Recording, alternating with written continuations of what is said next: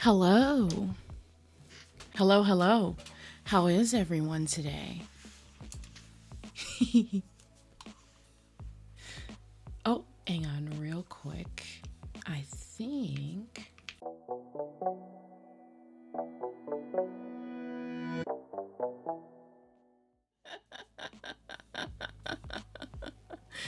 I see that today we're just full of woes.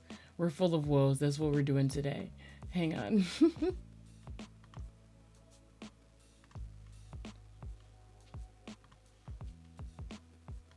Alrighty. Scuff right at the beginning, exactly the way we like it. Scuff, hitting buttons by accident, mashing on the keyboard. We love it. Hello, everyone. My name is Luminous Peak. I am the Fae Night Witch VTuber, and I am basically just here to have fun today. I've talked about this on some other tweets throughout this weekend. Today we are going to play TOUCHSTARVED. For anyone who is unfamiliar with TOUCHSTARVED as a game, what we're gonna do is actually have a command for it. We're gonna hit today. Hopefully I set this up correctly. Yeah. Oh no, I did not set it up correctly. So much scuff. Hang on just a second, guys, so I can actually reset this. I thought I updated my today command, but I did not. So let me go ahead and do that right now. I have the text to do it, and you know what? I think I was going to do it when I was going to stream this originally on Friday evening, which was a couple days ago. And I decided not to because a few people were saying they wanted it to be earlier in the day so they could actually be here. And the result of that was that I swapped it. I didn't want to post it too early.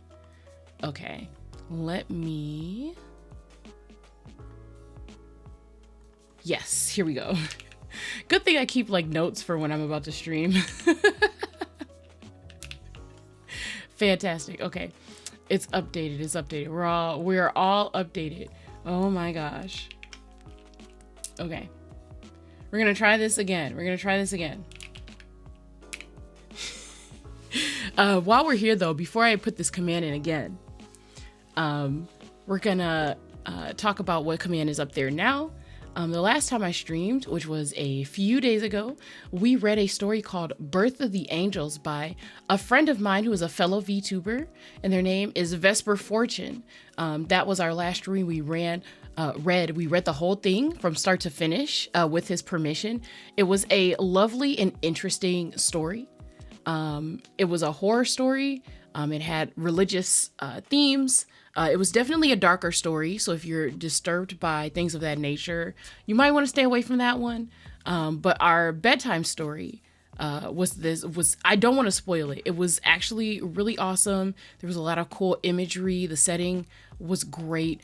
It was like almost just a story that was a denouement, right? Like a falling apart from start to finish, and I really enjoyed it. So you can check out the VOD for that. It should still be up. I have not posted it to YouTube as of now because I usually wait a couple days before I post my VODs to YouTube, so that people on Twitch can feel, like they benefited from going to where I mainly stream. So definitely check that out. I do regular, semi-regular, now that I'm back from hiatus, bedtime reading streams where I pick a short story, and I read it to the audience. Usually we do our stories from the Wanderer's Library, which is like a collective of open license, Creative Commons stories. But I have done other readings as well. So if you do enjoy bedtime stories, do follow. Because I do actually do them. I post them. I love bedtime stories. I love stories in general. But today we are doing a game that is story-based. It is a visual novel. So let me go ahead and put the command in today. There we go. Much better. The description on Steam says it best for this game, to be completely honest. TOUCHSTARVED is a dark romance visual novel where your choices determine whether the story ends with gothic romance or blood-curdling horror. So you get to explore an enigmatic city and find a cure for your curse by entrusting your fate to 5 love interests, each uniquely monstrous in their own way. And then there's the link at the bottom if you want to actually check it out. You can also search, if you're watching this on YouTube, you can feel free to just search on Steam for TOUCHSTARVED.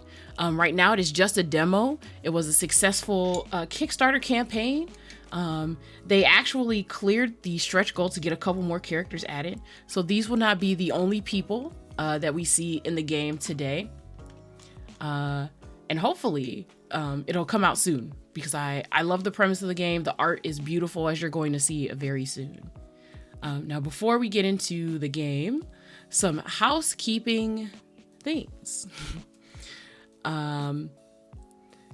There are the commands that are up in the description. If you're on YouTube, then you won't see them. But I have a little hello command. If you're lurking, feel free to hit that on the way in and get a little greeting without having to, actually engage. We respect our lurkers here. We've got our explore command, which opens up a little sort of choose your own adventure kind of thing. And we've got our exclamation point today, which I just did.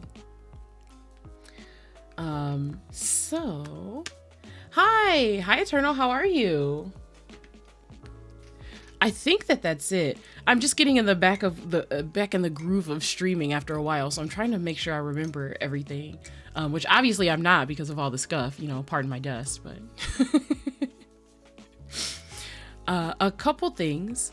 My streamiversary is actually coming up soon. Vesper, hello. Oh, I got boops. Boops. My streamiversary is coming up in a couple weeks. It's not quite a week from now, a couple weeks.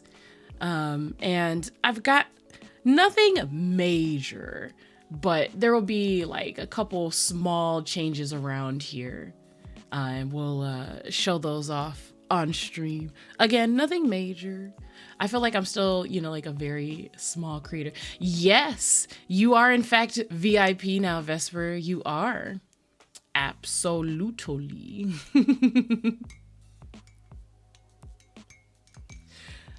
I'm trying to take care of my core viewers. I am small, but I love you all very much. And I appreciate you guys coming to hang out with me in the library. Okay, let's see.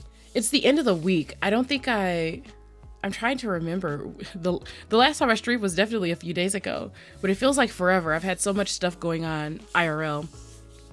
A couple sad things, but the result was that I got to hang out with a lot of IRL friends that I hadn't seen in a while. And I was just kind of, reminded of how good like community and camaraderie is. I feel like since COVID, it's been hard to actually just get together with people. The bedtime story stream was your previous one, I think. Yes, it absolutely was. I just don't remember what day of the week it was. This whole week has been like a super duper blur. So we're just out here floating in the ether, materializing where we're needed.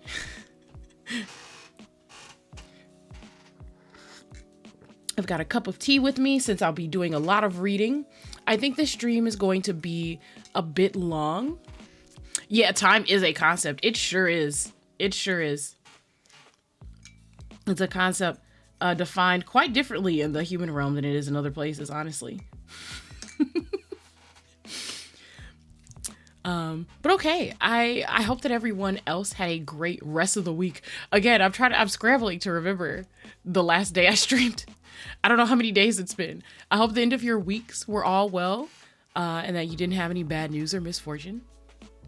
And I can't think of anything else. Oh man, it doesn't help that I was like very drunk last night. That is definitely a thing that happened. Hang out with friends. I definitely had a lot to drink. And I imbibed other things also. So this is just, this is the first thing I am doing since being an awake person and eating. I ate today, which is an achievement. But other than that, I have not done anything besides open up this stream, which I hope explains why, even though I thought my today command was updated, it was not at the beginning of stream. Wednesday? I feel like it was Wednesday night or Thursday early morning. Yeah, you know, it probably was Thursday early morning, that nebulous time where it's not quite what we would call the next day, but it's definitely past yesterday. So probably Thursday morning. That sounds like it. I usually do my bedtime streams later in the evening. That sounds correct. I'm going to change my headcanon to be that specifically without just going to look at the time, which is what I could do. Roll out of bed and hit stream. That is approximately what happened. I checked a couple things first, but that is approximately what happened. I remember being so proud of myself. I thought, oh yes, I typed up the description for the today command in advance. So I'm good, it's fine. I only have to check a couple things. And that turned out to be a lie. That turned out to be a lie. In the interest of my personal satisfaction, I will remind all parties in the stream that I don't think first, second, or third have been redeemed today. So those are things that can be done. And other than that, I'm gonna take a sip of tea, and then we're gonna get into TOUCHSTARVED. Thursday morning sounds correct. At least I don't think anyone redeemed first. Nah. I see Vesper went for third. Unconventional. I approve. I approve of how unconventional that is. Choose the one you want. Bronze is the prettiest color to me out of all of those. So third is always my favorite, even if it doesn't represent, you know, like top tier. I wanted the others to get first. Oh, you're so sweet. Oh my gosh. Vesper, that is literally the sweetest thing ever. How humble. How humble of you. Okay. So we're gonna hop over to my Starlight Show screen. Alrighty. I do believe I have the game ready to go. Knowing me and my luck, we'll have some sort of scuff here, but my hope is for that to not be the case. So we'll see. Let's open it up here and hope for the best. Fingers crossed. I want to believe I did this correctly, but it's so rough. It's so hard.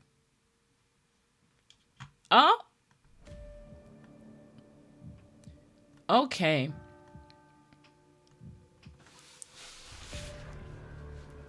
Alrighty. Hopefully you guys are hearing and seeing. This is the demo. The full game is not out yet.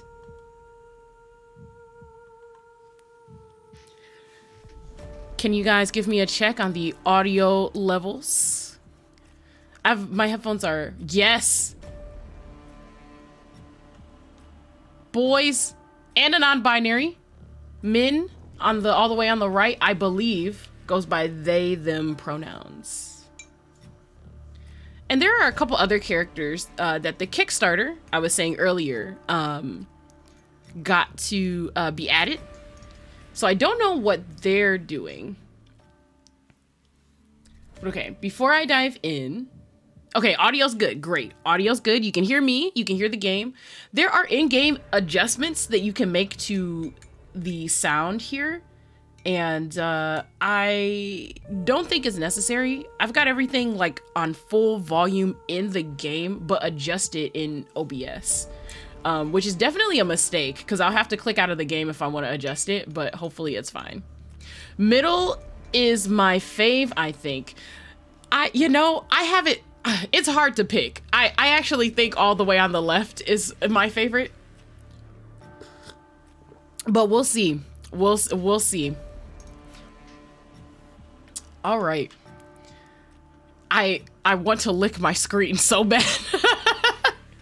I literally just want to drag my entire tongue all over the LCD.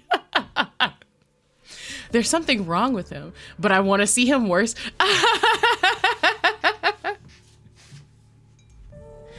Yes, I love that subversion. I don't want to fix him. I want to see him more fucked up. I love that. There's something fantastic about that. I'm a fan. Okay. Love the middle and the redhead. Foxy people, oof. But to be honest, all of them are very appealing to me visually. This art style is actually just very fantastic. Everything's great. Everything's great. I did adjust the text and stuff in the settings. I think everything is fine. I think it's all fine. I think it's fine. I'll make adjustments on the fly if need be. I'm just not used to games having this much customization. Oh, hang on. Okay. I just wanted to check my... I wanted to see if my rig was like dying from the graphics being on ultra. But okay. We're gonna go to new game because I have not played this before.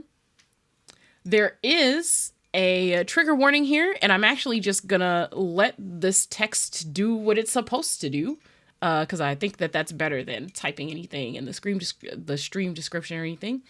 This is a demo of the TOUCHSTARVED prologue and not the finished product. Thank you. Content warnings. TOUCHSTARVED is intended for an older audience. It contains mature content that includes, but is not limited to, horror, graphic violence, strong language, alcohol and drug references, injury and dismemberment. Ooh. I think the player character is male, right? Or is it an avatar character? From what I understand, it's an avatar character and you can choose your pronouns in this game.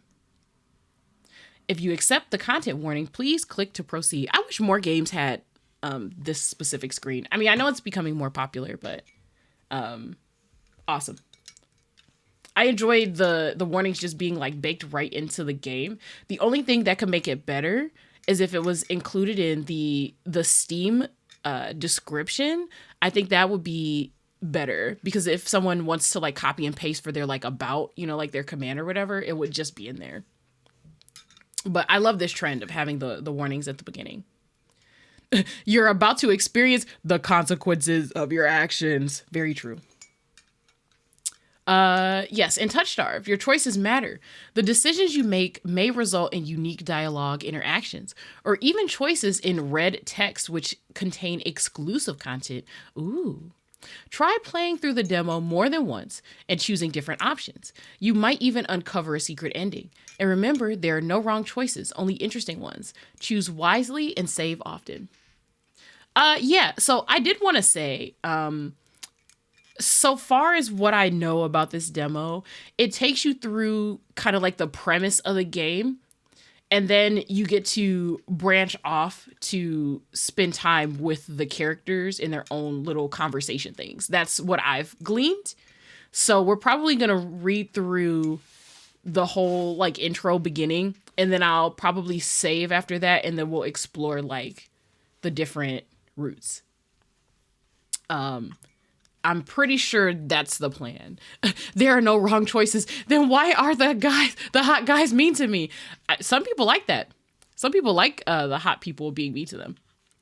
Okay, left click, mouse wheel up. Okay, you can rewind and you can progress text. Okay, so you can like fast forward through it. That's cool. Space bar to hide the UI. Okay, that's very intuitive, very nice.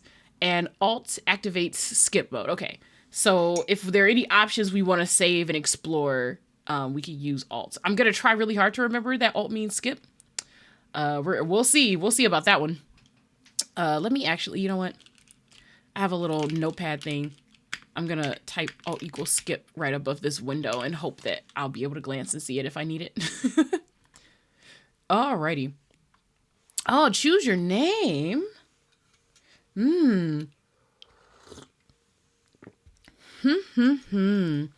Names are dangerous. I'm always very particular about names.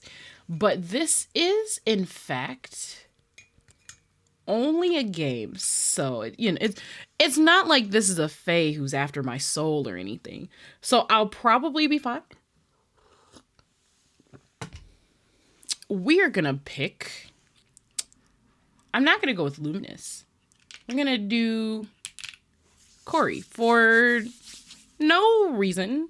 It's not like you would know the reasons behind that if you watched my debut stream or anything. Choose your pronouns. Dang. This is just not me trying to decide if I'm just going to make a character. Not me making everything more complicated than it needs to be. I'm tempted to go they, them. Chaos disaster. Yes. My pronouns are liege and majesty. My pronouns are yo mama. My pronouns are D's nuts. Got him.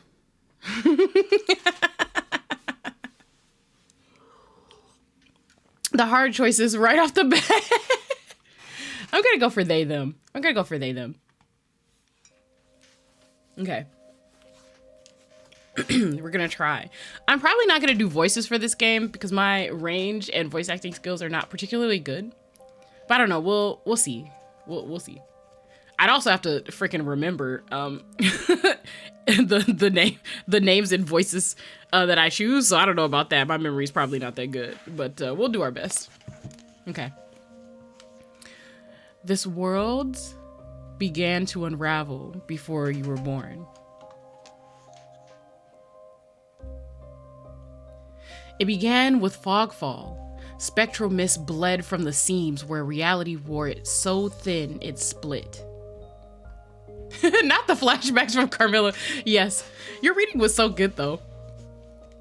And from that fog emerged monsters, inhuman beings with unnatural powers. Some possessed language and intellect. Others were mindless beasts driven by little more than the desire to slaughter. As cities fell and unrest spread, humans united in their fear while monsters thrived in the chaos. And then there's you. You're not even sure if you're human. You were born cursed, with hands that alter the minds of anyone you touch. Choose your backstory. Oh, we get a backstory in this bitch. Look at us. All right. The Unnamed, a fallen oracle. You were raised as an oracle in a remote temple. The priests claimed your touch bestowed enlightenment, but a visiting mage revealed your curse for what it is. Following the mage's word, you fled in search of the cenobium. You regularly experience unnatural premonitions that rattle your body and soul. An innate sixth sense gives you a heightened awareness of hidden supernatural presences around you. And then we have the Hound. You were raised by society's outcasts, criminals who accepted you when no one else would. Your partner in crime, a friend since childhood, helped you steal enough money for a cure, then betrayed you. They left you with only enough coin to travel to the cenobium, your last hope. Well, damn, that's actually not that bad. Like, they cared enough to do that, I guess. They didn't kill you. Could be worse. You have sharply honed social intuition. You can survive and even thrive in the violent underbelly of any city, using your experience with the underworld to get ahead. Ooh, mysterious. I like that. I'm already digging this game. Yes, absolutely. The writing is fantastic. as a person who is a long-winded writer, I really appreciate when people can like pack a lot into a short frame, just because that's what people like and what's convenient for games and, you know, like consumption online. I still like long form writing. I prefer finer details, but it's still a skill to be able to describe a lot in a short space. And I really respect that. And then the humans fuck the monsters. True, true though. And last but certainly not least, we have The Alchemist. I'm sorry. Just reading that, I have the TikTok sound in my head. Full Metal Alchemist. Full Metal Alchemist. Okay. An exiled Cenobium mage took you in as a child, raising you as her apprentice. She seemed to take pity on your curse, but you discovered that she was cultivating you as a test subject. You fled to the Cenobium seeking a cure. You are an experienced spellcaster with encyclopedic knowledge of alchemy, spellcraft, and history. With little observation, you can identify the subtle effects of magic. Oh my, okay. So all of those, the love interests are all very different. So I imagine that picking these alters how you interact with different ones. So like your origin probably helps you get into some places with some of the boys and also men. Then you would get into other places. So that's interesting. What are we thinking? Do you guys have any preference? Or are you guys just like, oh, whatever, float your boat because this is an amazing experience? Same bestie though.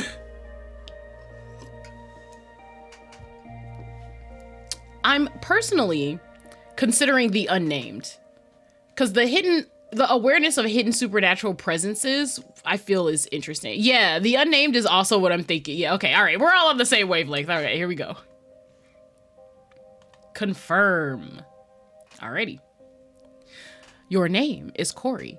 You selected they, them pronouns. Your backstory is the unnamed. Is this correct? Yes.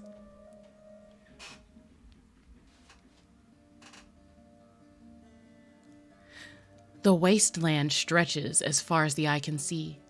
There's nothing out here but death, the ever-present stench of decay, and countless sun-bleached bones cast like seeds across the barren land. I could say death doesn't scare me, but to tell you the truth, I'm desperate. It's been 2 weeks since I joined a caravan bound across the wastes. Finding a group that would accept me was a trial in itself. As rations grew sparse and my canteen ran dry, I began to despair. But then I saw it. Oh, that's so cool, the zoom out. Also just like, okay, listen, from a streaming standpoint, being able to get the most out of your graphics, having something done in such high resolution that you can zoom in for like parts to get a certain feel and then zoom out to the whole thing, really nice. It's very economical. I can see that they're putting all of the money that they've gotten from the Kickstarter like to use. Fantastic. Okay, I'm sorry. I'm just geeking over like utility stuff. Iridia, the city of knowledge, one of the last bastions of humanity left in the world, and home to the famous academy called the Cenobium. Okay, so that is what the Cenobium is. I mean, they give you a hint at it already. They're kind of like, this is the place that can help you with your curse. So I figured it was either like a bastion for mages or some kind of hospital. I mean, Cenobium sounds like the root words, like almost sanitarium. So that, at least that's the vibe I get. I'm sure that there's a root word that like my brain is picking up, but I don't fully remember. I love this already. Listen to this music. This is dope as hell. I want this game. I want it right now. I haven't even gotten past like screen 2. All the world's knowledge gathered in one place. Yeah, all right, there we go. If there's anywhere I'll find a cure for my curse, it's there. All that stands between me and a cure is a final stretch of salt-soaked wastes. Or so I think, until I see the first tendrils of fog snaking beneath the wagon. Oh no! Not the fog sneaking up on you. Is this fog fall? Oh shit. That's not. Oh, no, I'm sorry. That's a whisper. Let me. Is this fogfall? My stomach sinks at the very whisper of it. A silent storm more devastating than fire. Dangerous in cities, but a death sentence beyond them. A thick blanket of fog engulfs us, smothering out the lantern's light. The wagon lurches to a stop. Ooh, I wonder if we get to use like our hand curse to fight anybody. That would be cool. An eerie silence heavy as the mist falls over us. The only warning we get is a strangled scream. Oh no. Stay back! No! The cry dissolves into wet gurgling. Ooh, the imagery. Oh, sound effects. Then the wagon violently pitches to the side. I hit the ground hard, the air punched from my lungs. When I open my eyes, adrenaline lends sudden, awful clarity to the carnage around me. Oh! A trader I once shared bread with lies face down in the mud, their back reduced to long strings of torn muscle, gleaming gristle, and exposed bone. Bodies litter the wasteland. Ooh, okay, this outline, though, I don't know what this is. Is this the head? Is this the head? Is this the head? The game said we slay at the first I try to rise, but my ankle explodes with pain so blinding white blooms across my vision. Only when my eyes adjust do I see the dark shape in front of me. Oh, I see. This is the head. Oh, okay. Oh, look at all these eyes. Oh, those are some sexy eyes. I love me some extra eyes. I think the tentacly bit, is the head. You were correct. You were correct. A soulless stoops over the twisted form of a caramander. I freeze, but it swivels its head. A dozen bulging, sexy eyes twitch in my direction and blink as one. Look at these eyes. They're so gorgeous. Ooh, the sounds. The soulless lets out an ear-splitting shriek and runs at me. Oh, that is fantastic. That's fantastic. I want to buy this game already. Can I pre-buy it? But right before it reaches me, the beast barrels past, vanishing into the mist. Distantly, a horse screams in the dark. I need to move now. Me, when I have to leave my room. Oh, shoot. I'm not gonna lie to you. I think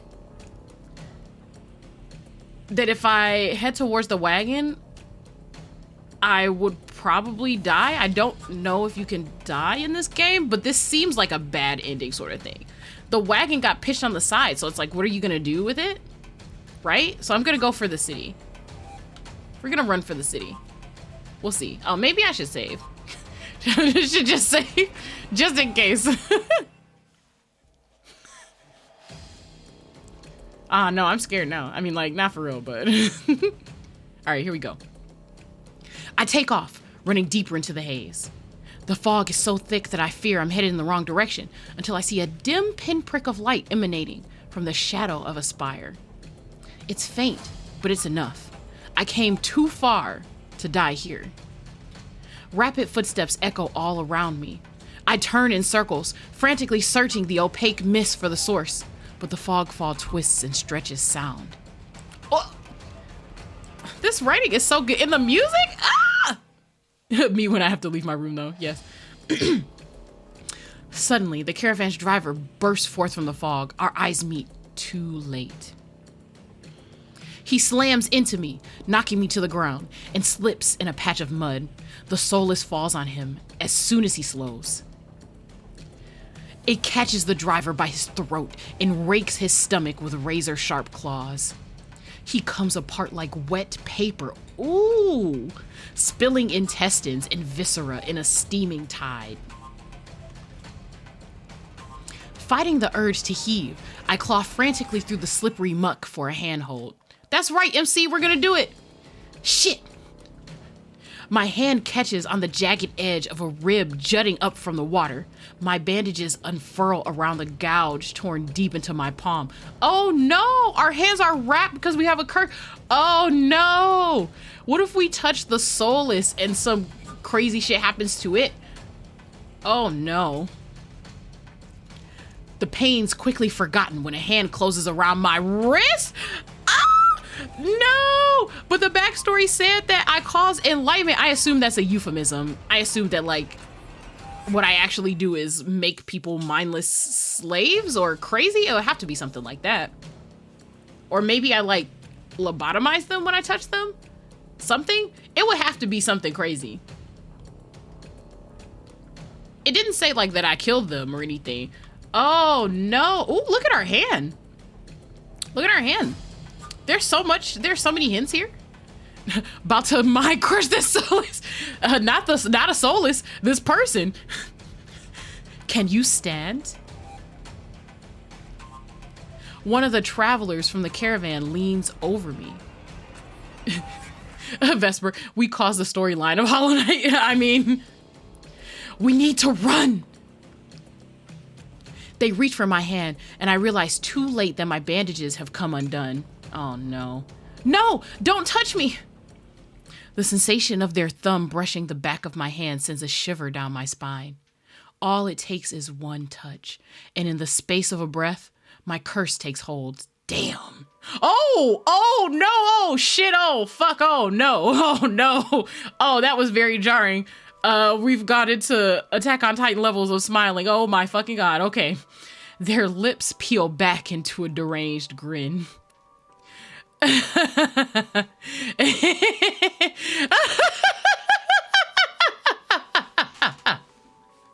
No, I've seen this face countless times before. This is my curse. Madness of my own make. God damn it. Oh no. Oh no. Oh, we make alternates. I hate that. Oh god. Hopefully not freaking alternates. Oh my god. Their grip on my hand tightens until pain radiates from my knuckle. And hey, hang on really quick. Just a small aside to say that the alternates are scary as fuck. If anyone who enjoys horror hasn't seen the Mandela catalog, I would suggest you watch it. Very well done, very terrifying. I mean, I'm sure that you might be talking about some other types of alternates, but those are the ones that popped into mind for me personally. I actually cannot consume super scary content. Gory content can do. Violent content can do. But like suspenseful stuff, really rough. I actually ended up watching someone who covered a summary of the series, including bits and pieces of it. Hiya, TOUCHSTARVED Simp here. Is this a blind playthrough? Yes, it is. I know like just a little bit from bits and pieces I've seen online about like hints, outlines of the characters, but I like don't know I don't know a lot of details. I know enough to pronounce the characters' names correctly, so that's cool. Cool bees, enjoy the ride. Thank you. Nah, we on that Mandela catalog shit. And also, thank you for stopping by. I too am becoming a TOUCHSTARVED simp. It didn't take very much, by the way. This shit is cool. Yeah, so if you like scary things, check out the Mandela catalog. There's a couple people who have covered it. So yeah, go ahead and do that. I'm not sponsored by the creator or anything. It's just a dope series. And yeah. All right, here we go. I'll read it again and then go to the next one. Their grip on my hand tightens until pain radiates from my knuckles.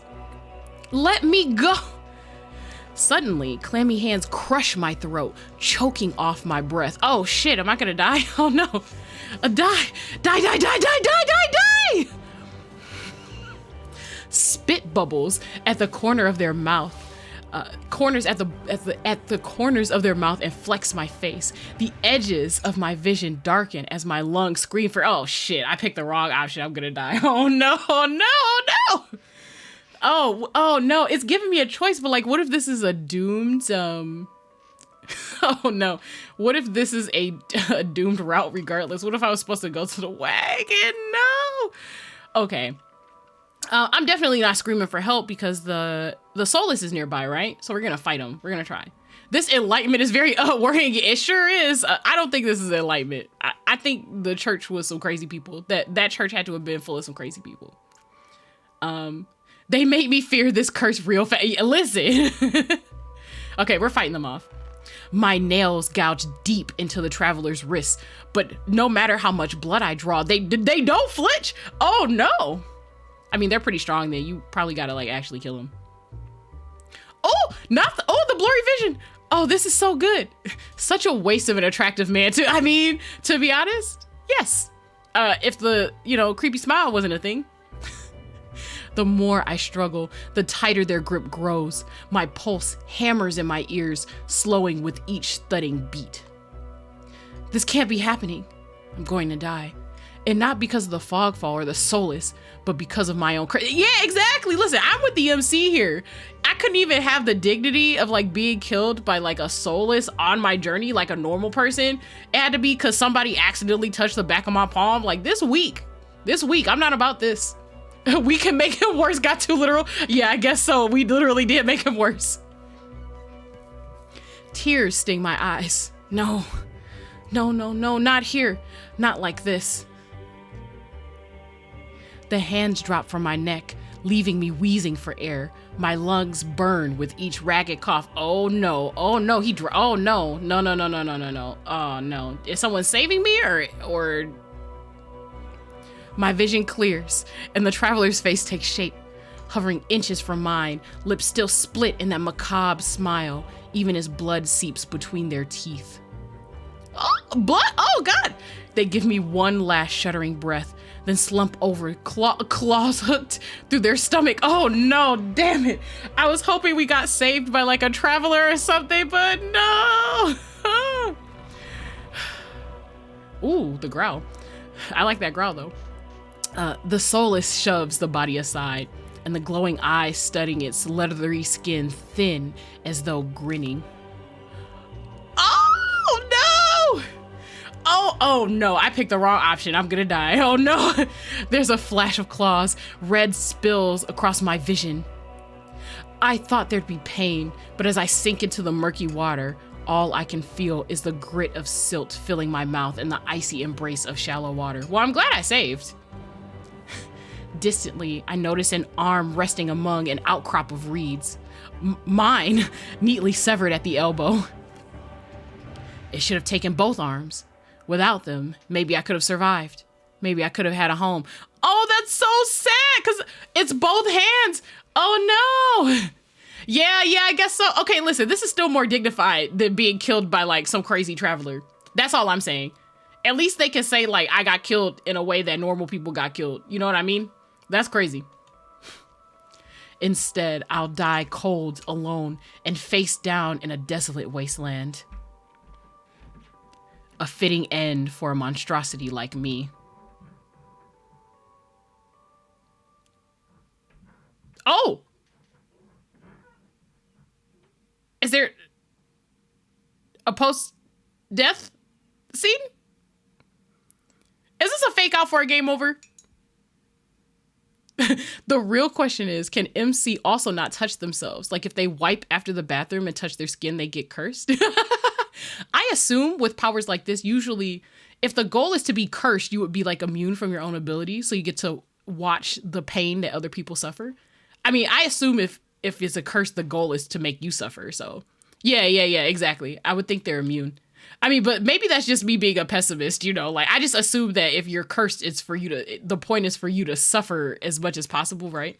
It's one of those like Rogue from the X-Men, right? Like, I mean, hers was a mutation, but the idea is, experience the pain of watching people suffer because you can't touch them ever. Damn. That's fucked up. We are already mad. Yeah. Okay. If this is death, it's not as bad as I felt. Oh, okay. I don't think we're dead. The cold is gone, as is the choking stench of bog water. They faked me out for real. I thought I actually died. I could drift forever, cocooned in oblivion, until all thought and sensation vanished. Yeah, I haven't died yet, exactly. No curse, nobody howling at me in madness and terror, nothing at all. I figured not. So I've played enough games and read enough stories. Usually, if you're dead, like, they take you straight to, like, the game over screen, or you get, like, a jump scare. Neither one of those have happened. So they faked me out. When the screen faded to black, I thought we were about to, for real, like, get a game over screen. No curse. Nobody howling at me in madness and terror. Nothing at all. The thought has a terrible appeal to it. But the next moment, I take a reflexive breath. Air pours into my lungs, then out again in a ragged gasp. Or you get a bad ending like, I mean, it's true though. It's true. Dramatical murders endings are like, here's another CG of some terrible shit happening to you, but with hot guys. And I'm just like, oh, thanks. This is what I wanted.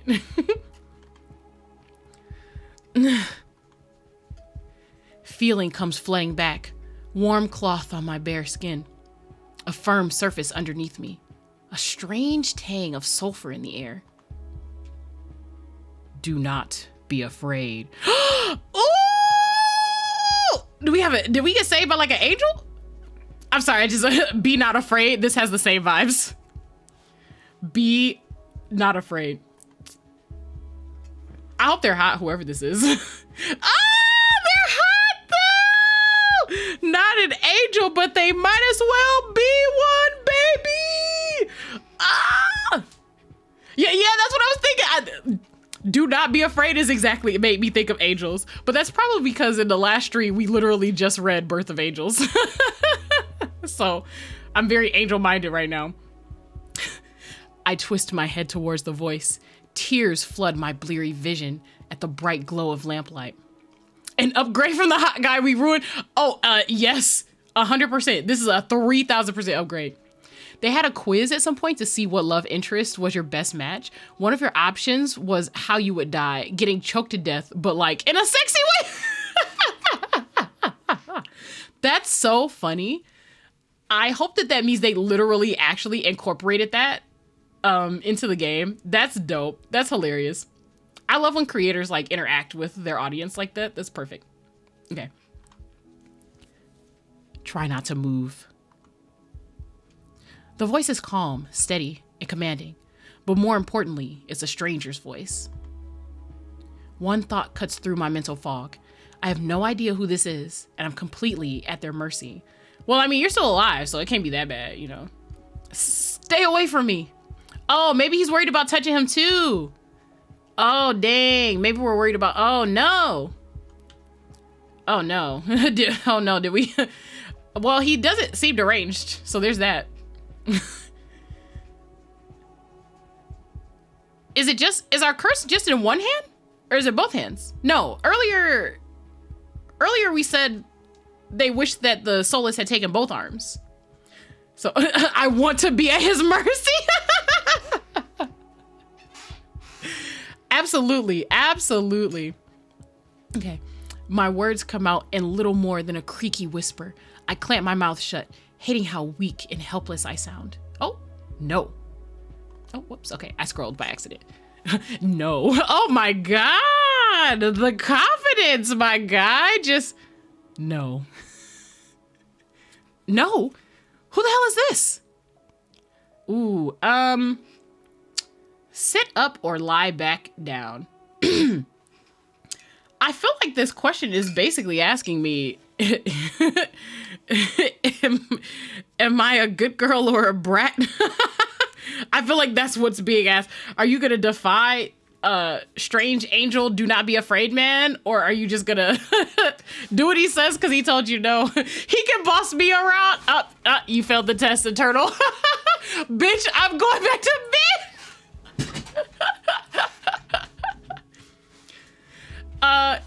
Actually, considering that we literally have a curse in at least one of our, I assume, remaining hands, I'm gonna sit up. I think it's important for him to know. He needs to actually know before we fuck up this very good-looking person.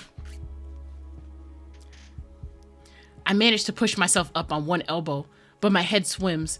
and my surroundings give an alarming lurch. Ah, a stubborn patient. I don't have the strength to dignify that with a response. Instead, I pull the sheet up higher and wipe my eyes until my vision clears. Ooh, and a clear vision it is. Oh my God. Look at him. Golden eyes. Golden eyes. That's it for me, baby. I don't know what he is, but he definitely not human. He definitely not human. That's not it. Man, what if he works for the Cenobium? He looks all very like bright white, very scholarly. What if he's like experimenting on us or something?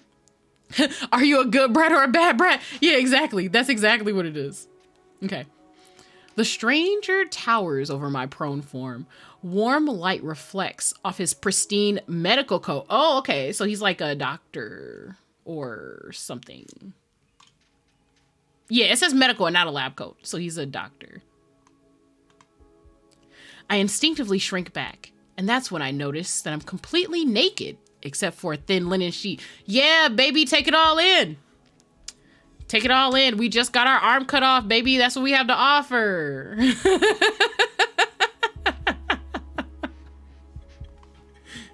Naked, lying on a low cot, with a pair of sharp golden eyes watching my every move.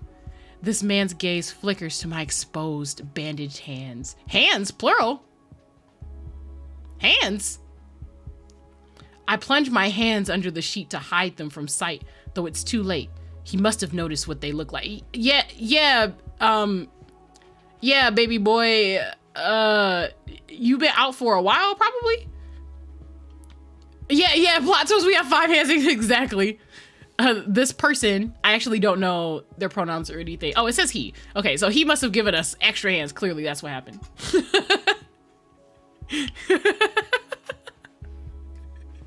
Okay, all right. Yeah, okay. He must, like, know magic or something to have avoided the curse. I can only assume. I feel like they've given us enough clues here for that. Look at this background, though. I love that they made it out of focus so you can focus on this character. I'm not gonna lie to you. So like, this is a thing that my friends find annoying, but I've consumed a lot of books and media. I'm a big reader. I studied literature. That's literally what my like degree was in. So I am always making guesses about things that will happen in the future when it comes to stories, because people often put Easter eggs in like the descriptions of things. I know that he's a doctor, but I do think that he probably has healing powers, or he actually is angelic. I feel like the hints are there. He's dressed in white.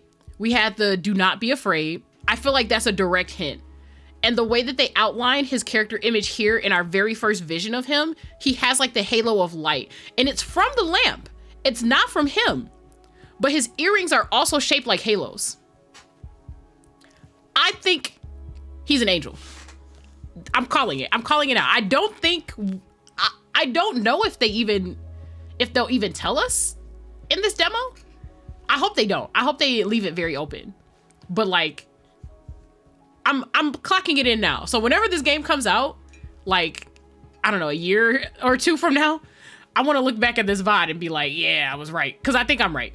I'm very sure I'm right. The earrings, the light, the do not be afraid, I think is obvious. I think they doing it. I think they're doing it to us on purpose. Okay. Strange, cursed, inhuman. Also, if he was an angel, it would explain why he wasn't affected by our hands? Question mark? Did he give us a new hand? Or did he attach the old hand is the actual question. New hand will be great. This will be a cool, like, semi-action adventure romance if we had a cool, like, metal hand. Like a cool gold hand that didn't have a curse on it. That'd be cool. I brace myself for his inevitable suspicion and disgust, but his expression doesn't even flicker from that courteous smile.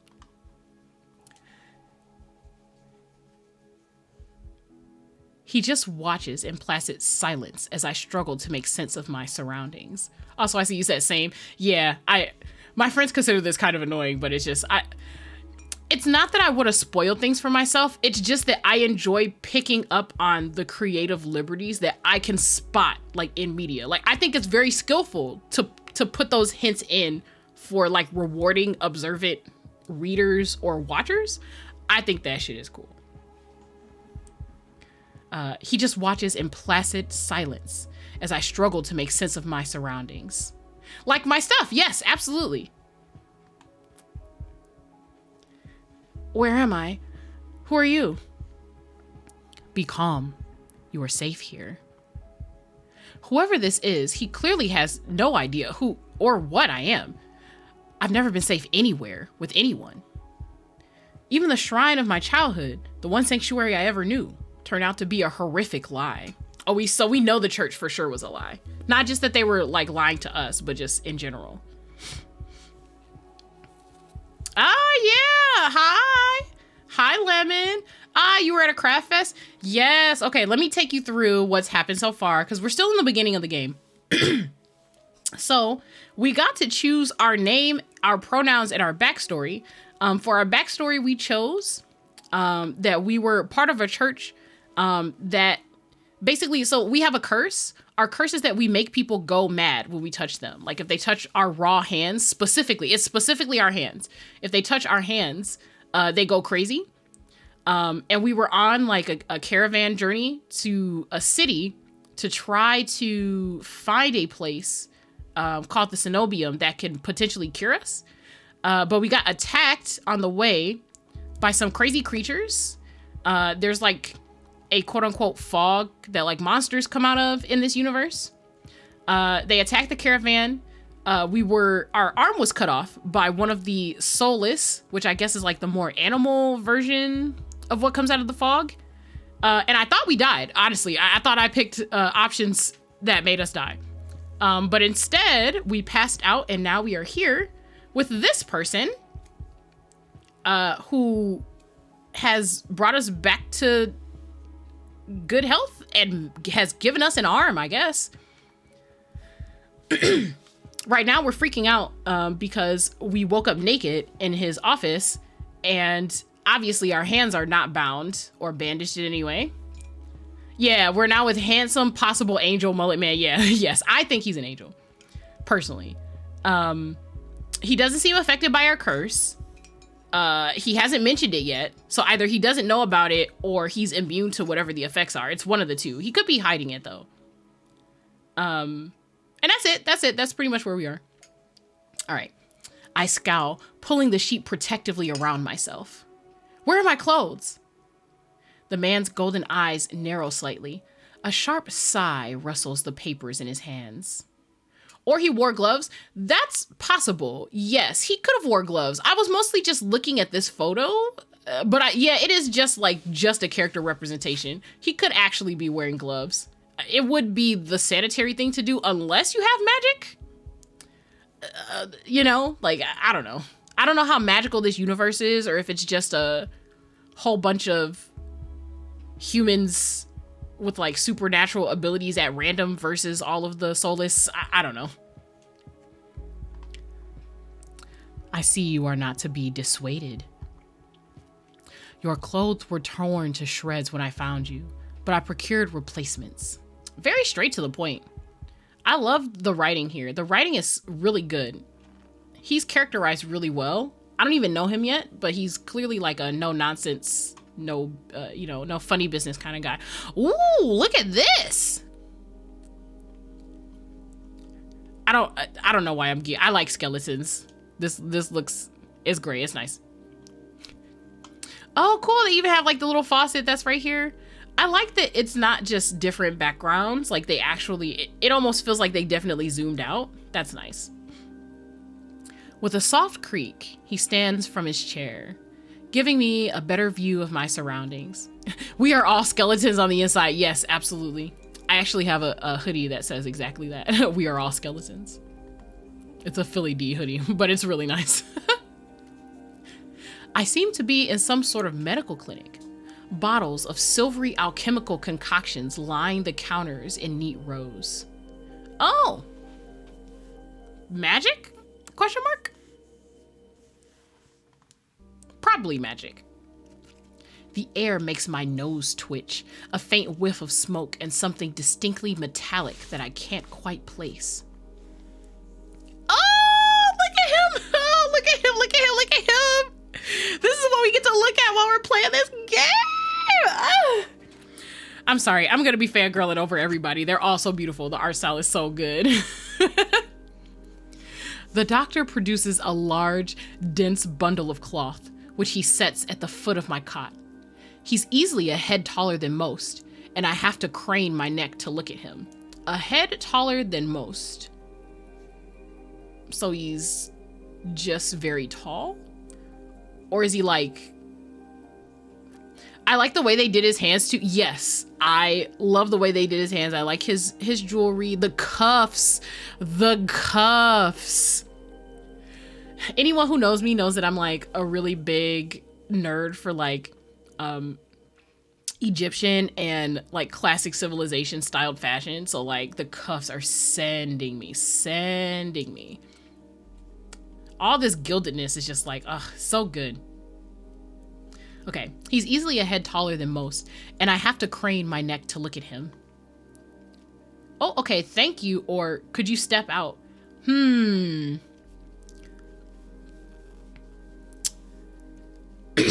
Okay. I don't know how far we get to go with everyone in this. All I know is that there's an intro and then you get like private conversations. So, okay, listen. Yes, he's already seen us naked, but it's not really about that. It's about our personal comfort. But more importantly, I've played enough Otomi games to know that you should play to people's personalities. And if he's that straight to the point and like polite, I think thank you is the correct quote unquote response. So I'm going to say thank you. They described him as courteous before, so I feel like we should do that. I should be polite if I can, especially since I don't know who this is, what he can do, or what he wants with me. Also, all good reasons. Yeah, if he actually is like somebody that can do magic or whatever, he could fuck us up. I still don't know if I have 5 hands yet, so I'm waiting for the main character to realize that they have both their hands. Or more hands. Meeting his gaze sends a hot frisson down my spine. Something about him nags at me like a half-formed memory I can't place.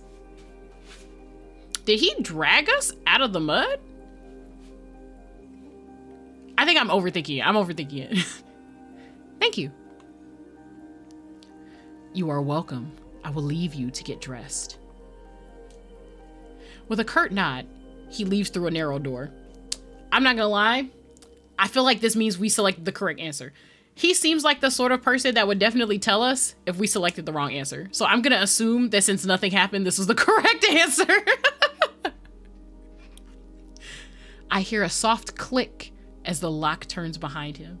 And also he left anyway, right? So since he left anyway, if we asked him to leave, he'd probably be like, damn, you rude as fuck, bitch, goddamn.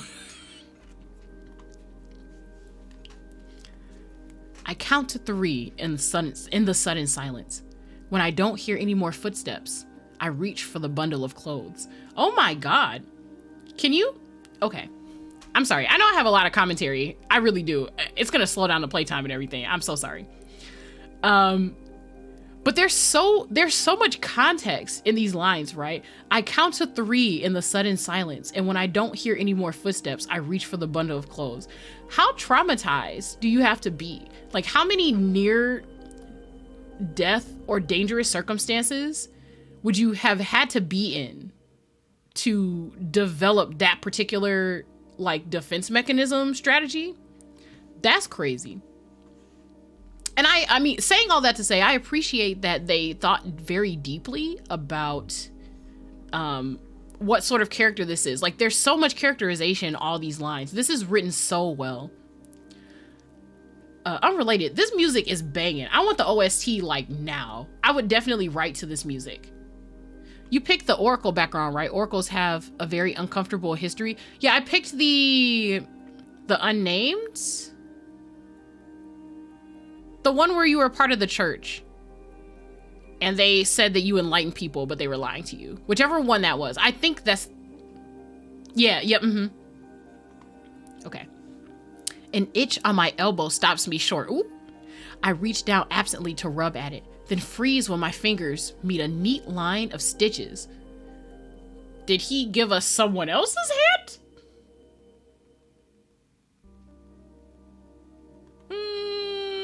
Yeah, exactly. Okay. I know what I saw. That beast took my arm clean off. Ooh, they're giving us suspense. What are we looking at?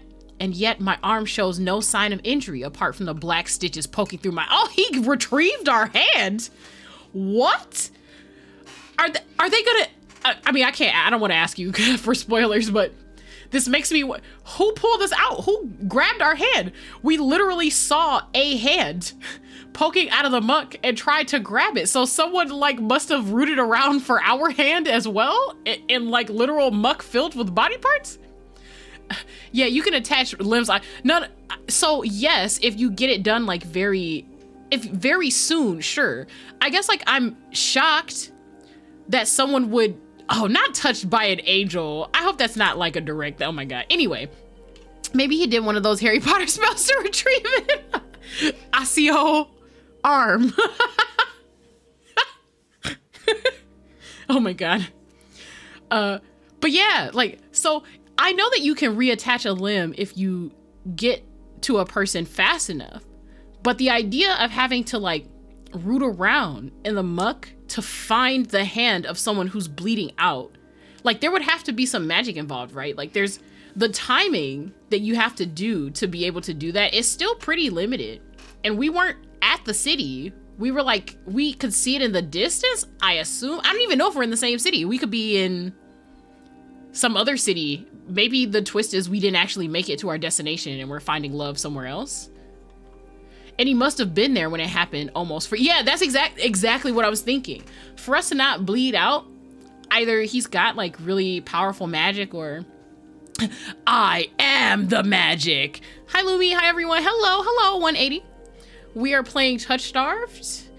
We're still in the beginning of the game. We got our arm cut off by a monster, and apparently it's been reattached by a doctor who is apparently skilled enough to do that shit very quickly, even though we were stranded in a wasteland. The writing for this is very good. The music for this is very good. I am enjoying this. And yet, my arm shows no sign of injury apart from the black stitches poking through my skin. I gingerly flex my fingers, feeling my heart race at the sensation. The doctor also saw us naked, but he was cool. It's true. I mean, I don't know. I feel like that's normal. If you've been hurt that bad, you would have to undress someone to like examine their wounds, right? And if we got our arm cut off, I don't know. Our clothes are probably in tatters. We were like running through the muck. Considering how white and pristine Mr. Doctor looks, I would not want all that muck and shit in my office. So I'm just saying I'd strip him down too. This is impossible. I should be dead, or at the very least, gasping out my last breaths. That's what I'm saying. And because seeing strangers naked is funny, I squeeze my eyes shut, waiting for the pleasant dream to unravel, to wake up bleeding out in the swamp. Oh, that would be one hell of a fake out, bro. If we just, we had a vision of a doctor in an office and we like wake up still in the muck, but our arm is attached and we have to like go find him. That would also be interesting. But nothing happens. The seconds tick by and my arm remains resolutely healed and my surroundings pristine and quiet. Can we talk about how the background for this music specifically has ticking while the description mentions ticking? So good. Coordination A1. A1. Fantastic. In numb disbelief, I reach for the replacement clothes and begin stiffly pulling them on. They're thicker and warmer than mine were, with a black woolen cloak to go with them. But there's one thing still missing. My bandages. Yeah, we need those for our hands. Is he gonna give us gloves? That'd be cool. The golden-eyed man didn't leave me with an even though I know he saw my hands. I slide off the bed and take a few unsteady steps towards one of the drawers. If this is indeed a doctor's clinic, there must be bandages somewhere. Very resourceful. I start opening drawers at random, and of course, that's when the door swings open once more. Are you looking for something? I whirl around, clutching a thick roll of clean bandages. I try to step back from him, but my legs bump up against the edge of the cot. Your caution is understandable, though if I meant you any harm, you would know. Oh, I believe it. Look at them eyes. People with gold eyes can always do like really fucked up shit to people traditionally in anime and media. I don't know what type of creature this dude is, although obviously my money's riding on Angel, but I don't want him fucking me up. If you're like a doctor that has magical powers, no thank you. You know the body more intimately than anybody else, and I don't want you touching me in a way that would be violent. Please heal only, please. Sir, please, we're trying to steal supplies. We don't have health insurance. Damn. US people feeling called out right now. That doesn't make me feel better in the slightest, but he makes no move towards me, so I quickly wind the bandages around my hands. Good job. I'm glad that this isn't like a setting where when the characters pause, like the main characters just also pause and don't do anything. We seem too resourceful in this game for that to be a thing. The glowing scars and mottled skin disappear under a layer of clean white cotton. May I ask why you needed additional bandages? He doesn't know? Oh, he's looking away. He knows. I clench my jaw. I knew it would only be a matter of time before he asked about my hands, though the way he does it is strangely roundabout. His eyes flicking over to the side. It's sending me. It's such a small detail, but it helps so much. Oh, this is so good. I'm gonna love everyone. I'm gonna have to play this game 1,000,000 times. Okay. Say nothing, glare at him, or decline to answer. I'm inclined to click decline to answer. Because it sounds more polite contextually. And we want to be polite with this guy. 1, he healed us. Actual gratitude. 2, I still think he's very straight to the point. I feel like if we could also say nothing, he'd probably be fine with that. But I feel like he'd respect us more maybe if we just actually gave him an answer. Well, that's a very personal question, and I don't really want to answer. Is that so? Surely you realize that I can only help you if you tell me what ails you. An involuntary snort of laughter escapes me. Where would I even begin? Would he even believe me if I told him? No, best to keep my curse to myself for now and learn more about him first. Who are you? You may call me Kuras. And where exactly am I? Iridia, which I assume was your caravan's destination. Oh, we actually made it! That's pretty great. I can think of nowhere else for a group of travelers to go. Iridia, so I made it to the City of Knowledge after all. I should feel relieved, but all I can manage is a vague sense of increasing unease. How did I end up here? I brought you to my clinic, of course. You were the only survivor from that caravan, barely clinging to life. You needed immediate treatment.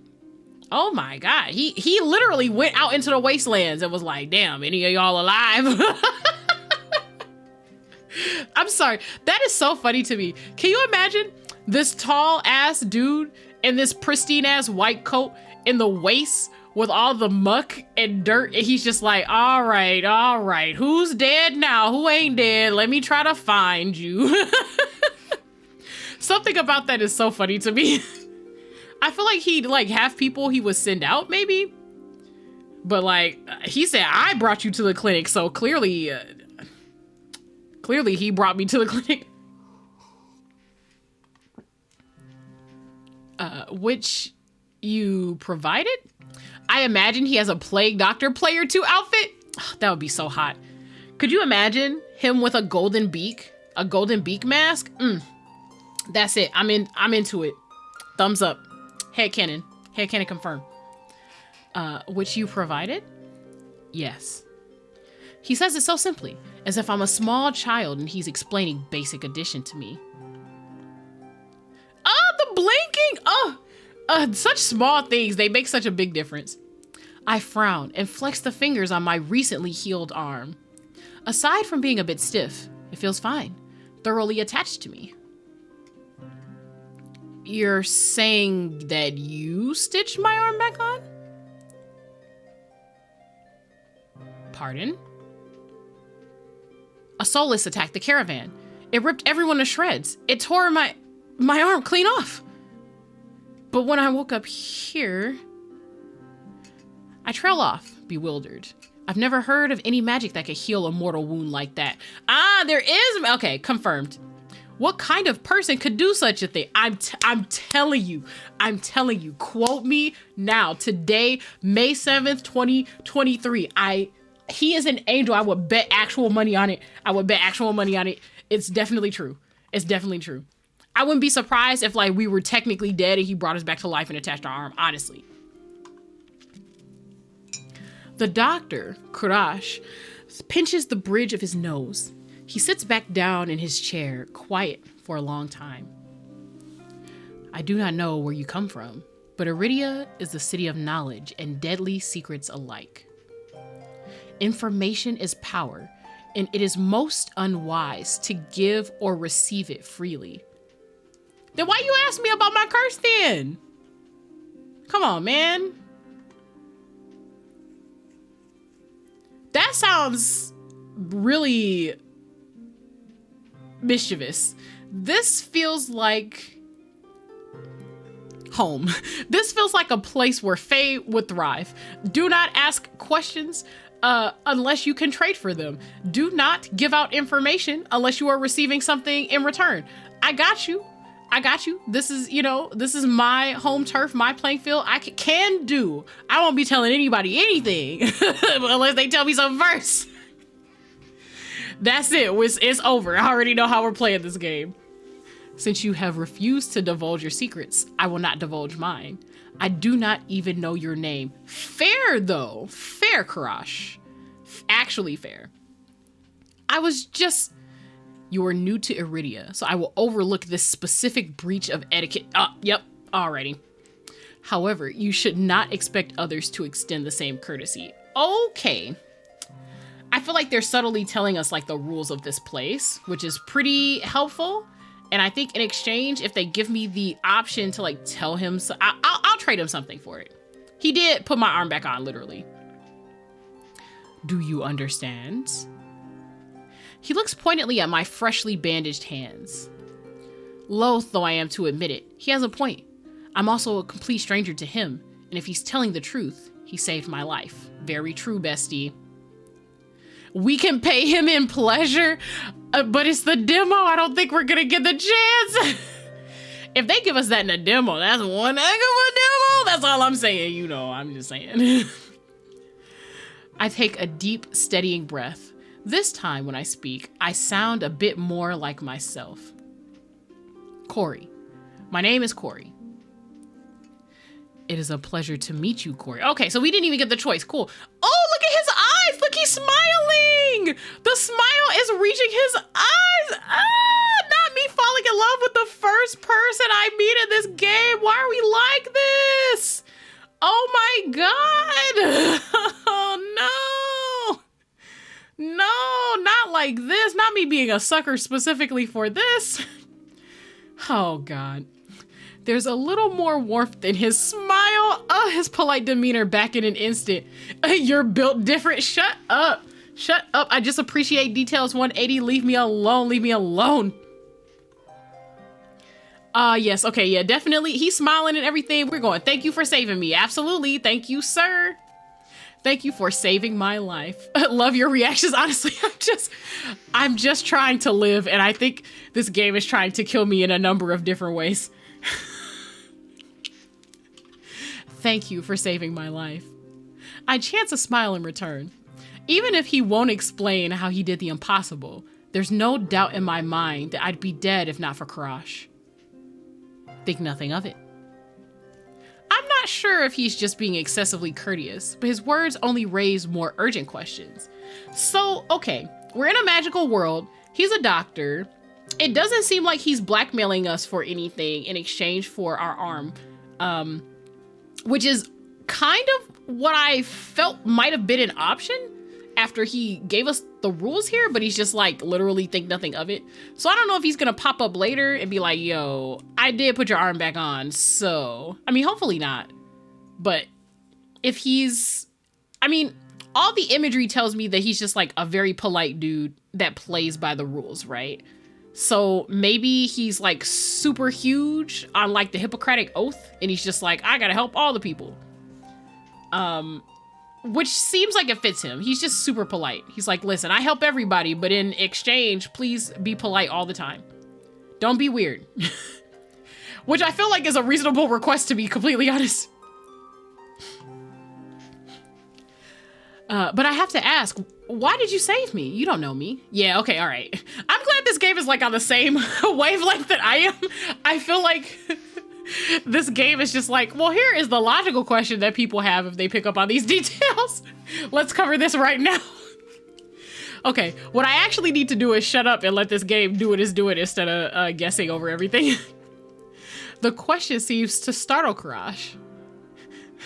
I saved you, please stop being thirsty.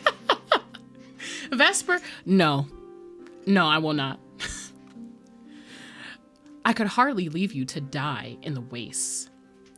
Assisting those in need is the very essence of a doctor's duty. Yep, yeah, all right.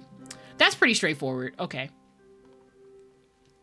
I've never met a doctor who also handed out free clothes. You know what? I actually think that's the least suspicious thing of all the things that have happened. I could definitely see a doctor putting some scrubs on you or whatever. That's not as weird to me. But we're in this weird, like, sort of medieval magic setting, so maybe it is weird. My fingers find the edge of the cloak. There's a subtle but delicately embroidered pattern around the hem. I try not to think about what kind of price Kuras might ask for such well-made clothes. Damn! It's just a basic cloak? We that broke in this? I mean, you never mind. we're like a vagabond, of course we are. Damn. This character is, this character has several different types of trauma, I am realizing. It's not even just like, oh, my church uplifted me for being able to quote unquote enlighten people and it was a lie. I think this character has many more other problems than this, than that. Oh, that's so sad. No, I suppose not. Forgive my presumptions. I rarely come across so fascinating a patient. Oh, he knows. Look at him looking away. He knows what my hands are. I blink. What did he just say? I simply meant that few would cling to life so resolutely or brave such a perilous journey to Iridia. Oh, you a liar. You lying. Why are you gonna lie to me like that? We just established this understanding where you were being straightforward and helping me out. And I was starting to give you information about me. Why you gonna do me like that? The surprise face is really good though. Look at them eyes. I wanna lick them. I wanna lick the eyes. I wanna lick them. They're so nice. Golden eyes are like a weakness of mine, specifically. I could not help being curious about you, Corey. His voice dips to a soft murmur, and he abruptly looks away from me. Yeah, he knows. You're pretty curious yourself, or I don't know what to say to that. Ooh. Is this flirting? Is this banter? Is this social awareness? This could potentially be considered flirty, so I'm just gonna go with this. You're pretty curious yourself. Am I? Oh, look at the smile!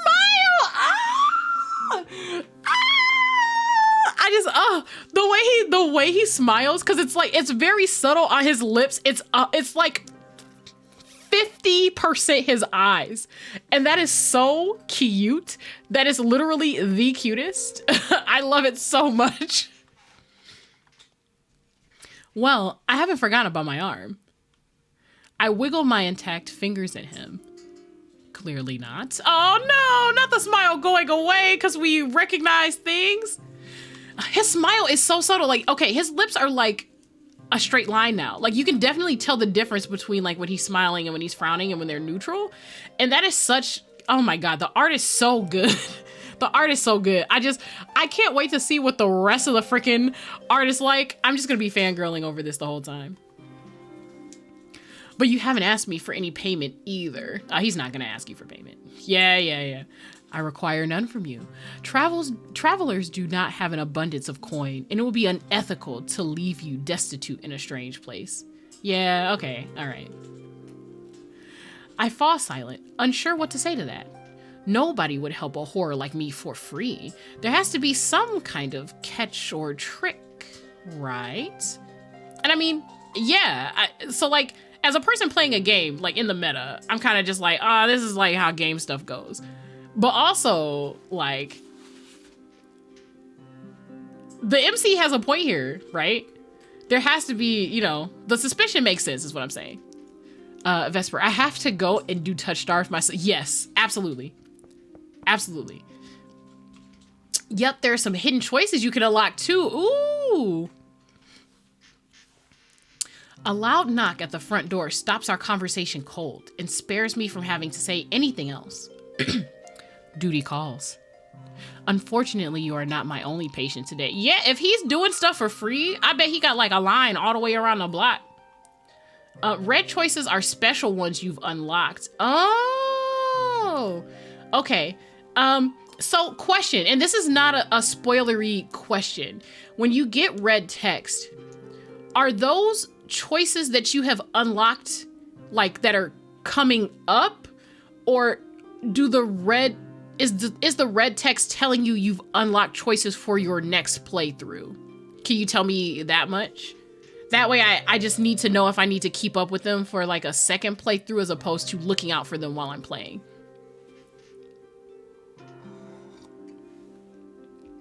Kuras is a free clinic, bless him. Yes.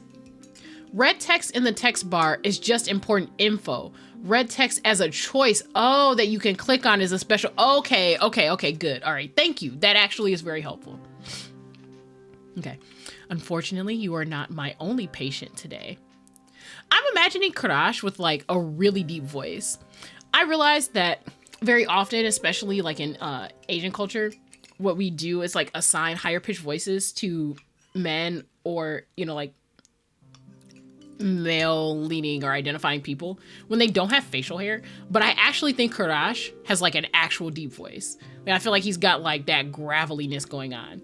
The Kurisu voice, if you will. For those of you who know Kurisu, he's a regular in my chat and he also streams. I think he's got like a Kurisu type voice, very deep and gravelly, despite, you know, like the stereotypes leaning otherwise. That's how I imagine him. The knocking grows more insistent, and Kuras lets out a tired sigh. Please wait your turn. Though he says it quietly, the clamor on the other side of the door abruptly stops. Ooh, I love a man that can command quietly. That's how you know he actually is in control of things. He doesn't have to raise his voice. It's unnecessary. His reputation speaks before anything else. I'm into that. That's hot. Flashbacks to DMMD where Ren sounded like Morgan Freeman. Morgan Freeman.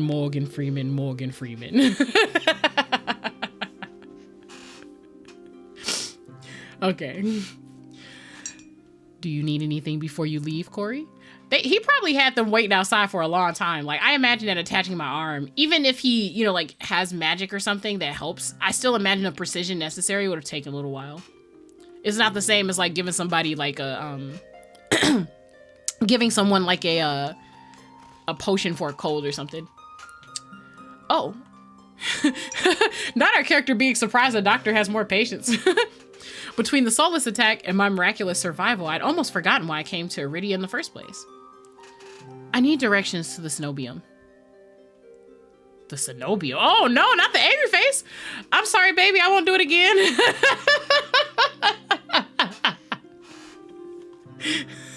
The look on his face is downright chilling. It sure is. It sure is. The shadows and everything. He pauses, choosing his words with cold deliberation when he speaks again. Whatever you seek, it is very unlikely you will find it there. Oh, no. Okay. So, like, I want to make more guesses. So, obvious twist, the cenobium is a lie, right?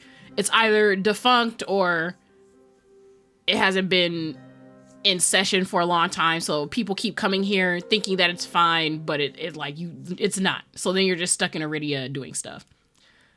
Or maybe it was destroyed by something. I mean, he is a doctor, so maybe he used to be like a part of it or something. Like, doctors are very scholarly, just in general. I actually have a friend who is in medical school, and let me tell you, the amount of schooling they have to do, and then if you throw in like magic healing on top of that, that's crazy. That's crazy. Or 3, the cenobium is like, I don't know, betrayed him specifically in some way. Like maybe he was framed and that's why he's a doctor here and not out there. Like, I mean, I don't know. I doubt we're going to get that information in the demo because I feel like that's like a very lore deep question, but I'm just conjecturing here. Yeah, or they don't like Kuras practicing magic. Yeah. Or he's practicing forbidden magic. Could be.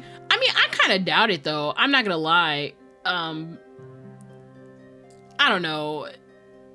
I feel like it's also possible that maybe, I don't know, there could be a deeper plot here.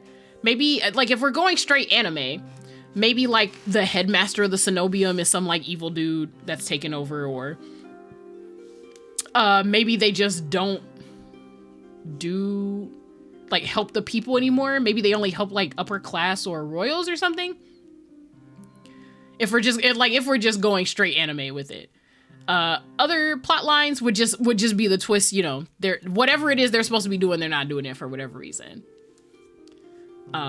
If we want to go like Evangelion with it, the church isn't helping the people because they're fighting a secret war in heaven against some demons. If you want to just completely blow over the setting and make it needlessly complicated for no reason. Okay. But anyway, whatever it is we're looking for, apparently we can't find it there. And he's mad about them, so, ugh. The cenobium's gates open for precious few visitors. Even if they did, you would not like what you found inside. Oh, no. Oh, what if the twist is that the cenobium reputes itself as a place where like anomalies can show up if they want cures, but they actually like just kidnap you and experiment on you instead?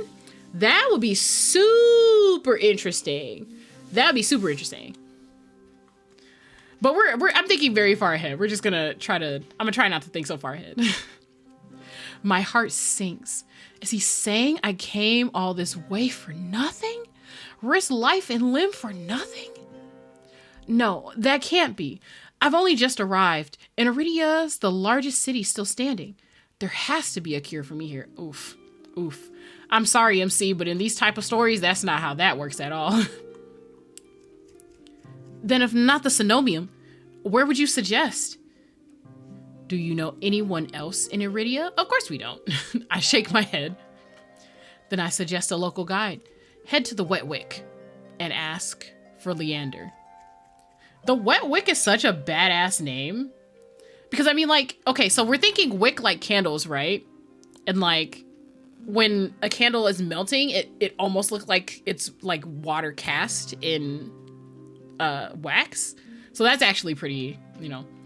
We are likely getting the D before we get the... It's true, though. It's true. I think that the cenobium is going to be very disappointing either way. And I mean... I don't think that's a mystery, right? The story's not going to be that straightforward, but you know, time to get your wick wetted is probably what the name is.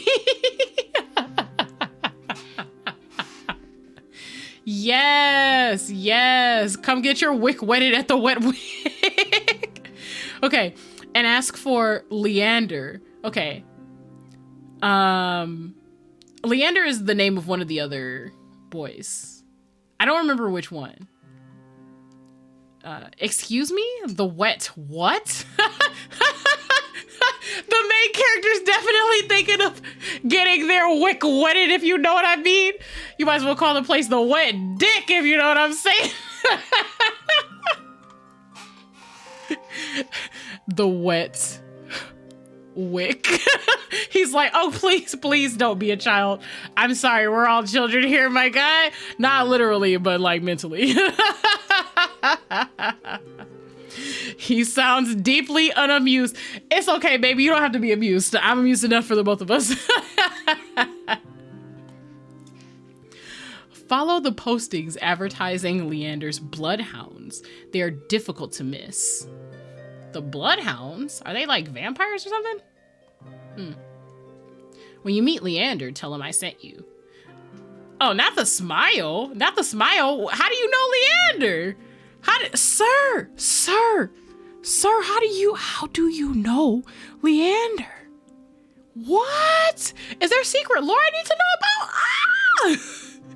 I'm sorry, these smiling eyes are like, they get me. That isn't much to go on, but Kuras points towards the clinic's back door. You will be safe so long as you do not draw attention to yourself. That's easier said than done. I've always been a magnet for the worst sort of attention. I can't wait for all the fanfic. Yes, baby. I bet there's already fanfic about this. I didn't even think about that. I'm about to look some up after we're done with this stream. If you require my assistance, you may return whenever you wish. Oh, whenever I wish? Whenever? You mean that? Do that mean I can come through tonight? I'm sorry, y'all. I'm gonna try not to be like this. Though he's smiling, there's a note of finality in his voice. Resigned to dismissal, I slip out the back door. I find myself standing in a narrow and rather gloomy alley. I pull the new cloak up over my nose, stepping over the contents of chamber pots that have been emptied into the street. No! Oh, this makes me so sad. We're in a setting that's sophisticated enough for magic, but not the chamber pot. Come on, dog. Not us literally stepping over shit in the streets when my arm can be reattached by magic. Please, settings, please, not like this,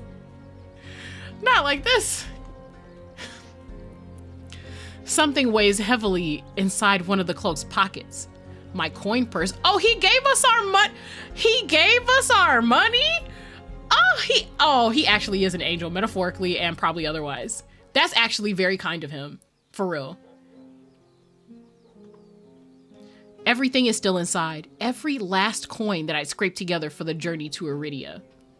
Sophisticated enough for pretty modern looking buildings. So yeah, these are like fairly modern. I mean, construction is kind of, I guess it depends, right? Like having magic to interact with like physical objects in terms of maybe shaping them or building them. Or we don't know what the history of magic is here either. Maybe magic increased with the fog or something. We actually don't know. So we don't know how recent or what the timeline of anything is. I just personally hate settings where magic seems to be or has the appearance of being able to solve like basic civilization problems, and then it's not used for that at all. Surely someone could create a magical filter. Surely we can have magical, like a pipe system that's self-cleaning. You know what I mean? Like, that's all I'm saying. But maybe all of their magic is like evocation, so it can only interact with like elements that are physically present, and then that would like explain it, instead of magic being like a mystical thing that can just do like literally anything. We'll have to see. I write in a lot of settings that are affected by magic, so I dabble in that a lot, and I have thoughts about it. Vesper, please. Okay, listen. We're not talking about that right now. Oh my god, the romance.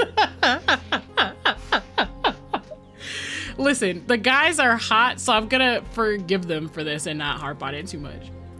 Okay, what I do want to do though, because we've been streaming for a little over, oh, actually close to 2 hours. I want to take a quick breaky,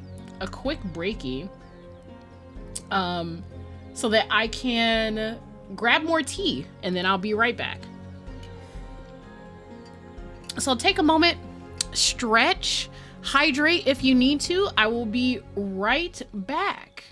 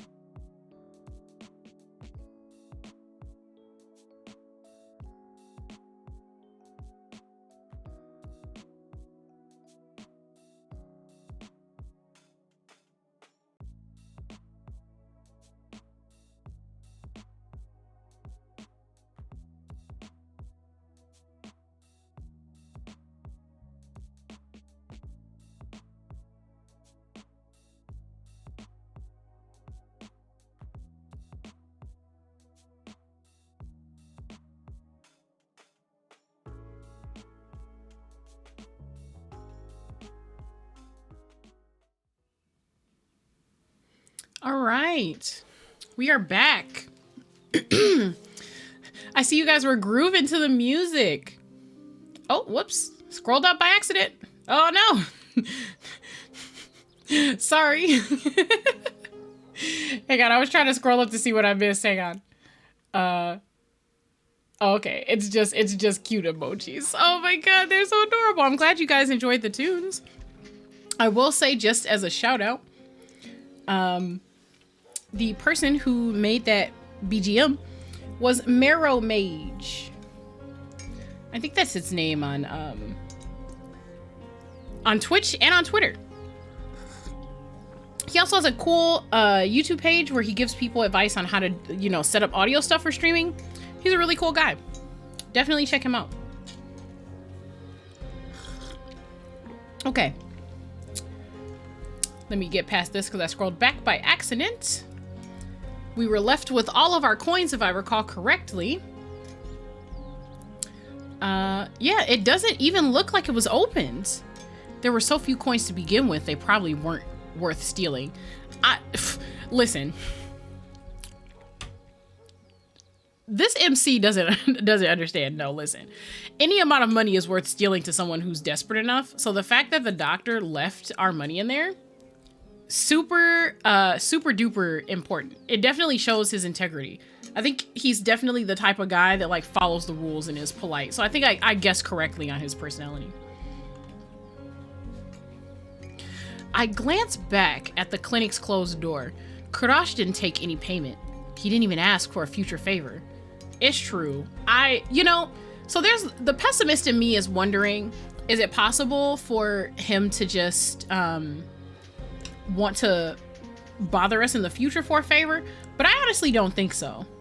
I think that he actually just is straight up a doctor who believes in doing things the right way and out of kindness.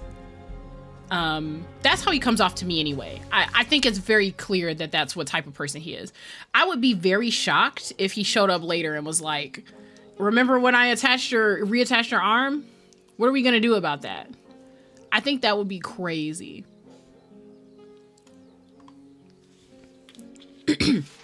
But he also said that in Iridia, secrets are power. Does he expect me to give up mine at some point? No, I don't think so. I do think he explained the rules. So like things cost money, but they also cost secrets. And I think the fact that he didn't dig about our curse. I mean, he already clearly knows what the curse is, but he didn't make us ask. So like symbolically, it didn't matter to him to make us give up that information to lord power over us. So I feel like he's probably actually one of the few safe people in the city. He's probably regarded as like a pretty cool doctor for that reason. That's not exactly a comforting thought. Still, no matter why he did it, Kuras gave me a second chance and a lead on where I might find help. It's true, and he gave us that information for free, like literally for free. In a setting where secrets are actually super important, he gave us information, and he didn't charge us even for the information he gave us. Like, forget the arm and the clothes, right? Like, the information. He was literally like, hey, stay safe out there. Which tracks, I suppose, because it would suck to reattach someone's arm just for them to, like, get killed in the street because they did something dumb. But yeah, I think we've got enough hints to know that he's actually a trustworthy guy. So if we need help at any point in this story and we get to choose who we go to, probably Kuras. I feel like that's that guy. Ooh, another zoom out. I love this. I love that they are working the background detail so hard. I love that the high fidelity images allow them to zoom in and out like this to emphasize a certain feel. That's so good. The utility that they get out of these images, so great. I'm sorry, I know I'm just like fangirling over this whole game, but this is such a lovely experience. I don't think I've ever played a visual novel with this particular level of experience.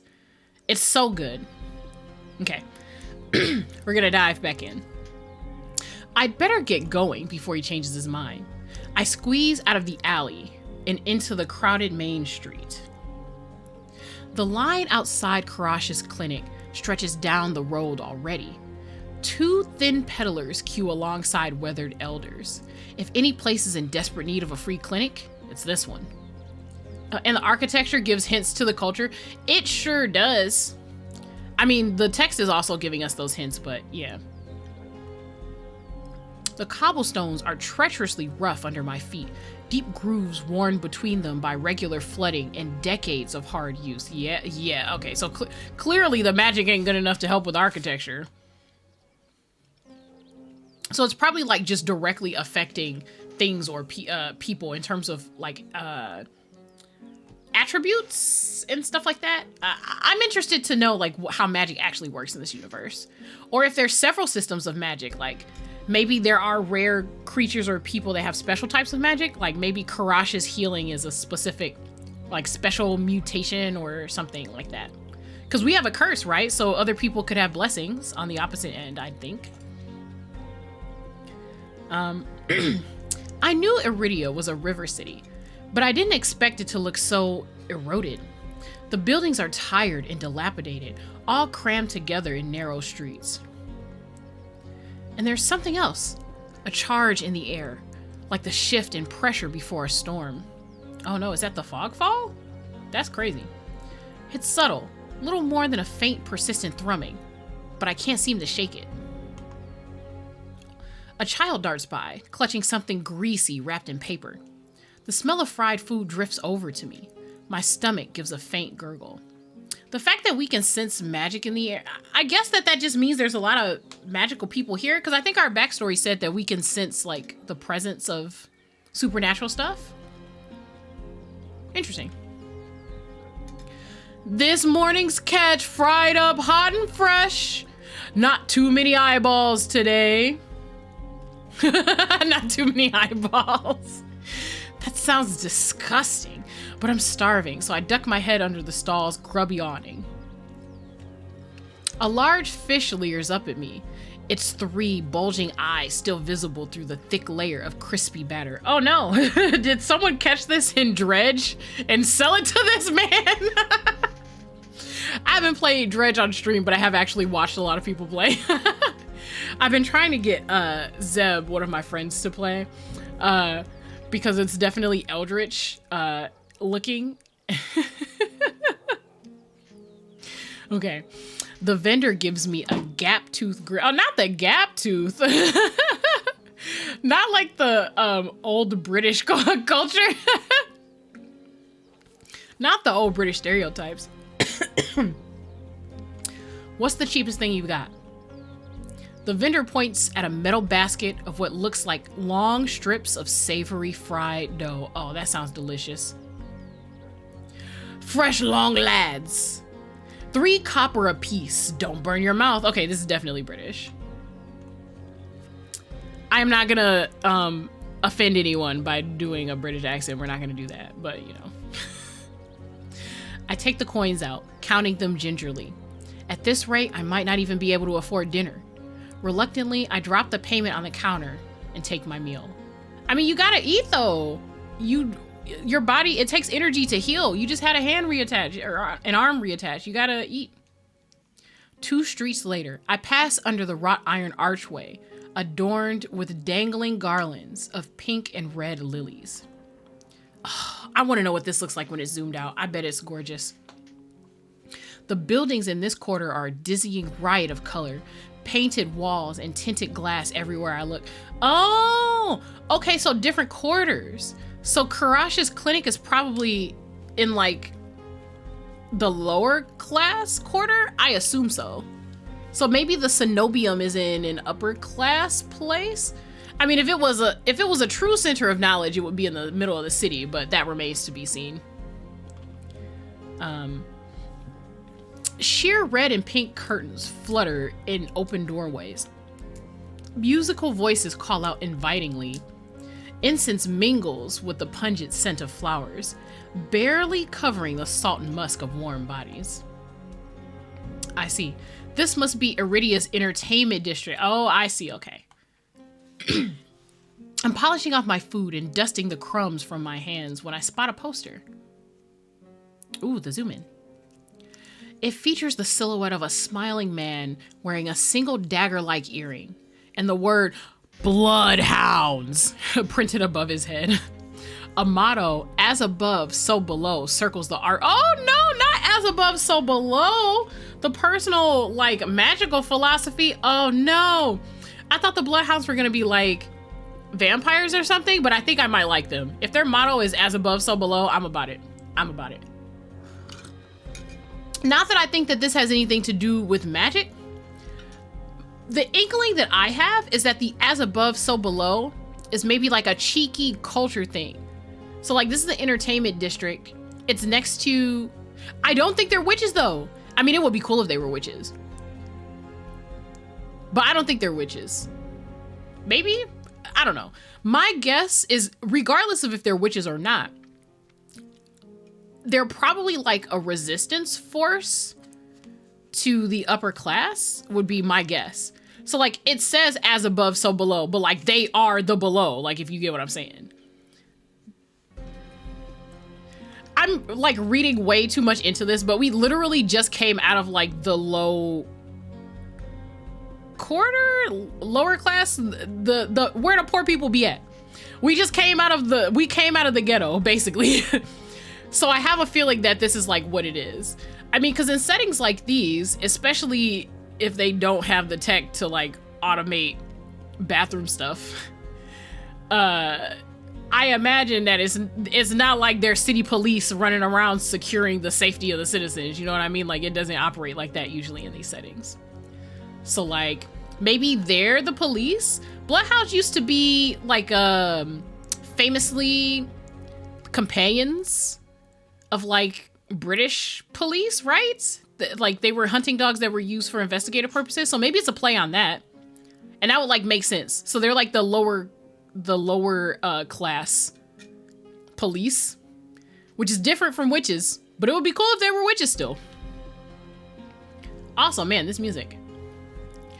If Leander is the leader of the Bloodhounds, then the face printed on the poster is likely his. Okay, so they just give you that off the bat. Okay. So is he like the underground police chief, basically? I followed the line. Or maybe this is like a resistance type of thing. Maybe they're like, the wet wick. Okay, I see. I don't know. I'm spitballing. I followed the line of identical posters around a corner and nearly hit my head on a precariously dangling wooden sign. Looking up, faded orange letters read, "The Wet Dick." I'm sorry. I couldn't help it. Karash would be embarrassed, but I'm literally mentally a child. The wet wick. The facade of the building looks like it's seen better days, but I hear faint music and laughter coming from inside. Ooh! I wasn't expecting the actual sound effects. Very nice. The clinking. I'm sorry. I just want to listen to this for a second.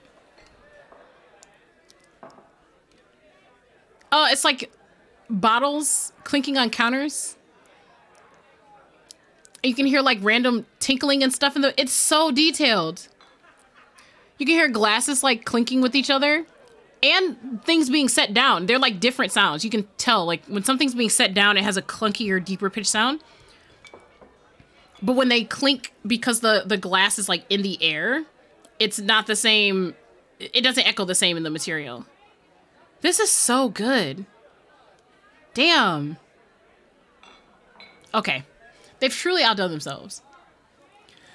The inside of the bar is a far cry from the abandoned exterior. It's not even midday, yet most of the tables and booths are occupied by a loose assembly of people in matching green cloaks. I ran out the sound effect. I'm so sorry. I had to listen. It was so detailed. I love detailed backgrounds. I love that. They got my $25. The game is only $25? They absolutely have my money already. Absolutely. I might buy somebody else a copy. Honestly. Bustling bars are not something I'm used to, but I steel myself with a deep breath before pushing forward. Oh, it was on Kickstarter? I backed? Yes. Okay, so I was a few days too late to the Kickstarter. When I heard of the game, it was basically someone mentioned it in passing, like on Twitter or something. And by the time I went to go and back it, because I mean, I just wanted to back it because the characters looked hot, but I didn't get the chance to. So bad news bears, very sad. But if they end up marking it up, I'll still pay the price. Like if that game comes out and it's like 35 or something, definitely will still do it. Bustling bars are not something I'm used to, but I steel myself with a heavy breath before pushing forward. A cursory glance doesn't turn up anyone with a dagger-shaped earring. I'm about to head towards the counter when a chant rises from the center of the room. Show! Show! Show! Cloaked patrons. The remaining green cloaks abandon the bar and their booths to rush towards the center of the room in a sudden torrent. There's no time to move out of the way. I'm caught, swept along in the ale-stench current. Oh, I see. They drunk in here. Is there going to be a bar fight? Hey! Rhythmic chanting drowns out my voice. I thrash, throwing out my elbows as the press of bodies grows heavier. Show the D! Not the literal show, literally just being Leander on stage, stripping. That would be hilarious. I assume he's going to be on stage, though. So now I don't know. Is he like a bard or like... I mean, this is a bar. He's the head of the Bloodhounds. But we don't know if they're like witches or vigilante justice or whatever. My hip knocks into a table. I grip it, holding tight to steady myself. But the crowd is stilled, and the chanting stops.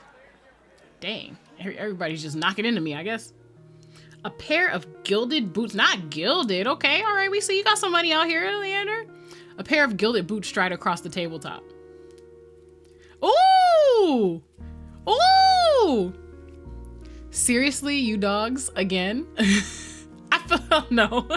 This voice sounds so... It's so different from Kuras, and it's literally only been one sentence. Oh my god. The guitar is going hard. Scattered laughter and yes, listen, look at the booba. Look at the booba. It's strapped booba. It's booba. I was trying really hard not to just like go straight into it, but you can see the dagger earring right there. Ah, the booba. Okay, anyway. Scattered laughter and cheers rise from the audience. I drag my eyes upwards. Oh, it actually drags! Ah! Okay. A well-dressed man stands on the table in front of me, his broad shoulders framed by the thick lapels of a trench coat. Oh, he gotta be like a bard. Oh my god. Yeah, solid peg. Hi, Bez, how are you? This really is the last time, all right? Oh, he's fun. Oh, he's fun. You can tell he's fun. Oh, that's so good. I wonder how you got that scar. I want to know. But like... Oh no, he's hot.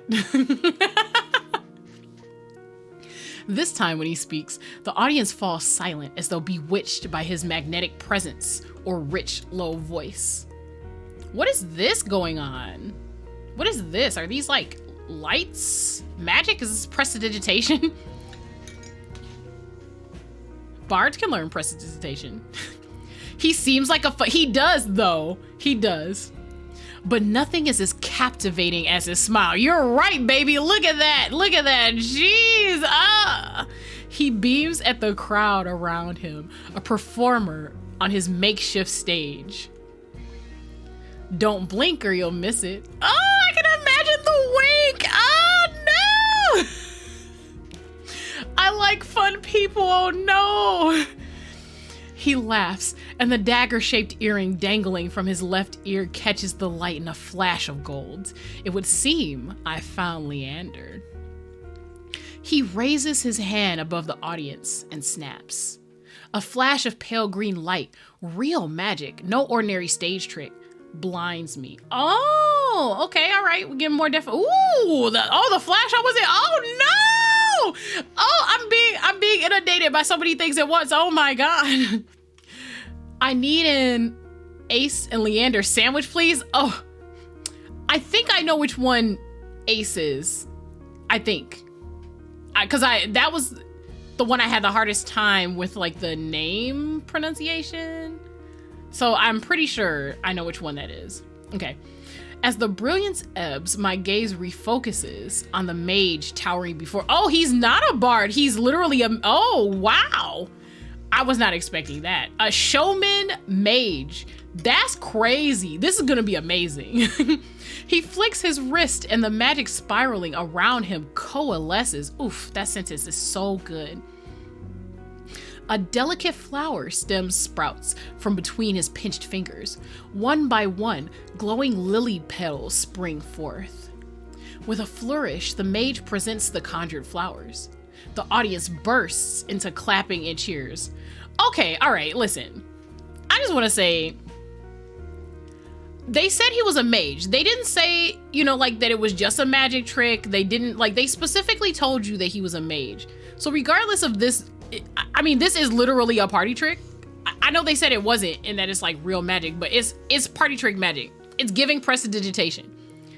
So I just want to say that this audience is weak. And I'm not going to say he should do better, because if I could, you know, take advantage of people thinking like that weak shit is actually like very impressive, I would also do that for money, potentially, or clout.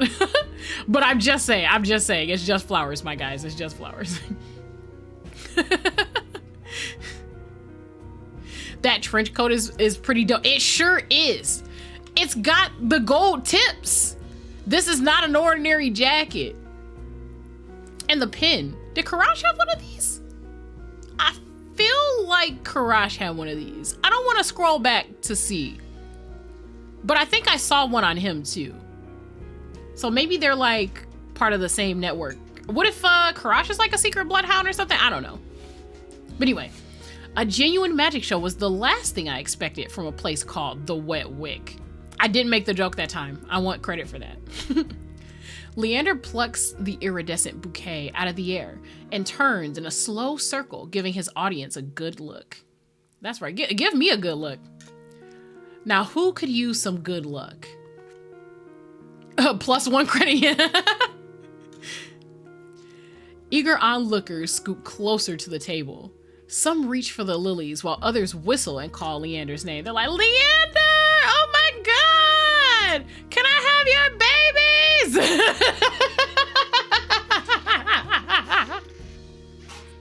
Also, I like that we're in a tavern and people are clearly whistling and clamoring for him, but they have not specified the gender of anyone in this crowd. Very impressive, very nice, very inclusive. Everyone can think Leander is hot. I am down for that. Leander, I don't want your babies, but I do want to practice. Yes, yes.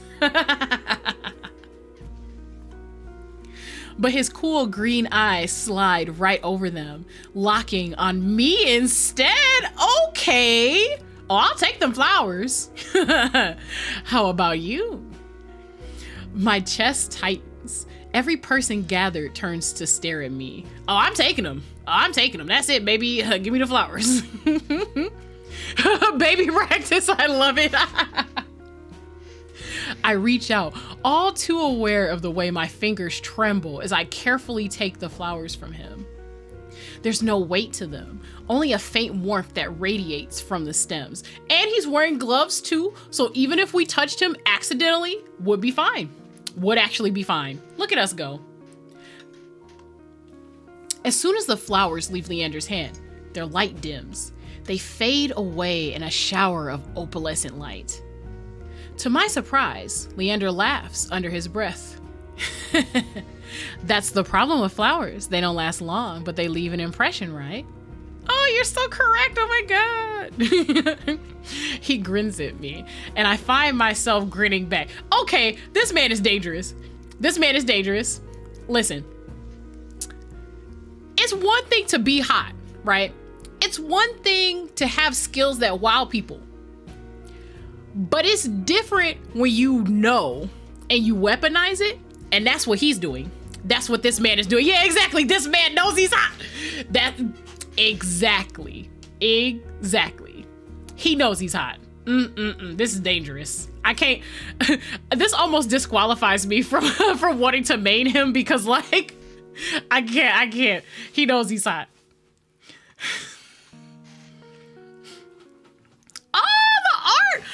Oh, not him looking bashfully away at first eye contact. Okay, but is he faking being shy, or is he actually shy? Look at the booba though. Look at the booba. Can relate to the dark circles. Yes, absolutely. But if he's the head of the Bloodhounds, he probably doesn't sleep very often.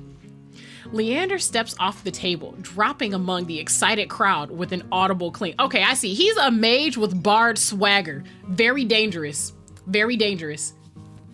He's someone who should have been a bard but decided to be a mage instead. Dangerous.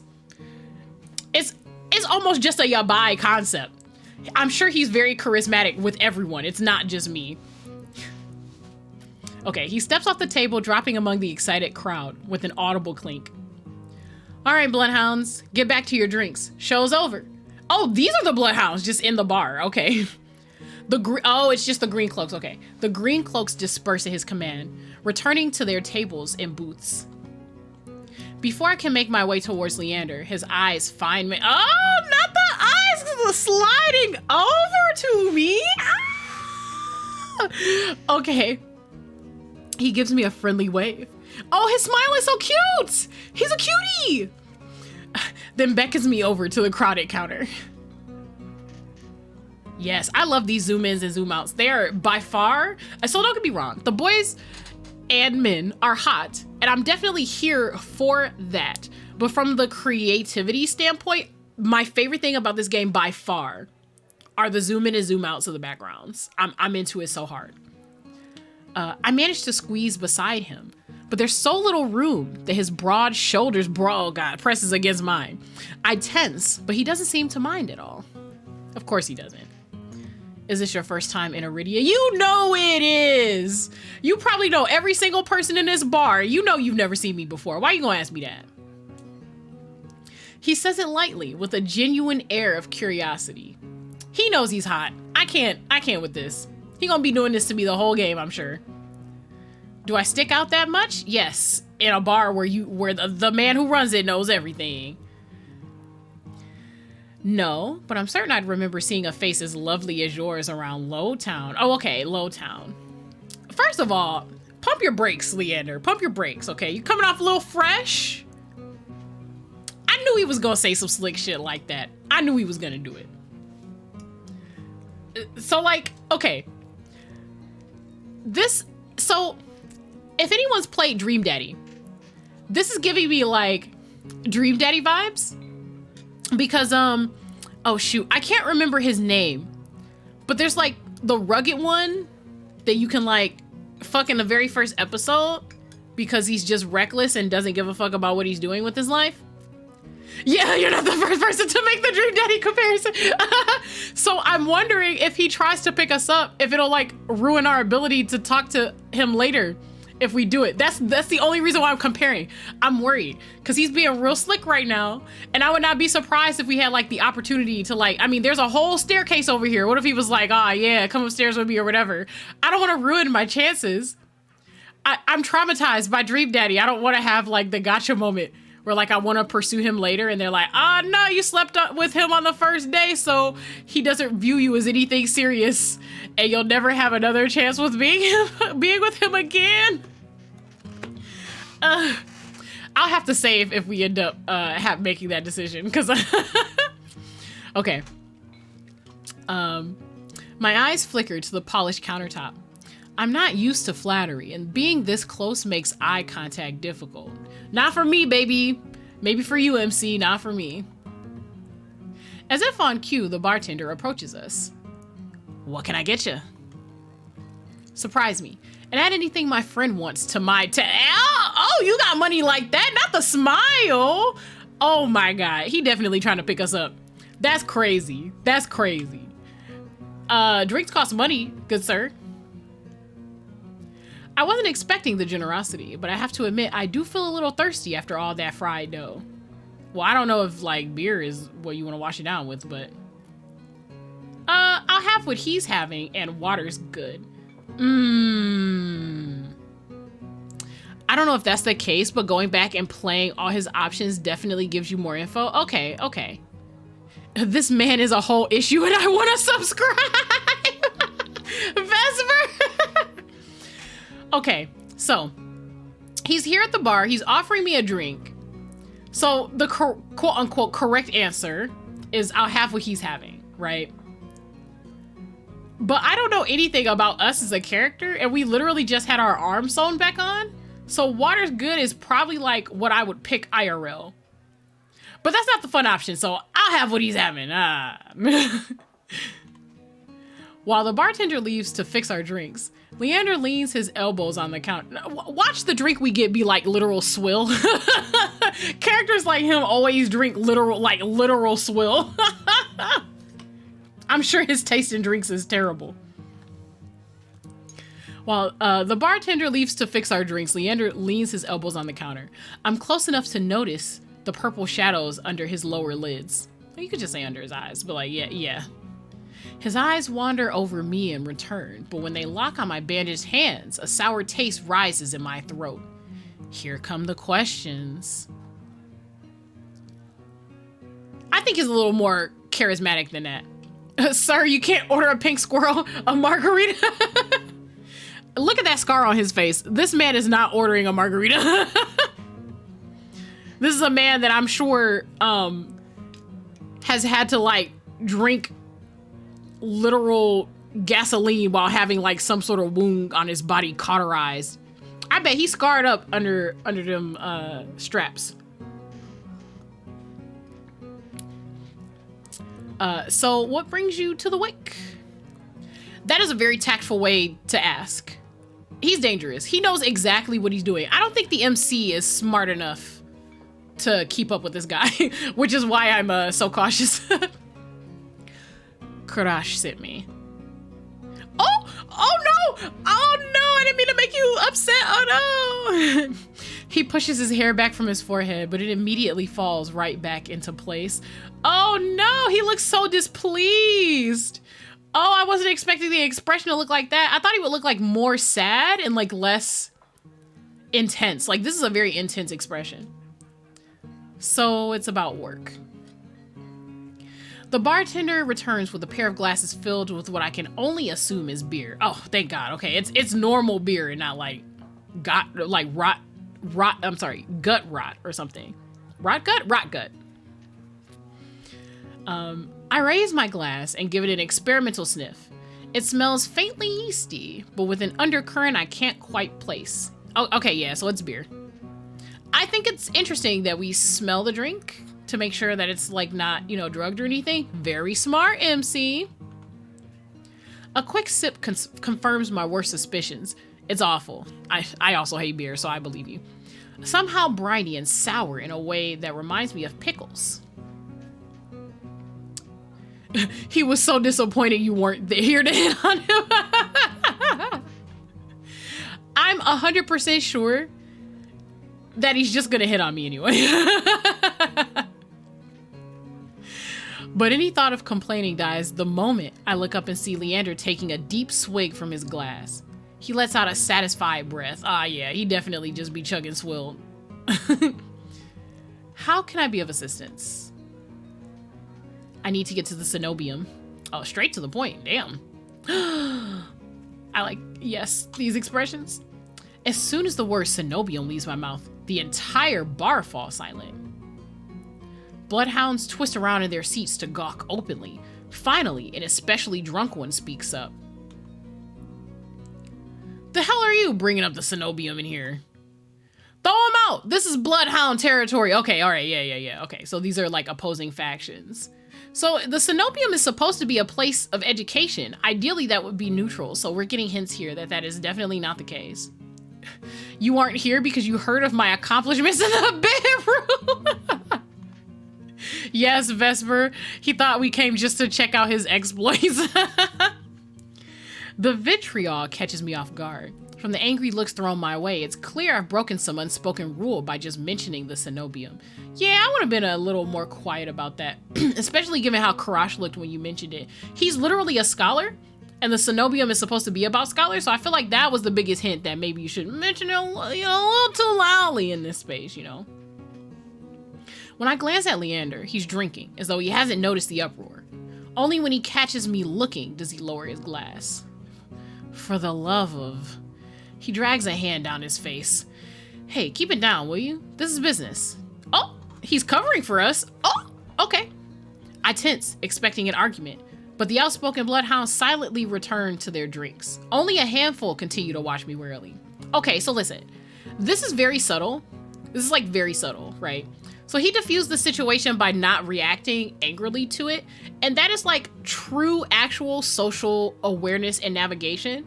I really appreciate the writing actually touching on this, even if it's in a subtle way. Because I feel like when people try to write social characters in games, what they write are people who talk a lot and are like outgoing. So if you're outspoken and outgoing, that's still very different from being socially aware and like being what is like the opposite of the word inept? I don't know why my brain is blanking. Anyway, if you have like an innate sense of how to navigate social gatherings, you understand how people work, and you don't want to escalate a situation, you do that by not engaging in the escalation. So not necessarily denouncing them. Competent, thank you. Social competence. My brain is just, I don't know, woo. I really like that, because this is like a real world representation of how you would deal with a situation like that. And as someone who's had to take like actual literal training on how to de-escalate situations, it's just nice. It's a nice detail. Okay. Only a handful continue to watch me warily. Sorry about them. The cenobium's a bit of a touchy subject in these parts. Mixing enough drinks and, well, you saw. How about we continue this outside? Very smart, very smart. Also, I like his smile. It's very mysterious. It's giving, don't you want to come and find out? Even find out what, I'm not sure, but that's what his smile is giving. When I give him a terse nod, he pushes away from the bar counter. This is so good. I follow Leander to an alleyway tucked behind the wet wick, where layers of frayed Bloodhounds posters have been plastered to the walls. Ooh, the straight on look, okay. Seeing them side by side, the resemblance between Leander and his likeness on the posters is impressive. Kuras didn't send you here for help with the cenobium, did he? From the look he gives me, he already knows the answer. I glance away. Oh, could he have sent me for something else? I want to know, okay. No, he didn't. He suggested I find an alternative. Oh, okay. Yeah, here you are, asking about them anyway. What do you need the cenobium for? I don't want to tell him about my curse. The less people know about my capabilities, the better. Thankfully, Leander takes my reluctant silence as an answer. Right, because like, if secrets are currency, so you know. Well, I see you're already aware. Oh, damn. Okay, all right. I need to just shut the fuck up and let the game do what it's doing.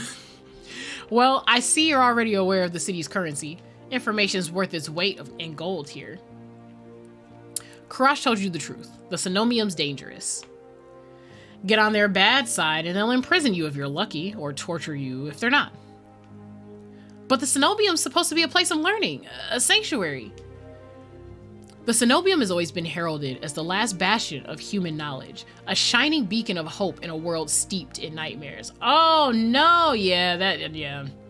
Damn. Sorry, MC. If any place held answers, it would be the cenobium. That's why I came here.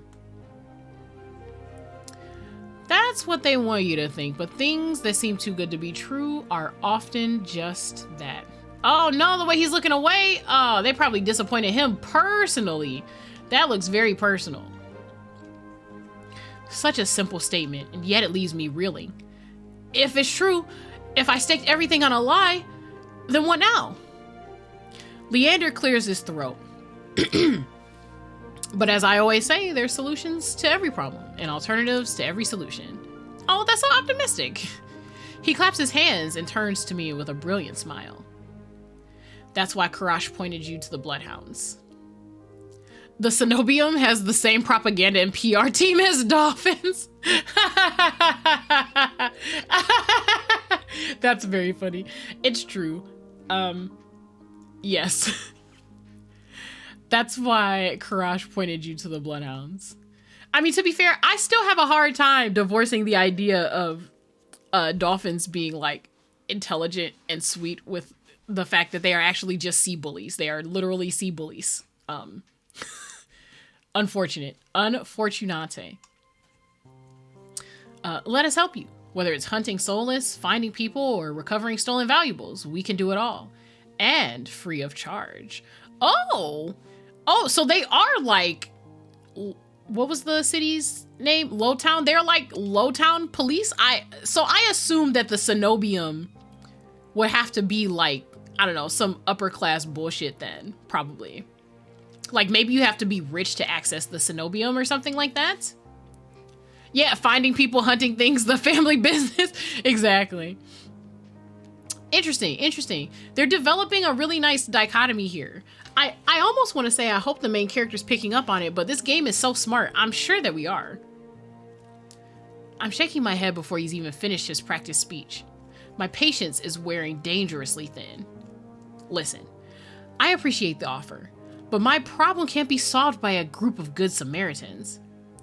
To my chagrin, Leander nods slowly. Then your problem must be fairly serious. And if the Cenobium's your first choice... it sounds like he's taking us seriously. Look at this expression. This is nice. Damn. I guess I'm just used to like the weird sort of tropes and stereotypes that populate the media that I consume. This is like a game with like a real story and people are reacting the way people actually would. It's interesting. This is great. This is fantastic. Damn. I want to buy this game literally right now. You're searching for a magical solution, aren't you? When my eyes widen, he nods along, as though he suspected all along. He probably did if Kuras sent me to him. He's a mage after all. I'd be happy to help you out. That is, if you tell me what ails you. Leander might not work for the Cenobium, but he is a mage, and a powerful one at that if his demonstration earlier is any indication. I'm silent, plagued by indecision. I don't know if I can trust him, but it's not like I have any alternatives. I hate to admit it, but this could be my only path forward. My confession comes out in a pained whisper. I'm cursed. Cursed? Oh, now I'm very curious. What kind of curse? Something ancestral or more recent? Oh, wow, he's like a real mage, for real. I don't know. I don't know. I think I've just been disappointed by different types of media that I've consumed recently, or at least just like as a whole. I usually, I don't know. There are things that I enjoy because they're realistic and they deliver consistency for what they promise. And then there are things that I enjoy just because there's enjoyable shit in it, like fun stuff, crazy stuff, fights and things like that. This game is definitely delivering a combination of these two things. And it's really hard to sort of like not expect like business as usual for Otomi games, if that makes any sense. Like this game makes me not want to turn my brain off instead of just like choosing shit at random just for fun because it kind of doesn't matter with the logic of the game, which is like very impressive. The fact that he's asking about what kind of curse this is shows that he's not just like a mage that can do powerful magic. Like he actually knows about magic, which makes me wonder if he used to study at the Cenobium or something like that before starting the Bloodhounds. I assume he started it. He might not have started it, but I assume he did. So that's interesting. He seems like, I don't know, everyone we've met so far seems capable in their fields of study, and I'm just not used to that.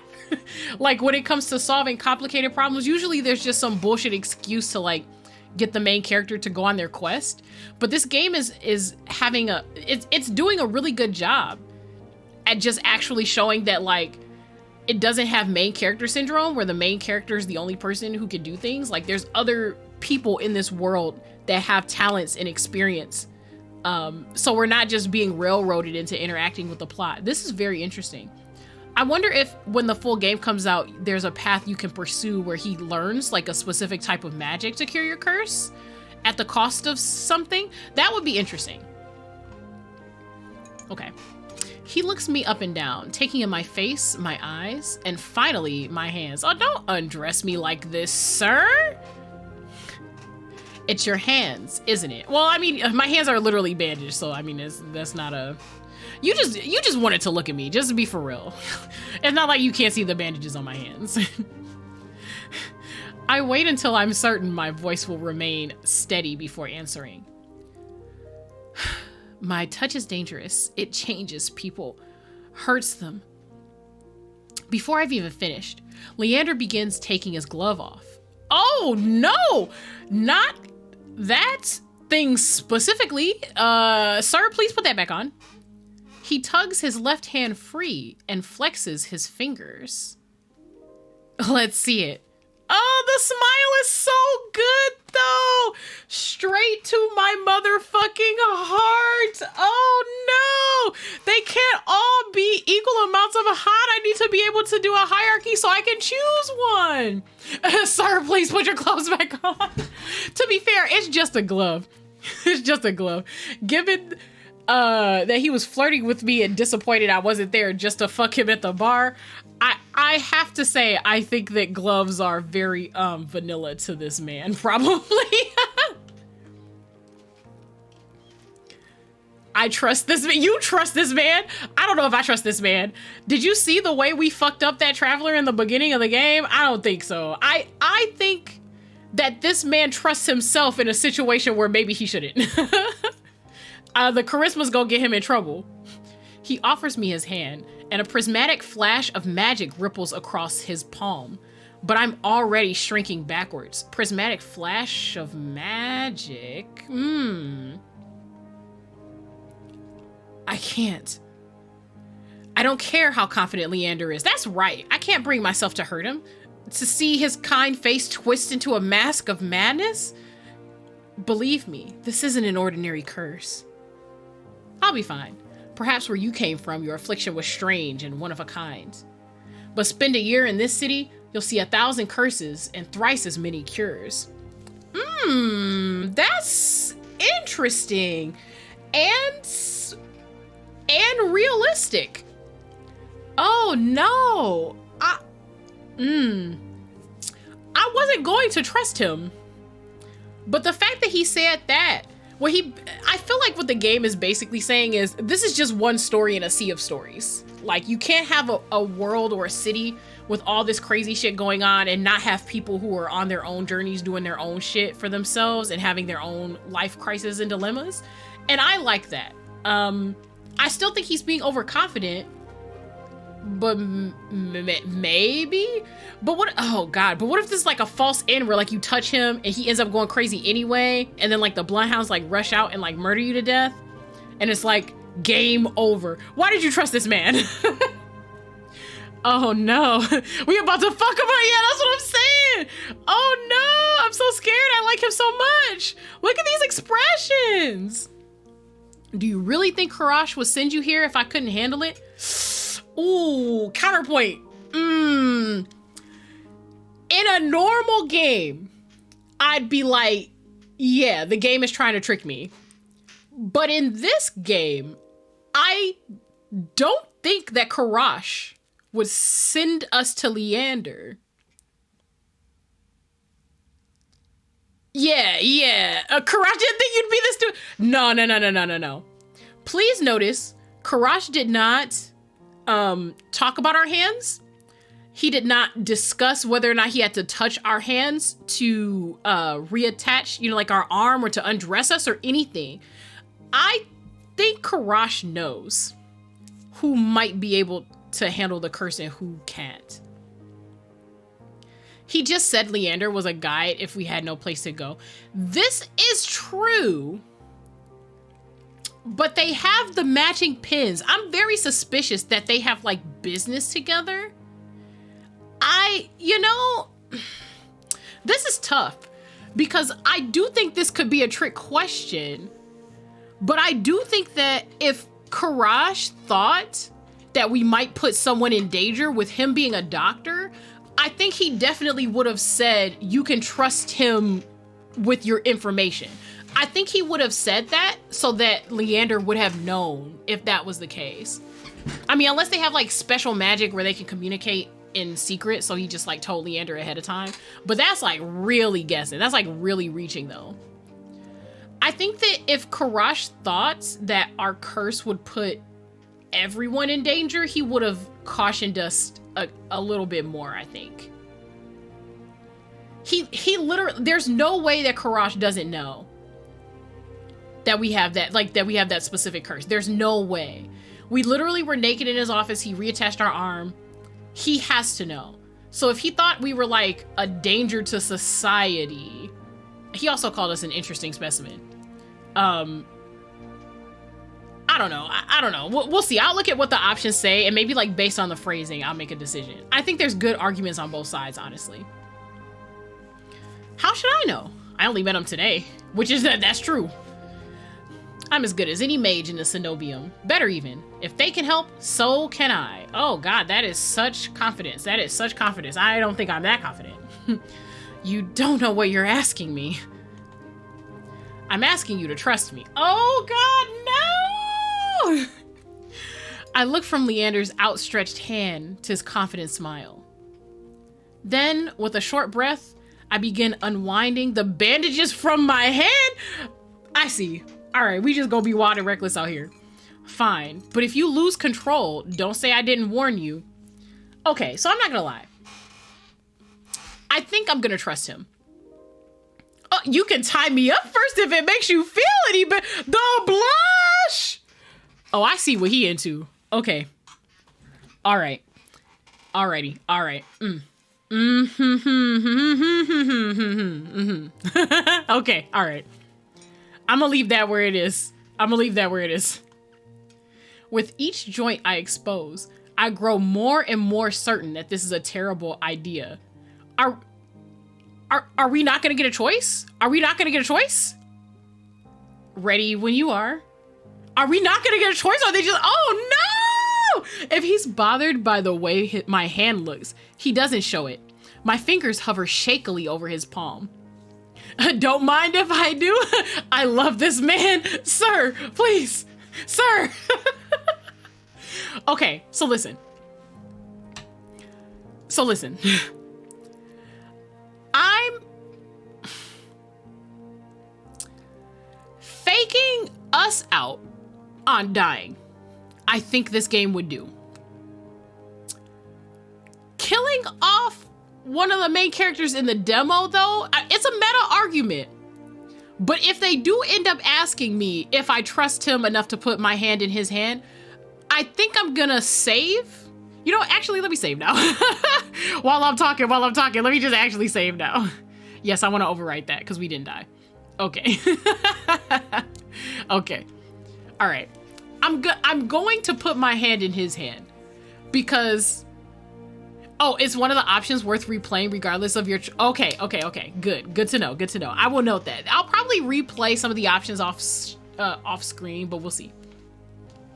But I'm willing to put my hand in his hand just because of, like, storytelling tropes. I don't think they're gonna kill off this man and give us, like, a dramatic bad end. As much as I would like to joke about it, I don't think they are. 3, 2, 1. Oh no! Oh no! Now I'm tempted. Oh God. Okay. What do you guys want me to do?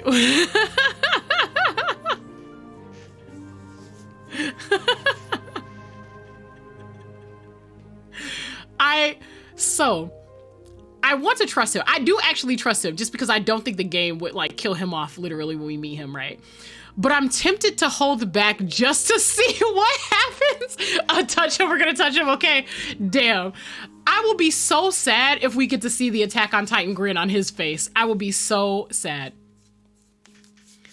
Okay, we'll touch him.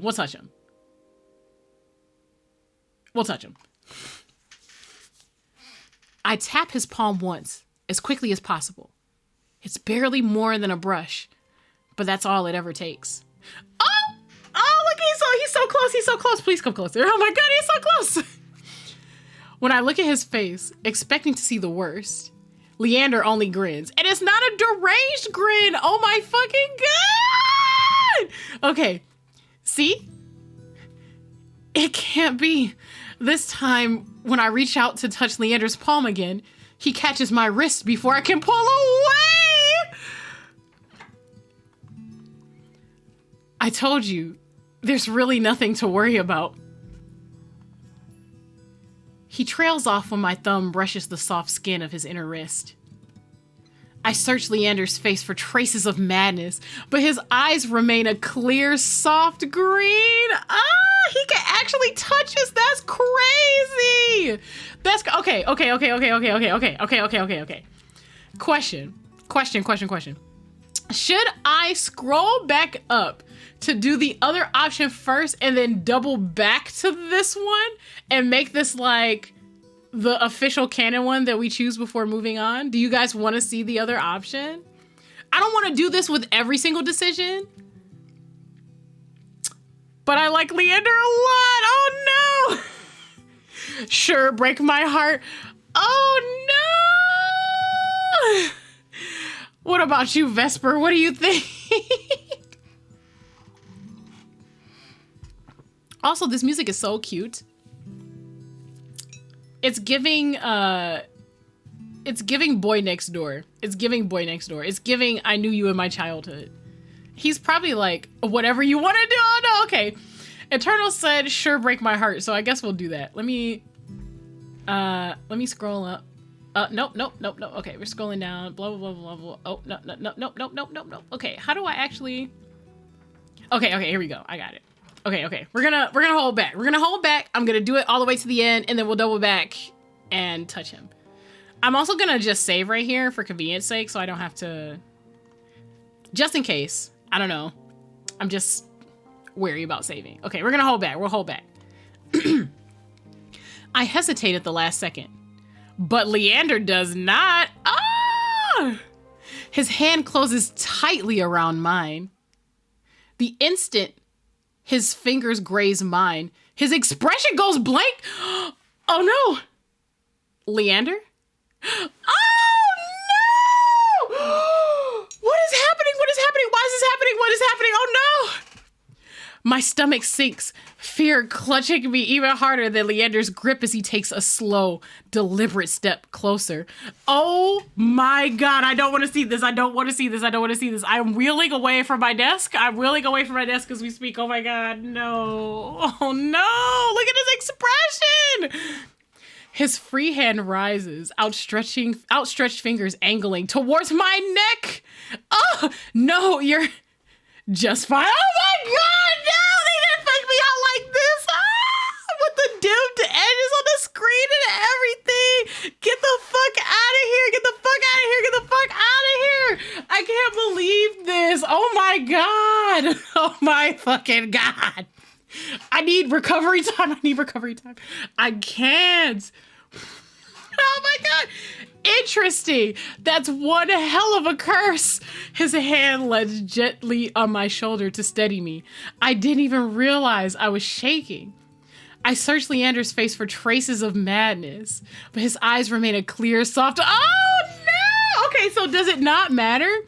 I will ask you, is it Lauricio? I want to make sure I'm pronouncing that right. But, is it the same dialogue from this point forward? Do you know? If it is, I could keep this or we could double back. If the dialogue is completely different since we held back, then... Oh, it's the same from here? Oh my God. Oh, they got me. Oh no. I was about to die. Not with the serious expression. I mean, it makes sense. It tracks. He's like the fun character. So like this makes sense. But when a game is like this meticulous about the details, it's really hard to tell which tropes they'll play and which ones they won't. And I definitely think, I didn't think that he would like pretend to go crazy per se, but I figured that like maybe he would just not touch me at all is what I thought was gonna happen. I hate him now. You can't hate him because of a decision we made. We could have touched him and it would have been fine. Okay, if it's the same, I'm gonna load it from this point and we'll just go for touch him because that's where we were anyway. Okay, we did this dialogue already. Okay, it's fine. Oh my God, this is ridiculous. I told you, there's really nothing to worry about. Look at the blush. He trails off when my thumb brushes the soft skin of his inner wrist. I searched Leander's face for traces of madness, but his eyes remain a clear, soft green. Color rises in his cheeks, but he remains still except for the subtle bobbing of his throat. Ya bye, we're holding hands, sir.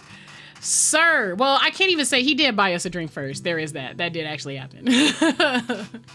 It's still ya bye. I can't believe you tricking me into holding your hand like this. I bet this is what it was all about. But also, what this tells us is that he's a pretty, like, powerful ass mage for real, for real. He might actually be able to help us lift this curse for real, actually. Just imagine this is the first time MC ever touched someone with their hands without... Listen, it's true, though. It's very true.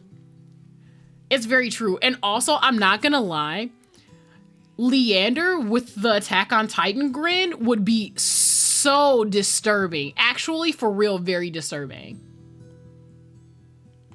Okay.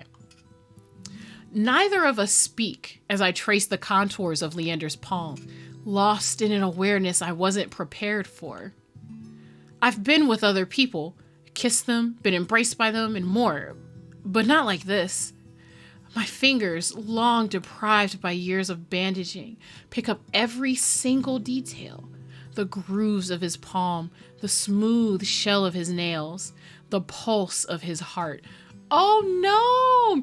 This is this is so sad. They've never touched another human being like on purpose with their hands before. They like probably don't even like remember what I'm literally rubbing my hands together right now and remembering people's hands that I held yesterday when I was hanging out with my friends. That's crazy to like not know what that's like. Oh, that makes me so sad. My heart breaks for the MC for real. For as long as I've lived, I've never been able to hold someone's hand, not without dire consequences. I never realized what I was missing until this moment. While Leander's pulse is steady, mine is hammering as fear gives way to excitement. Oh no, we're gonna keep touching them. We can touch them safely? Oh, we're gonna keep touching them. That's what we're gonna do. My hand glides over Leander's wrist and up his forearm where smooth skin abruptly gives way to the raised scar by the edge of his sleeve. It matches the one that runs from his collar to his cheekbone. Could it be the same wound? That's one hell of a wound, bro. If it goes all the way from his wrist to his neck, that's crazy. He is a mage, though, and the bloodhounds apparently hunt soulless, so it tracks. The MC, do you want to undress so I can see if it's all the same scar?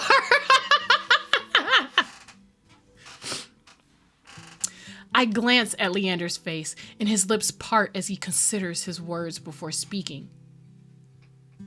Am I the first person you've been able to touch like this? My hand goes still on his arm. So far. Oh, whoops. I'll admit your touch does make it somewhat difficult to stay level-headed, but not due to your power. Okay, Leander. Okay. He's so cute when he blushes, though. Oh my god. I didn't think he would blush this much. It's giving puppy dog energy. He takes my hand. His soft green eyes flick to mine before he turns to inspect the golden fissures crisscrossing my knuckles.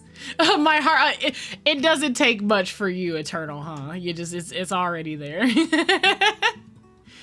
Look, we match. Oh no, look, we match. His defenses are breaking. Bez. What defenses? What defenses? I hope you're not talking about Leander. He's literally been squishy since the moment we saw him, okay? It's a wrap. He was never defending anything. He points at a golden pin on his coat collar, and I give him a small smile. That's so cute!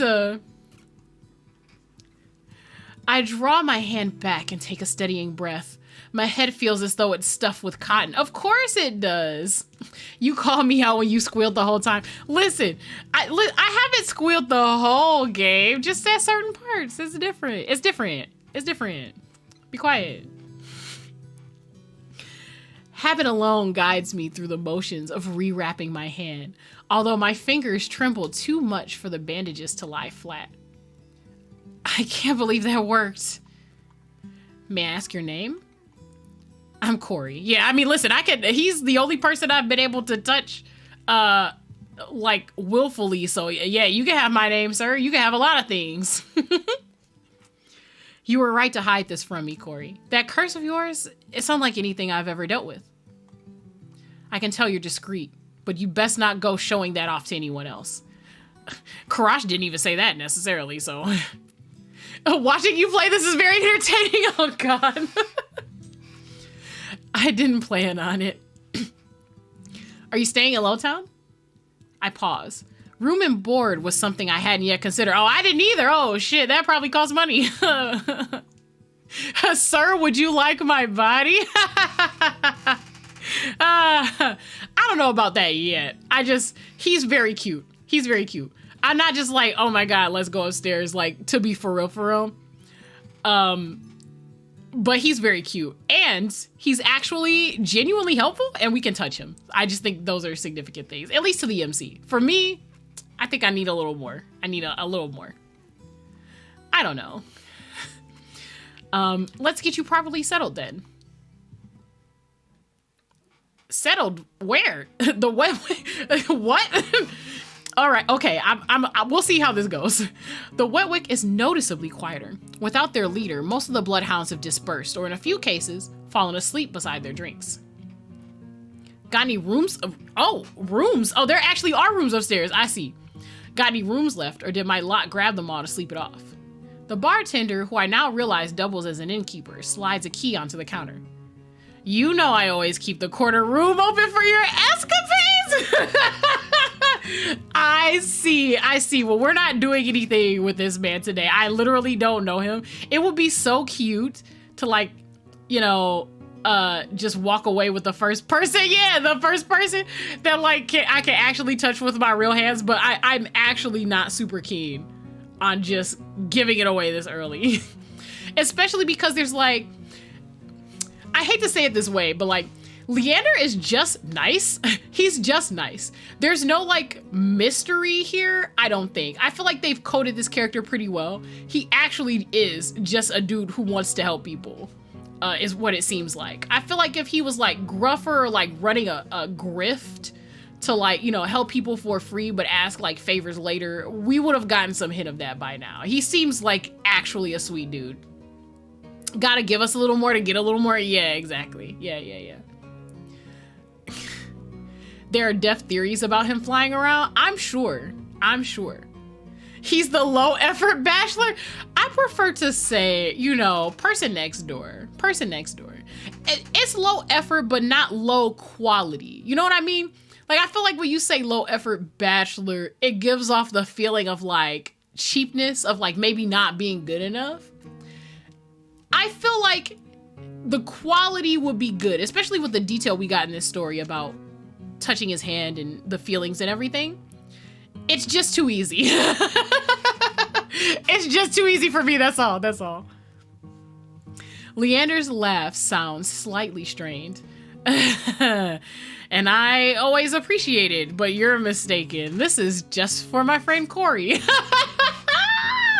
Not him being outed by the bartender. Sure. Stay as long as you like. You two have fun.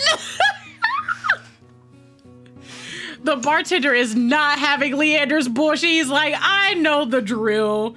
Okay. Escapades, huh? Leander clears his throat, then holds the key out to me. But I hesitate. My coin purse barely holds enough for a day's worth of meals, let alone a room. The bartender is like, you fuck all your friends, sir? How much do I owe you? Nothing. Bloodhound rates. Okay. My treat since you shared your secret. Food, drink, a warm bed, anything you need. Oh, our secret actually being worth something? Very nice. Very nice. I applaud this game. I applaud this game. Good. I mean, like, so with Kuras, it was more of an equal trade, right? Because he literally saved our lives and attached our arm, right? Reattached our arm. This is a little more one-sided, so I'm glad that, like... Oh, yeah, anything? Yeah, listen, it's Leander. I'm sure he knows exactly what he's saying. Carefully, I take the key from him. It's small, but weighs heavy in my palm. I never expected to have a warm bed in Iridia, let alone free meals. Thank you. Go explore, Corey. You'll find many roads in Iridia, each leading to different answers. But if you need a reprieve from what haunts you, come find me. Oh, a reprieve, sir? Yeah, exactly. A warm bed implying he'll be there. Come find me if you need a reprieve. Jesus, this is coded so heavily. He's basically like, just come fuck me whenever you want. You might as well just say it, honestly. TOUCHSTARVED promo. All the men look demonic in trouble. The game. 2 men so far who have given you everything for free. Just be careful. I nod, taking one last look at the gleaming bronze key before tucking it into the pocket of my cloak for safekeeping. In case you want to flex your hands, yes, Eternal. In case we want to get some hands-on experience in the city, if you know what I'm saying. Hilarious. This is ridiculous and fun, and I want this game to be out already so that I can actually buy it. Oh, hi, Kurisu. Hey, how are you? I see you caught second. Vesper went for third earlier because he wanted other people to grab first and second, which was very kind of him. Hey, Kurisu. Just to give you an explanation, you can hit the today command for like a summary of the game generally, but this is definitely a like a visual novel romance, dark romance sort of game. So far we've met 2 people, so there's still a couple to go. 3 to go, I think. We met a man first who I thought would have your voice. I'm sorry, I'm projecting really loud right now. We met a man who I thought would have your voice, actually.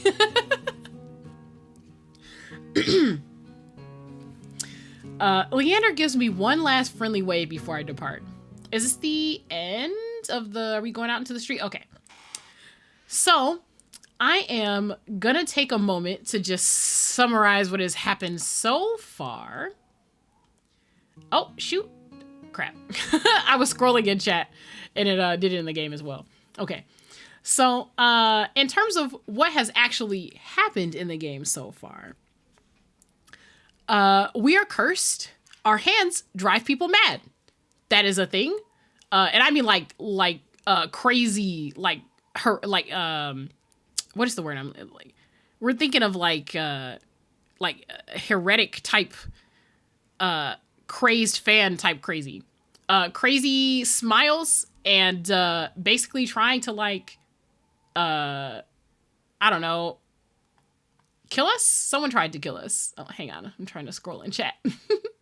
All right, here we go. So anyway, we touched someone as a demonstration of our powers, and they got like this really creepy smile, which was not great. And then they tried to choke us to death. Then we proceeded to have our arm cut off by something called a soulless, which is a type of monster that exists in this universe. We were saved by a hot doctor who is loyal most to the Hippocratic Oath, I guess, because he definitely sewed our arm back on for free. And then was like, here's help. Go find this guy. Which was the man we were just talking to. His name is Leander. And Leander is apparently a powerful mage who is so... his magic is so... Oh, yes, you are a mod. Yes.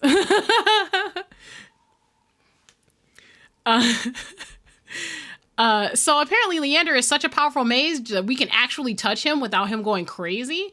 And our main character literally almost wept in joy at being able to touch another person. Because they have, like, basically rogues syndrome going on. Used to not being able to touch anybody without some crazy shit happening. So, it was a very heart-wrenching sort of scene. He gave us also free room and board in exchange for knowledge of our curse, because in this city, knowledge and secrets are a type of currency that can be traded, apparently. And now that we finished talking to our very flirtatious host, and having our cool, magical, my hand didn't curse you moment, we're outside exploring. I have the power. You sure do, Kurisu. So we've got 3 more characters to meet, and that's basically what we're doing. I'm going to take a quick break to hydrate since we're moving on to the 3rd person. I assume we're just going to meet them in whatever order they decide. This game is very interesting. The art is incredible. The writing is even better. And it's consistent. The characters are amazing. The story is delivering what it said it would. And I am so happy. I am so happy. The sound design, great. The sound effects, great. The graphics, great. The writing, fantastic. I wish this game was out already instead of just the demo so I could just give them my money. I would straight up just buy it today and then like do a whole playthrough. All right. I've hydrated a little bit. I'm going to have some water on top of the tea. And here we go. Even the peddlers are long gone. Only a pair of crows remains quibbling over stale crusts in a gutter. I feel a ridiculous pain of envy. At least they've got reason to fight. I've never felt so lost. Kuras and Leander both made it clear that the cenobium can't be trusted. But I came so far, endured so much. I need to see the cenobium for myself, if only to satisfy my curiosity. I should have asked someone at the bar for directions before leaving. I don't know if you'd be able to, honestly. They didn't seem very keen on it. Oh no, I'm about to turn back when a shadow passes over me. A cloud, I think, until a puff of hot breath tickles the back of my neck. Ooh, not the growl. The shadow runs down the street in rivulets. Formless dark spreads like ink into blotted shapes. Claws stretch. A muzzle splits open to reveal long, jagged teeth. A growl rumbles so low and deep, I feel it. I want to run, to scream, but I feel trapped as though the slightest movement or single breath will snap the jaws around me shut. No, I won't let it end like this. If I'm going to die, I want to see what got me first. I steel myself, then turn. Oh! Someone's spying on us? The shadow vanishes as quickly as it came. I'm left standing in the middle of the street, alone except for a figure reclining in the shade of a nearby stoop. Oh, is this another character? Or is this like plot though?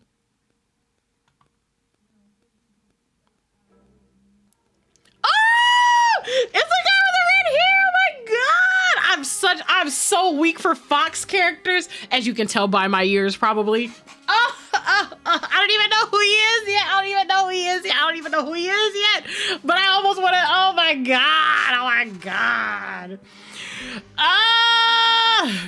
No, look at him. I mean, oh my God. Look at the ears. Oh, it's giving Kisune. He's got to. Oh, okay. All right. Okay. Let me compose myself so I can read this. Look at the music too. He bougie as hell. Okay. A monster. Okay. A monster. That much is clear from a glance. One that could nearly be mistaken for a human, if not for the tufted ears, the tail curled around his ankle. Okay. So that probably was him. Oh, look at his eyes. Oh no. Yes. Hello, sir. Yes, Eternal. That is where I am right now, approximately. Ooh. And look at the gloves.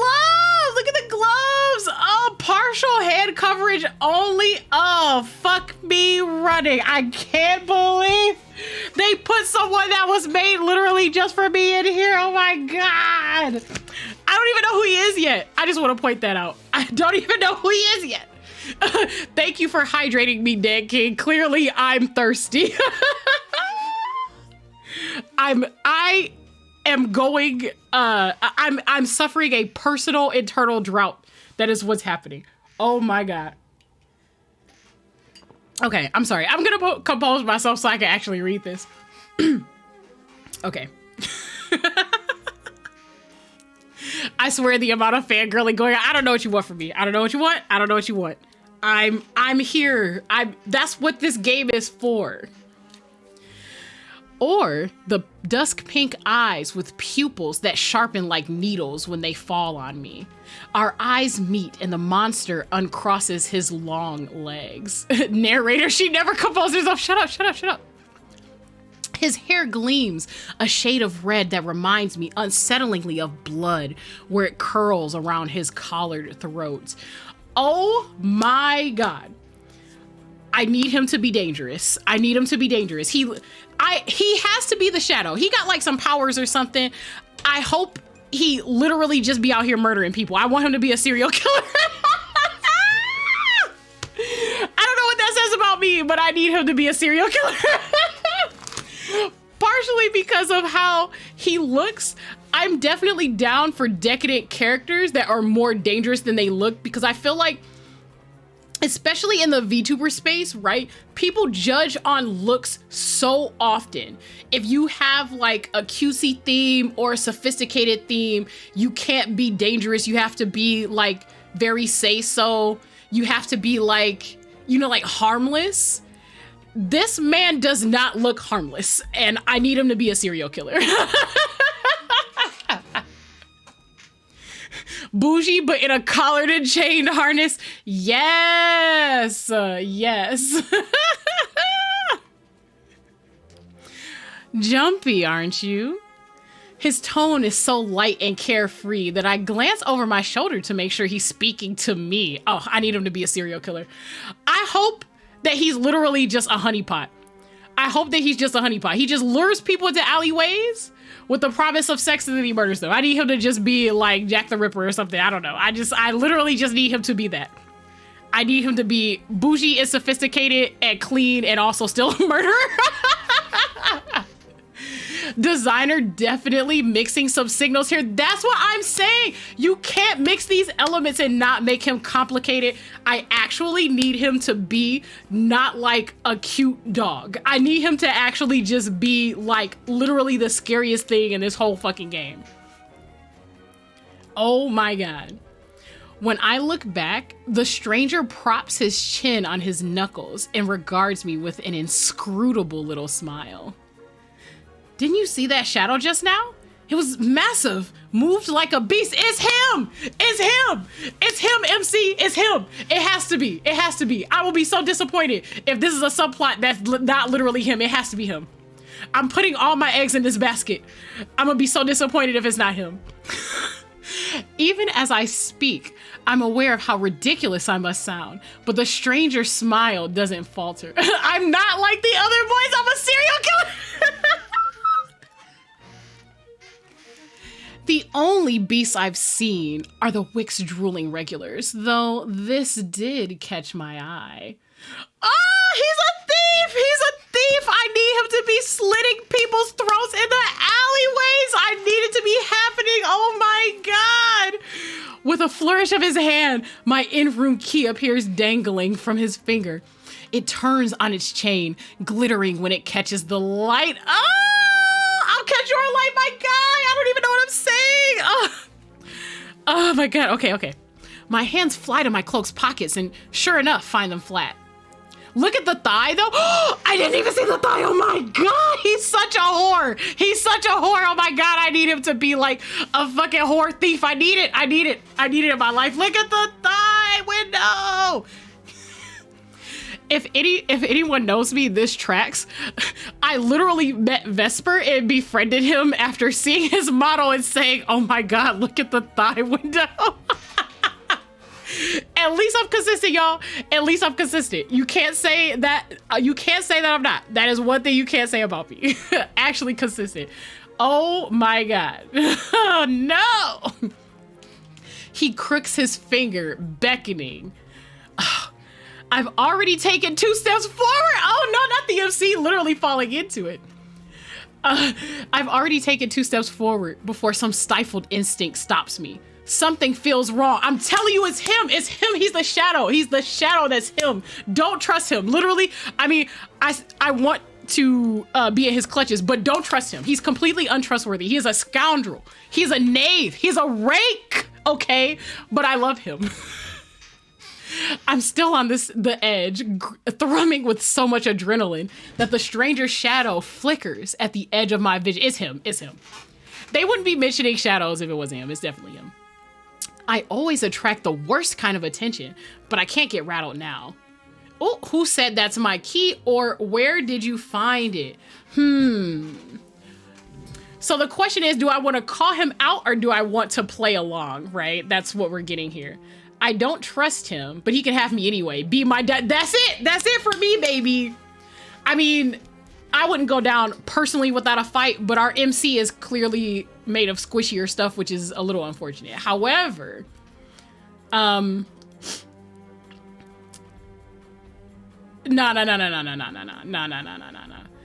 Oh man, I don't like that they gave us this decision so early. We don't know enough about him to like know like.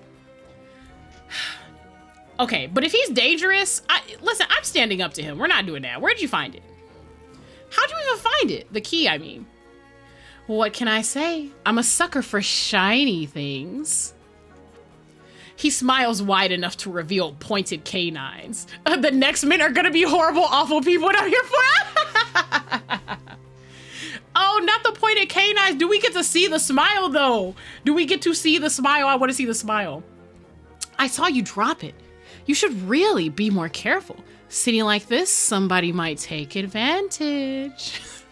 It's you! It's you taking advantage of me, my guy! Oh, look at the veiled sleeves! Ah! Oh my god, the more I look at him, it's just, oh my god, I can't, okay.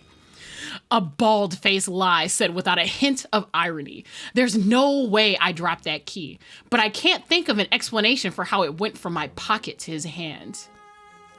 Don't talk about my 2D husbando like that! I approached the man, careful to keep an arm's length away. I'm not even gonna lie. I don't even know this man. I don't know this man yet, but this is it. This is the husbando. I don't know what path he is.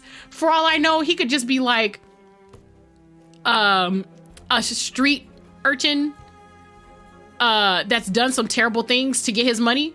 He could have a horrible reputation and actually be like harmless besides pickpocketing skills, but I don't think so. I don't think so. Nah. And also, this is my husbando. Hands down, I haven't even met the other men. This is my husbando. That's it. That's it.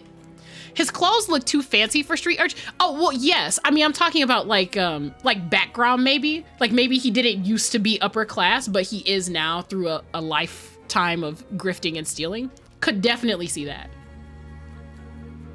I approach the man, careful to keep an arm's length away. He doesn't look dangerous, but the most deadly ones never do. True facts.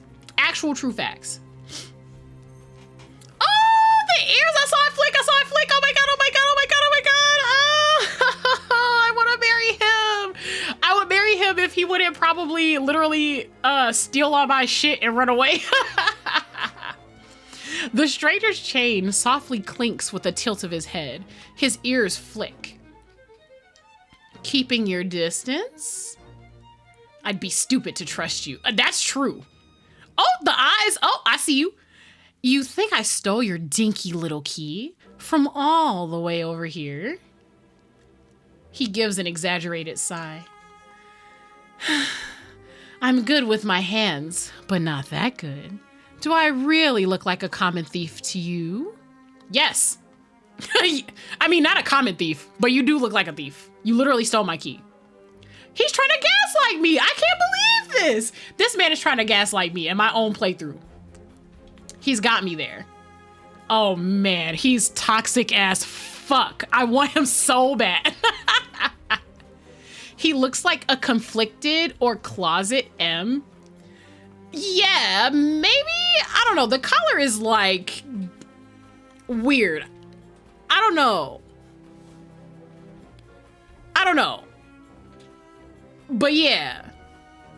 He's got like chains in the motif too. It's not just the collar, so I don't know. The sheer fabric of his sleeves alone would be too expensive for most street thieves. Hell, his shoes look like they could cost more than I spent traveling here. Fashion on point though, absolutely. And then there's the shop behind him. No matter the city, parted pink curtains only ever mean one thing. Oh! So he is a hoe, like actual legit. He actually is legit a hoe. Great, okay. First of all, I support sex work. I would just like to say that. With that being said, he's definitely robbing his customers. Like, he's definitely robbing his customers. I hope he's not gonna keep up this lie for too much longer because he clearly stole that shit out of my pocket. I'm not looking to buy, and I doubt I could afford your prices anyway. He is expensive. He is expensive. That's some expensive dick, let me tell you. Luckily for you, I don't charge. Oh no, I definitely don't trust that. That's crazy. He a freak. He a freak, y'all. Oh my God. He be getting up to some stuff. Not giving it away for free so you can do whatever you want. Absolutely fucking not. Oh my God. The man runs the tip of his tongue over a fang, and for the first time since I stepped into that shadow, I feel something other than dread. Not our MC also being susceptible. No, we are not doing this. I hope he doesn't invite me in. We're definitely not doing it, although I'll save just to see what happens, but we're definitely not doing it. This man is dangerous. My face grows hot. That's not what I meant. I'm flattered, really. Were sex my trade, I might make an exception for you. How about half off for a handy? Okay, so he's not a hoe. He just hangs around hoes? He's giving, oh, what is his name? The guy from Dragon Age? My husbando. What is his name? Zevrim? Something like that? Oh shit, I have to look it up now. He was like my favorite. It's giving, I spend time with horse. Oh my God, I gotta look it up. I need to know. Like, Zevrin. There you go. Yes, Zevrin. Thank you, Vesper. He could be a pimp. But I don't know. I don't think a pimp would just spend time like outside. Also, he wouldn't be I don't know. These characters are very complex.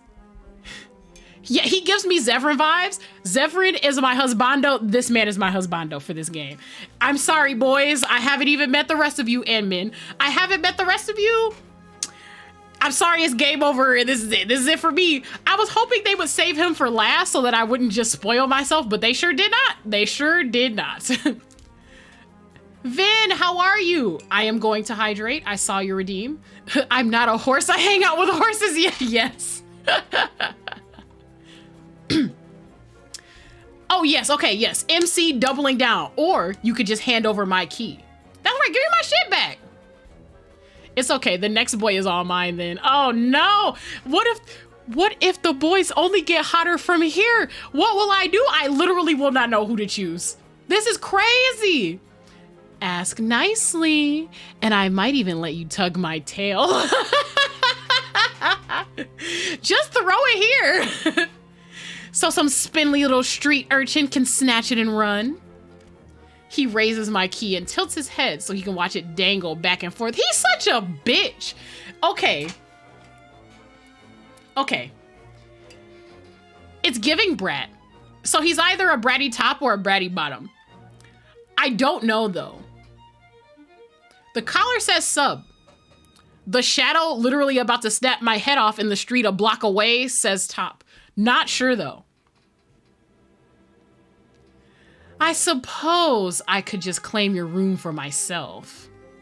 Not that I'd be caught dead slumming in the wick with the rest of those slack-jawed imbeciles. Okay, and you uppity too? Okay, all right. You're obviously not from here, so tell me, traveler. What misfortune brought you to this wretched place? He's versed. True. Possible. Did not consider that. But I don't know. I feel like I need more information. I need more information. I need more information, and given how he's directed every bit of this conversation up until now, I don't think I'm gonna get it.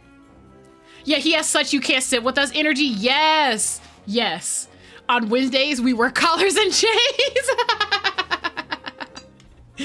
Yes. So to me, the collar really only matters because of visual design. But I don't know. I feel like this game has been subverting my expectations in several places. I'm not sure though. Kurash's imagery was very direct. Leander's was not quite. It was kind of a mix. He's definitely like a fighter that can do magey things because he's got the scars and everything. So I feel like this game is trying to trick me. So I don't want to say like what I think he is. I have no clue what his name is. So like I know the names, but I don't remember who they're matched to. His voice practically drips with derision. I'm not telling you anything. What could possibly have drawn you to this dreary little pig pen, I wonder? He listlessly watches the arc of my key swinging around his finger. The weather shit, the food's dreck. Oh my, okay. And there's entirely too many monsters for a human to feel safe. Unless... The dagger-sharp eyes flick over towards me and they gleam with amusement. Unless you're just dying to consort with monsters. Did he just accuse us live on the air of being a monster fucker? He's correct. But did you just accuse me live on air, on Mhin, in front of everyone, the Cenobium and God? Could you, sir, please keep your voice down. Please keep your voice down. Why are you like this?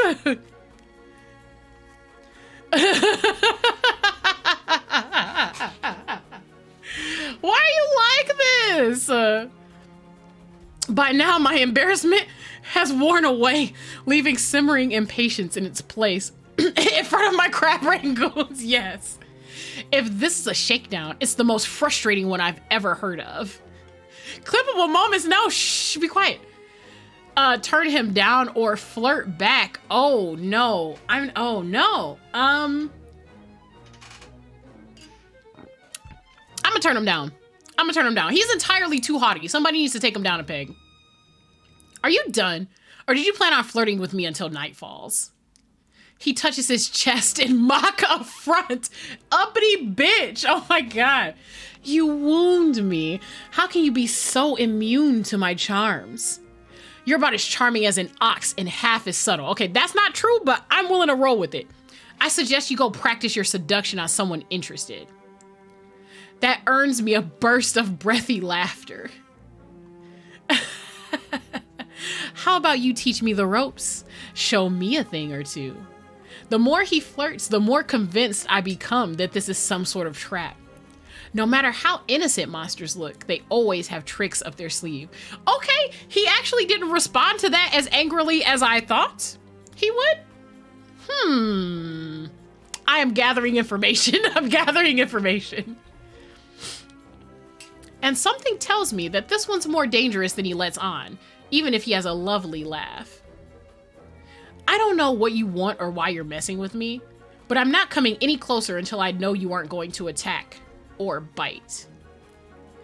I won't bite hard unless you beg me. Ah, I see. Okay. This whole stream is clippable moments. Why would you say that? No matter what I say, he finds a way to twist my words into innuendo. Yeah. Okay, he's fun. He's gonna be very fun to talk to. Even when I'm silent, he goes on as if we're having a conversation, not a standoff. Do you like dancing? There's a traveling troupe performing in Hightown tonight. Their ludus is utterly exquisite, truly a performance to die for. There's life in this dreadful place if you know where to look. You sound like you know the city well. The man's gaze flickers from me to the key dangling from his finger. He is so displeased that we're staying at the Wet Wick. It makes me wonder if he's like one of Leander's exes or something. Makes me wonder if there's a harem ending. Oh man, that would be crazy. I don't think these personalities mesh well enough from the 3 that we've met at all. Could you imagine Kuras and this guy? Absolutely not. It's not working. Naturally, this dump was a little more than a miserable little smear when I first arrived. Well, damn, how long you been here? High town, low town. I know Iridia like the back of my hand. What about the cenobium? Do you know where that is? Oh, yeah, I mean, he's just gonna lead the conversation. Why can't we do it? His smile vanishes. Surely you've seen it, that absurdly large tower looming over the rest. It's a little hard to miss. He must mean that spire I noticed when I first caught sight of Iridia. Oh, okay, so that spire was a hint that I guess we were close enough to not die if we ran for it, I assume. Is anyone happy with the cenobium? I don't know. It's looking like no, we're 3-0 right now. The cenobium's overrated. Forget about it. He just told the cenobium they can't sit with him. I can show you things those stuffy boars in their lip dick tower couldn't even dream of. Oh my God, his language. He's top tier for me just for the honesty. Everyone else is very nice and polite. He's like, everyone can suck my dick. And I'm about it. I'm about it. I'm about it. This is fantastic. His ears, when they like wiggle, so cute. I've already got plans. Oh, have you some pressing matter at the cenobium? Lunch dates with the librarians? Tea time with the most esteemed abbess? That's my business. What's it matter to you? He's done nothing but try to pry information from us from the very beginning. That's crazy. Because I bet if we were weaker / more experienced or less experienced / you know, like just gullible, I'm sure some other person would have definitely answered his questions by now. He's the only person we've like been directly physically attracted to this entire game. Even the MC is like, it's the first time I felt anything since stepping into the city. Damn. Okay. That's my business. What's it matter to you? I square my shoulders and the amusement bleeds out of him. Your loss? The stranger, finally bored of his tedious game, extends his hand towards me. Oh my God, he gonna be difficult. Anytime we talk to him, it's gonna be like playing a game of chess. The key rests on his palm, neatly dividing skin and leather. Ooh, the chain sound effect. Oh! When he makes no other move, I reach for the key. Oh, that's a mistake. But as soon as my fingers graze smooth brass, his hand springs shut around my elbow. Oh! Oh no! Not him putting us in a hold. Hey! Oh no, he's close. Don't be this close. I don't need you this close. This ain't it. This ain't it. He yanks me down and I stagger, my soul slipping on the steps. For a sick moment, I fear my bandages will unravel under his touch, but he's careful not to disturb them even as his fingers dig into my arm.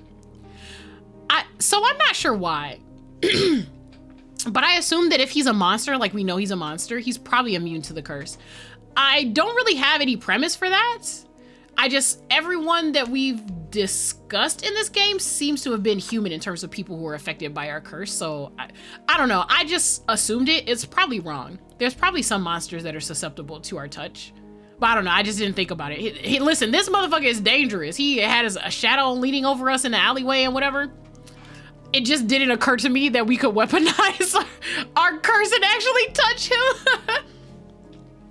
But that makes me wonder if the fact that he's not touching our hand means that he can sense our curse and he knows not to touch us. That's very interesting. Let's see. All right. I knew I smelled blood. You reek of death and the road. Oh, well, damn. His eyes! Ah! And that fucking doctor. Oh my God, we don't even know his name yet. Why are you so close? Cursing at us like this. That doctor was very nice to us. His voice, once silken, lowers to a smoky growl. The shadows around him seethe and boil as he pulls me closer. And something else. Right? Is there anyone afraid of touching me in this city? Nobody, clearly. Wait, we smell like roadkill? Yeah, probably because our wagon was attacked. We were literally rolling around in the muck when our arm got cut off. I'm gonna have to watch the vibe. Yeah. I mean, we were on the road before we came into the city, and I'm going to assume that Kuras, the doctor, did not give us a sponge bath. He just sewed our arm back on and sent us on our way. So we probably do smell like death in the road. It tracks to me. He's saying in something else. What else? Oh no, are we about to like learn we're part monster or something? That's crazy. He murmurs against my throat. Ooh, against my throat. He's that close? Nose grazing my jaw. Sir, you are way too close. You are way too close. Let go. Yes, absolutely fucking let go, my guy. I try to twist away, but he doesn't budge. His breath trails down my neck, sending a thrill of dread through me. But just when I fear he'll bite, he takes a deep whiff instead. His wide, flat eyes gleam with naked hunger as he gazes up at me. Oh my God, he be eating people for real. Not quite human, not quite monster. Seems we're both. Oh, Vere. I think it's Vere. I'm pretty sure it's Vere. So who's shouting for him? I'm sorry. The stranger's ears flatten, and he releases me with a short breath. I yank my arm back, massaging it where his grip left grooves in the bandages. The stranger twists around to watch a woman duck out from the curtains behind him. Her pressed uniform marks her as a cleric of the Cenobium. Oh, just a cleric of the Cenobium right there? Are we about to go? We're about to go? Like right now? I leave you for all of 10 minutes and you're making trouble again. Will you quit harassing the tourists? Oh, his smile! Oh, his smile! Oh my God! Okay, the stranger, Vere, I take it, rolls his eyes and flashes the cleric a withering smile. Not withering, Jesus. So suspicious. Can't you see this is a friend of mine? Oh, you're a fucking liar! You are literal scum! Please tell me more. I would like to know more about you. A natural liar. He grins at me and his tail swishes minutely. The woman purses her lips at me, clearly unconvinced.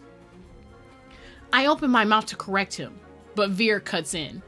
I was graciously offering my dear friend here some free advice. Though his voice remains light and cheerful, his expression darkens. Danger's drawn to you like a moth to flame. It will always find you given time.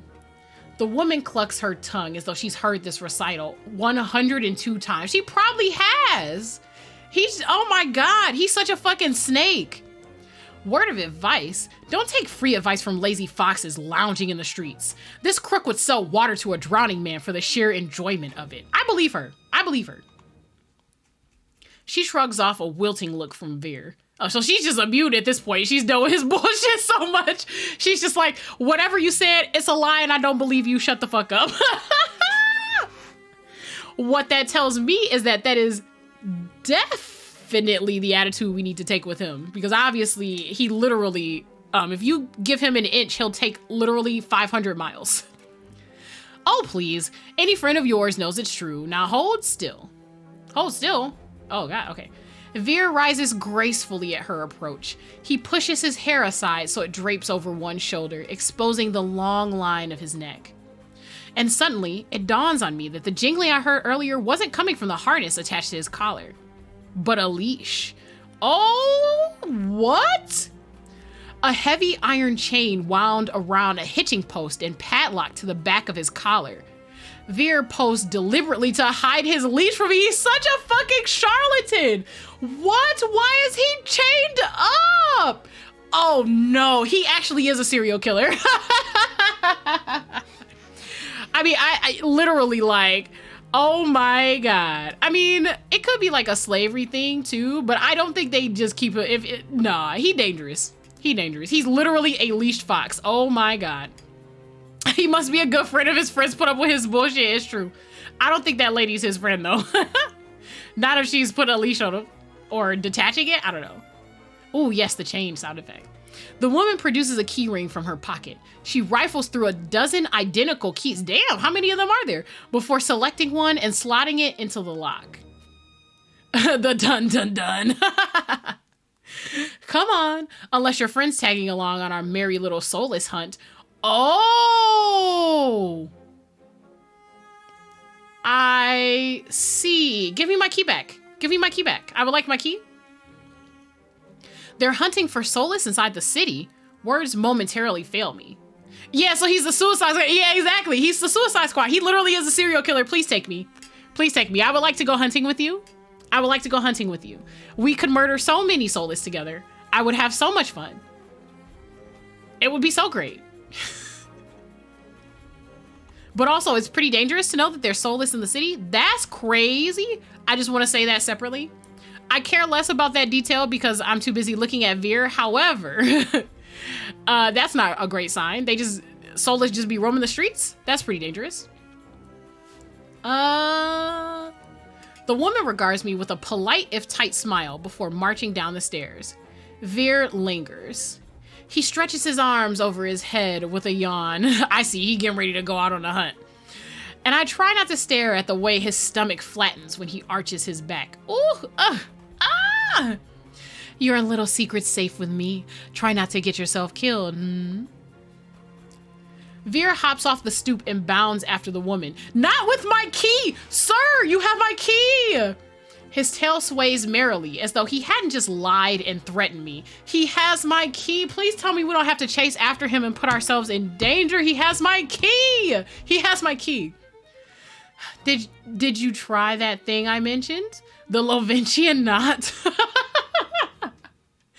Lovincian sounds like, I don't know. It's giving like eldritch vibes. It's a weird word. It's a weird made up word that has like creep vibes to it, but in a good way, not in a bad way. That one where you take 3 fingers and actually, don't tell me. Knowing you, it's disgusting. Yeah, exactly. Kinky, of course.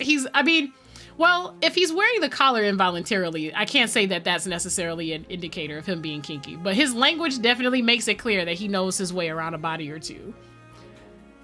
You don't just chill in front of like the door of a brothel for no reason. Vere's airy laughter echoes down the street. It's only after he and the cleric have vanished from sight that I realize I'm still missing something. Oh my God, MC, please. Wait. Reflexively, I shove my hands into my pockets and find it. The room key. Oh, that bitch did not. Oh my God. I pull it out of my pocket and raise it to the light just to be sure. A nagging feeling distracts me from my relief. I don't know what Vere's game was or what he wanted from me. What if brothels were also temples? I don't know. The cenobium it's giving sanitarium. It's giving sanitarium to me. So I don't know. I just don't. Did the cleric come out from the pink curtained house? No, I think she came from around a corner to get him. I don't think she came out of the brothel. Then I'd worship regularly. Of course you would. All I know for certain is that the cenobium saw fit to leash him. A fate I could share, if that's what his vague warning meant. Oh, did she? Oh, shit. She did? Oh, my God. Yes, she did. Hits the Lovincian. Well, that says so much worse. If she came out of the brothel and said that Vere is disgusting, what do he be up to? What do he be doing? Oh, no. Oh, no. Oh, no. She might be a love goddess. I don't know. I don't know. I maybe you may be converting. Worshipping a love goddess? Oh, maybe. I let my eyes drift skyward, past the lanterns gently swaying in the breeze to the cenobium faintly visible through the haze. Just one glimpse is all I need, and then I can put all this behind me. This time, the key goes into my coin purse for safekeeping. Good job until someone steals the coin purse, but I recognize the spirit of it. Good spirit. Okay, all right. That was crazy. That was crazy. We've been streaming for almost 4 hours. I am going to get through this whole demo all in one sitting, but I do want to take another short break. That was a harrowing adventure. He's the most engaging of all of the current love interests so far as I'm concerned. So, yeah, that was Vere, whose name we didn't get to know until like literally the last couple lines. This is a great and also, yes, interesting visual novel. Okay, I'm gonna take a couple minutes to break. Or the cleric was visiting a brothel. Yeah, I mean, well, they have to go hunting. So either they walked through the brothel to find him or they were handling business at the brothel. I don't know. The cenobium doesn't, like I said, it's just giving sanitarium vibes. I don't know. Scholars and whatnot, they were talking about it being knowledge and not necessarily a religious thing. So I don't know. But I don't know, maybe they worship like a goddess of knowledge overall and there's something else. I'm not sure if we'll get those answers in the demo, but we can conjecture. It would be fun. Healing all that hysteria going around. I mean, according to all the characters we've met, the cenobium is in a great place, so I don't know who they're healing exactly or under what circumstances. Judging from the hints we've gotten, probably just like the upper class or the rich. But again, I don't know for sure. But okay, anyway. Give me a couple minutes. I'm going to break. We're going to rehydrate. I'm going to grab a small snack and then I shall return.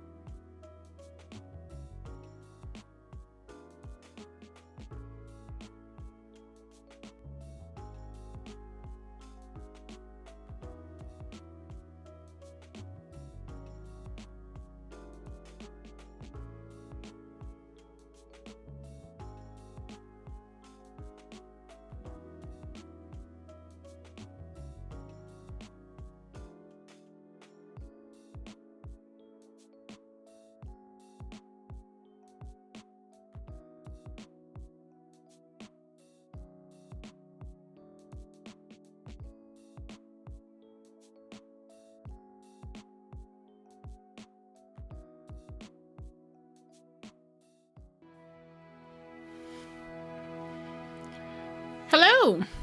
We are back.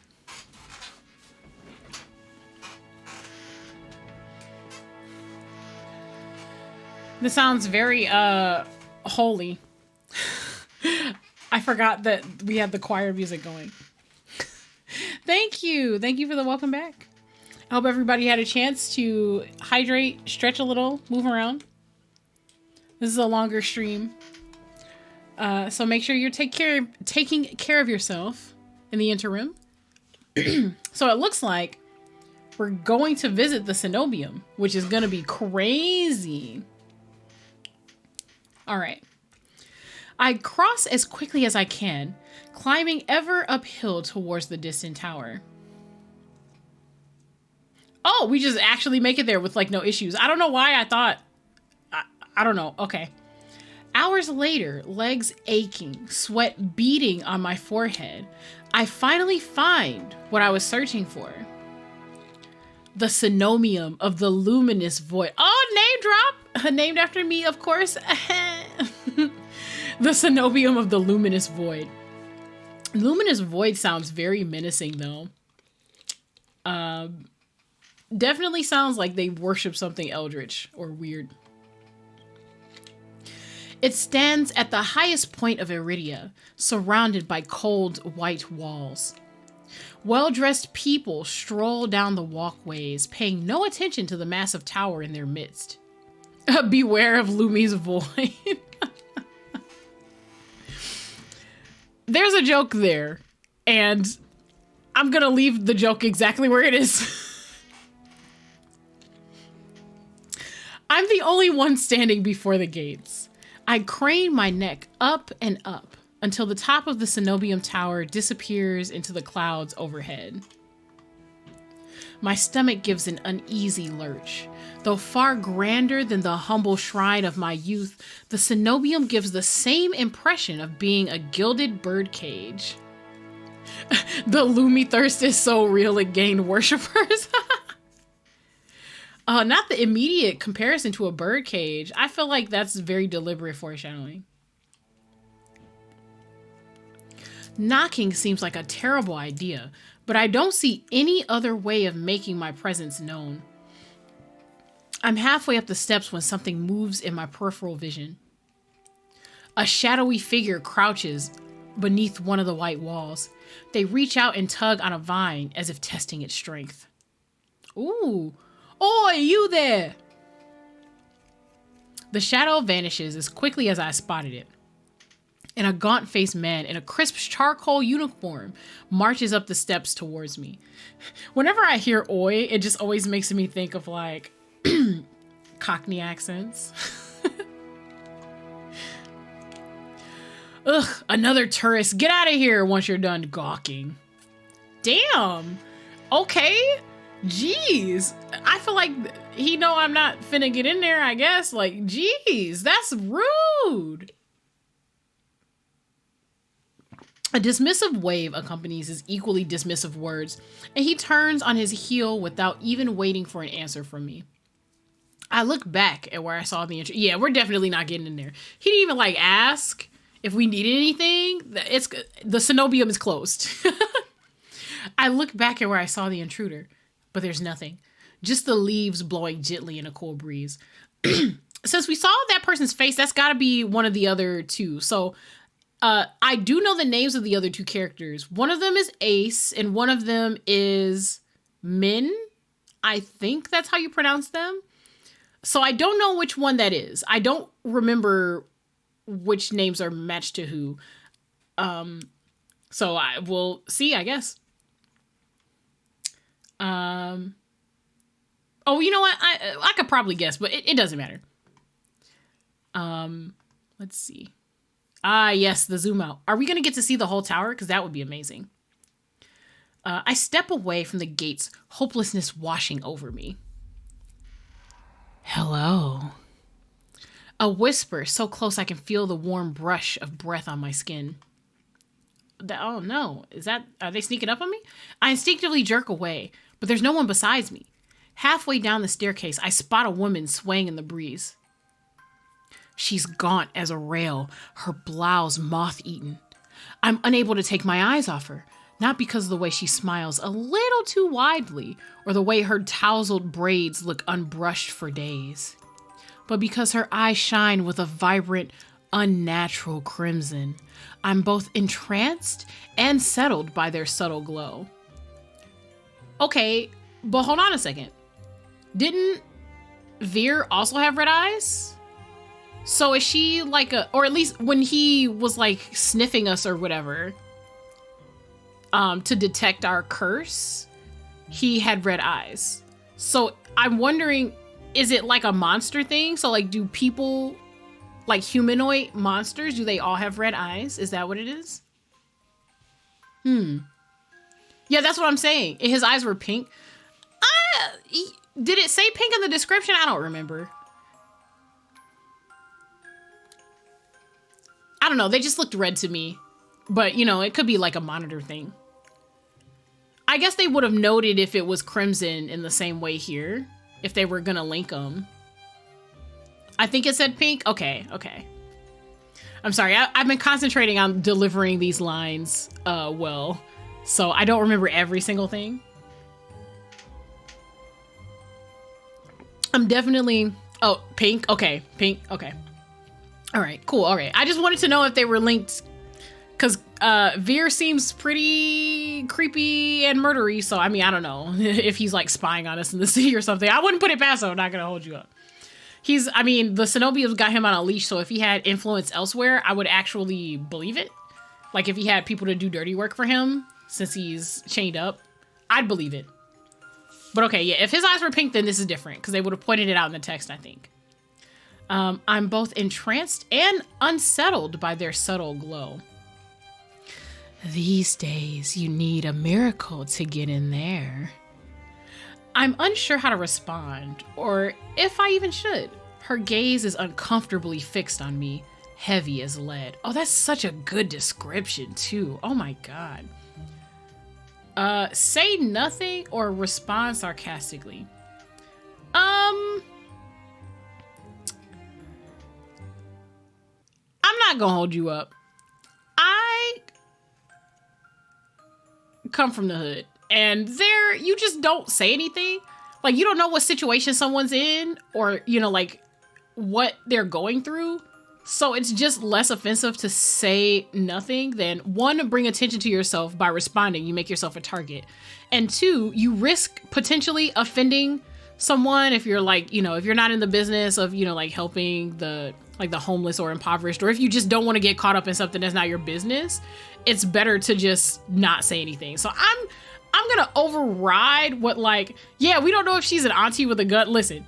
So all I'm saying is I'm overriding what would probably be like the more interesting decision with like what my street smarts are telling me is the better thing to do. So I'm just gonna say nothing.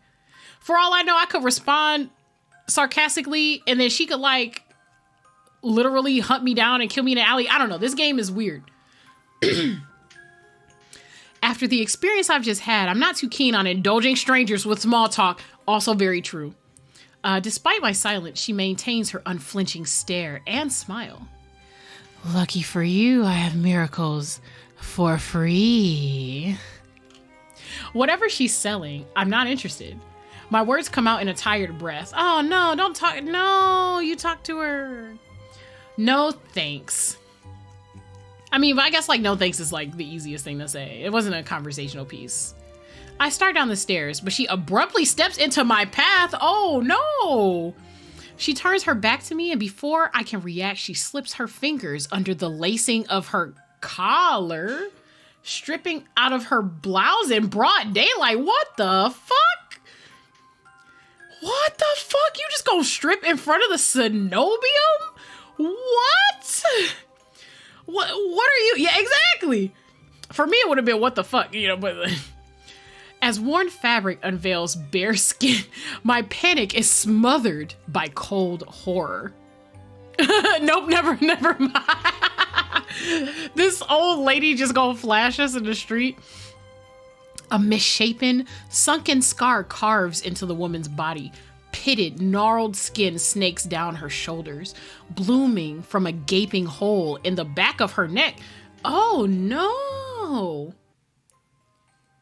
Oh, that's a gaping hole in the back of her neck. How is she alive then? A shuddering breath escapes me. Is she a zombie?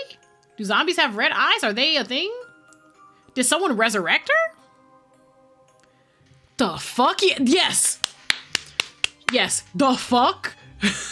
Exactly. Whatever disease this woman had ate away from her from the inside out. If you got a hole in your neck, that doesn't seem like an inside out thing to me, but sure. How is she able to move or breathe? It's impossible. She shouldn't be alive, and yet... Yeah, Revenant... I don't know. The power to cure anything can be yours, too. The power of the sea spring. The woman glides back into her blouse and deftly laces it up. I see, so she just be flashing people regularly. If I've caught your interest, then follow me. It's only a short walk away. Without another glance, she leisurely strolls down the cenobium stairs, loose braids bobbing behind her. Yeah, bitch, you ain't healed. That's the problem. Exactly. The edge of her scar peeks out from under her collar. That's crazy. I hope she don't think I'm about to follow her. I stand there, wordless, until I manage to regain my bearings. It's a twisted miracle, but a miracle nonetheless. Oh, no. I think if it's twisted, you shouldn't use the word miracle to describe it. I think that the connotation of the word miracle is very clear, and that's not what that is. I don't think that's it. I don't think I see that they're adding twisted to it to modify it, but I don't think you do that. Can I get that for my mouth though? This could be the stupidest decision. Oh no, we are not about to follow this lady. Oh my God, I would never do this. I would never do this. I just want to say this for the record. I would never do that. This is crazy. I would never do this. This could be the stupidest decision in my life, but what choice do I have? I take a final look at the cenobium shut gates and then follow her down the steps. No, absolutely not. Absolutely not. I will listen to my ancestors and not do that. That's crazy. Isn't this how Kurisu's literal origin story? if you go to his Twitch page, literally he went up the stairs when he wasn't supposed to, and now he's a ghost. This is not a good idea. Next up, Protag follows stranger for free candy in back of a van. It's true. I feel like everyone in chat knows this is a terrible decision. We descend from the higher streets, leaving behind their gilded decadence as we cross the river. The wet, derelict districts feel more familiar to me. Well, yeah, you've been walking through them. But the crimson-eyed woman takes me farther and farther still until I'm met with an all too familiar sight. What do you mean, until? Nah, when we reach the edge of the city, I'd be like, nah, hell nah. My gut lurches when I face the open horizon. The city's outskirts are hardly recognizable in daylight, and probably safer for it. But venturing beyond Iridia's walls is a gamble I wasn't prepared to take so soon. Didn't Vere literally just go to hunt Soulless, dog? Why are we here? Why are we here? No. Yeah, wait a minute, there's no candy here. Exactly. Keep going straight, and the sea spring will reveal itself to you. It's giving old crone vibes for me, I'm not gonna lie. I bark out a bitter laugh, loud and involuntary. This is a setup, bro. This is a setup. This has to be a setup. As soon as I step out there, some friends of yours will ambush or mug me. I don't think it's that. I think those red eyes are definitely belying something else, but it's definitely a setup. If I wanted something from you, I would already have it. She says it so lightly, I almost believe her, even if she looks as physically capable as a toothpick. I mean, it's true. I hate what she's doing to us, but I love her. You're safe inside the city as outside of it. Truthfully, the territory before you is the safest of all. What do you mean, territory? Oh, no. This region belongs to Ace. Most people know him as a gang leader, but he's much more than that.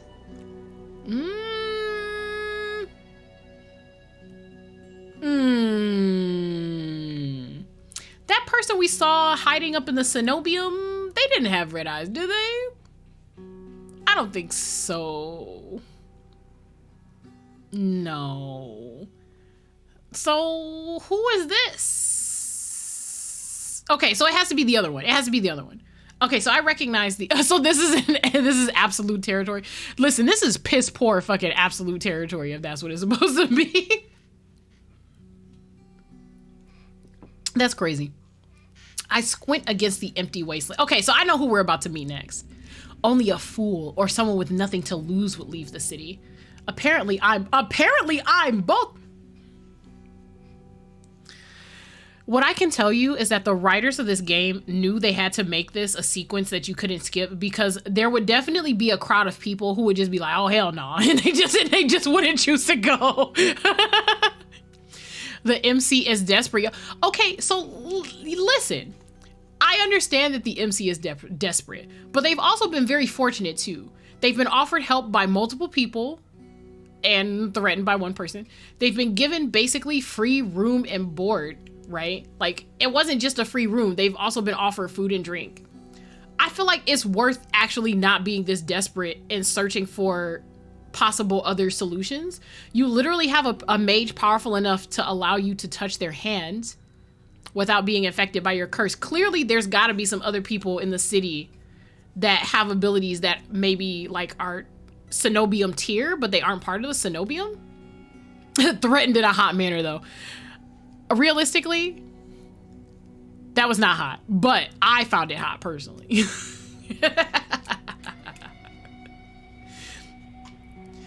I don't know. I feel like Vere is just a little shit, right? Like, he's just shitty, but I like him. Yeah, this ain't it. This is not sitting right with me. I know that the MC is desperate, but I don't think they're this desperate yet. They didn't even like try hard to get inside the cenobium. They didn't even like do reconnaissance to see if there was like some way to get in there. They didn't like try to kidnap someone from the cenobium to like threaten them for secrets on how to get inside. I feel like there's other things we could try before we just out in the wasteland. We don't even know how the city works yet. We just overheard that they're hunting soulless in the streets. At least learn more about that first before you start going out into the wastelands. That's crazy. This is not correct. This ain't it. That's safe for the rest of the video. Yeah, clearly. But if the sea spring cured her, I need to see what it can do for me. I mean, that's fair. Apparently, she's sentient, even though she's not cured per se. But we don't have any physical ailments. I mean, so I still wouldn't be doing this. But I do see why maybe someone could consider it at some point. I feel like when they saw Vere was leashed by them, they worried they would do the same to the main character. Yeah, they mentioned that. But I feel like that's directly contradicted by the fact that they literally went to the cenobium right after this. Like, literally right after this. They went to the gates to see what was up. So I don't know. They're front loading with the hot guys, clearly. Clearly. All right, it's clear we're going, so we're just, let me just be here. We're here. We're on this journey.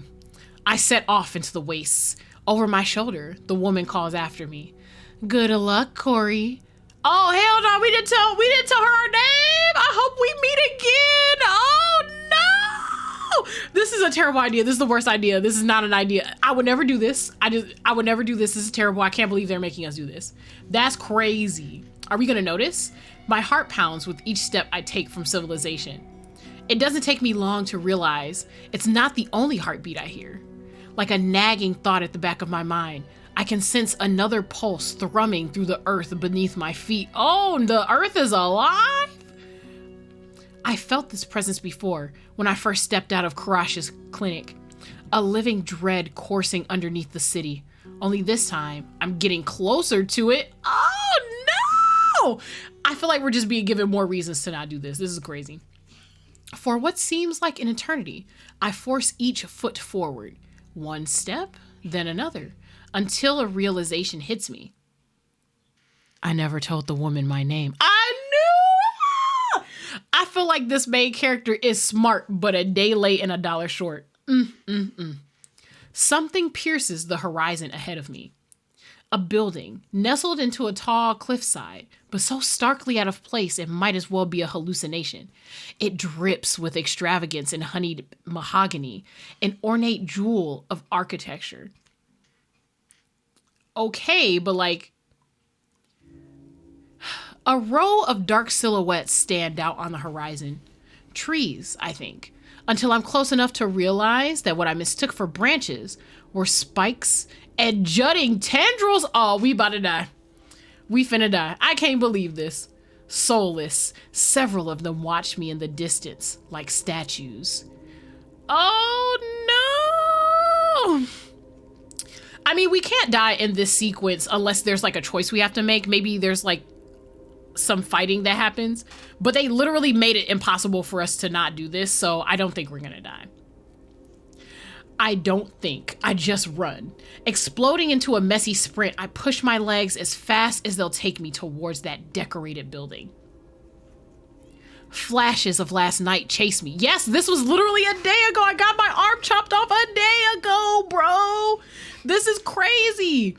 The gushes of blood and screams of death. The smell of burning flesh and sour bile. I can't go through that again. I won't. The next thing I know, I'm dashing up wooden stairs and crashing through towering double doors. Oh, okay. All right. We made it, I guess. All right. I thought we'd have to like choose to go left, right, or dodge or something. What is this background? I gasp for air, my lungs burning from exertion. I'm desperate to be safe, but when I process my surroundings, it's more hellscape than sanctuary. Well, I mean, it's temple inspired. Blood flows all around me, overwhelming my visit with a lurid, unholy red. Instinctively, my hand leaps to my mouth. I can't die yet. Still need to get all the touch-starved dudes. It's true. We still got one more after this. I assume we're going to meet the guy in here. The next guy. But the rotten stench of blood never comes. Instead, a smoky scent hangs in the air, sharp and spiced. I swallow thickly, convincing myself that it's not as gruesome as it appears. This has to be the Sea Spring, the place that grants miracles. Why isn't it called the Blood Spring? Because that's what it is. Ooh, Shinto is... Yes, exactly. Pulling my eyes away from the pool, I take in the rest of my environment. Tall pillars flank me, blanketed in written notes. Seating pillows scatter the floor. A rustic kettle sits nearby. Someone must live here, despite how eerily empty it is. All the pillows? Do worshippers come here? Because that's crazy. Having to fight through or run through like a whole wasteland of soulless to get here, that's nuts. If you're from the city, at least. Maybe there's like a village here or something. This could be where they worship. Because if you call it the Blood Spring, people won't want to go there.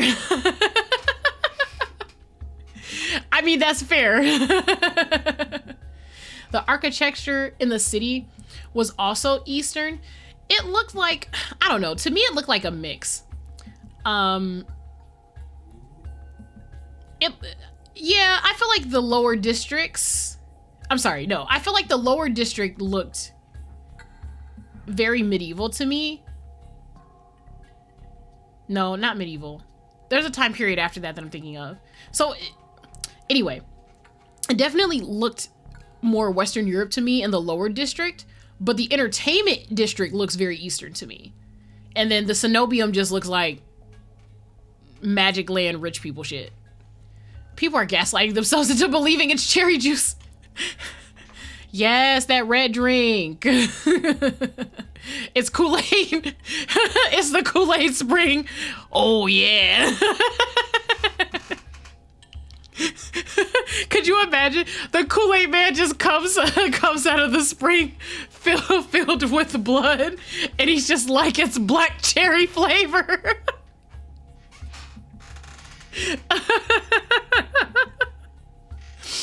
I'm sure someone will want to believe that. Okay. Call out or stay silent. Oh, shit. Bro. it gives don't drink the Kool-Aid a whole new meaning. It sure does. I don't know what this stuff did to that lady, but it's a no for me. It was a no when I saw her, but it's an extra no now. My favorite flavor, red. All right, so our decision is call out or stay silent. I think we should maybe stay silent. And also I'm scared. I'm gonna save. I'm gonna save.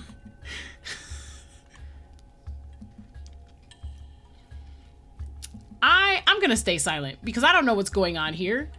I don't, this ain't it. This ain't it. This whole thing ain't it. Maybe I can observe something if I'm quiet. I approach the paper covered pillars. Call out, he already knows we're there. Like, oh no, don't say that. Don't say that. I'm hoping he'll just like walk in or rush in behind me or something. Shh, be quiet, Vesper, be quiet. Oh no. You right though, he probably do know. I approach the paper colored pillars. Maybe something here can tell me more. But these look like those little paper slips that people write their prayers on in Shinto temples. I don't think there's information there for us. The topmost, the closest one, or the bottommost? I'm gonna take the closest one. I reach for a note in front of me. It reads, "Dear mother, do not cry for me. I'm sorry I didn't say goodbye, but we'll meet again in another life. I love you very much. From Iris." Oh no, that's actually so sad. P.S. If you ever see me, never speak to me again. Oh no, so they're not dead. Oh no. It's written in perfect cursive. I've never seen such beautiful handwriting. Before I can ponder it further, a sharp chill runs down my spine. Someone's watching me. Damn it, Vesper, you called it. He already knows we're here. I quickly set the note back, my eyes darting around the wooden deck, but it's still empty, vacant. Finally, I looked. This has to be a cult. That note definitely means it's a cult. If that person, the Iris person, is alive, but they don't want their mother to talk to them, it's a cult. This got to be some crazy stuff. But I'm not going to lie. I'm down to fuck a cult leader. I'm down. If they're hot. But all the images are hot. So, you know, I'm just saying. I don't have to believe in the cult. You know, that's all I'm saying. Is he gonna rise out of the water like Lady Gaga? My God. That would be such a gory image, right? Like, just someone rising out of the water like Godzilla style. Burm, burm, burm. And he's just like, would you like to drink from the sea spring? The answer is no, by the way. I don't want to join your cult. If so, slay. Oh my God. Finally, I look towards the sea spring. That stillness hides something deeper, something wrong. I'd like to see him in a meat dress. Something familiar. It's watching me. Oh, something familiar. Like our curse familiar? Because if this spring is linked to our curse, that would be an interesting subplot point. Hey. I spin around and come face to face with a pack of soulless. Oh, but they're soulless. Who talked? Who said that? They chitter and growl, tendrils and spikes flaring threateningly. All different sizes and species, but sharing one identical trait, glowing crimson eyes. Oh, maybe the sea spring gives them some kind of sentience? That lady could talk. I try to back away, but my heel teeters over the seas. Oh no, oh no, we don't fall in. I hope we don't fall in. Oh my God. Hold my meat purse. I'm about to talk to this scary spirit. Watch your step. It's deeper than it looks. Oh no. That voice again. At the sound of it, the soulless freeze, their snarls quieting. Oh, they freeze. So they're this guy's soulless. No. We not about to drink. We not doing that. I'm fighting that tooth and nail. That's crazy. We not doing that. Oh! I search for the voice's source and find it above me, lounging in the rafters. Oh no! Why are the rings giving me Anthony Padilla vibes? All the bling, my guy. Also, this is a very creative, like, I don't know, almost modern take. It looks kind of shiny, like it's metal, but it still has like the little hanging, I forget what they're called, like prayer slip pieces on there. Cheers, mate. I'm about to drink. Vesper, please. Vesper, please. Notice his eyes are different from Vere's. His eyes are different from Vere's. So whatever it is that this dude is doing, it's not the same. Oh, the horns. So is he like literally a devil? What the fuck? Is he like the god of the spring? That would be interesting. You looked lost, little sparrow. Oh, he gave us a nickname. Oh, he's harmless. He gave us a nickname. You don't give nicknames to people that you're gonna kill. We'll be all right. And the tentacle. The tentacles, I didn't even notice. Tentacles are also my jam. Tentacles are also my jam. Tentacles are also my jam. Oh no! Now I gotta choose between him and Vere. I can't. Oh my god! Sure thing, tender morsel. I'm about to drink. Okay, listen. Oh no, I might be about to drink too. Oh, this ain't it. Oh my god, they can't all be this hot. They can't all be this hot. I need them to stop. His gaze is a violent. Oh my god, the visceral. Okay, look, all I'm saying is him and Leander sandwich and Vere can watch. Oh my god. Vere wouldn't want to watch though. He's too uppity. He would want to be included. He would literally leave if he's not included. He's too much of an attention whore. His gaze is a violent crimson, one that sears through me, leaves me feeling raw and exposed. They're the same eyes I've seen over and over, first with the scarred woman, now with the soulless circling me, all bound by the sea spring's blood red. That's crazy. In the shroud of darkness behind him, in the shroud of darkness behind him, shapes like massive tentacles twist and coil around the wooden beams. Okay, so is that coming from him or is it coming from the spring? Does the spring have a tentacle monster in it, or does he just have like tentacles coming out of his ass or something? Like, what is it? I would like to know. It is a very important interest to me. Are the tentacles his, or does he just wield the tentacles? I need to know. In the shroud of darkness behind him. Okay, yeah, shapes like massive tentacles twist and coil around the wooden beams. Ooh, okay, we got the blurry vision. I can't focus. The soulless growls ring in my ears. They're not advancing, but that could change at any second. Panic rises in my throat as I struggle to track them. I mean, yeah, you should keep your eyes on all the tentacles. That's actually important. That's how you keep from getting got. LOL, look at me, listen, I'm just being honest. As long as he knows how to use them. I mean, listen, I would honestly prefer the ass tentacle. Listen, I just need to know where they're coming. I can't see them coming from any place obvious on his person. So they're either behind him or they're not a part of him. I mean, I guess they could be coming out of his back, but like, I don't know, I'm just saying. Hey. Eyes on me.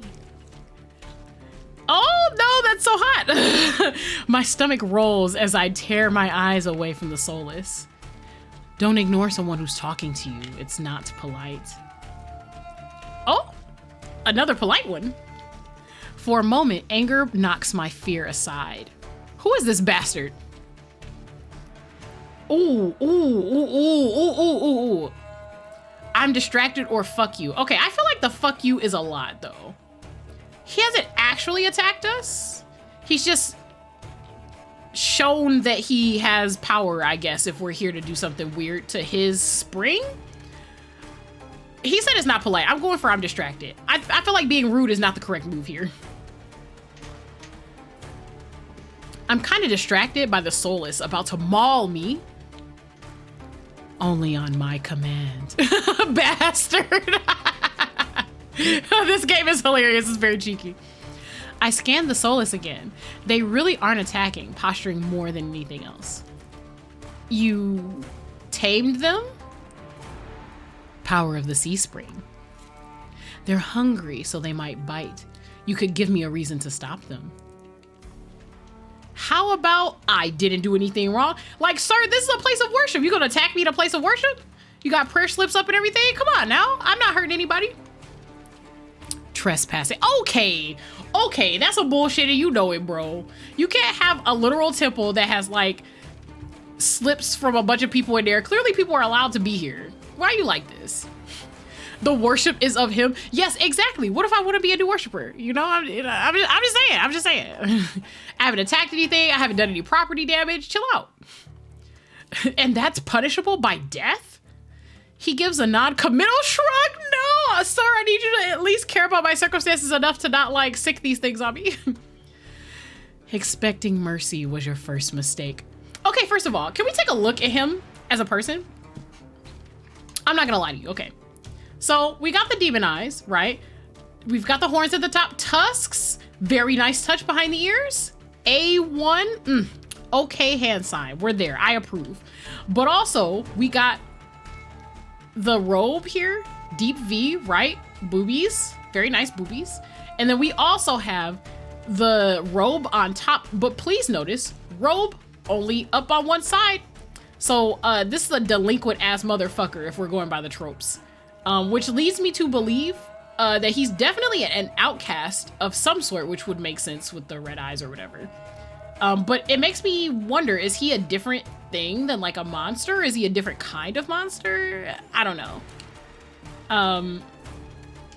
But if he's like an outsider, like forced exile, maybe if we're nice to him, like he won't kill us. That's my guess. Oh, the spikes though. Look at these spikes. That's crazy.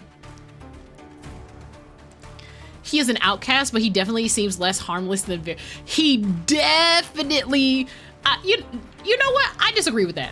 I actually disagree. He does not seem less harmless than Vere to me.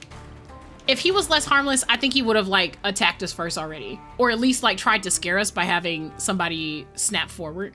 Maybe even having the tentacles, you know, hem us up real quick, you know, give us a little squeeze and be like, why should I save you or whatever? He also stopped us from falling into the spring. Very important.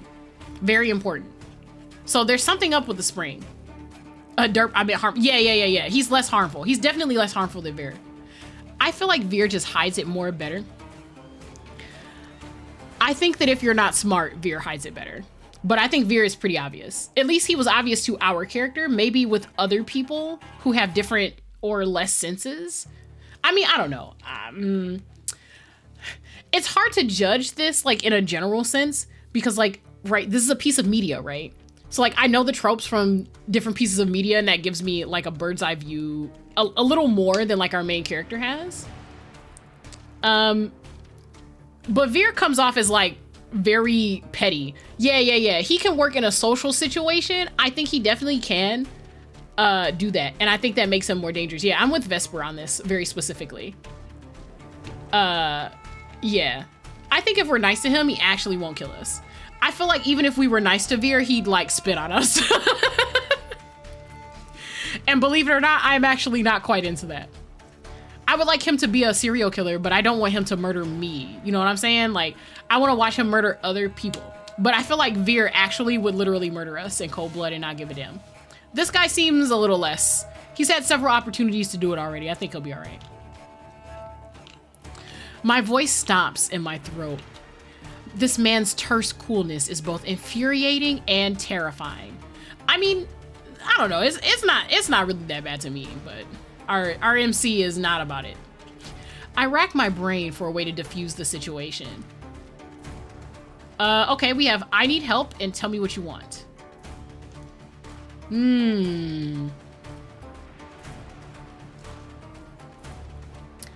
Interesting.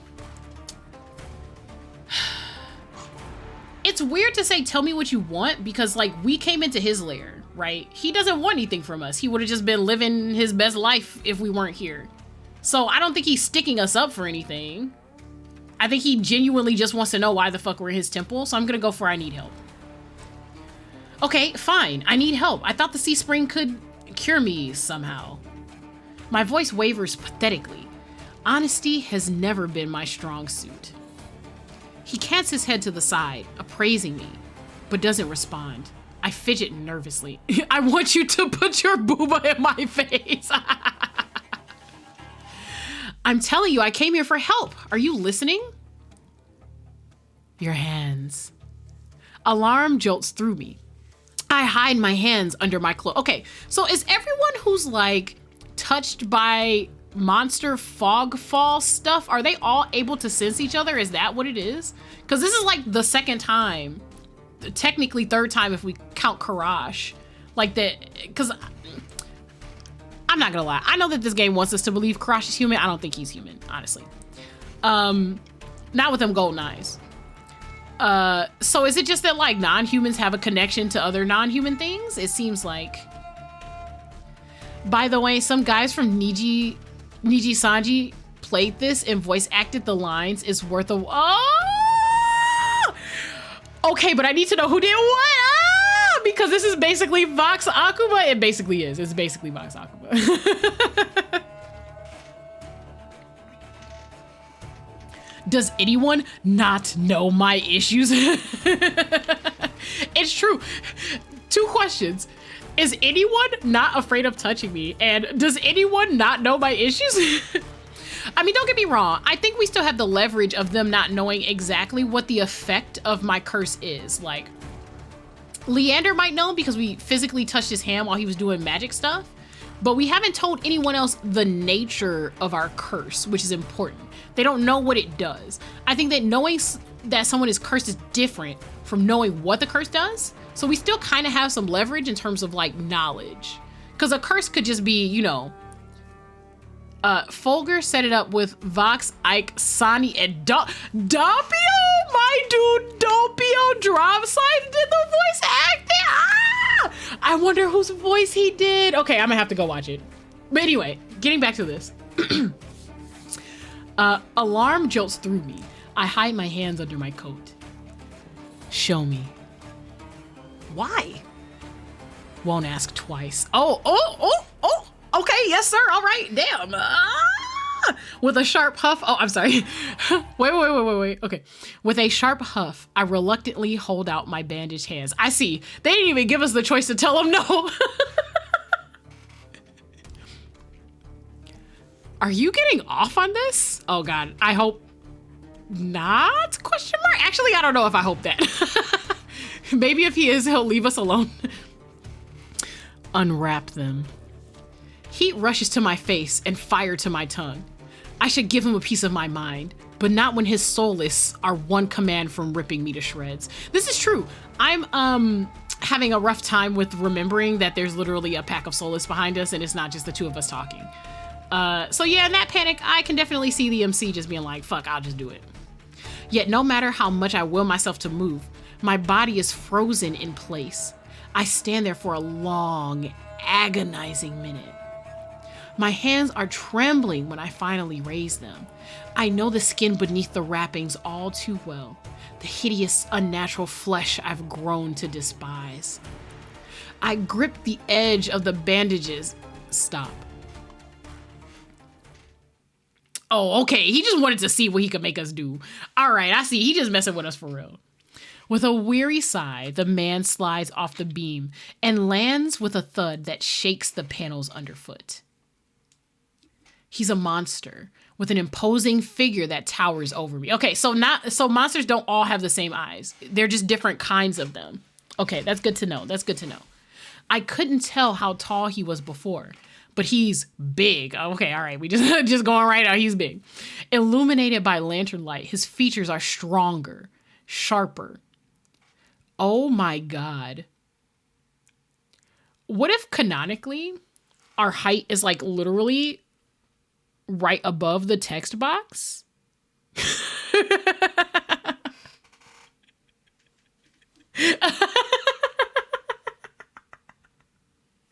That would actually be so we're small and he's like 7 feet fucking tall. Oh man. Okay. Subtle clinks of metal accompany each of his oh, those sounds are so good. If I scroll back, will they give it to us again? Okay, I'm gonna do it again. Oh my God. Ah, the sound effects, they're so good. Subtle clinks of metal accompany each of his footsteps. The closer he gets to me, the faster my heart hitches. What does he want? Is he gonna kill me? I step backwards and find nothing to set my foot on. Damn it, we're on the edge of the sea spring. Come on, man. I'd forgotten my back was to the sea spring. I fall right before a warm hand catches my lower back. Oh, okay, all right.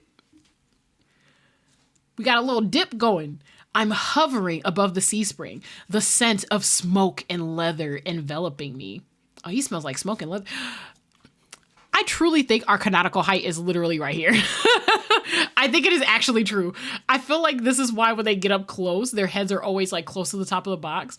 I think they actually are just like a million inches taller than us. So not just him, Kuras was also very tall. And I think Vere might have also been tall. I'm not sure.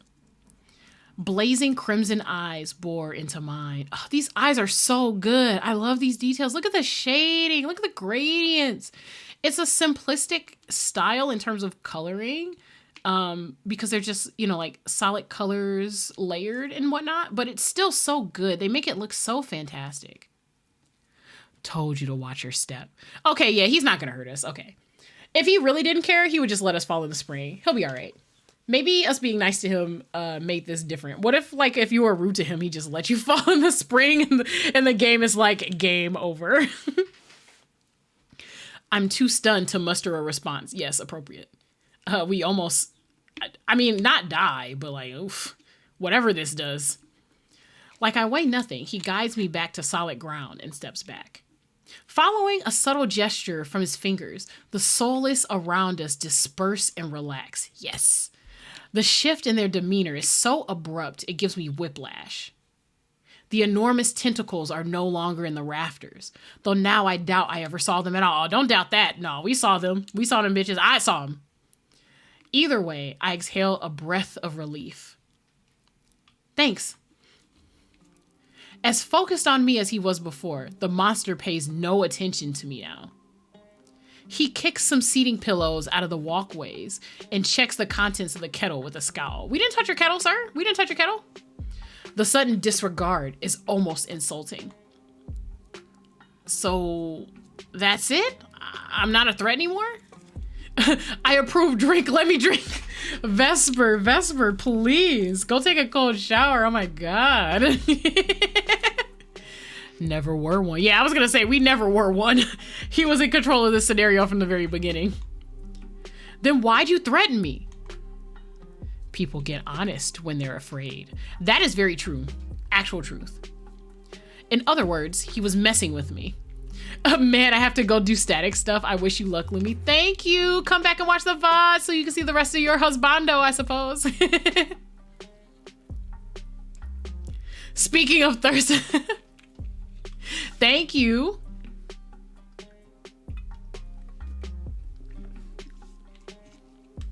I drag a hand over my face, exhausted by the fact that this is the second time a monster has provoked me today. Yeah, but this is different. This isn't antagonistic. He wanted to know why you were in his temple. You're Ace, aren't you? Yeah, we knew that. Depends on who's asking. One of your friends told me this was, oh, we're calling them friends now? Okay. One of your friends told me this was your territory. She also said you were a gang leader. It's in quotes. The MC doesn't even believe it. But there's no one else here. I thought there'd be more people.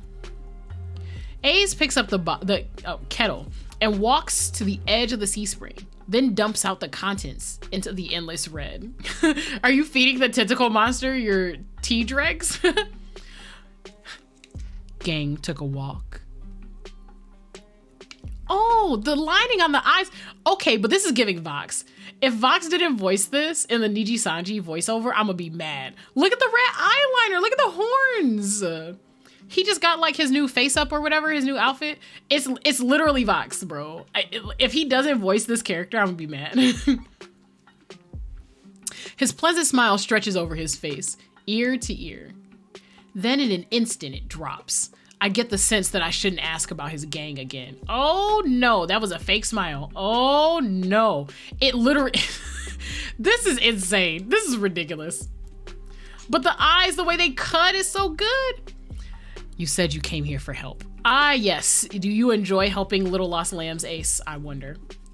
Depends. Can the sea spring cure a curse? Probably. You mean you don't know? Nope. He shakes out the empty kettle and starts collecting stray cups, tidying up. Okay, well, people had to eat here if there's cups, so like maybe his gang is gone, but people still come here to worship him regularly? I don't know. He's gotta be like the god of the spring for real. My frustration builds. I narrow my eyes at him in a questioning glare. Oh, that's his real smile. I see. When he notices, he returns it with an amused smirk. He is not moved by me. I'm a small, pathetic thing, and he is not intimidated by me at all. At all. Are you being irritating on purpose? Listen, Sparrow. The sea spring can cure anything. Nothing's stopping you from trying it yourself. Oh, the way he looked to the side, though, I don't think he wants us to do that. What do I have to do? Drink. Oh, he does not seem like he approves. That's so weird. This is so confusing. Okay, so we're in the temple that houses the spring. Everyone has red eyes. He also has red eyes, but they have that little like cut triangular pupil in them. So I don't know if that means that he's presiding over the sea spring or if he's bound to it magically in some way. But he doesn't seem to want us to drink, which is weird. Normally, if you've got like a cult, that like why wouldn't you want more people to join your cult? That's weird. There's something going on. I have to drink from the sea spring? My eyes glide to the blood-like pool beside us. The idea of ingesting the strange liquid makes my guts churn. Oh, by the way, Bess, thank you for the hydrate. I forgot to say that. It was very refreshing.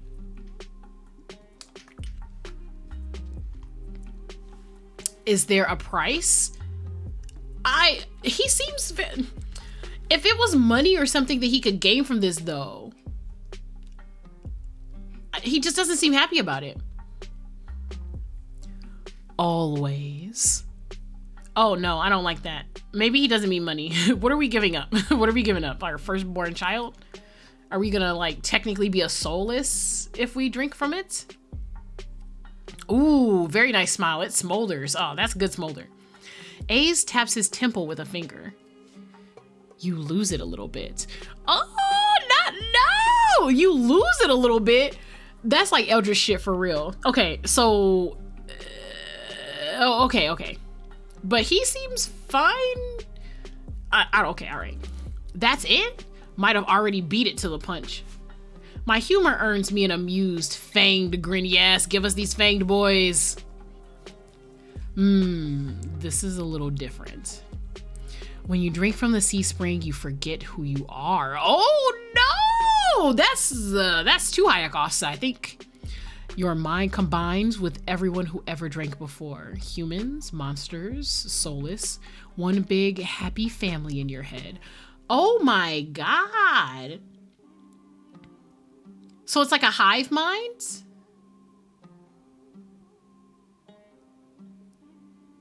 Okay, wait. All right, I'm trying to put the pieces together. Okay, so you clearly are losing sanity, which leads me to believe that the spring is probably more associated with the tentacles than Ace, right? That lady was able to talk to us though. So I don't know if that makes her more crazy or less crazy. If she drank and this happened to her. Also, if the soulless that were just in the temple have red eyes, does that mean that they have enough human traits to be able to like communicate and understand people talking? Or is this like he's a god of the spring and just everyone is under his mind control because he has the red eyes kind of thing? This is so interesting because the fogfall, like in the beginning, they said the fogfall just randomly spawned a bunch of shit. So did this like pool of red just like randomly show up, or did he purposefully put it here to trick people, which would be weird because he seems to not want us to drink. Okay, there's too many questions. I'm gonna keep going. There's too many questions. My blood runs colds. I've heard of these before. Group minds. Oh, I see. Okay. Off-brand. My attendants used to tell me that my power granted people access to a higher plane of understanding.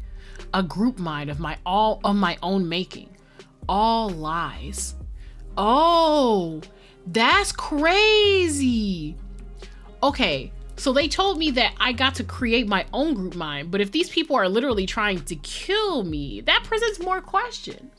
So does the main character hate themselves so much that everyone that goes mad automatically wants to kill them? Is it a complete lie, or did they just never teach the MC how to properly use their ability to shape their group mind? More questions. Interesting. And also, because I picked the religious thing, this would say something different if I had a different background, wouldn't it? So now I'm curious about what this would say from the other backgrounds. Interesting. Okay. But something tells me this is real. Even if one thing doesn't add up. Your eyes are red too, but you obviously haven't forgotten who you are. Before I can finish my sentence, Ace strides past me towards the entrance. Time's up. Let's finish this later. Wait, already? You barely told me anything. Came on a bad day. I've got somewhere to be. Oh, the way he looks away, I don't know, it makes him look so lonely. He just looks so lonely. There's still so many questions burning on the tip of my tongue, but my frustration spills out before any of them. I was told to come here for help, but instead I get threatened and kicked out? You're joking, right? Watch your tone. I'm nice, but you don't want to ruin the host's mood. Yes, exactly what I thought. My skin prickles. The feeling of being watched washes over me again. My eyes dart back over to the sea spring.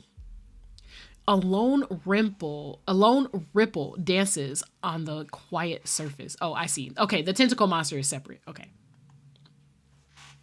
MC, you haven't forgotten anything. Ace yeets himself out the door. Yeah, exactly. What if like he's a monster that's formed from the memories of people who drank from the pool at a specific time? What if he just doesn't have any memories because he's born from the sea spring? Like he just didn't grow up or anything? Like he's just a man that came out of the sea spring? I feel like there's more there. There's more there. I take Ace's advice and clamp my mouth shut. Okay, but listen. I feel like Ace is like different from Vere. I feel like Vere would kill people for fun.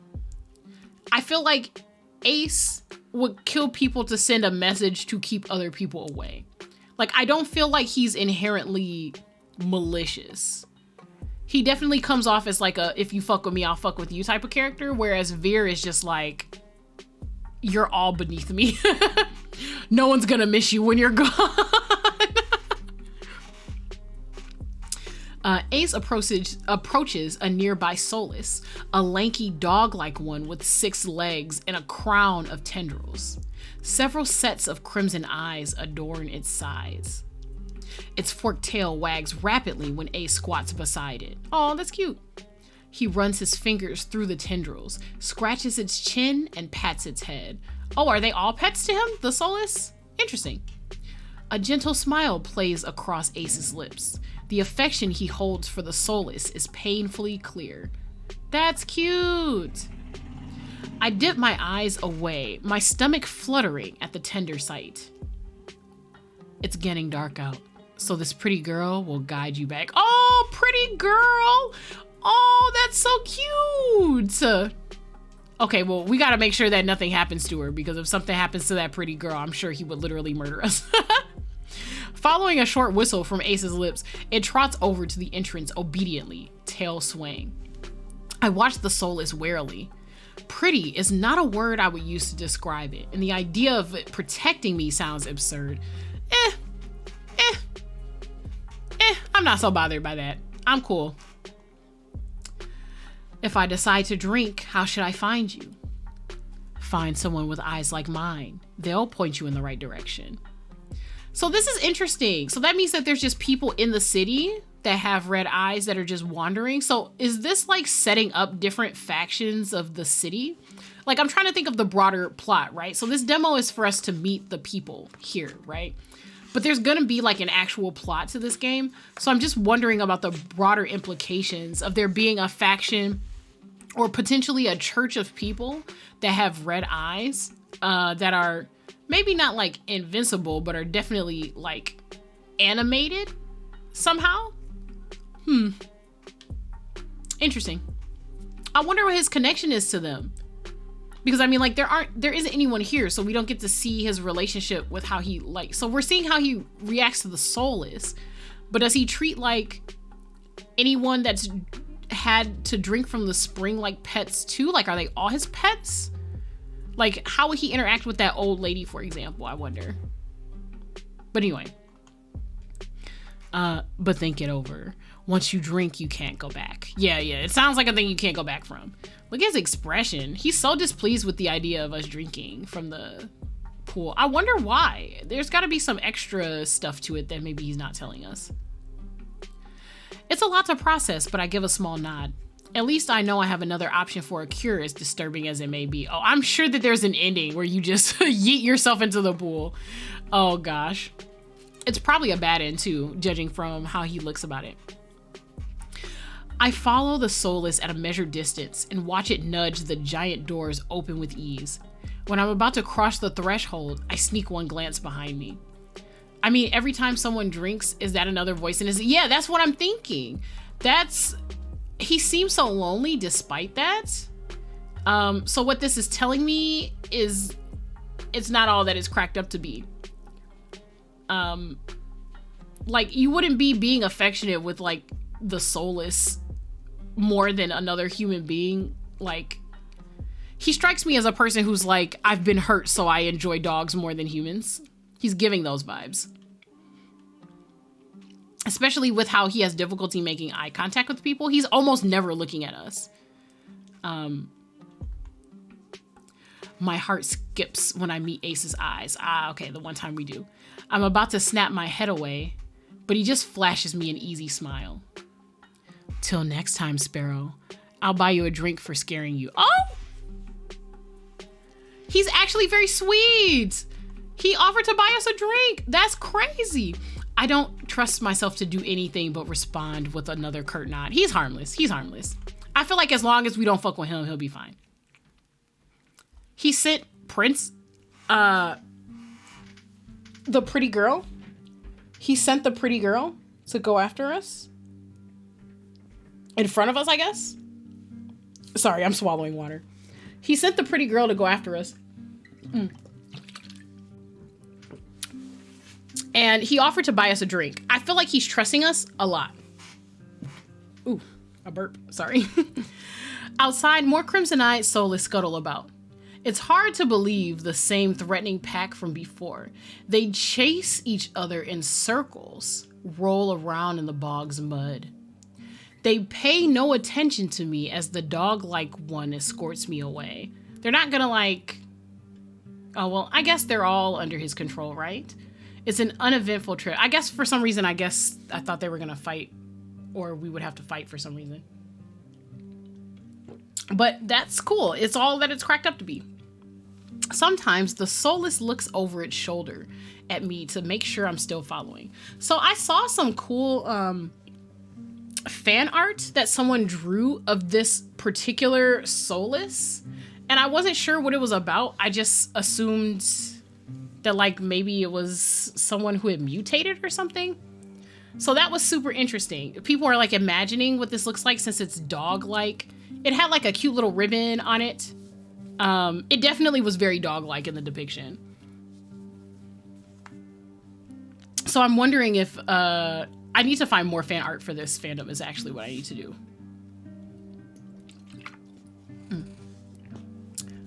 Sometimes the soulless looks over its shoulder to me to make sure I'm still following.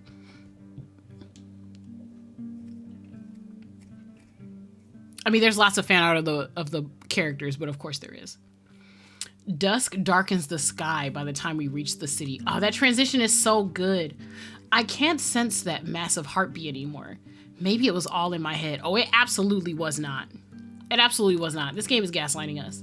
The Soulless sits and looks at me expectantly with familiar crimson eyes. Expectantly? What does it want? Are we... Wave at the Soulless or pet... Okay. We all know the unexpected rule for games. You always pet the dog. This is technically not a dog, but we're going to pet it anyway. As nervous as I am, I carefully glide my fingers through the Soulless's tendrils and scratch beneath its chin, just like A's had. It pushes into my palm in response, rumbling with a sound akin to a purr. The vibrations are soothing, almost healing my fatigue. I went to a petting zoo this weekend. Must pet, absolutely.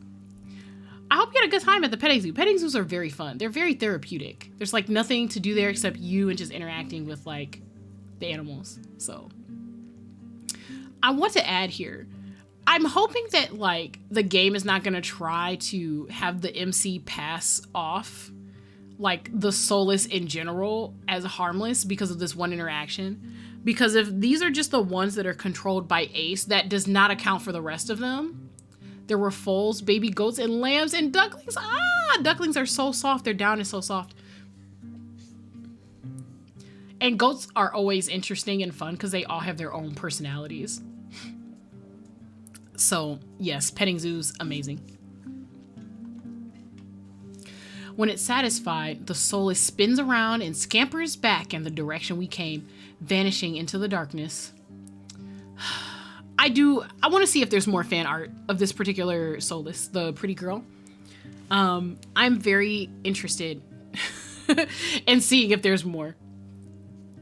Because I have a feeling that this is that this Soulless is going to be a fan favorite. Everyone loves dogs and pets, so like why not, you know? It's barely my first day in Iridia, and I've already encountered so many things I thought were impossible. Tame Soulless being one of them. Yeah. It's so crazy that this has only been one single day. Like, that is nuts.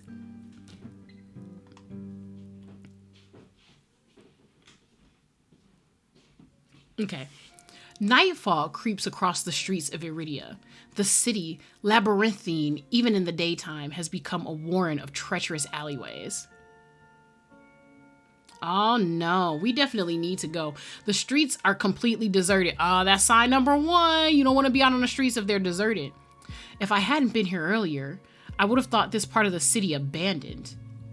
Yeah, that's not... I make my way through the winding streets, doing my best to keep my bearing towards the wet wick. My steps slow when I hear rustling in the dark. I strain my ears, but everything is still. Is the silence playing tricks on me? I'm imagining things or something is wrong. I'm always erring on something is wrong. I don't care if it's paranoid. That's me, baby. The fine hairs on the back of my neck prickle, a frisson of discomfort running down my spine. Something is wrong. My eyes dart from one side of the street to the other. Ooh, that's good effects. Searching for movement. But the shadows are as deep and dark as pools of ink. Oh, that's such a good sentence. And I see nothing. I can't stay here. I need to reach a busier part of the city. Drawing my cloak tighter around my body, I hurry on my way. Though I keep my eyes sharp and listen intently, there's only the sound of my own footsteps. Are we about to meet the last person? As the moments pass and nothing happens, I begin to wonder. Maybe I really did imagine that noise. Oh, yeah, maybe they're following us or something. We're suspicious for going to the cenobium, perhaps. I turn the next corner and my thoughts come screaming to a halt. My head spins, the world blurring as adrenaline rushes through my veins. Only one thing is clear amidst the haze. Oh God, I hope it's not Vere. I hope it's not Vere cornering us to finish the job. But no, he'd probably be chained up, right, if he's not hunting. Okay, no, so it's not that. What are we about to run into? Oh, no, what? no! What? What? Oh. Okay. The soulless that attacked the caravan, not even just a different soulless, it's specifically that one? That's crazy! It's crouched over a dark, indistinct shape. A bot. They did say he was hunting soulless, so I guess they roam at night. Dang. I just didn't put those two things together because I'm dumb. The eyes still looking sexy though. A garland of intestines spills from pallid flesh. Oh shit, that's about to be us. Blood grouts the cobblestones. For a mercy, the soulless is too distracted by its meal to have noticed me. That's crazy. That's crazy. Okay, I'm saving right now. I already know they trying to mess me up. That's what they doing. Oh my God. My feet feel as heavy as stones, but I can't just stand here. Holding my breath, I take a step backwards. When the wet, slurping sounds don't abate, I take another.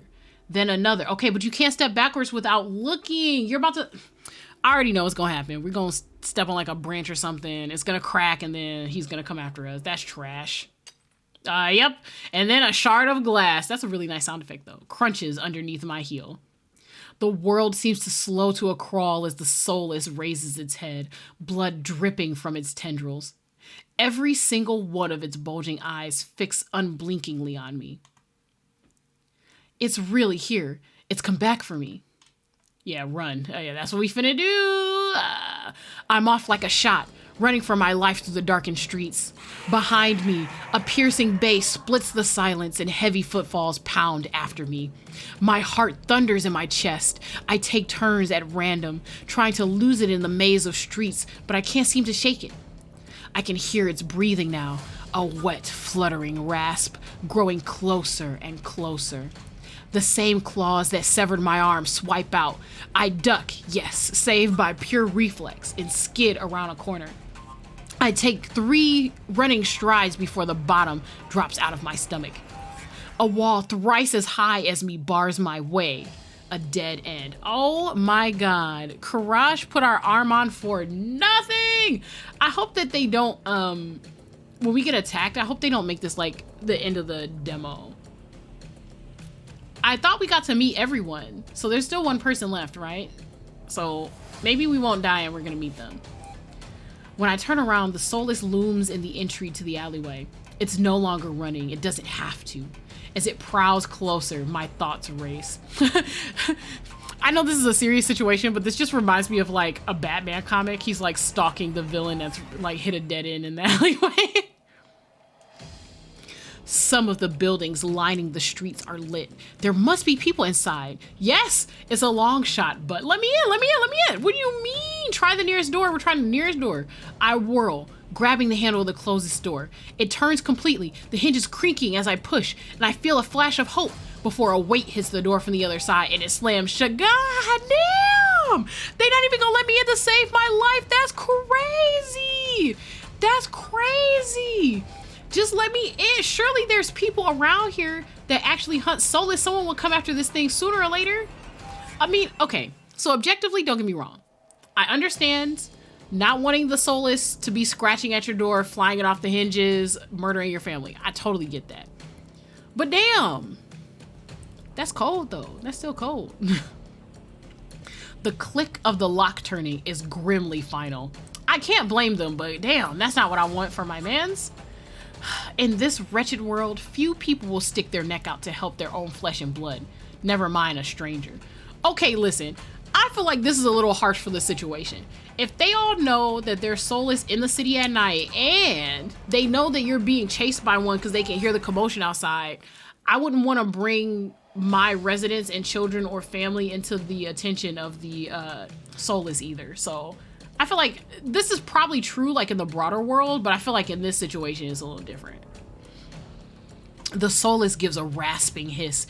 It's the only warning I get before it lunges for me with a flash of claws. Okay, but we're not gonna die, it'll be fine. I hurl myself to the side, but the slick cobblestones betray me. I fall, sprawling over the rough stone.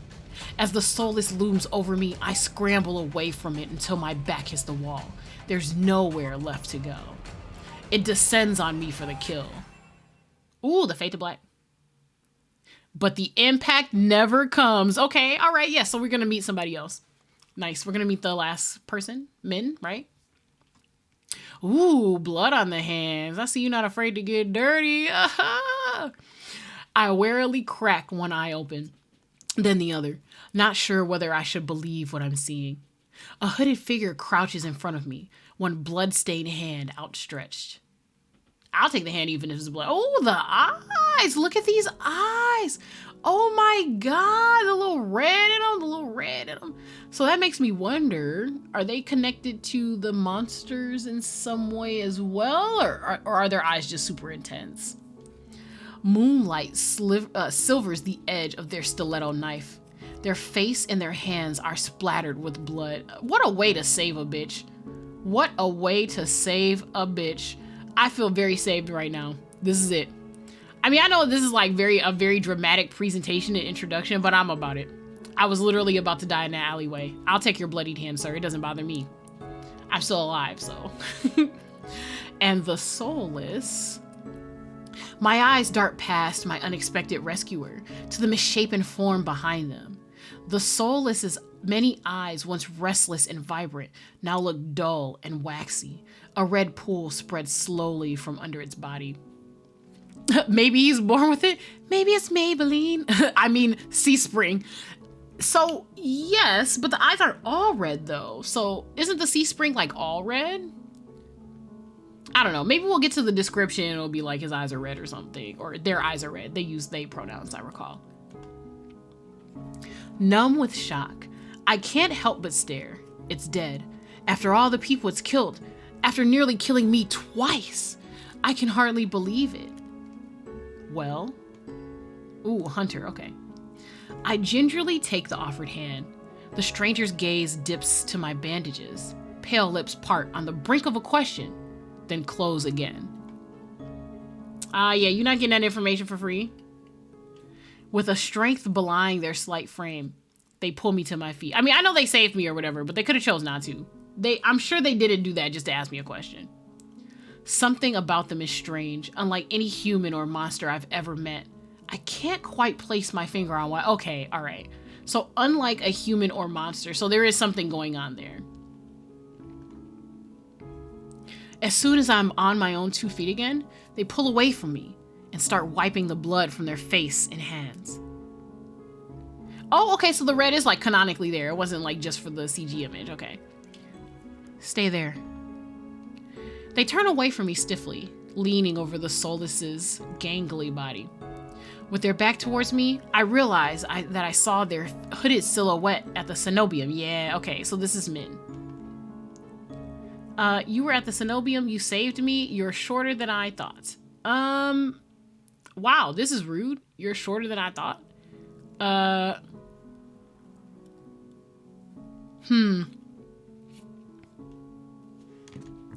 So I'm stuck between you saved me and you were at the cenobium.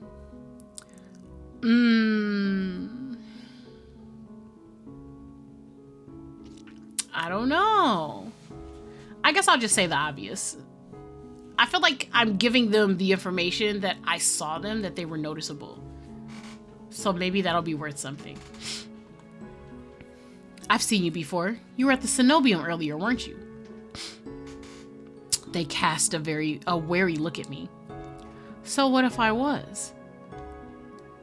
Their harsh response takes me aback. Dang, yeah, this is mean. They mean.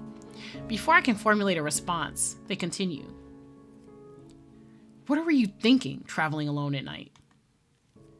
This is far from the worst thing haunting Lone Town. I can't make heads or tails of them. First they save me, and now they scold me? Lesson learned. I could do without the lecture, though. To my surprise, they break eye contact. Oh, geez. Another antisocial one. Their attention glides back to the soulless's corpse. They examine it with an inscrutable expression. I clear my throat to fill the silence. I'm Corey. Oh, okay, so we volunteer it. All right. Mhin. Suddenly, Mhin tenses. Their blade flashes as they drive into the back of the soulless's neck. That's right, double tap. Double tap, you know how to do your job. Even just with that one thing, I trust them. If you double tap, I trust you. You clearly know what you're doing. I don't want to be on your bad side. The soulless thrashes once, letting out a rattling hiss as the air leaves its lungs. Mhin leans on the blade, driving it deeper and deeper until there's a sickening crunch, and the creature goes limp. My heart thuds in my chest. It must have been clinging to life by a thread. Yeah, you can't let them get away with nothing. Mhin straightens up, withdrawing their blade in a single smooth motion. Better to put wretched things like this out of their misery. They calmly clean the blood from their knife. I swallow, my eyes still glued to the cooling corpse. Why is a soulless inside the city? Mhin looks at me, eyes searching before the realization dawns. You're new here. There's no walls around the city. Soulless can come and go as they please until someone is contracted to stop them. The Cenobium's patrols don't bother to protect Lowtown. Not anymore. Ooh, there's a story there. Not anymore. Let me guess. You're not a fan of the Cenobium. I wouldn't go that far.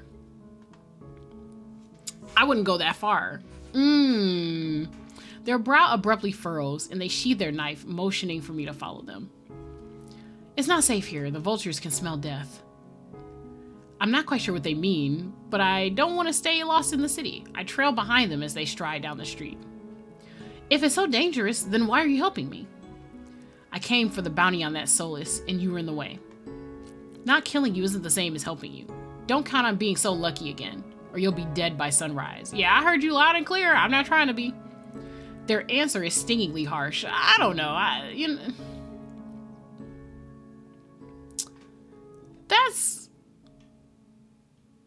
Nah, I just need to find my lodgings. I feel like they're just being real about it. I mean, if you just kill these things day in and day out, like, you'd get tired of people being dumb too. I hold my hands up, trying to forestall any more snippy comments. All right, I get it. I'd love to get out of your way, but I'm sort of lost. I just need directions back to my lodgings. What makes you think I'll help you? Okay, that is actually mean. You've already helped me once tonight. Why not a second time? That seems to catch them off guard. Their brow knits, and they look away, scowling. How troublesome. Corey? Oh, it's the doctor! It's Karash! I turn, surprised by the voice. Karash walks down the street towards us. His white and gold clothing is pristine, despite the grime of the city. Magic clothes, man, magic clothes. That's crazy. Oh, yeah, these have to be canonical heights. Hello, Mhin. I see the soulless was your work. Mhin shrugs. There's a familiarity to the way they regard each other. Okay, so they know each other. You know them? I didn't know you had friends, Mhin.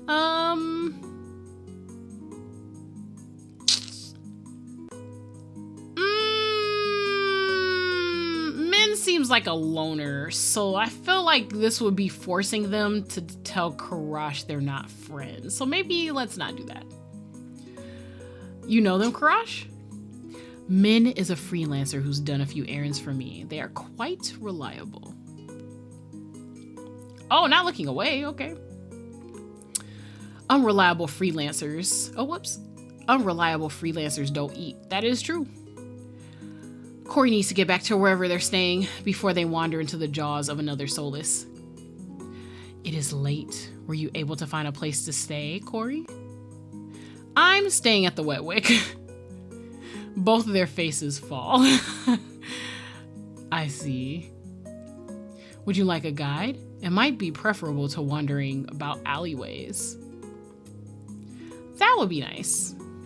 Oh, look at those golden eyes. He's so cute. Mhin clicks their tongue and sighs, sounding mightily put out. Going to the Amaryllis district, that gaudy cesspit? Come this way. I like how Karash just like cuts through the shit and he's like, if this is where you're going, then let's go. We're going. Despite Min's clear distaste, when Karash leads me down the street, they keep pace with us. Oh yeah, I figured they'd split off. Catching my curious glance, Min's eyes narrow. It's not safe this late. I don't care about you, but Karash is the only doctor worth a damn in this place. I think Kuras can take care of himself, I'm gonna be for real, but you know. Are you like this with everyone? The deadpan look Mhin gives me is answer enough. I catch Kuras hiding a slight smile. Oh, look at the smile, the eyes! I'm glad that I got to see Kuras again. It's nice that we get like reminded of the first person that we met. Kuras is so cute. I suppress a sigh and resign myself to having a grumpy shadow all the way back to the wetwick. So I feel like we're split here, right? So we have like two quote unquote good options, right? We have Leander and we have Kuras. And then we have like two decidedly quote unquote bad options. We have Vere, who I think is actually the real bad option. And then we actually have Ace, who doesn't seem bad. He just seems bad. He doesn't seem bad. He presents as bad. And then we have Mhin. And Mhin is snippy, but we don't actually know anything about them. They seem very neutral. Like they're just here to do their job and clock out and go home. The route Kuras takes is completely different from my slow meandering earlier in the morning.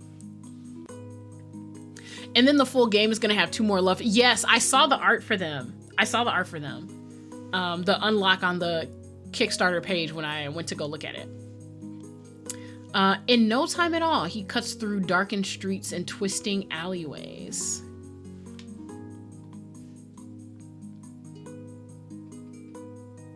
Oh, okay, cool. This looks like not a place I would die in.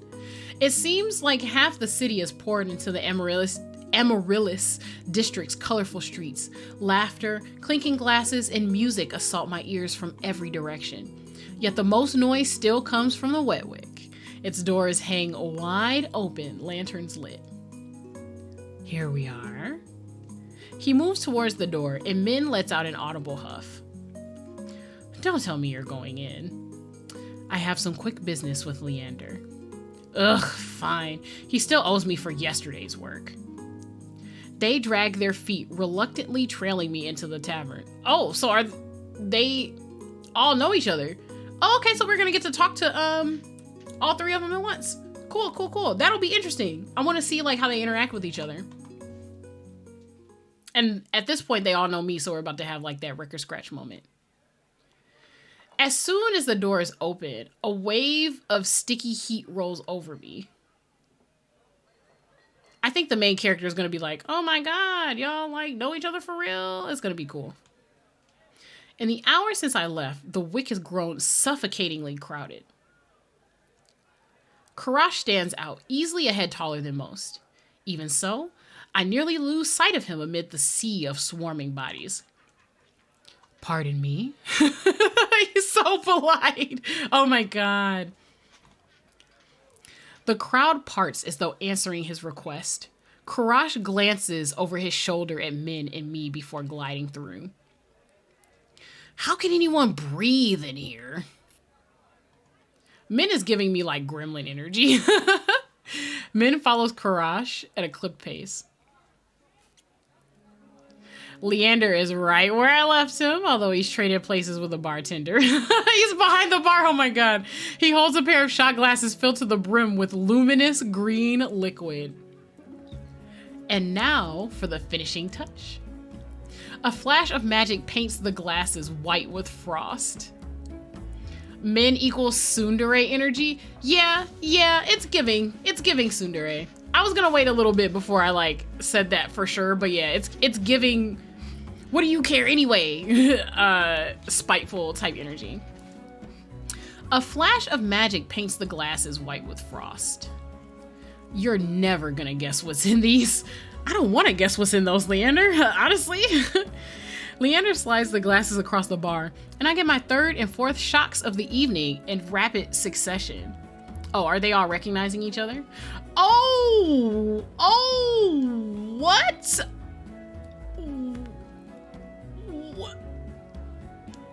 Ace leans against the bar, an elbow propped up on the counter. Why is he here?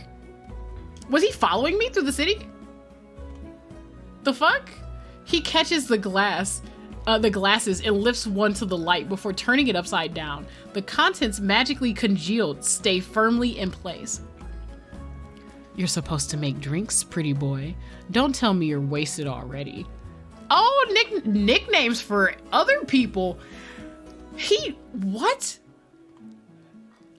Vere is here, but he said he wouldn't be at the wet wake ever. That's crazy. He's such a fucking liar. Oh my God. This is what makes me want to say hello, husband.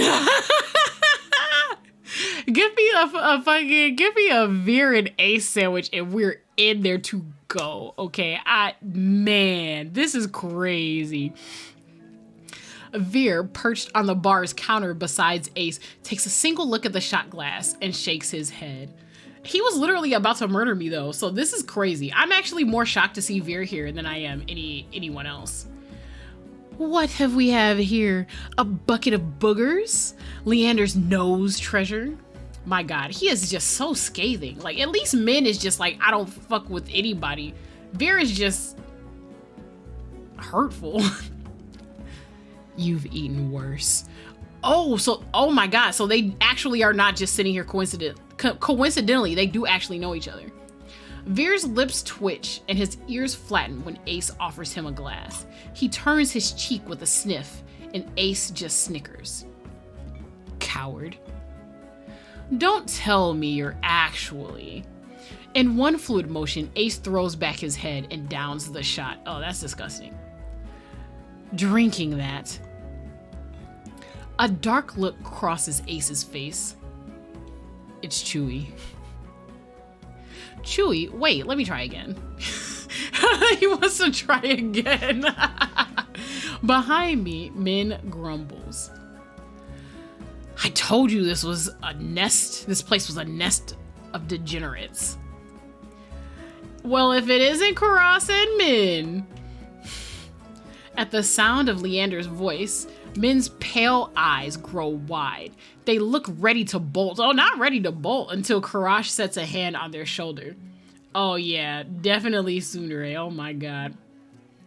I promise this will not take long. Oh, give us the smile. Oh my God. Kurash's smile almost makes me want to like, just make him my husbando. The smile is just so cute. It just is. Min's eyes dart from Kurash's hand to his face, then soften.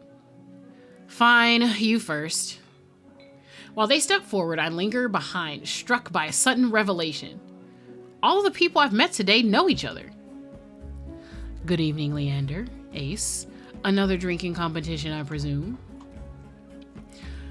Oh, is it evening already? I could have sworn it was earlier. Oh, the blush! Just some friendly rivalry, Doctor. Nothing to be afraid of. Kuras acknowledges Leander and Ace with the slightest nod, ignoring Vere entirely. Oh, no! Well, he did say that fucking doctor earlier, right? So, not that Vere seems to mind. I see. So that's interesting. Okay, so it can't just be like a monster thing because Ace is a monster, right? And Kuras was just fine saying something to him. It's just Vere. So like, what did Vere do? Like, damn. He tilts his head and an impish smile curves his lips when he spots Mhin looming silently behind Kuras. I almost didn't see you there, Mhin. Looking for your booster seat? So fucking mean. Mhin pushes back their hood. They level Vere with a cool look. I thought Ace wasn't allowed to bring his pets in here. Oh, Vere's tail gives an angry twitch. I see. Alrighty. At the first sign of an impending fight, Leander vaults clear over the counter. He slides in between Ace and Kuras. Oh my God. Okay. Kurash's eyes look so cute here. Mhin looks so unhappy. They look so unhappy. Now, let's try to keep the peace. It's not every day the esteemed doctor takes us up on a drink. His arm snakes around Kurash's shoulders. You're finally taking me up on that drink, right, Kuras? I'm afraid not. We were merely escorting Corey back to their lodgings. Kuras gestures in my direction and my stomach sinks. I reluctantly step into the light. You shouldn't have. As soon as he sees me, Leander's face brightens. Corey, it's been too long. It's literally been one day. Everyone, this is Corey. They're new to Iridia. I feel 5 pairs of eyes fixed onto me, and suddenly the bar feels suffocatingly small. My voice nearly catches in my throat. We've already met and hi again. They're both kind of the same. I'm gonna say hi again. Hi everyone, again. Again? Wait, you've already met everyone? Ace and Vere level me with subtly amused expressions. Vere's tail gives a lazy wag. We did, not that long ago either. I'm starting to suspect they're stalking me.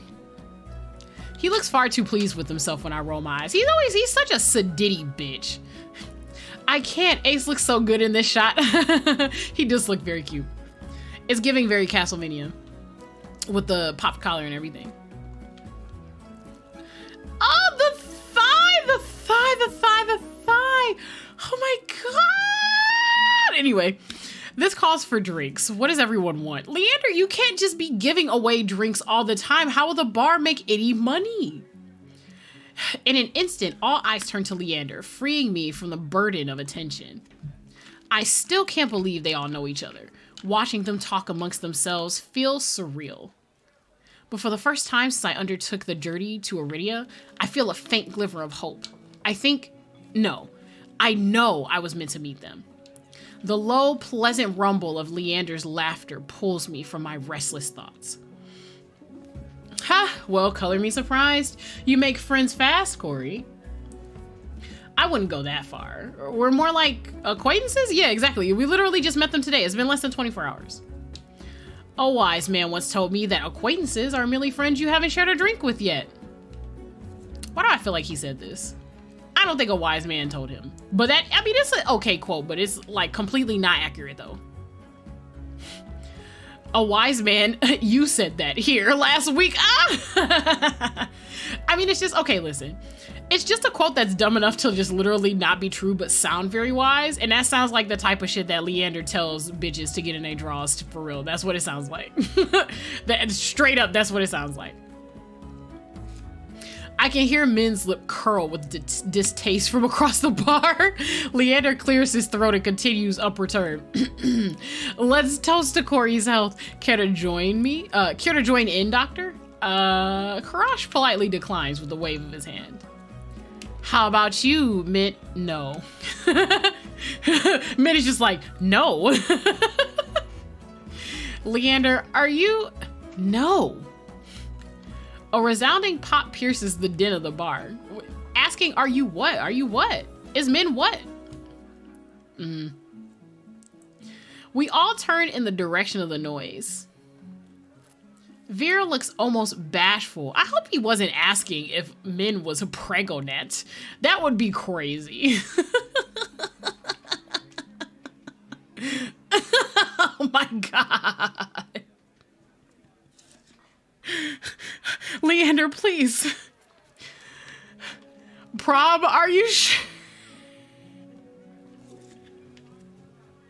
I don't know why I assumed Leander would just ask the most outrageous questions, but he's like a rowdy drunk. I feel like that's what he would ask. He would just like create drama for no reason so he can step in and like be the savior of the drama and be like and have his own moment. I just assumed that he's the type of man that makes things worse before he tries to make them better on purpose. Vere looks almost bashful. Are you sure? Is probably it though. I just assumed it was going to be full of drama because they're all here. Vere looks almost bashful as he accepts an overflowing flute from the bartender, poured from a bottle so old its label has been worn blank. Oh, that's expensive though. They serve champagne here? Since when? Vere pauses in the middle of licking champagne foam from his fingers with a coy smile. You don't mind, do you? In a transformation as impressive as his magic trick, the concern on Leander's face vanishes. He laughs softly. No, be my guest. I know you have expensive taste. Ha ha. Then he shoots the bartender a frantic look. I feel like Vere charmed the bartender. Unbothered or uninterested in his company, Ace cants his head at me, a light smile on his lips. Oh, Ace likes me. I think Ace likes me. How about you, Sparrow? I didn't say I'd buy you a drink earlier. No, my treat. Ace regards Leander over the lip of his glass. In the dim light, the glint in his crimson eyes looks downright dangerous. Oh, is he jealous? What'll it be, Corey? Let's see. I'll take that drink or water's fine. All right, so here's what we got here, right? These two, not drinking. These three, definitely drinking. Right, boys, don't fight. You can share me. Exactly. Except Vere. I don't think Vere shared anything in his entire life. Not without being forced to. And he's not on his leash, right? So he hasn't been locked up. I guess that's just to keep him from running off when he has duty or something. Like, he clearly isn't, like, locked anywhere. So dang. When we were first in the alley, I really thought that it might have been Vere coming after us to, like, say the rest of whatever it was he wasn't able to say earlier. I didn't think we would actually be caught up by a soulless. And I had said that, oh, it probably wasn't him if they keep him leashed up, but apparently they don't. So that's interesting. I wonder what the parameters of that is. When do they keep him locked up? Does he just stay tethered to like a Cenobium person when he's hunting to like stop him from doing crazy shit? Because that seems likely. Anyway.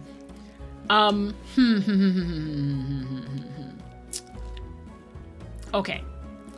I like Kuras, and I'm tempted to join him in the camaraderie of just having water.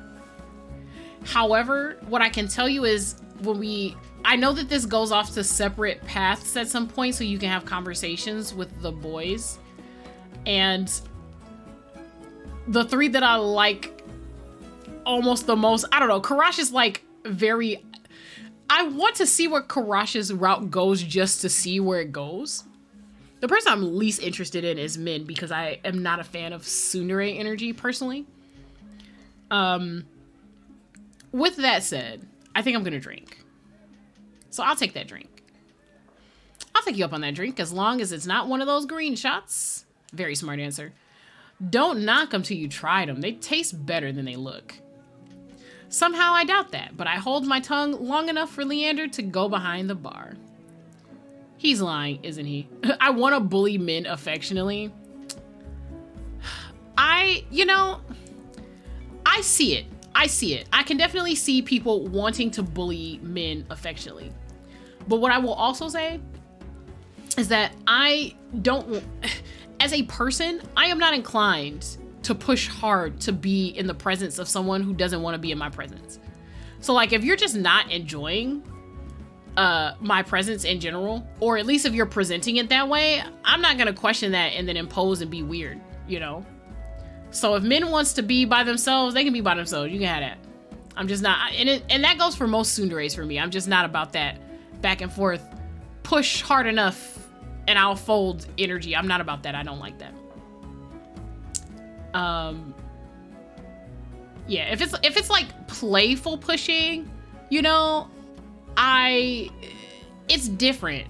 Or if there's at least, yeah, only in games because you know they will change. Yeah, exactly, yeah.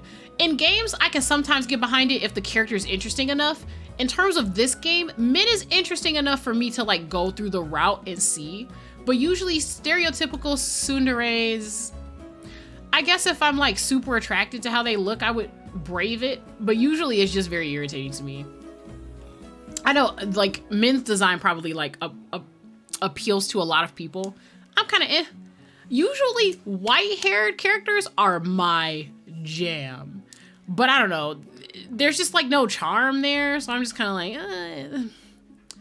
Mhin is just mean. And it's like, if you want to go and be mean, you can go and be mean. All right. He's lying, isn't he? When I glance at Ace, he only shrugs. Like I said, they were chewy. Probably poison too. He considers his own drink, a tumbler of amber-colored whiskey. Leander's tried to kill me a dozen times by now. It's always a gamble. Vere clicks his tongue in disapproval. When he finally looks my way, it's with a half-lit gaze softened by his third glass of champagne. I see. Just drink the irritants away, right? Everyone's more tolerable when you're drunk. I'm sure you know that, Vere. Were I you, I wouldn't let Leander put anything in my mouth. Okay, Vere, okay. He fans his fingers over his chest, voice dripping with fake reverence. The Wet Wick is one of the finest drinking establishments in all of Iridia. While you're here, you may as well partake in the signature watered-down drinks and stale nut leather.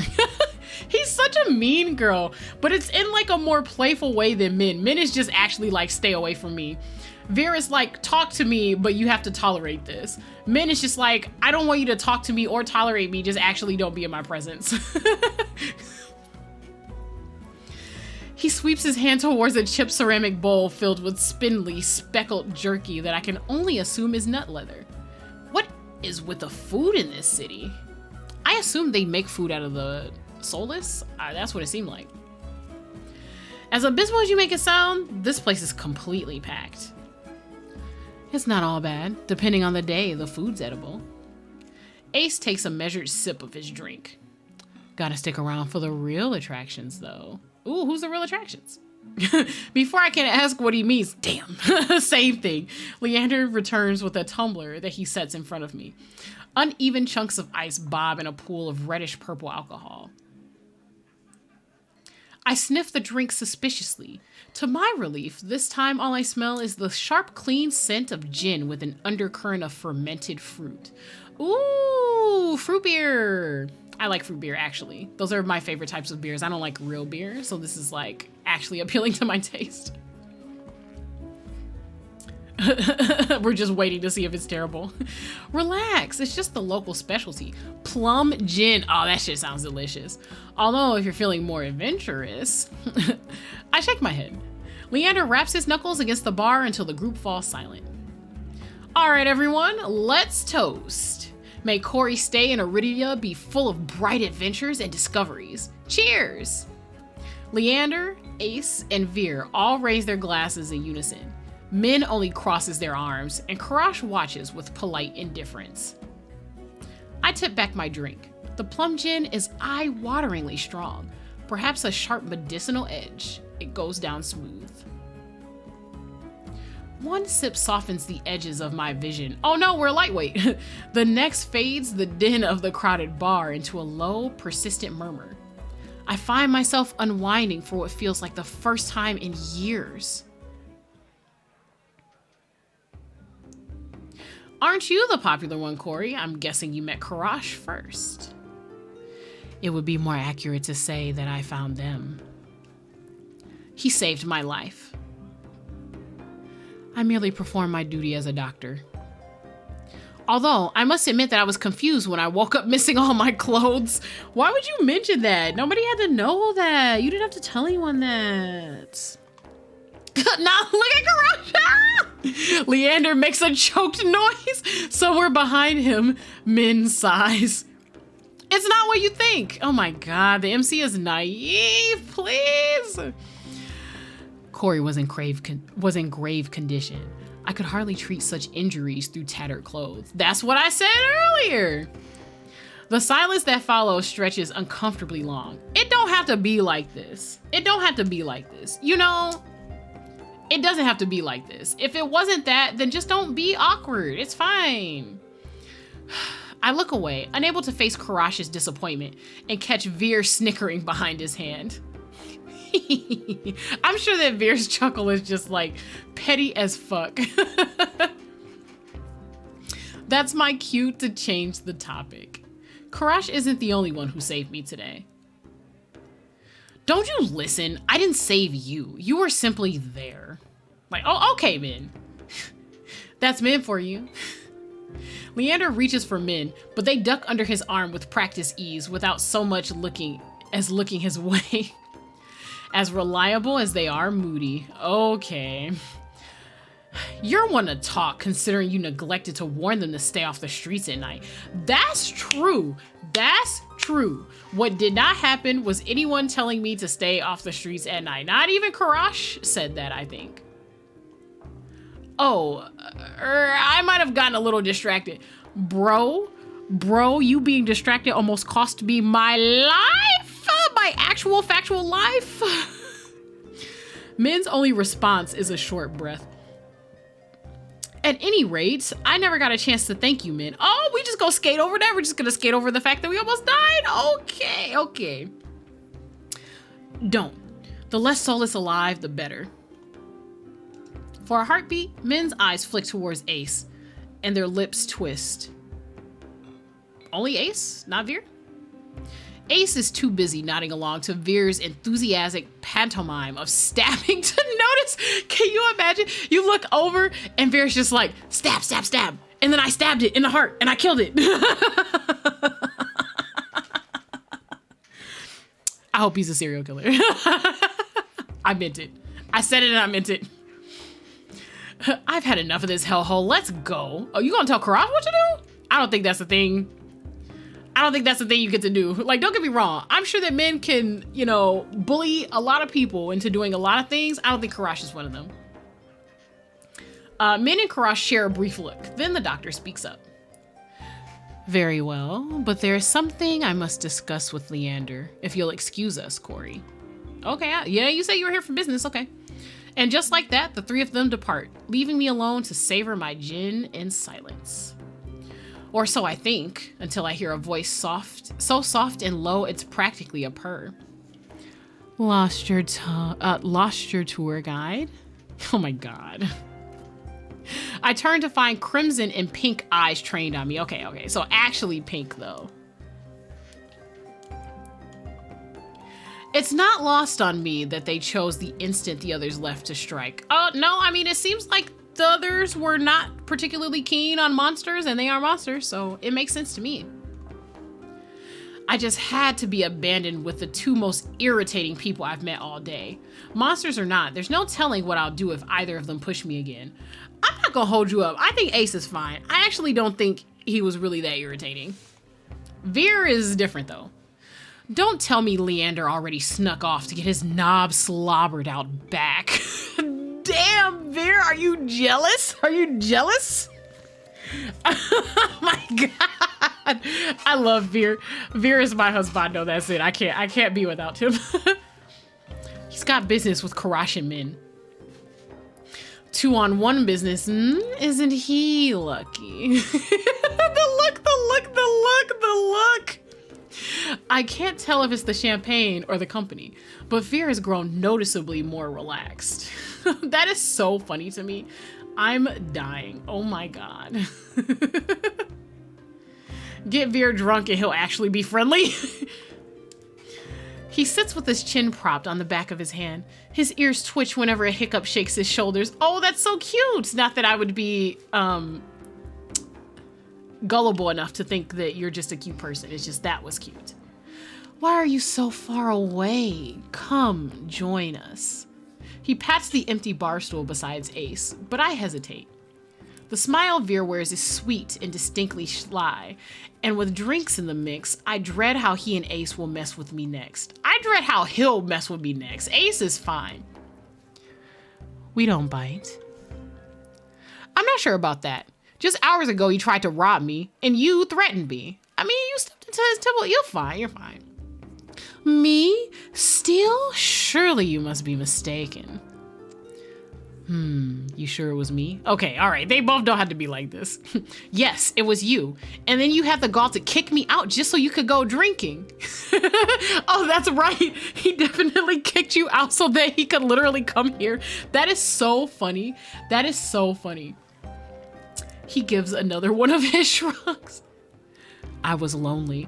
Oh, so he is. Oh, he is lonely. Okay. I knew it. I don't know what happened to his gang, but this man is just Vox Akuba. That's cool. That's cool, though. A simpler answer than I expected, but I guess I can't fault him for that. Vere suddenly slumps forward, gossamer sleeves pooling where he rests his elbows on his knees. Oh my god, these descriptions so good. Look at this face. How could you not want this? Look at this. He got them dick-sucking lips too, though. Ugh, so good. Vere is gonna be the death of me. I think so. I don't think this is gonna work out well for me. I think I picked the worst one. Ace sets his hand on Vere's waist, narrowly preventing him from tipping off the counter. How about we start fresh, Begin with proper introductions. Get off on the right foot and whatnot. I'll start. The name's Vere, hunter extraordinaire. Vere's right hand flutters to his chest, and he bows his head, flinching when hair falls into his eyes. Ace doesn't say anything, so I suppose it's my turn now. You already know my name. It's Corey. Dang. So, I did introduce myself to both of them, and if it was just Vere, I would be a dick. But Ace is also here, so it's Corey. It's Corey. Vere considers me for a long moment, his tail idly swaying behind him. Then he knocks back the rest of his champagne. It's a pleasure to formally meet you, Corey. He says my name slowly and deliberately, savoring every syllable. A tingle jumps down my spine. I quickly turn my gaze away. Too dangerous. It's dangerous in a different way than Leander. It's malicious. Ace smirks at my reaction over the rim of his glass. I see. Ace likes watching people get riled up, but not actually doing anything to them. And I think that Vere cares less about the reaction and just enjoys doing shit to people. I feel like they're opposites in this particular way. Is something funny? Nope. I open my mouth and close it just as quickly. They want me to react, goading me into another ridiculous game. I think Vere just wants more information out of me, honestly. While their sharp cat-like eyes keep me on edge, something about this tension is fun. Oh no, not the MC being a thrill seeker. I mean, I'm also a thrill seeker, but no.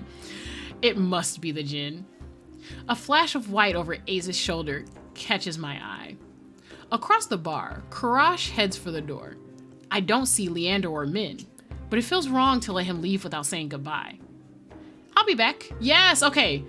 It's so refreshing to have an MC that does actually have some agency and does some things. Like going towards Kuras to say goodbye doesn't have to necessarily mean that the MC is leaning towards Kuras. It just means our character is polite. And I appreciate that they put that there instead of making every single interaction be like a hint of a specific route or some kind of tension. I like that a lot. Vere hums and wags his fingers at me as I leave.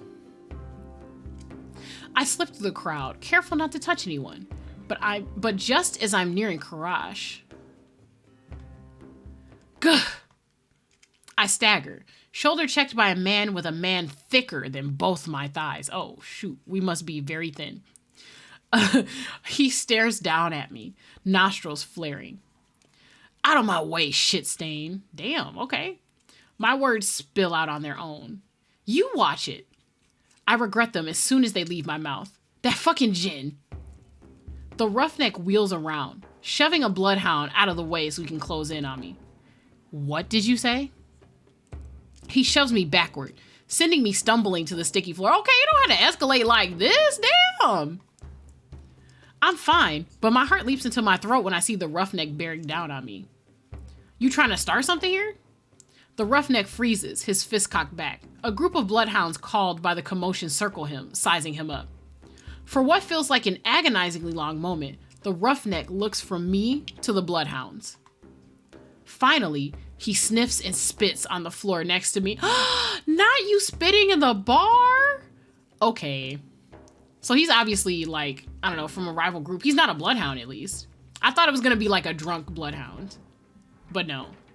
The lob narrowly misses my cheek. Oh my God. Screw it. Too many freaks in this circus tonight. Oh, I see. Why would you even come in here if you don't? Okay. He turns his back on me. It comes face to face with Ace. Oh, I was not expecting this. A dangerous smile spreads across his face. You'll do. What happens next is a blur. Ace's fist crashes into the roughneck's jaw, causing an eruption of gasps, shouts, and even cheers around us. I scramble to my feet right as the frantic crowd swarms around me, cutting off my sight of everything and everyone. Oh my God. Through the ruckus, I hear Leander shouting, hey, Ace, take it outside. Ignore them, everyone. Look, drinks are on me. Oh, well, that is one way to get everyone's attention. With those 4 words, the wick erupts with hoots and hollers. He can't keep giving away drinks for free. I appreciate that he knows how to control a crowd in a bar, but the bar still has to make money, sir. The ring around me disperses as bloodhounds and onlookers rush towards the bar. Through the thinning crowd, I catch glimpses of familiar faces. Ace vanishes out back, dragging the roughneck behind him. Ooh, I see. Big bro is mad. Big bro is angry. Kuras lingers near the door, searching, I suspect, for any wounded before he departs.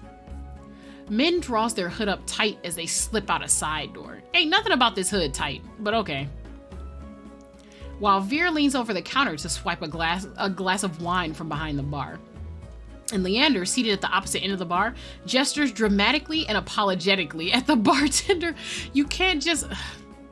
In the space of a heartbeat, I realize that there's no telling when or if I'll see any of them ever again. Okay, all right, here we go. Let me just go ahead and save. Return. Whoever I pursue may be the last person I get to speak to tonight. I follow. Oh, okay, so they don't like start me with any, we do actually get to choose. So let me save here. I'm sorry, I didn't mean to go back and forth so many times. All right, so before we do this, I am gonna take another break. In the group pick, Ace had bloody knuckles. I didn't notice. Oh my God, that's crazy and hilarious. Okay, I'm not gonna lie. I probably would have thought, did he just stick his hands in? Did he just stick his hands in that bloody pool to say goodbye, like to the tentacle monster or whatever before he left? Okay, give me a couple minutes. We're gonna take another break here. We've been streaming for almost 6 hours at this point, and I feel like we're at the end. Because like if we're choosing a route, we're probably at the end, right? So I'm gonna take a break for a couple minutes, stretch, maybe get another snack, do some extra hydrating, check on the house, and maybe a bathroom break, and then I'll be back. So let's go.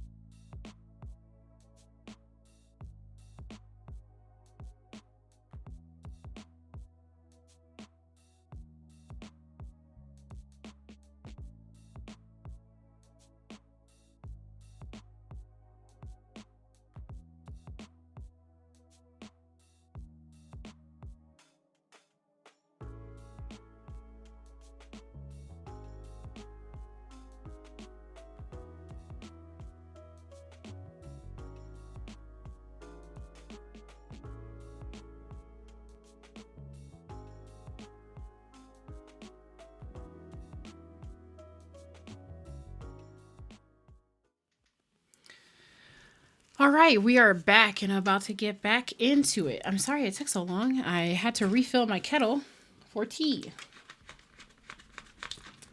So let's dive right back into it. Okay, so this is the point where we get to choose. I'm not going to hold you up. Welcome back. Thank you so much. I was just ready to dive straight into it. I know what you guys are here for. Okay. Thank you. You're both so sweet. Okay. So I'm tempted to do Ace first because he dragged that dude to the back and I want to see what's going to happen. But I decided when I first met Vere that we were going to do him first. So we're just here. This is what's going to happen. We're here. Of all the people I've met, only one left me with more questions than answers. Vere knows more than he's letting on. Ooh, this is good suspenseful music. I'm certain of it. And if he's feeling as playful as he was earlier, I might be able to get information out of him. Oh, that's true. He's like all soft and drunk now. Still, lingering doubt looms heavy over my decision. Can I really trust someone who lies so readily? No, but you can still get information if you talk to him. You can't get anything if you don't talk to him. That doesn't mean you trust him. God, he doesn't trust you. Returning to the bar is slow work with the heavy crowd vying for drinks. When I find Vere, he's leaning against the counter with his elbows propped on the edge and a wine glass raised to his lips. Not for the first time, I catch myself staring and judging by the looks I see thrown his way. I'm not the only one, yet there's a clear ring around Vere no one else seems bold enough to cross. One ear perks at the sound of my approach, but Vere doesn't so much as look my way, even when I slide onto the seat beside him. I didn't think you planned on sticking around. A free drink's a free drink, even if it tastes like rat piss. Jeez, Vere, my God. Didn't you say you wouldn't be caught dead slumming in this shithole? He sure did. Vere takes a delicate sip from his glass, but his tail thrashes below the bar. Oh, okay, all right, we getting the mood signals. Oh, okay, there we go. You've caught me red-handed. He peers at me over the rim of his glass. In the low light, his eyes glitter jewel bright with amusement.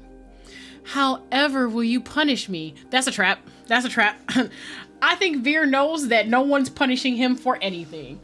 If Kuras walks into a bar and Vere is there, and the worst that happens is Kuras doesn't say anything, I think he knows. I think he knows. I think he knows. I figured my company's punishment enough for you. Vere's lips twitch and he smiles despite himself. Yes, look at our MC becoming more socially adept by the moment. So, you survived the night. Are you here for praise, or will a head pat do? I feel a muscle in my jaw flex at the cruel twist to his smile. His arrogance has made a full recovery, meaning only one thing. Vere has sobered up. So much for my plan. God damn, why are we even talking to him then? What's the point? About that, turns out you were right. I did run into trouble. Now I can't decide if you're an oracle and actual threats or just completely full of shit. He's a threat. He's a threat, my guy. He is a threat. Look at those ears. Vere scoffs. Most would buy me a drink before insulting me. Not me, baby. You a whole bitch. You a whole bitch. You're a bitch to me. And I feel like if I folded on you, you would literally snap me in half. It's absolutely not it. I can tell weakness is not a thing that you like. So we're not doing that. After the way you jerked me around, if anyone's owed a drink, it's me. Even like when I was talking to him earlier, he definitely responded really well to me, like snarling back at him. So I feel like if I don't know, was just super soft about it, I think he'd be like, you're not even worth my time. And it's very obvious to me from that shadow that literally almost snapped over my fucking head that he's just very dangerous. He's just a dangerous guy. I know I was joking about wanting him to be a serial killer, but he literally might as well be, like, given that he just hunts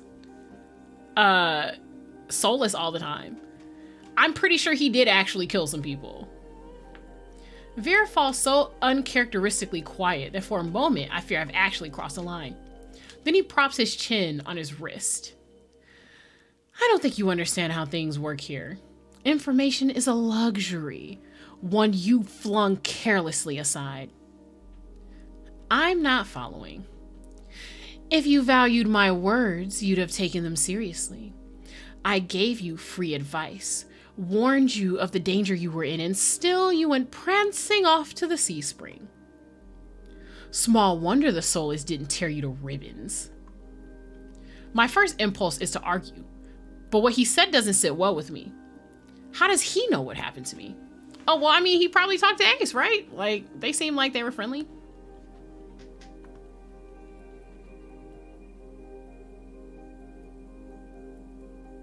Oh, the soulless, though, he wouldn't have known about. Dang. I want to know about the soulless, because I'm sure, how'd you know I left to go to the sea spring? That's definitely just Ace probably told him. But what soulless? How'd you know about the soulless? Did you follow me? Of course not. Then how did you know? I have a very sensitive nose, remember? Right. How could I forget? Oh, it's just that simple? Like, because I was chased by one? Like, he didn't even attack? I mean, he cornered me, or it cornered me? It cornered me, but it didn't actually attack me? Being close to it was enough? That is one keen sense of smell. You probably can't hide very much from him. That's crazy. Do you normally greet people by shoving your nose into their laps like an overeager Labrador?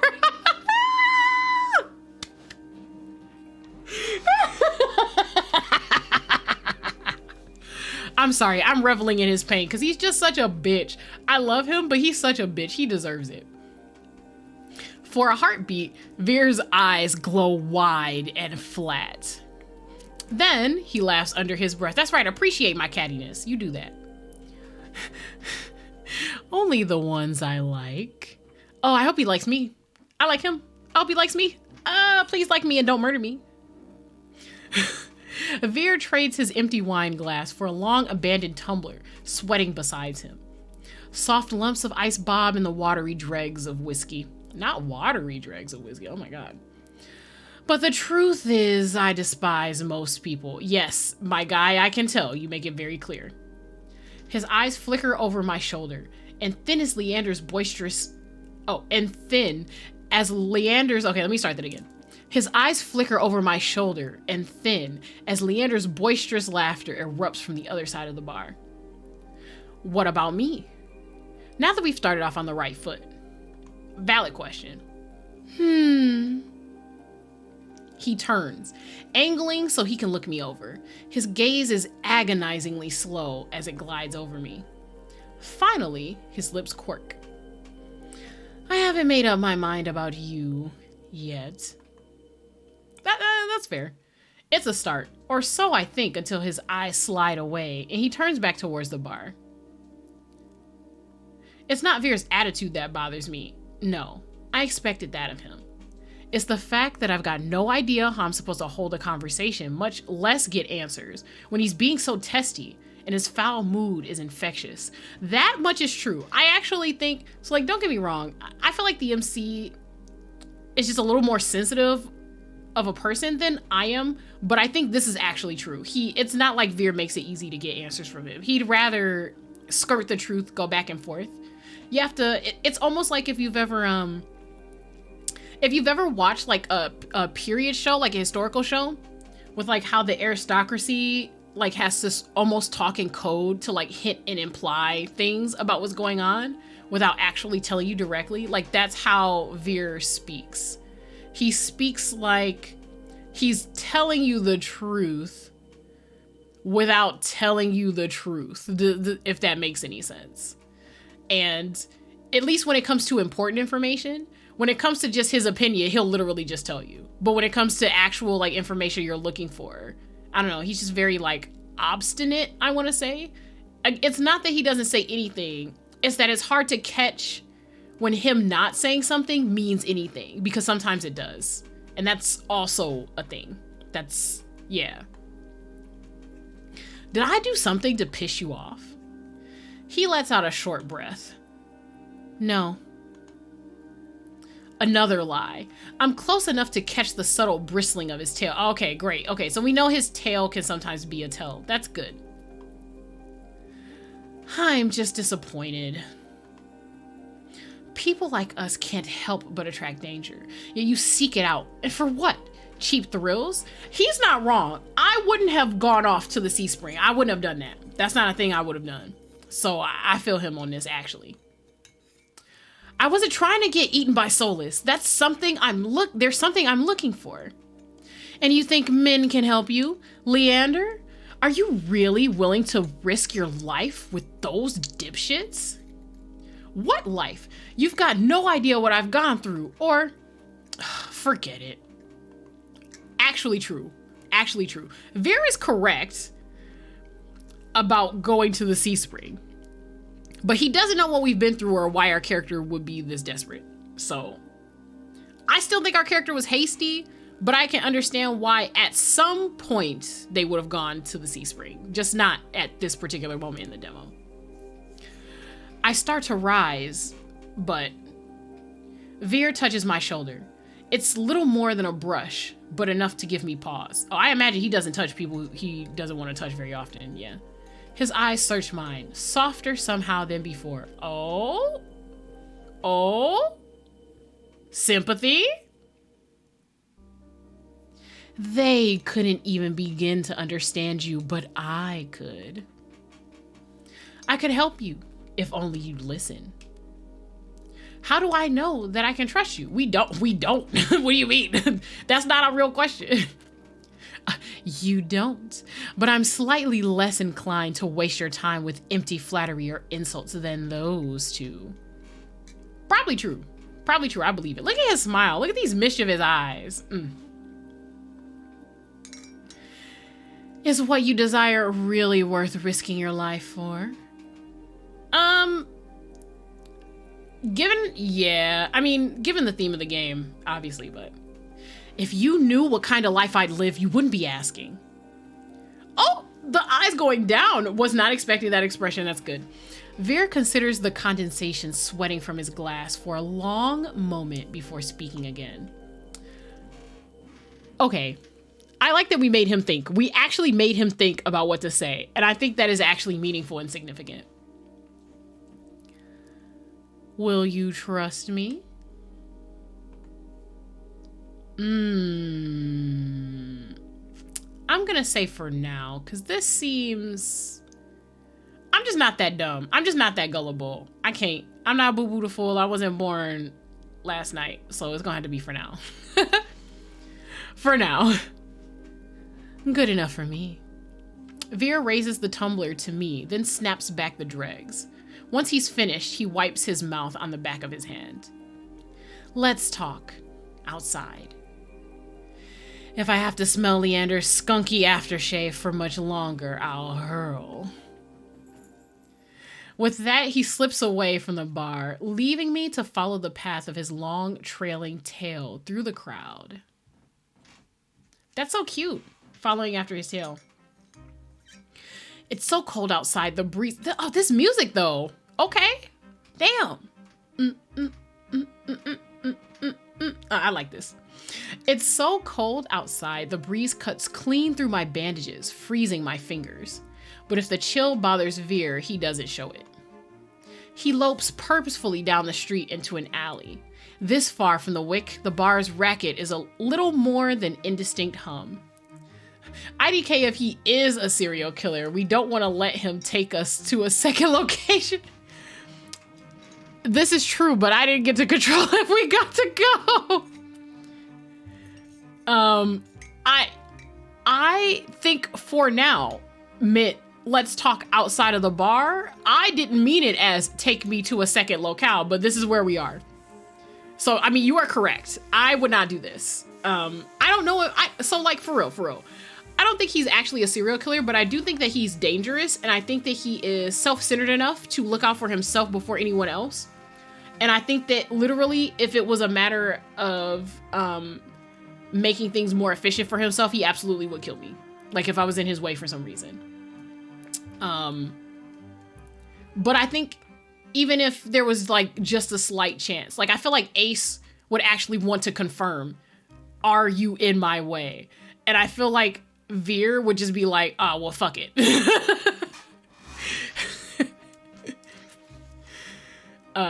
You're just like the rest of them. And then he would just like slit my neck or something like. All right.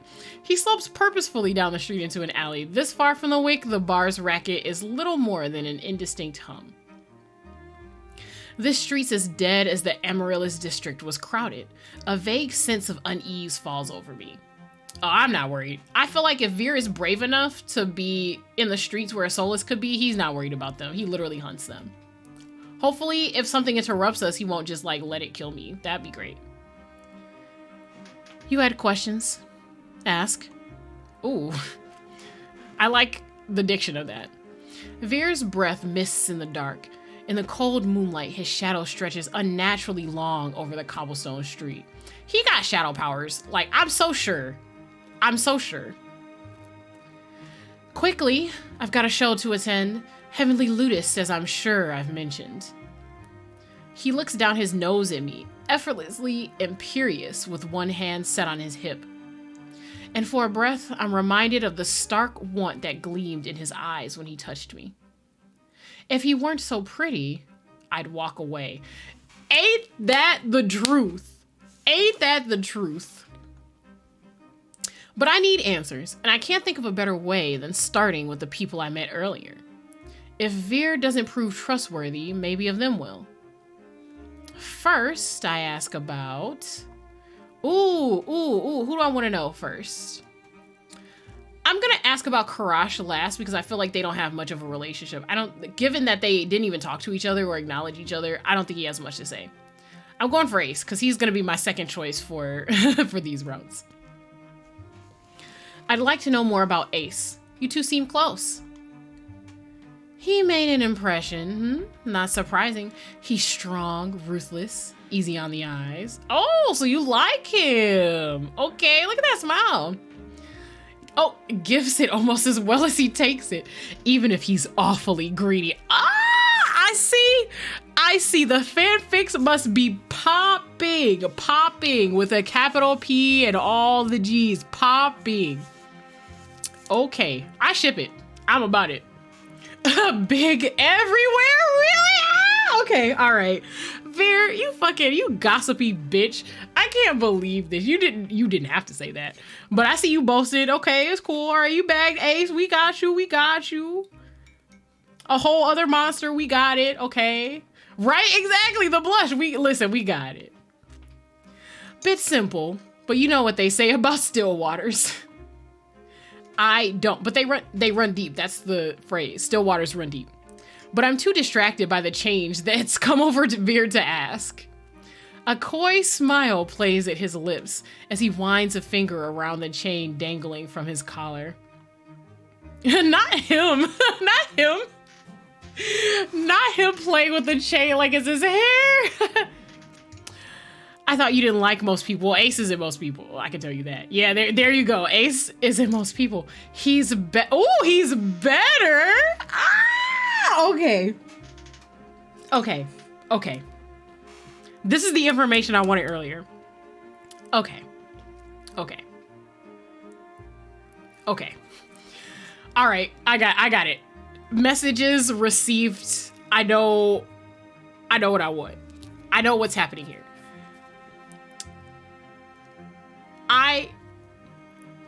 If I were a cooler protagonist, I could probably top Vere.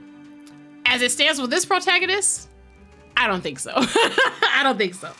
If you gotta be like Ace level ruthless for him to like allow you to exist the way you want specifically in his circle, it's a no. It's a no on all other fronts.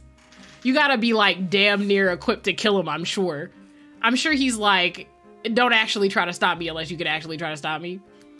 I feel like Ace is definitely an exception, as evidenced by this line in particular. And what I'm actually not gonna do is some crazy shit when that game comes out. I'm not doing that. He'll probably literally kill me. Our eyes meet and Vere's tender expression curdles. Oof. Yeah, that's a strong verbiage. He makes a tiny sound of distaste in the back of his throat. He's more trouble than he's worth. Ooh, there's something going on there. Maybe he's more trouble than he's worth for you. Perhaps he didn't want you like that. Ooh. I'm just saying.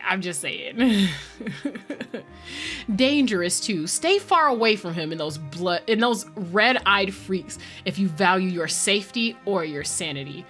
I think you want me to stay away from him because you like him, and I'm gonna ignore that piece of advice. Is that why you scolded me for going to the Sea Spring? I really don't think Ace is as bad as you're saying. Cause he ain't. He really not. You don't know him. Not like I do. Oh, he sure is. He sure is a jealous lover, isn't he? Well, hopefully. Oh no. I feel like that means if I go for Ace in the main game, he'll literally actually try to kill me. It'll be a whole issue. That's not what I want to deal with. That's not a thing I want to deal with. Oh, that's not great. If Vere is gonna kill me, I want it to be for like something I instigated personally, not him being a petty bitch, you know? Like, the corner of his lip twitches. Okay, well, we'll go for Leander. What do you think about Leander? I don't. Damn, Vere, just say the quiet parts out loud. An unusually curt answer for Vere. I don't, but yeah, I don't either. The lady doth protest too much, you know what I mean? So he definitely likes Ace enough to say on main that he likes Ace. He does not like Leander enough on main to say he likes Leander, but he does like Leander. I think he's lying. I feel like everything that Vere says is 60% lie, 40% truth. So you're not very fond of him? I wouldn't spit on Leander if he were on fire. God damn. Does that mean you would spit on him for other reasons, though? 60% lie, 40% truth. I bet you would spit on Leander for other reasons. Vere shudders. Oh no, he'd enjoy that far too much. I knew it. To call Leander trash would be an insult to manure. Oh my God. I see. I can't.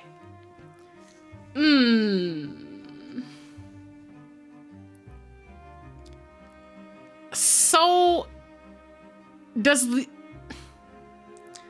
to call Leander trash would be an insult to manure. Why do I feel like that's something he's literally said to Leander? Does Leander have a degradation kink? He didn't ask to be tied up earlier. He'd enjoy that far too much. I feel like, I don't think I'm reading into this too much. I don't think I'm overthinking this. Oh no, Leander is like, oh no. Okay, all right, okay. He's a pathetic, slimy little man-child in big, shiny shoes. I've seen mutts running in gutters with more dignity. Jesus Christ. He's said these things to Leander, I'm so sure. I am so sure. Vere does not tell people things. Maybe not a bottom, but definitely a sub. They are not the same thing. He's definitely probably a sub, though, regardless of position. Yes, I think this is a very heavy hit. I think that this is like part truth, part whatever it is they have going on. Like, I feel like he's comfortable saying this about Leander because he knows he could literally say this to Leander. As a person who has also done service toppy things, it just be like that sometimes. Like, there are definitely people that I could literally call trash because that's what they prefer. And I would have to describe the context to someone. I mean, personally, I wouldn't do it out in the open just because I don't believe in involving other people in your kinks or whatever. But I actually think that Vere is just vitriolic enough to not give a fuck what anybody thinks.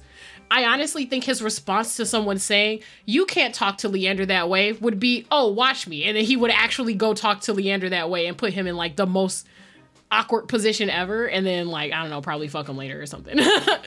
I feel like that's what's going on here for real.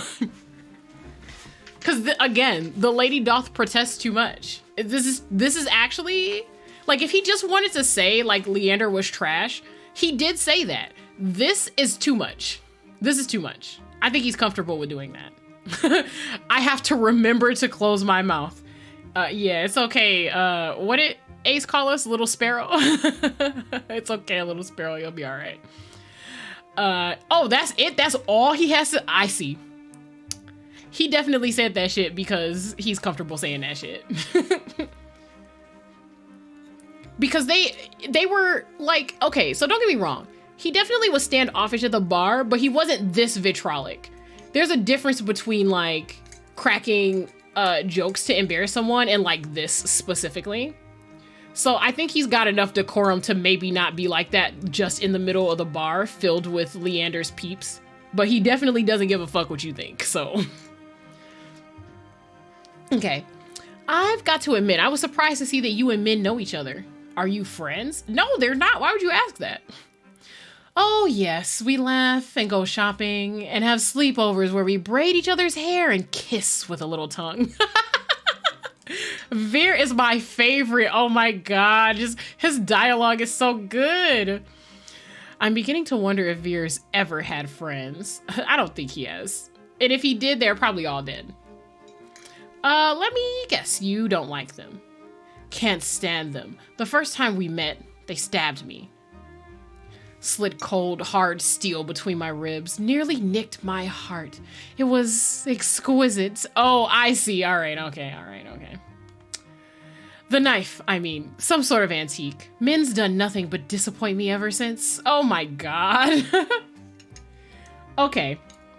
All right, this is telling me everything I need to know. I got you. Mhin's been avoiding him ever since, so he's been disappointed. Vere wants to actually fuck someone who could literally kill him. That's not us, though, unfortunately. So man. Yeah, M called, you sure did. I also thought he was, I knew it. We're on the same page. Krisu. We're on the same page. He's definitely like a toppy M. He's like a toppy M, I think, personally. Hi, Shalakard, how are you? You caught mostly the end of this stream, but we're playing the demo of TOUCHSTARVED, which is like a visual novel where you get to meet sexy people. Most of them boys. But they're all pretty interesting and not cookie cutter. And this one could actually kill you. A couple of them could actually kill you, actually. Yes, this one's my favorite. So, I mean, you caught the first of the intimate conversations I'm having with them. So we'll see.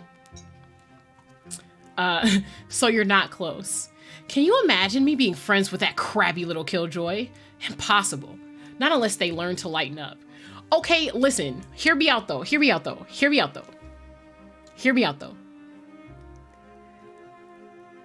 He definitely has a degradation thing with Leander. Because this is the worst thing he has to say about Mhin. But he literally said that, like, calling Leander trash would be an insult to manure. Those are harsh words, bro. I truly think we're, like, caught up in whatever tryst it is that they be having.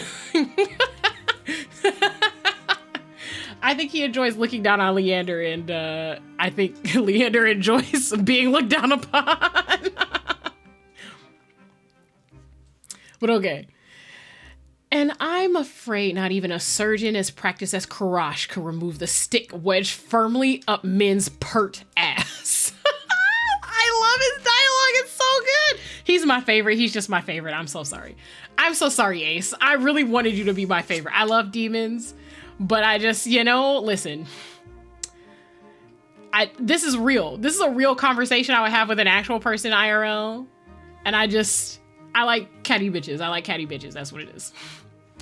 Before I can ask my next question, Vere gives a frustrated growl. Don't you dare ask me about another soul. I haven't got all night for idle gossip. But I wasn't finished asking. You get 2 more questions. Make them count. Excuse me. So much for being helpful, but I suppose that's just how information works in this exhausting city. Yes, honestly, I mean, the information we're asking for is like not anything super secret, but he is giving us his time. I'm sure that he has better shit to do than to tell us about bitches that he may or may not have slept with and why. No more time for idle chatter. I'll get straight to the point. Leander told me that the cenobium imprisons people. Did he mean you? Leander's a moaning fool with a throbbing victim complex. Oh my God. Can you leave this man alone? Leave him alone. He loves to see himself as a savior, but the only difference between his cronies and the cenobium stooges are the uniform.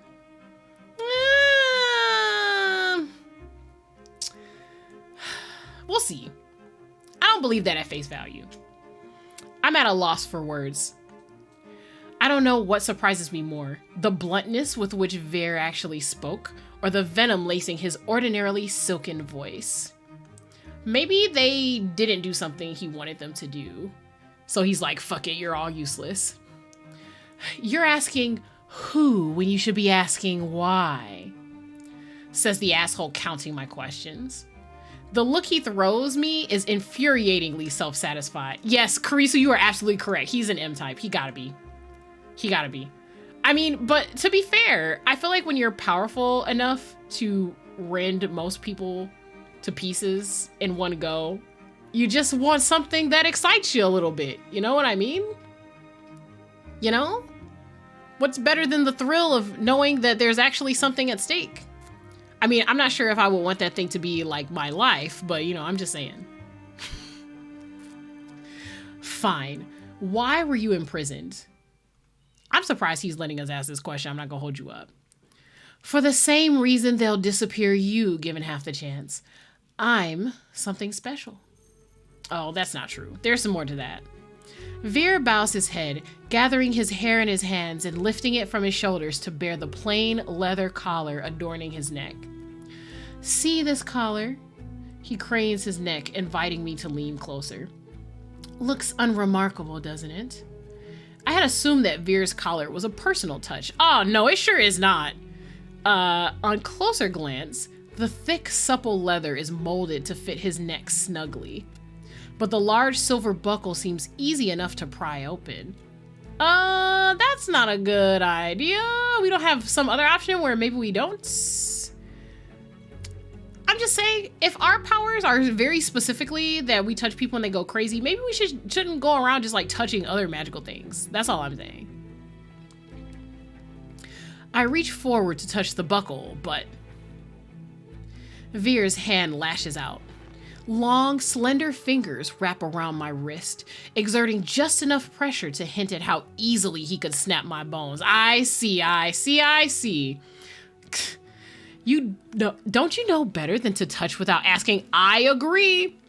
I have a friend whose people touch her hair all the time without permission because they think it looks interesting, quote unquote. That shit is disgusting. You shouldn't be touching things without permission. Because you get in these situations. I wouldn't have done it. That's all I'm saying.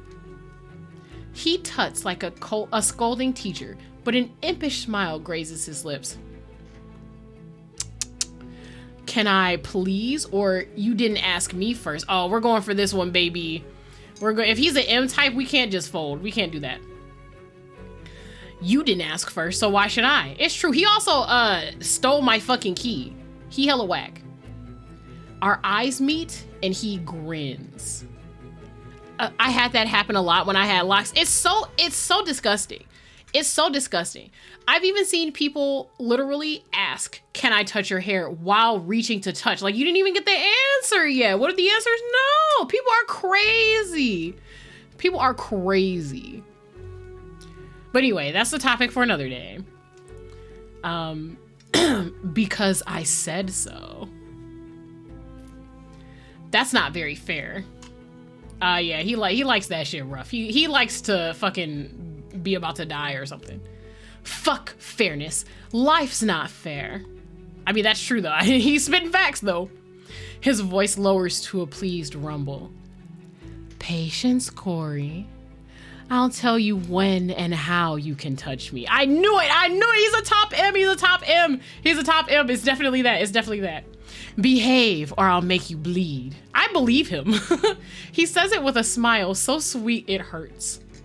Is that a threat or a promise? Oh, I see. All right. Vere doesn't answer me, but he lets go of my arm. I smooth down my bandages, more to get a grip than anything else. I can't lose my composure again.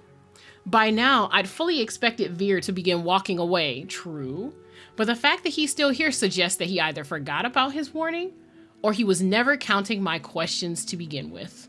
Probably, it seems like some above his pay grade. Why would he bother counting? Are you saying that's what'll happen if the Cenobium finds out I'm different? I'll be collared? Doubtful. They keep me around because I'm the best at what I do. And what exactly do you do so well? He kills people. What do you mean? There are not vampire hunters here that we've seen. This guy, Vere, hunts soulless, which are some of the like sort of wild, quote unquote, evil animals we have in this universe. To give you like a real answer. And what exactly do you do so well? Killing. I knew it. He says it carelessly without hesitation. I don't know what people thought we would think was meant by him hunting. If he's going out to hunt soulless, he's killing them. So killing is what he's good at. It didn't deter me. I was fine with it from the get-go. I'm just saying. As long as I wear this collar, I'm made to hunt the Cenobium's dizzying array of enemies. Monsters, soulless, noisy dissidents who grow overbold. Oh, so they just actually make him murder people. I see. I mean, he'd probably do it anyway, but under different circumstances. Like, I'm sure that he doesn't care about people who are talking about the Cenobium. I'm bound to their will until the day I die. Depressing. I thought it would be like conditional at least. You know, like, hey, meet this quota or something. Vere murmurs in agreement. It is, isn't it? And that's all you're getting from me. I really must leave now. I'll be late. What do you mean? Okay, we're saying that's it. But I feel like he gave us a lot, I'm not gonna lie. That's a lot of not hunting of soulless he's not doing. He was on a hunt earlier. Like he was forcibly made to leave a conversation we were having because he had to go hunt. So this is supposedly at night when he's resting, I guess, or when he's just not feeling like going out. I mean, he only hunts when the Cenobia wants him to, so I can see him purposefully not doing it when he doesn't have to. That's it? Why'd you bring me here if you weren't going to explain anything? He has the nerve to laugh. Isn't that obvious? I wanted to lure you out here alone so I could eat you. Oh no! Why is the music still playing? Cut the music. What do you mean? Record scratch? You're lying again. I don't think he's lying. I don't think he's lying. 60% lie, 40% truth, 40% wanting to eat me. He probably wanted to see if he could. And you're asking far too many questions for someone hiding so much. He sneers, and reflexively, I shove my hands deep into my cloak. What makes you think I'm hiding anything? Oh, I don't know. Maybe it's the tough act, or the way you tense up at the slightest provocation. More likely it's the bandages. Not exactly subtle. I'll be going, unless you're willing to share some morsels with me. He used the word morsels. We're kin.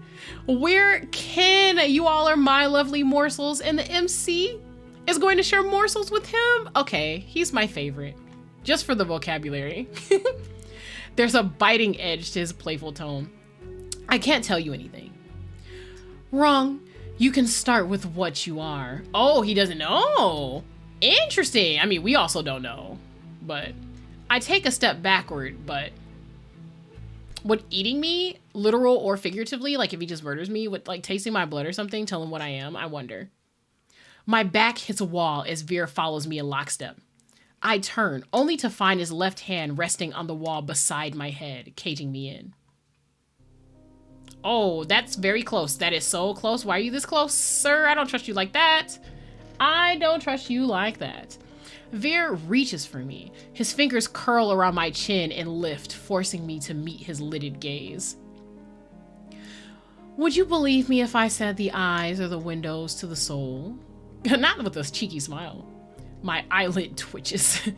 Cliche, I know, but let me tell you a little secret. Vere leans in. Oh, I don't think he wants a kiss. Vere leans in until his lashes tickle my cheek, and the warm, faintly spiced scent of his hair drowns out the stench of greasy cooking fires and chimney smoke. There's nothing you can hide from me. Okay, well, that's definitely a lie. Because if there was nothing that I could hide from you, you wouldn't be asking me what I am. So that's a lie. What you want is to trick me into telling you things you don't know so you can pretend you know them already, and I'm not about that. It's a no for me. His voice is so low, so supple I could slip into it. You poor thing, misled by those you trusted most. You caused so much suffering unknowingly. Oh, okay, well, he knows my past, but he doesn't know everything. I know that pain. I can help you forget it all. Ooh, how? I don't, this expression? I swallow thickly. How could he possibly know? No, this must be some kind of trick. His magic does something, I'm sure. But for once, Vere isn't smiling. I don't think he's joking. I don't think he wants a kiss. All that suffering has made your soul so irresistible. My soul irresistible? Oh, this is very different. Oh, not him targeting my soul. That's not it. Oh, no, no, no, no, no, no, no, no, no, sir. No, no, no, no, no. His piercing eyes pin me to the spot. The look on his face makes my blood run cold. I've seen it before. Traveling through the wastes, the lanterns would occasionally reveal carcasses picked clean by starving scavengers whose eyes shone in the dark with the same ravenous hunger. This dude eats souls. Vere takes a shuddering breath. You're trembling. What if you and I went somewhere quieter alone? Oh, hell no. We're not surrendering. Oh, no. This dude hungry as hell. It's a no for me. We're resisting, my guy. It's a no for me. Part of me wants nothing more than to let him take. What? We came all the way here for a cure for our curse? And you talking about letting him run off with your soul? What is this? What is this? Not gonna lie, I surrendered. I'm not doing that. I'm not doing that. I'm not doing that. He probably will like chain me up somewhere and like be sucking out my soul for days or something. And I mean that literally, not as like a euphemism for like a good blowjob. I think he actually would literally die on me for days on it. It's a no for me. He really is a serial killer and I'm not that dumb. I watched Hannibal. Okay. Part of me wants nothing more than to let him take me, to surrender completely to him. It would be so easy. Oh, you know what? We can scroll back to the, we can scroll back to the decision, right? I'm gonna save this. Maybe we'll go through the surrender in a second. It's not me though, baby. It's not me. All right. Part of me wants nothing more than to let him take me, to surrender completely to him. It would be so easy. But I'm not about to give up now. It's true. We've done so much. You're late. The lootist. Vere blinks. His voice comes out soft and breathy. Shame. He eases back, and for what feels like the first time since he cornered me, I breathe. But my relief is short-lived. How many other people has he done this to? That's what this makes me want to know. Because people don't do this type of stuff unless it works. You know? Nimble fingers trail down my jaw before closing around my throat. The touch is feather-light and teasing, but my pulse still leaps. One last thing, Corey. Spoken so softly that the pounding of my heart nearly drowns out his words. Call me a dog again and I'll break you. Understand. Oh, yes, sir. Yep, I sure do. I sure do understand. Yep. All right, we not doing that. His lips curve, but there's no humor in his voice. The thing is, if it were me in real life, I'd be like, bitch, please. I mean, but obviously, like, I'm a Fey witch, and I can do a bit more than this MC can do. But I feel like if you're just sort of like, you know, weak humanish, you know, and you could just be killed by anything, probably not worth trying people that can literally actually break you. He literally can break you. And I think he would enjoy it too. His lips curve, but there's no humor in his voice. Yeah, he definitely would. Yes. I wonder if there's like a bad end in like the full game where like you have the opportunity to make a joke about him being a dog and he just guts you if you do it. That would be a funny bad end. Good. As soon as Vere releases me, I sink against the alley wall to catch my breath. Yeah. He looks down on me, his expression distinctly smug. Let's get one thing straight. I ate a monster 3 times your size for breakfast. 2, actually. The first tasted dreadful, like a fisherman's old ashtray, but that's besides the point. You and I may be alike, but don't ever forget what I am or what I do best. He flashes me a dazzling smile. Corey? Anyone seen Corey? Leander's voice echoes from the direction of the wick. I whip around. What would have happened if, oh my God, what if we surrendered? Would Leander like come out and like, I don't know. I have no clue. I nearly called back before remembering Vere's apparent distaste for Leander. What? You gonna care about what? Okay. I glance back at Vere. Only he's gone, vanished into the dark. I'm left in the deserted alley, trembling with a delirious mixture of exhaustion and excitement. Not the MC literally being a thrill seeker. Okay. Fuck. Oh, yeah, I see. I guess we are literally a thrill seeker. Okay. I let out a long, shaky exhale that condenses in the freezing air. Only once my racing heartbeat slows do I make my way back to the wick, guided by the distant sound of Leander's voice. Oh, I see.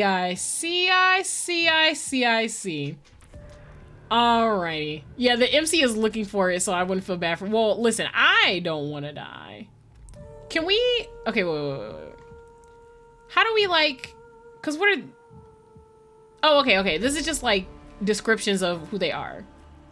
Can I, like... load, though? Okay, yeah. Okay, I have to go back to the title screen. Let's do that. Yeah. Okay, so we're gonna go to continue. We're gonna surrender. We're gonna see what the surrender is.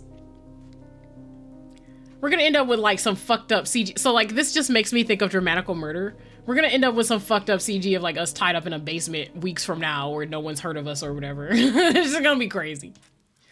I'm sick of running, of hurting, of suffering. No, I am not. This is some weak bitch shit. I hate this. Surrendering completely is the easiest thing I've ever done. No, this is stupid. Before I can finish, Vere hushes me. A gloved thumb runs across my lips, bringing the taste of leather when it dips into my mouth. Oh, I see. He bends closer and closer. I think this is a fake out. I think he about to kidnap me for real.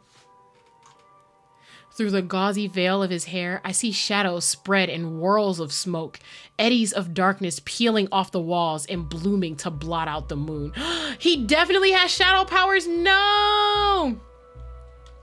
My headcanon is that it's his power influencing us, not just us giving... Yes, I agree. I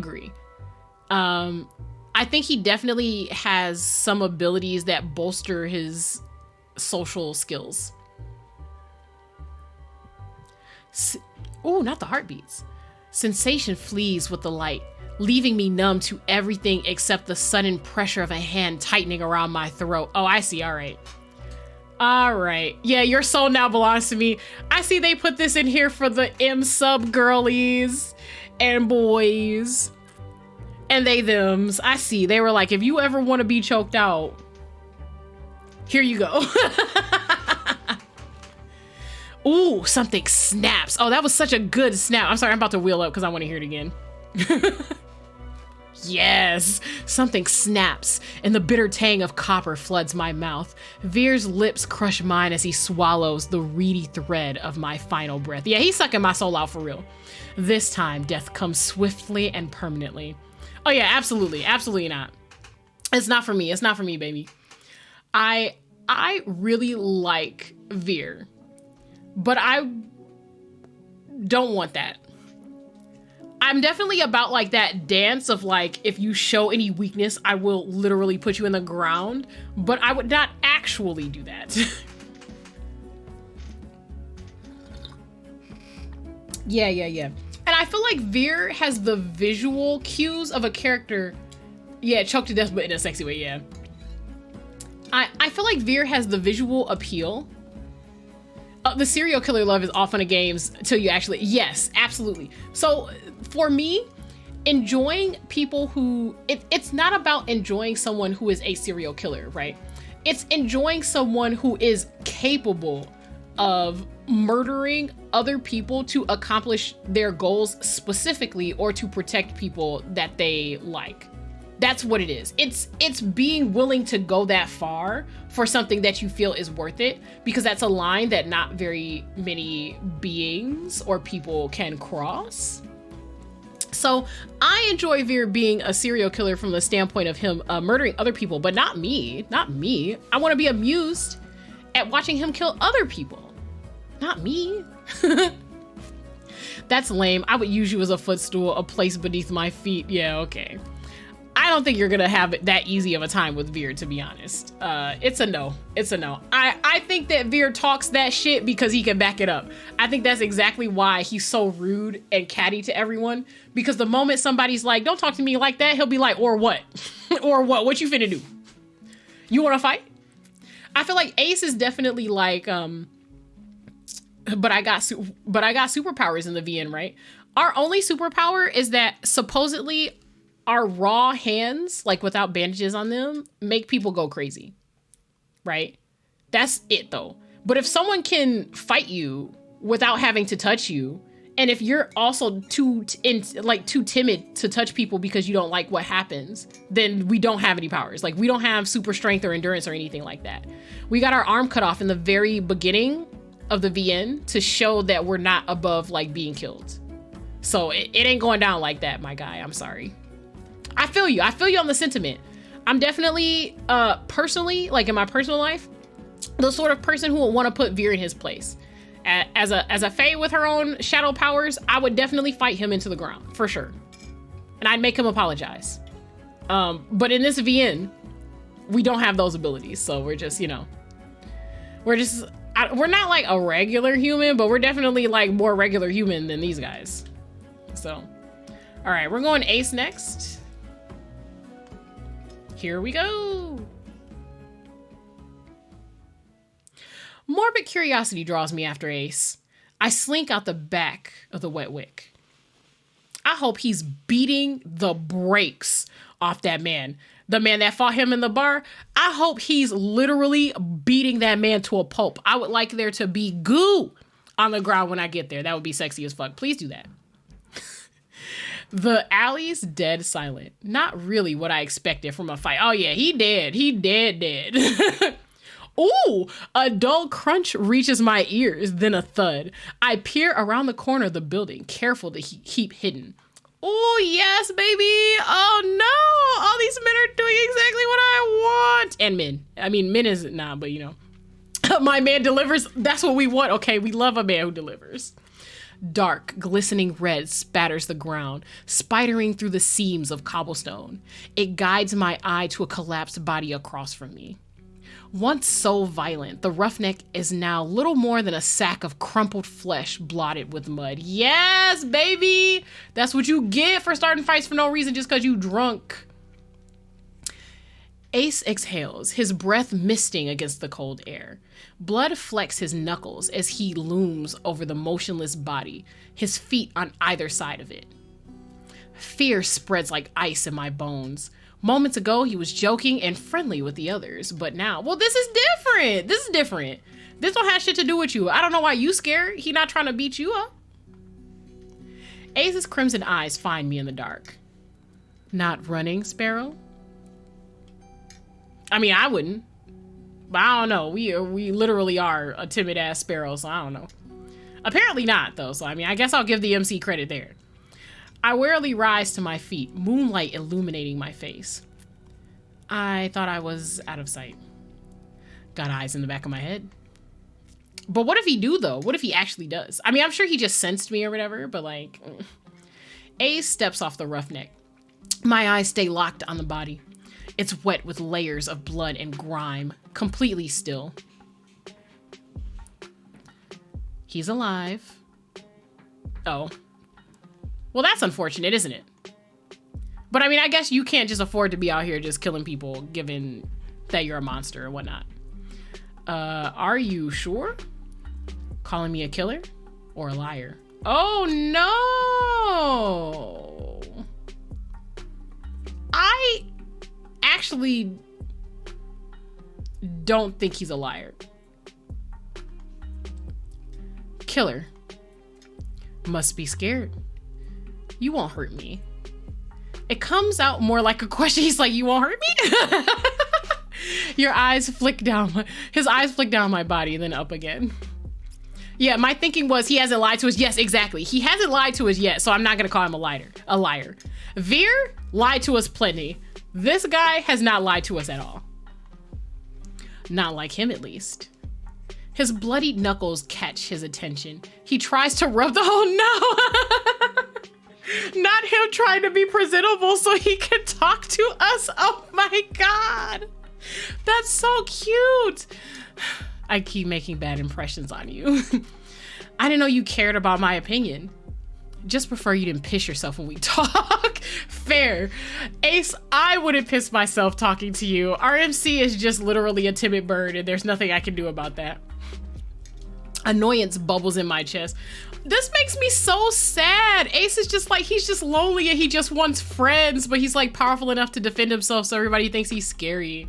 That's so sad.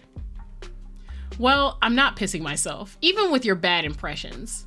Like the first time we've met, Ace chips away at my fear, replacing it with irritation instead. How? How are you irritated? This MC get on my nerves. How are you irritated? This is perfectly fine.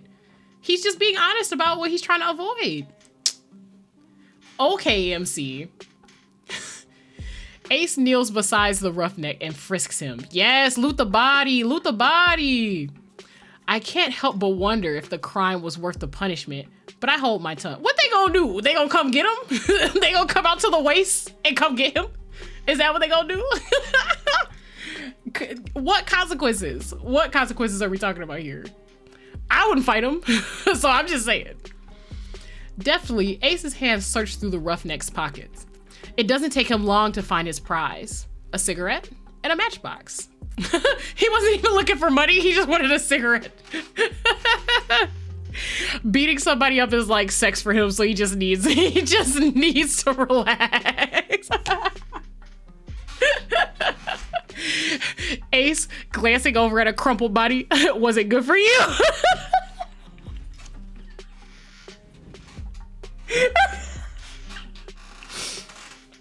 Anyway, he strikes a match. Sparks light up his angular features with a golden glow. It's distracting for a moment, but my gaze inevitably drops back to the muddy body. You're just gonna leave him there? Yeah, it's not his responsibility, what? Ace draws deep from the cigarette. He exhales heavily, smoke curling past his lips. I breathe in the sweet spice scent of cloves. Beat the man bloody and then snatched his square on top of it. He could have lost more than just the square, so he all right. He all right. As his tension melts away, he looks at me with cool, lidded eyes. Should I give him a blanket? Absolutely not. Absolutely not. We are not tucking. So listen, you can slap somebody to sleep, but we are not tucking them in, okay? We're not doing that. Unbothered by the maybe corpse, he takes a seat on a crate opposite the bar. I stand awkwardly, forgetting why I came out here in the first place. An unpleasant silence stretches between us. Weather's nice. Not him trying to chat us up after he just frisked the body he beat to a pulp. He's so cute. He wants us to like him so much. Oh, he's so precious. Cold, murky, and humid, he means. I want to believe he's teasing me, but for all I know, this is pleasant for Iridia. Yes, I see why you like him. I see why you like him, Lauricia. I see it. He actually is adorable. This is an adorable man. Was Princess good company? Oh, so the name of the dog thing is not Pretty Girl. Okay, I thought Pretty Girl was like its name. But okay, was Princess good company? Who? The dog. Obviously, we're talking about the dog. Come on now, you're not gonna survive in this city if you're this far behind in every conversation. He takes another long drag. His metal rings catch the light of the cigarette in a flash of red. The soulless who escorted you back. You named it Princess? Jealous. Ah! Yes. You can name me Princess. That's cool. Vere gets on my nerves. This guy could call me Princess though. I'd be cool with that. Cause he's actually sweet. I return his smile. You have no idea. I think your nickname's more fitting. Sparrow. Not sure where he's got it from. Maybe I should tell him to call me by my name. But it's kind of nice. No. He could call me on the nicknames. Not that I'd ever tell him that. Before I can dissect my feelings, I quickly change the subject back to the soulless. Nah, she was cute. She was kind of cute, in a weird way. I glance absentmindedly at my hand, remembering how she nuzzled into the palm at my touch. He could call me his. True. Ace's eyes softened for a brief moment. Her tail wouldn't stop going when she got back. The group of them don't get much attention. Oh, they're just like you for real. Think she's cute now? Wait till you see her tricks. Not you telling us you have a pet. Oh my God, crazy. You taught her tricks and not the MC falling for it. Princess is a smart one. She'll learn anything if you have the right rewards. Well, anyone will learn anything if they have the right rewards, but you know, whatever. Sounds about right. The idea of tame soulless is still so outlandish to me. I was mauled by a mindless, bloodthirsty beast, and he's talking about them like they're pets. Yeah, but they got the red eyes, so they're part of the cult. They drank the Kool-Aid. But it's possible, all because of the sea spring. I need to get the answers he wouldn't give me before. Yes, give us that good zoom in. I carefully take a seat beside him on the crate, contemplating my strategy. I think he'll actually be easy to talk to. I don't think he'll be standoffish. He wants friends. He's like the delinquent that scares everybody, but he actually is very sweet. He doesn't seem to mind. He closes his eyes, tilts back his head against the wall, relaxed. Without the pressure of his intense gaze, I feel myself ease up too. As long as I keep my attention away from the bloody heap across from us. Stop dwelling on things that are irrelevant to you, okay? That roughneck's not your business anymore. So I would just, it's fine. I glance over at Ace and allow my eyes to linger. Ooh, we get to roam over him. Look at that. A sea glass colored tattoo spirals up his arms. Okay, all right, hang on, pause. Can we talk about how accurate this color description is? That is sea glass. That color, this color, it is sea glass. It is actually sea glass. I'm here for the color accuracy. A sea glass colored tattoo spirals up his arm, painting over grooves of muscle. All right, he's strong, we get it. Silver jewelry glints in the moonlight. It draws my eyes to his bare chest, rough hands, carved jaw. His ears, his horns, his pupils, everything about him is sharp, even the fangs that only show when he grins. But my attention's drawn back to the tattoo. Something about it feels unnatural, as if the tendrils move when I'm not looking. Oh, what if that links him to the tentacle monster in the cave? What's your verdict? I whip my head in the opposite direction. Why would you even pretend, bro? You got caught red-handed. It's fine. What verdict? Got a long, good look? Are you impressed or do I need work? Oh, he asked us for our opinion for real. He's so cute. My face grows hot. I've seen worse and you're annoying. I feel like you're annoying is more in line with what the MC has been saying the whole time. But I know he actually wants us to like him, so I feel like that would actually hurt his feelings. I'm gonna go with I've seen worse. I guess I've seen worse. He responds with a low chuckle, draped in smoke.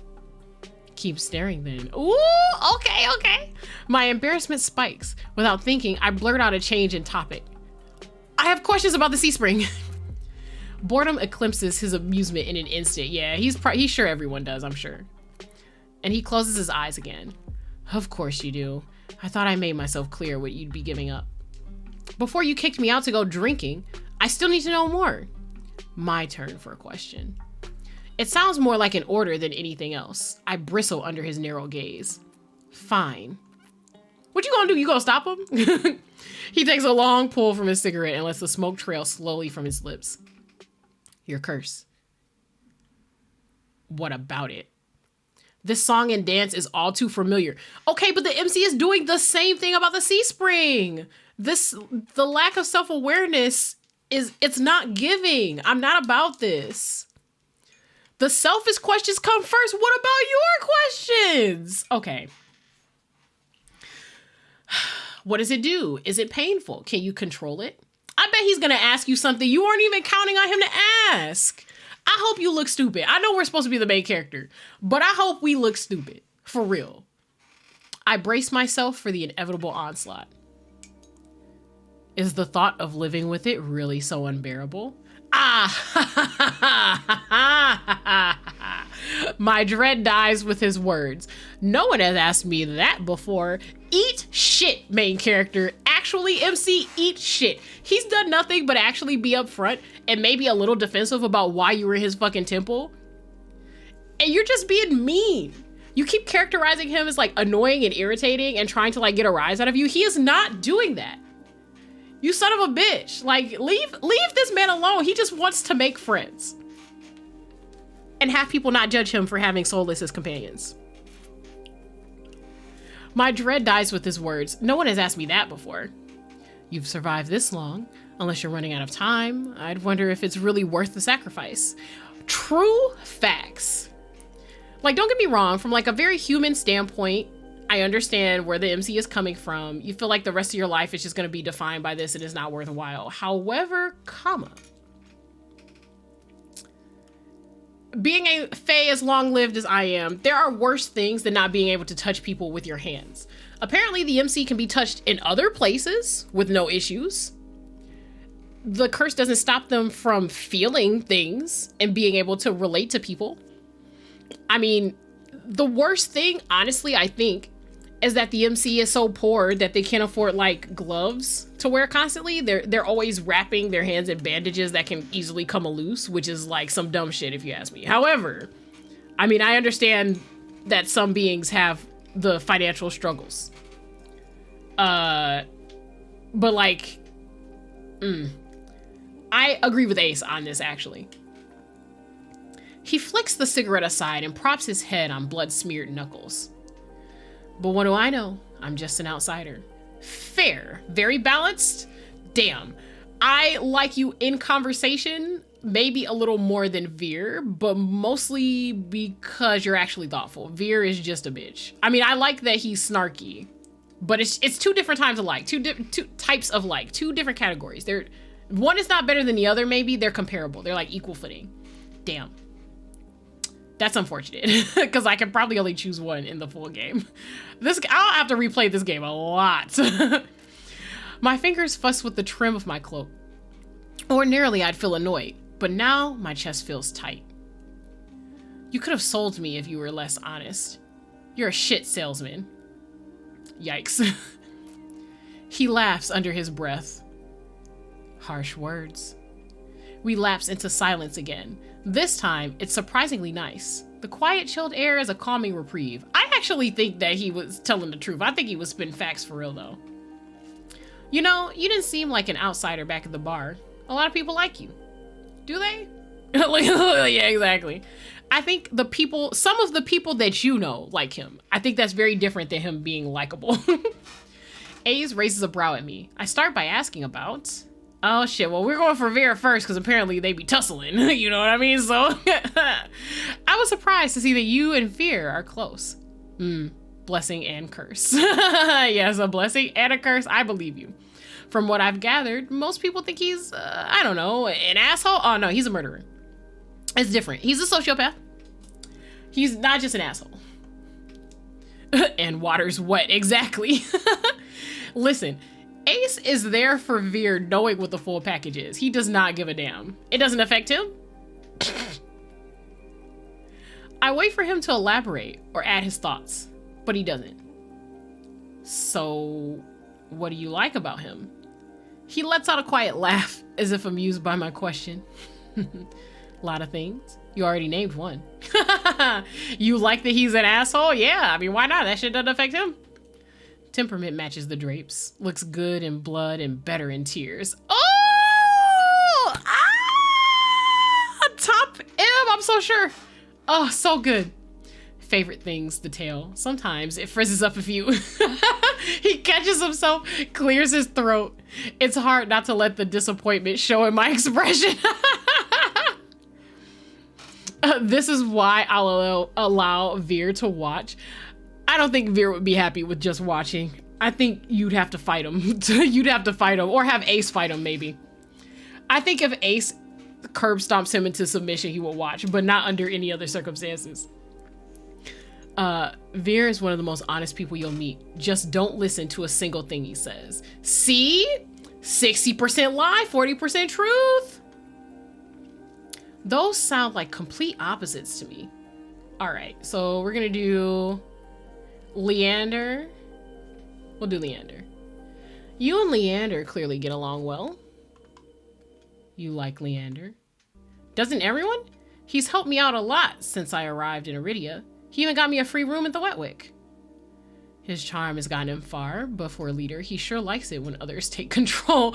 Damn, is everyone just gonna throw him to the wolves? Leave Leander alone. Leave my mans alone. Let him enjoy his, you know, subby tendencies in peace. Jesus Christ. This ain't y'all business to be telling. Y'all some messy bitches. Part of me desperately wants to ask what he means. But Ace continues before I get the chance. Everyone, okay, but listen, it's not that everyone is saying he's a hoe. They're like specifically disclosing his proclivities. You can say he's a hoe without disclosing like his specific enjoyments. You know what I mean? Like, that's nuts. Surprised we get along. I thought you'd be at each other's throats instead of drinking buddies. Oh, I didn't. His smile is easy, but there's a dangerous edge to it. Leander's done a good job for a human. Oh, that's high praise. Naturally, there will come a time when his resolve is tested. Same could be said for anyone in this plane or the next. Yeah, his resolve, yeah, that's fair.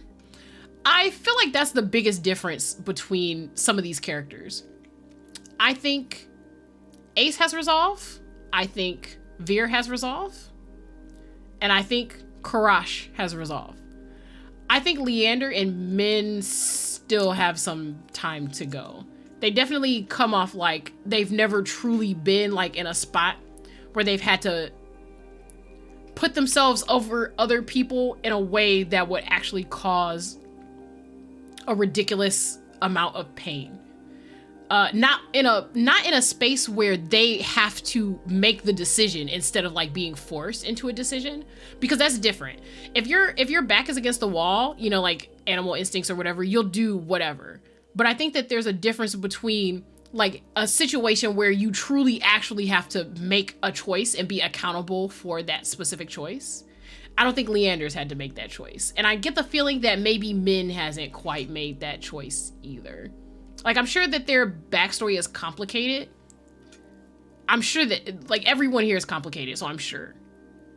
But I just get the feeling like Mhin's selfishness in terms of how they regard other people tells me that they don't have a respect that comes from the understanding that everyone who is willing to do whatever it takes has had to make that decision. You know what I mean? Like, it's hard to explain, but I feel like they're missing that core piece of life experience. That type of, it's like one of those moments that makes you understand that everyone in the world is just doing their best. I feel like when you're overly optimistic, or when you're overly elitist, or at least like combative, right? It's because you feel like you're pushing against something like fate or destiny in some way to sort of like take control of it. But I feel like the true wisdom comes from knowing that there's nothing to push against, and we're all just sort of like in the same stream, just doing our best. So you have to just do your best and absolve yourself of whatever attachment you have, like very Buddhist monk, very Zen. So I feel Ace on this, honestly. As for my resolve, well, stick around in Iridia long enough and you'll find out. I want to know now. I want to know everything about you. I nod slowly. I can't decide if it sounds like a promise or a threat. Got any more observations, Sparrow? Ooh, Mhin or Kuras? I'm tempted to go for Kuras because I don't think he'll have a lot to say about Mhin. Mhin is very like anti-monster, I guess. So we'll go for Kuras. I didn't know that you and Kuras were friends. In a way. I help him in the clinic sometimes. Doctor doesn't let most people closer than arm's length. Oh, you help him in the clinic? Oh, that's so sweet. Oh, you're such a sweetheart. Oh no. Oh, you're so good. You're such a good boy. Oh no. And you do? Hearts on my sleeve. Get the sense Kuras was like that in the past. Must have been burned. Ooh, all right, we getting the inside scoop. Okay, I'm glad y'all messy because I'm getting the information. I'm getting the scoop. I'm getting the tea. He trails off after the last few words, then shrugs. He opens up in his own way if he's relaxed enough. I don't know how to even imagine that.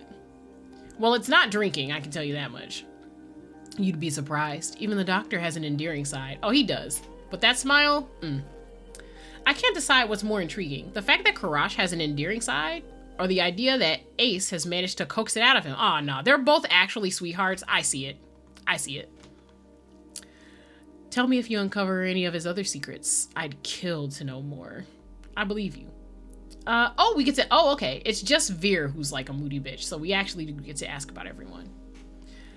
Maybe Mhin doesn't necessarily like you, but they definitely pay attention to you. Notable. Ace's reaction takes me off guard. He growls, pinches the bridge of his nose, as exasperated as I've ever seen him. I make enemies as easily as I breathe, Sparrow. It doesn't bother me. It does bother you. But that dove's got it out for me for no reason. Maybe they're unsettled by the sea spring? It's not about that. Ooh, what is it about then? Goes without saying, they've got some issues. Don't think they understand that you catch more flies with honey than vinegar. I don't think it's just that. I'm sure there's something to it. Honey has left a bad taste in my mouth in the past. It could be the same for them. At least you're capable of a conversation. Oh, no, you tried to be friends with Mhin and they were like, no. Oh, poor baby. Do me a favor and teach the dove some manners. Thought they'd lay off eventually if I didn't bite. Hasn't happened yet. Oh, you just want to have friends. I'll be your friend. Ace. I briefly consider the possibility that Mhin wants to get bitten. I'm not about to propose that, though. Oh. Yeah, I guess that tsundere shit is... Yeah. My main point is that, speaking from experience, being an outsider usually means you don't have friends. I don't. I level him with a tired look. Fine. I'll confess. I have one friend. Don't say yourself. Oh, cuties. Oh, is that the tentacle monster? Oh, it's in red. It's in red. Oh, do we get to do something with that later? Oh, I want to meet him. I like tentacles. As soon as he says the name, A thick wave of unease runs through me, the same sensation I felt at the sea spring and in the outskirts. But as quickly as the sick feeling hits me, it dissipates, leaving me oddly numb against the prickling cold. Oh, do I get to sense like whatever weird magic they're bound by? Because it's the tattoo, right? Can he summon them out the tattoo? That'd be cool. Who's that? A friend. It lives in my head. I believe him. It lives in your head. Ace taps his temple with a finger. Right here. I believe you. Scared you off yet? That'd be the third bad impression I've made on you today. I'm stunned for a long moment, processing what he's just told me. Oh, get over it, MC. It's gonna be fine. Then I burst into a fit of laughter. Thank you for this moment of levity. You're serious? Ace grins wide enough to flash his fangs. Deadly. It sounds so fucking absurd, I can't help it. On top of everything I've gone through today, it feels like I'm living a fever dream. Yeah, that's fair. That's actually fair. I've come close to death more times than I can count, encountered tame solace in a horrifying group mind. And now I'm supposed to believe there's someone living inside Ace's head. There are tears in my eyes by the time I rein myself in. Ace waits patiently. Lips quirked in amusement. Sorry, it just sounds so ridiculous. The tension that wound my shoulders so tightly has melted away, and for the first time in a long time, I feel like I can breathe. I feel better. Dukas, where in the rat's ass are you? Oh, is this that dude's friend? Raucous, gruff shouts rise in the streets, echoed by the sound of heavy boots sloshing through mud. The voices share the roughneck's accent from the bar, yeah. The same roughneck who is still maybe dead and lying bloodied across from us. I nearly forgot about... Listen, Ace told us he was alive. I don't know why we're questioning this. I shove to my feet as their voices get louder. They're closing in quick. Ace pulls me in by the wrist out of the alley, away from beaming moonlight. We dive into a nook between buildings, veiled in the shade of tattered canopies. It's a tight fit. Ace boxes me in against the wall, his body all but pressed against mine as he towers over me. For the second time today, the heady sense of smoke envelops me, but this time cut with the metallic tinge of someone else's blood. Ace pitches his voice low. Quiet. My heart leaps into my throat. I'm suddenly acutely aware of the heat radiating off of Ace's body, the feeling of his leg grazing my thigh, the closeness of his breath. Okay, so not a kiss, but very close.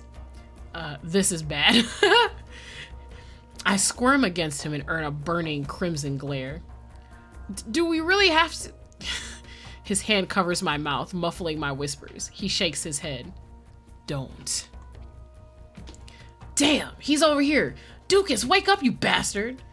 A group of individuals, all brandishing spiked weapons, fill the alley. They all wear violet sashes, some kind of uniform. I wish I could see what they're doing, but Ace's arm all but blocks my sight.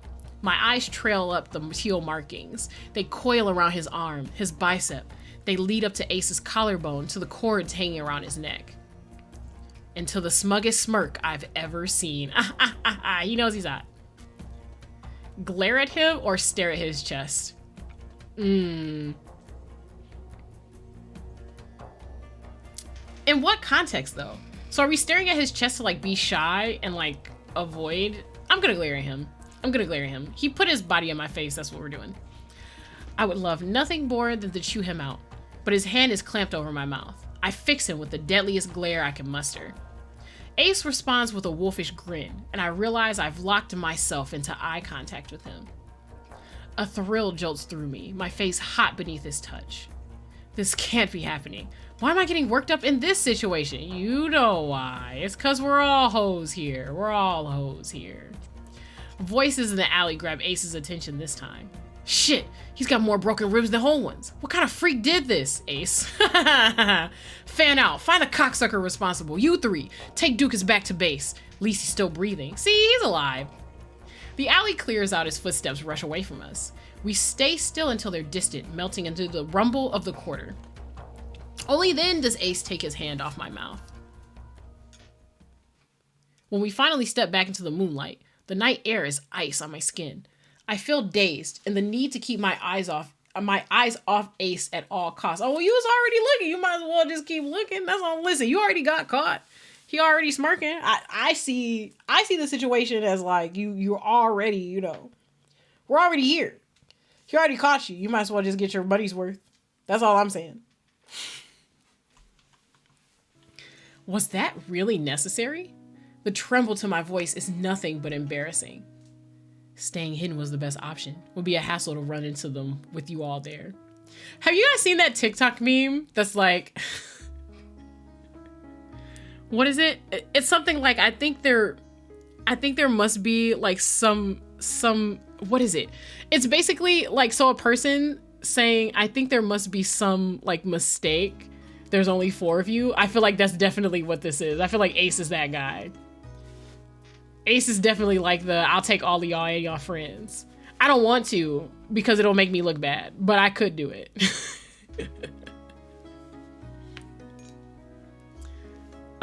Let's see. What? Because I'm dead weight? I mean, you are kind of dead weight, but he didn't say that. Because 3 bad impressions are enough for one day. Oh, not him. Oh! Dang. Lurcio, I definitely see why this is your man's. I see why this is your man's. I see why this is your man's. The answer is too vague for my liking, but he's probably right. Either way, I don't have the energy to argue. Come on, Sparrow. Let's get you home before you're framed for murder. This is so cute somehow, even though we're talking about murder. Very funny. I have great taste. I still like Vere because I feel like the situations he would get himself into would be like non-typical and I would want to see what they are. But in terms of like actual personality, like just straight up actual personality, other than my interest, my special interest in wanting to see villain's villain, right? It would definitely be Ace. It's Ace or Kuras for me, outside of just enjoying seeing. I mean, it's in typical media, people don't follow through when they have villains. They usually have like some sort of weird emotional weakness or some weird shit like that. But when someone has actually had to go through shit to like prove that they have the power they have, like once you get to that point, you're just like, fuck it. You know what I mean? I want to see characters. I enjoy seeing characters actually follow through when they are threatening, instead of just sort of like pulling back at the last minute, right? Ace is not threatening. He is powerful, but not threatening. So I'm not expecting him or desiring for him to follow through on any of that. In fact, I'd prefer for him to not have to. It's enough knowing he's strong, okay? Apparently he's big all over according to Vere, so I mean, you don't have to prove it to me, you know. We reached the front of the wet wick too quickly. I hate to admit it, but I don't want to separate from Ace yet. And not just because he never answered my questions. He's infuriating. As easily as he makes me feel on edge, he can make me feel safe, secure somehow. You know where to find me. At the creepiest place in the world. Take your time before you decide to drink. I happen to like your shitty attitude. Yeah, I agree our attitude is shitty, because I think he's perfectly fine. Oh, they're not horns, they're earrings? Yeah, they look like earrings. Dang, I thought these were like horns growing on the side of his, like from behind his ears. Interesting, okay. It takes me a moment to process it. Then my eyes flutter down to my feet. I'll keep that in mind. Oh, he basically just said, don't become part of the group mind because I like you as an individual. That's a really big compliment. When I glance back up from the ground, Ace is already down the street, disappearing into the throng of people. No fanfare, not even a wave. Asshole. Why would... Okay, all right. Okay, so far we've done Vere and Ace. I am really quickly. Yeah, we'll be fine. Yeah, we'll go to the title screen. Continue.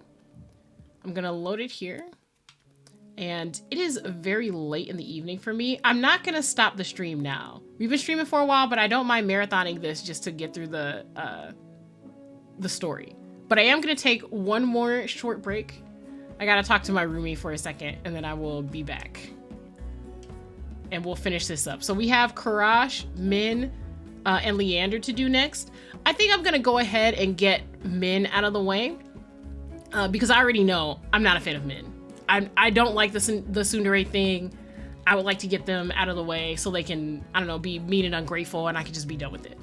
So I will do that. When I come back, I will be right back. So just chill right there. If you have to go while I am gone, have a good evening. I know that it's late in some parts of the world and early in others. The VOD will be up. The VOD will be up immediately, so you can always come back and look. I appreciate everybody being here with me for this ride, because this is a long-ass stream. This is probably the longest stream I've ever done. I thought I started early enough, but apparently not for all my reactions and whatnot. All right, I'll be back in a second.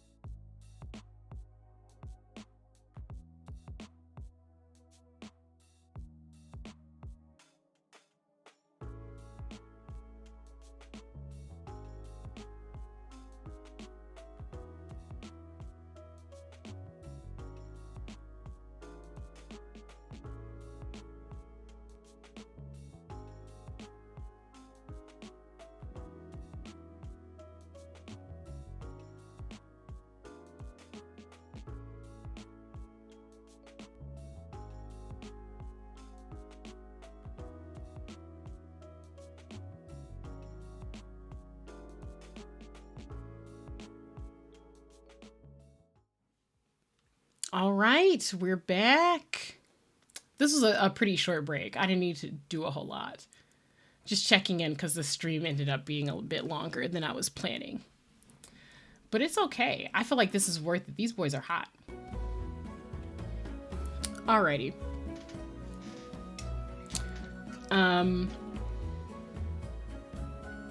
Okay, we were gonna do Mhin next. Yes, thank you. I'm trying not to feel bad about taking breaks during stream, but I've literally been streaming for almost 8 hours, so I feel like you should probably take breaks, right? I've only taken a few. I feel like I'm doing a good job. Alrighty, here we go. We're gonna go for Mhin.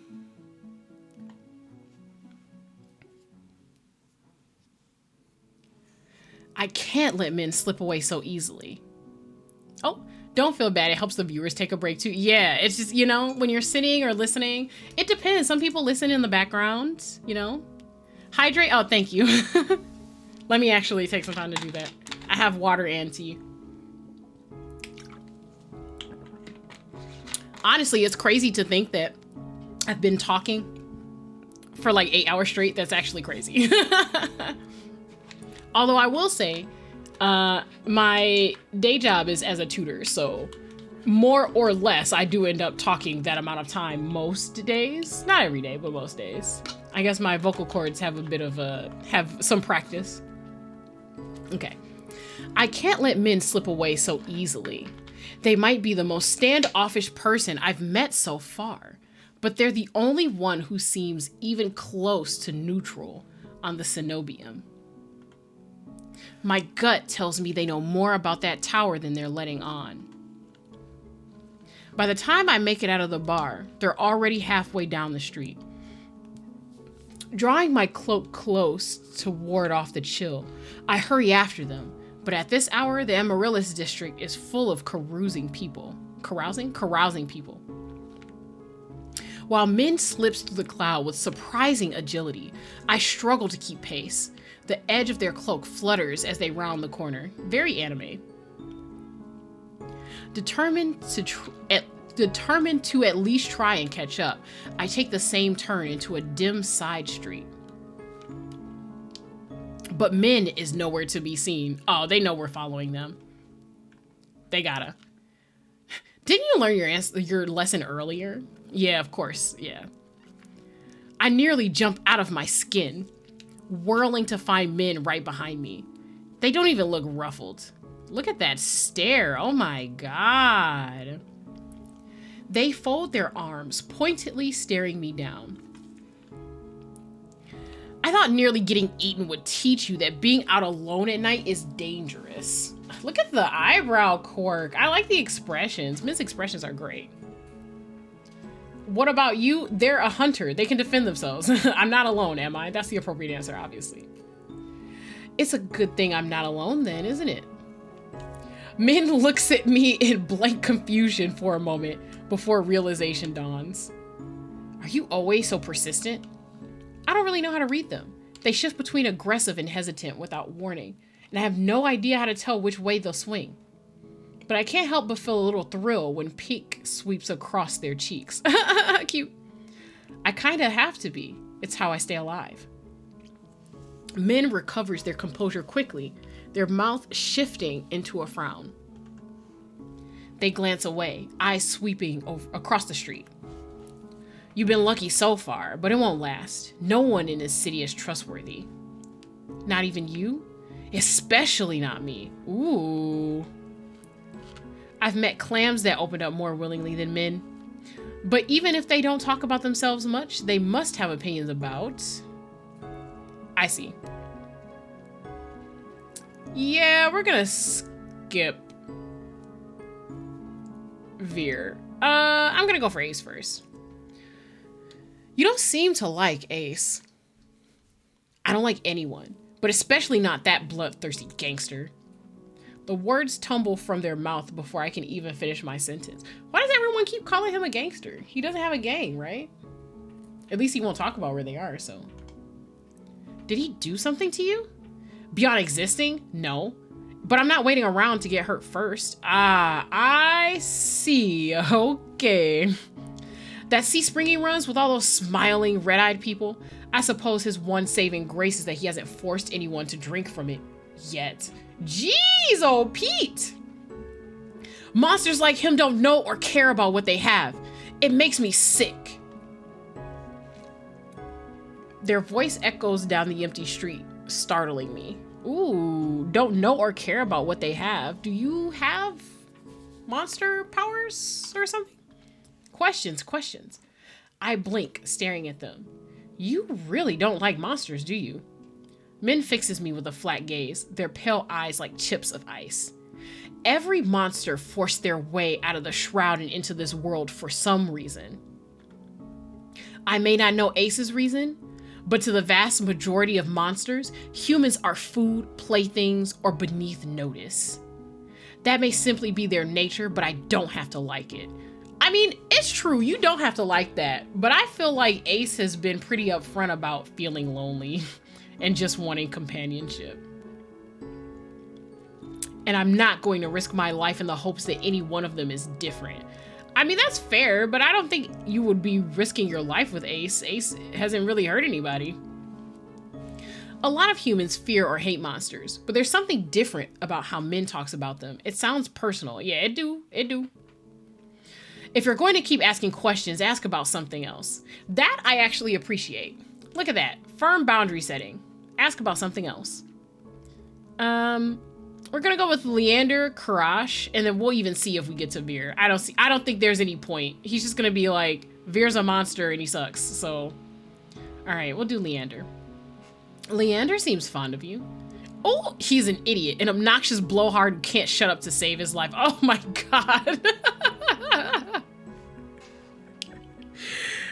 I see. Well, good for y'all. Good for y'all. Their words are harsh taken at face value, but it's at complete odds with the flush creeping across their cheekbones. I know. Is that all? They huff. It seems to physically pain them to speak again.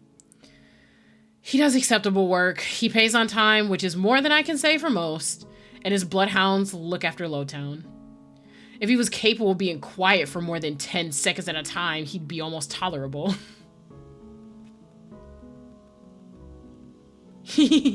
Yes, I like them. I know that there's a soft, squishy exterior in there, but it's not my job to chip at it. It's just not my thing. Their tone grows almost fond, but then their brows draw together as they glare at me. But I'm not one of his bloodhounds. If he told you otherwise, he was talking out of his ass, as usual. He has work to offer, and sometimes I take it. That's all. Somehow I doubt that, but Mhin seems disinclined to say more. Yeah, I mean, it's not our business. I think that's fair. Listen, just because them other hoes are messy bitches and they'll talk about whatever they be doing doesn't mean that Mhin has to actually give us the tea. All right, so we're gonna do Kuras. You and Kuras seem to get along though. The tense lines of Min's features soften. Ah, yes. He's an exception. Few people are willing to help others, fewer when there's any risk involved, and of them, Kuras is unique. Yeah, look at the smile! Look at the smile! I have a feeling that Mhin doesn't smile often, but the curve of their lips, however slight, is unmistakable. They catch themselves, their expression closing off with a near-audible snap. I think he respects Kuras a lot because of what he does, the selflessness. Because, I mean, it's obvious that he's been burned several times, like him personally. Or them personally. I'm sorry, I was thinking about Kuras, because Ace also mentioned that Kuras got burned.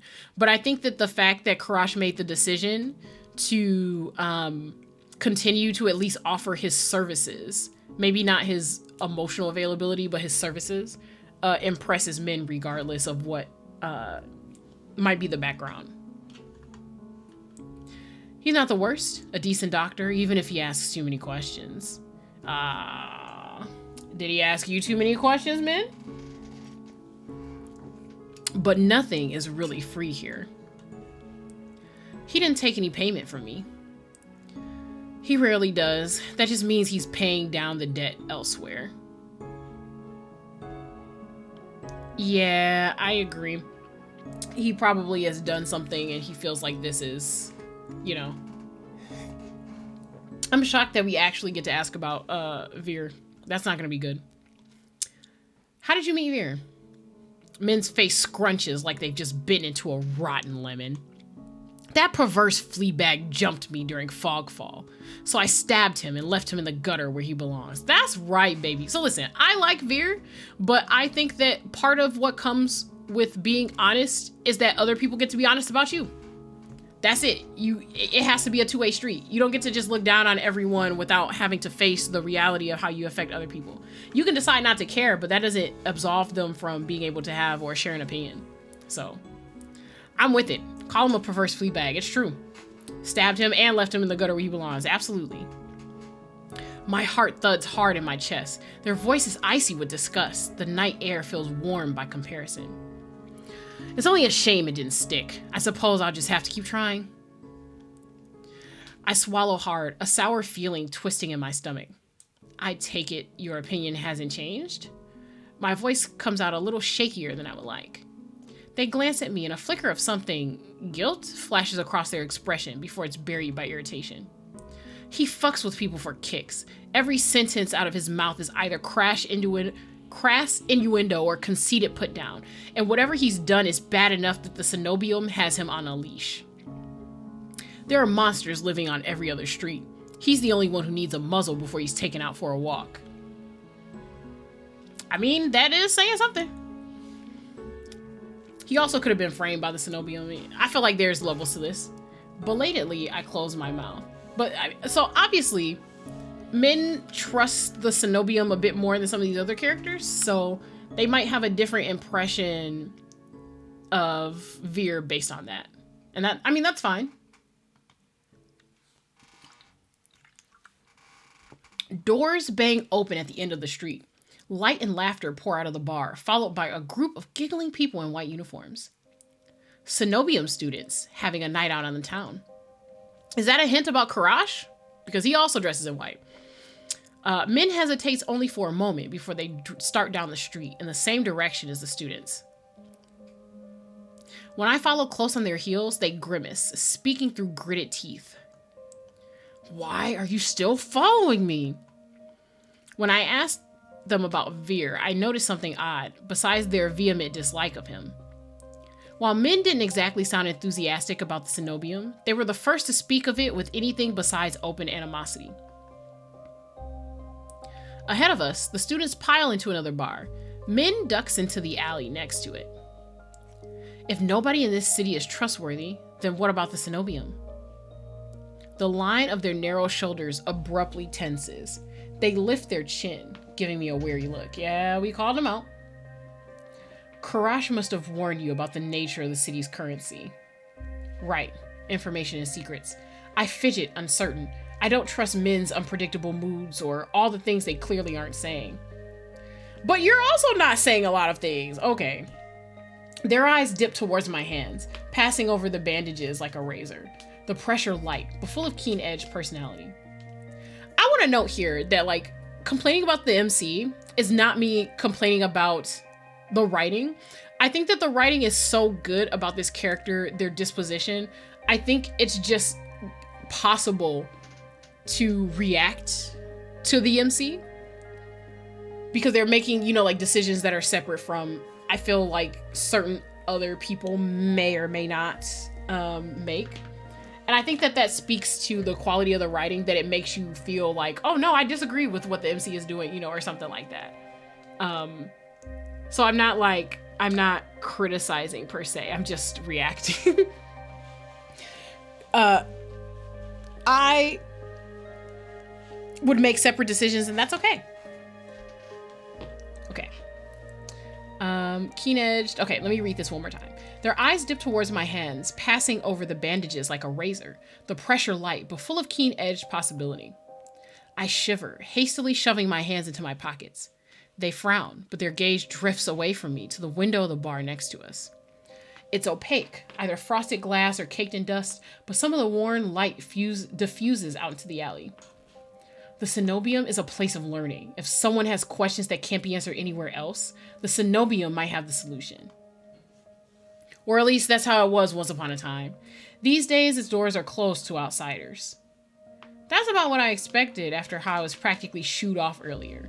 Just as I start to relax, they speak again. Whatever you're looking for there, the cost may be higher than you're willing to pay. The sheer hypocrisy of their words ticks me off. What gives you the right to talk when you're doing the exact same thing as me? What questions are you asking that only the Cenobium can answer? That's personal. So there is something Mhin's looking for at the Cenobium. Okay, I see you getting your little social on, pulling off a little Vere energy. I suppose that makes two of us. If they're following groups of Cenobium students around, they must not be having much luck either. Everyone else seems to fear or hate the Cenobium, but you don't. They flinch. Spurred onward by curiosity and my lingering annoyance, I press forward. You must know something about them, something you haven't told Leander or Kuras. But they're not letting you in. They're not letting you in, which means you're one of the outsiders. Ooh.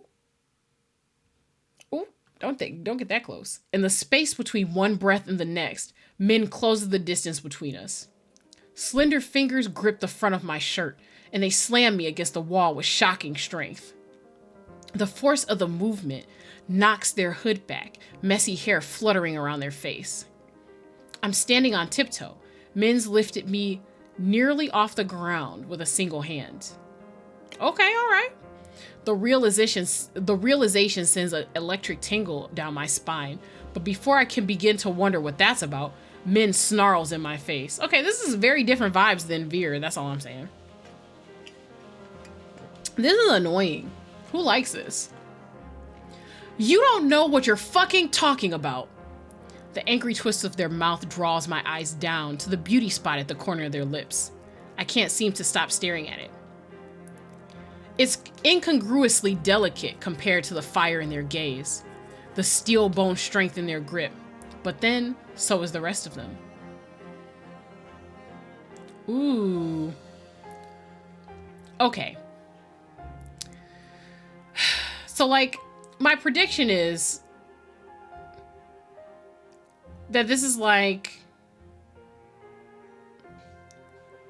the what's your fucking problem is like meeting fire with fire, which you normally don't do with tsunderes, right? You're normally soft to tsunderes, and then they're all surprised that, like, you're actually a person capable of empathy. And so I feel like neither do you is quote unquote, like, not maybe the correct answer, but the answer that'll get us the most depthful conversation. I feel like if we just ask them what your fucking problem is, they'll just be like, it's not any of your business or whatever, and be extra defensive. So I'm gonna go for neither do you. And I'm not gonna lie, I could double back to see the what's your fucking problem answer, but I don't care enough about Mhin to want to see the alternative. Not tonight with this stream running late. I've been streaming for 8 hours, right? Like, basically 8 hours. I think I'll be fine on knowing whatever snarky response Mhin is gonna give me here. I don't think it'll offer that much more information, even if they say something out of anger that gives me a little bit. I'm just not a fan of Mhin particularly. I think they're fine. I like their character design, especially the red dot in the eyes. I'm curious about what that's about. I would like to know more about Min's story, but I don't want to be involved with Mhin romantically. Neither do you. We're practically strangers. So why are you acting like you know anything about me? Your line of questioning isn't exactly subtle. It is not hard to guess that has something to do with your hands. You think you can use me to get into the cenobium? Don't be naive. I don't get angry easily. I can't afford to when a moment of carelessness could be fatal. But when they mention my hands, my temper flares hot. Who says I'm the one who needs you? Realization strikes me like a thunderclap. You're not getting anywhere by yourself either, are you? But you can't make yourself ask for help. Oh. Super effective, bro.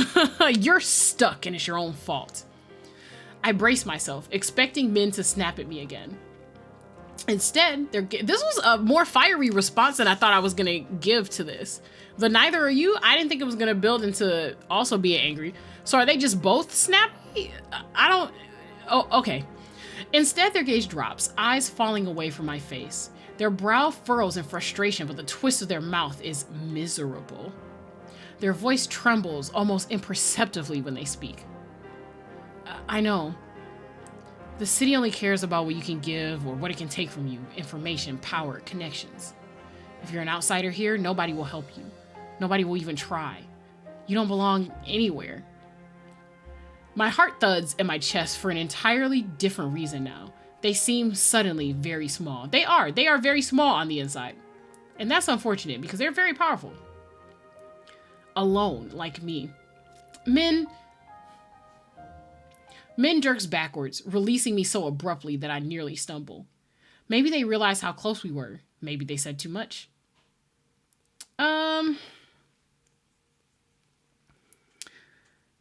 I'm tempted to let them go, but I know with a tsundere, you should be pressing forward or whatever. Determined not to let this go, I press forward. Mhin takes another step back, but this time they're the one with their back against the wall. Look, we both want something from the cenobium, right? But neither of us are going to get anywhere on our own. We could help each other. It's worth a shot, don't you think? Mhin sighs. They sound annoyed, but any real hostility seems to have gone out of them. Ah, okay. Too tired to fight, or too annoyed to fight, either one.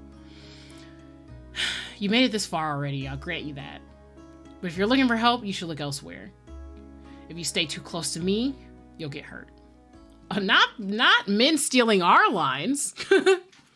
Before I can think of what to say, the tavern doors bang open again. The Cenobium students spill back out, considerably drunker. Their ranks seem to have swelled with other barflies. The group floods back into town, towards that great tower, rising moonward. As I'm distracted by the commotion, Mhin slips away from me, drawing their hood up. I catch their eyes for just a moment. Then they're gone, vanishing into the crowd. Okay, all right, okay. I understand that the catch with Mhin is, like most of the catch with Mhin is that their fate is tied in with yours probably, or at least, part of it they cross. And additionally, they want to sort of breadcrumb you into like, oh, there's more to them than meets the eye. I just need more personality than the tsundere thing. Like the tsundere thing can't be here. Have you played Blooming Panic? I have not. I will look it up after stream, actually, though. Alrighty. Yes, we want to quit to the title screen. And what do I want to do here?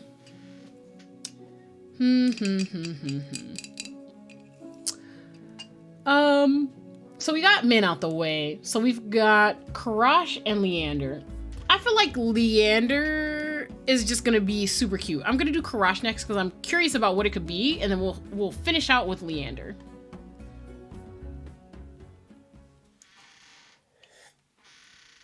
Hot on Kuras's heels, I squeeze my way out of the bar. Of everyone I've met, he seems the most likely to help me and the least likely to murder me on a whim. I mean, this is true. These are true facts. I mean, I don't think Leander would murder me, but he could, though, Earlier this morning, he said I could go to the clinic for help whenever I needed it. Ah, yes, time to see if that promise was actually worth anything. We coming for a night visit, baby. I am sick. Please look at me. I breathe a sigh of relief once I'm free of the crowded bar. Kuras, hearing me, turns my way. Corey, you seem upset. I take it the Amaryllis district is not to your liking. If nothing else, it's wildly different from the secluded temple where I spent most of my days. That's not why I stepped out. You are not in need of treatment after that fall, are you? Oh, the smile! Yes, doctor, please. I need you to take a look at my injury. I don't know how bad it is. You're going to have to tell me. I'm not a doctor. I wouldn't know. I scowl up at him, and he holds out his hands in a mollifying gesture. Ooh, mollifying. Good vocabulary choice. I apologize, Corey. Please continue. About time. Someone cuts right across me towards Kuras, stopping us both in the middle of the street. Even in the dim pink haze that seems to blanket everything, there's no mistaking that pressed white uniform and stiffly starched hat. Another Cenobium cleric. I hastily step back, making myself as inconspicuous as possible. Yeah, because we're still worried they'll chain us up or whatever. Can I help you? Nervous onlookers hastily part around Kuras and the cleric. The two form an island of white in a sea of teeming color. Enough. You know why I'm here. Then I hope you find this edifying. Kuras reaches into his coat and produces 3 tiny glass vials bound together with a thick leather cord. A silvery powder shimmers inside. He gently flicks the glass, watching the contents swirl, and extends the vials to the cleric. This is it? They look extremely unimpressed. Appearances can be deceiving. He throws me a glance and a swift smile, but I'm too surprised to respond. Look at him being playful and cute. Kuras was the first to warn me about the Cenobium. Nobody I met had anything good to say about them. And yet here he is, openly dealing with them in the Amaryllis district. I mean, like, maybe he doesn't want to, you don't know. I glance between Kuras and the cleric, who seems to notice me for the first time. Well, yeah, he looked over at you, so. Good night. They bow to Kuras, offer me an extremely perfunctory nod, and disappear into the seething crowd. Corey, is there something amiss? What was that about? And, isn't that dangerous? I want to know what that was about. I think Kuras is powerful enough to take care of himself, to be completely honest with you. Like, yeah, what was that all about? Lower your voice. It is of little consequence. That's all you have to say? After the earful you gave me about the cenobium? Shh, be calm. He holds one finger to his lips, which suddenly curl in a cat-like smile. Oh my god, he is literally a cat though. For now, please join me on a short stroll. Look at his hair. Oh my god, I love his hair. Kuras's golden eyes twinkle in the low light. He beckons me away from the main thoroughfare, down a side street filled with vendors hawking late-night snacks. What? Wait! Now, powerfully curious in spite of myself, I hurry after Kuras. Each of his long, graceful strides is easily two of mine. I catch a glimpse, not this music, oh my god, like, look at this mischievous music. I catch a glimpse of his gleaming white coat, disappearing around the corner of the street. The moment I catch up, the delicious scents of freshly baked goods flood my nose. My stomach gives a loud rumble. One honey pistachio cookie, please. Coming right up! Without breaking his swift pace, Kuras plucks the sticky confection out of the merchant's hand and offers it to me. The heavenly smell makes my stomach rumble once more. I take a bite without hesitation.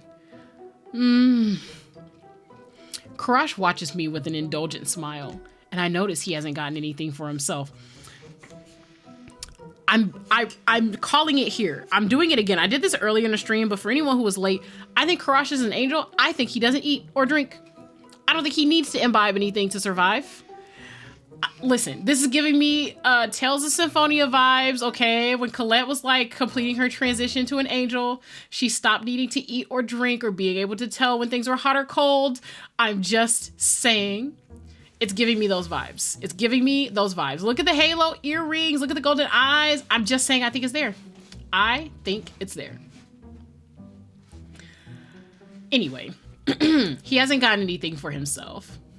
Tales of Symphonia, good memories. Yes, this is my favorite game series ever. You're not hungry? You need not concern yourself with me. He stops mid-sentence, his eyes darting back the way we came. Oh, look at the brows, look at the brows. Oh. The hairs stick up on the back of my neck. I turn just enough to peek over my shoulder, hoping I don't look too suspicious. Sure enough, it's the same cleric who waylaid us in the street, now wearing a thunderously angry expression. Oh, that shit was fake. Yes. Yes. Not Kuras saying fuck capitalism. Uh-oh. Well, disappointment can be a learning experience. He is a cat. He is literally a cat. Oh my god. Glimmers of realization dawn over me as I stare at him. What was that one hot guy's name? Kratos? Yeah. Kratos is, I mean, it's spoilers, but that game is like 1,000,000 years old. So, yeah, Kratos is, Lloyd's dad, yeah. I mean, there are several hot guys in that series. Honestly, this guy Kuras gives me regal vibes, personally. But, you know, yes. Kratos. I'm not gonna get distracted, I'm not, okay. Glimmers of realization dawn over me as I stare up at him. What exactly was in those vials? Perhaps a rare and potent alchemical catalyst? Or some stale fish skin? The two do resemble one another, and it can be hard to tell them apart. Is he serious? No, I want to see you smile again, oh no. I chance another glance at the cleric, who's now trying to elbow their way between the food stalls.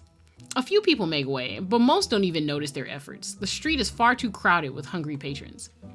Shall we? Without even waiting for a response from me, he glides swiftly into the crowd once more. Let's see. You're messing with them, or is there a point to all this? I'm curious what the point could be. And he might actually be honest enough to tell me, so we'll do that. Is there a point to all this running around? In addition to my personal amusement, I suppose I would like to show you the sights. Ooh, yes, please do. Please do, doctor. Show me the sights. I'm a tourist. Oh my God. He is serious or seriously fucking with me. I'm not sure which. His disquiet must show, or my disquiet must show, because Kurash's smile softens a bit. As you said, you have nothing to fear.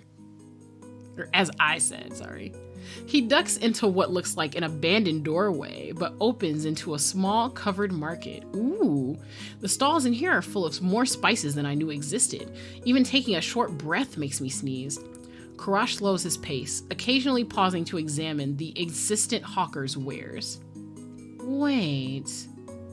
He looks up from a display of vivid red leaves, each as long as my forearms. You said I have nothing to fear, but everyone in Iridia seems wary of the cenobium. People fear the obvious trappings of power, wealth, force, or a hideously ostentatious tower. For my part, I find such trappings merely disappointing. The cenobium once had great potential. They squandered it decades ago in pursuit of trinkets, pleasure, and petty tyranny. Ooh, not the side eye. Give him the side eye, bitch. Give it to him. Their narrow, prosaic interests have rendered them blind to all else that moves. I think that's the most I've ever heard Kurash say on any topic. That's true. That's very true. You sound like you know them well. Oh, the eyebrows. Okay. Kurash lets out a long, slow sigh. You miss little, Corey.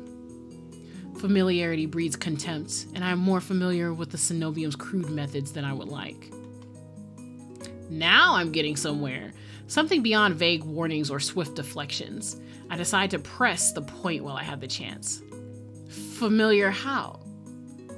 Kurash stops right in the middle of a display of pickled fruits, and I nearly run into his back. Oh, we get close. Okay. He steps aside at the last moment. His arm rests gently but firmly on my waist. I tense, but he's careful to avoid my bandaged hands. Our pursuer refuses to take no for an answer. He's so amused by this, oh my God. Them again? I thought we lost them in the crowd. I crane my neck to look for the cleric, but Kurash shakes his head. This way. The next street over seems to be home to a high-end brothels. It's full of steep stairways and shadowy passages, perfect for discreet trysts or losing a persistent tail. I see, he knows his way around this city, don't he? Paint curtains and painted facades sprawl around me like a giant colorful warren. It only takes a few more twists and turns down blind alleys and narrow walkways before I'm completely turned around. Kurash, however, seems to be following some map in his own mind. He takes each turn with swift confidence, guiding me with the occasional nudge. The gaps between teetering buildings can hardly be called out. Oh, the glow effect is so good. Okay, I'm sorry. The gaps between teetering buildings could hardly be called alleys, so narrow we have to pass through single file. Oh, yes, look back at me. Just a little further. The effortless grace which he moves is almost infuriating. It takes every ounce of concentration I have just to avoid tripping over loose tiles, discarded clothes, and unidentifiable rubbish. Meanwhile, his long legs almost seem to float over every obstacle. His clothes are still completely pristine despite the soot-stained walls on either side. Magic clothing, I'm telling you. Angels aren't allowed to not be immaculate, so. I also want to say, I like the idea of Kurash's route just because, you know, those other bitches we were talking to are messy. They are messy. And we haven't talked to Leander yet, but he's also messy. Leander, Vere, and Ace, although Ace is sweet. Ace is also messy. He's just less messy than Vere and maybe Leander, probably. But like, Kurash we don't actually know anything about. So I feel like I would be tempted to go on his route just to see like where it ends up, what he likes. If there's even anything to the route in terms of like romantic stuff, or if it's mostly plot, that would be interesting. How the hell does he do it? I'm still trying to puzzle it out when I realize how warm it is with me practically tripping on his heels. The tiny gap between us seems to radiate heat, like beating midday sun on the longest day of summer. Oh, no, that's Kuras, I'm sure. I'm definitely staying close to him. We're staying close. I definitely don't want to get lost here.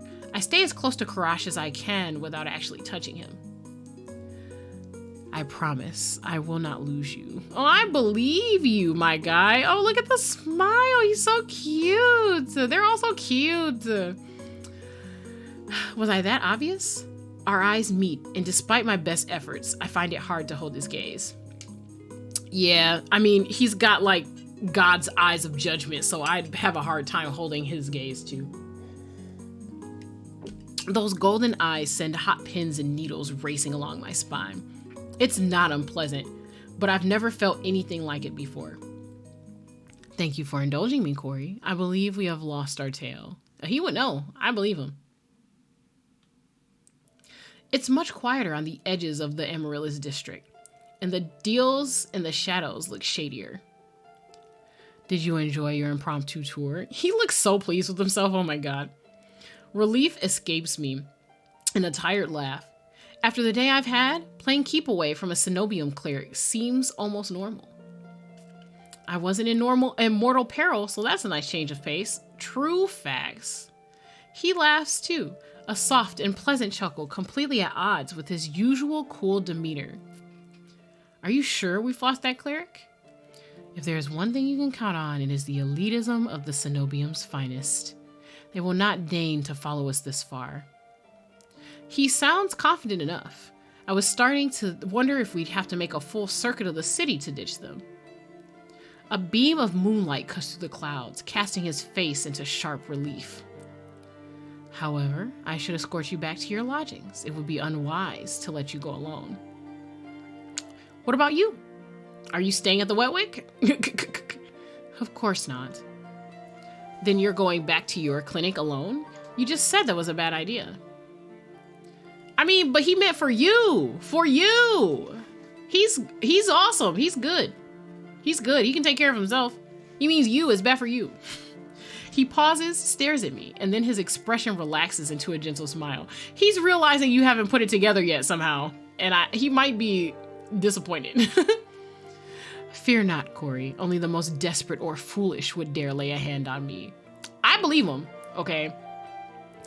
In a city where Vere and Ace also exist, the fact that, I mean, Vere's like that fucking doctor, but what has actually happened is that they are both still alive. So I think that's proof that we don't have to worry about him. It sounds insane after 2 near-death soulless encounters, but part of me believes him. The few people who are still out huddle beneath street lamps and in doorways, desperate to be as close to safety as possible. Kuras, on the other hand, looks more relaxed than I've ever seen him. He's strolling down the middle of the street, bold as if it were broad daylight. Even walking alongside him makes me feel more secure, warmer both inside and out. I hang on to that faint spark of hope and screw up my courage. Did you mean it this morning when you said I could come back to you for help? Every word. Okay, doctor, listen, I might need an overnight stay, you know, that's what I'm saying. I'm just saying. All his earlier mirth vanishes, replaced by calm focus. I don't know what to say to that. I almost expected his offer to be a courtesy, an easy way to get me out of the door. The fact that he meant it?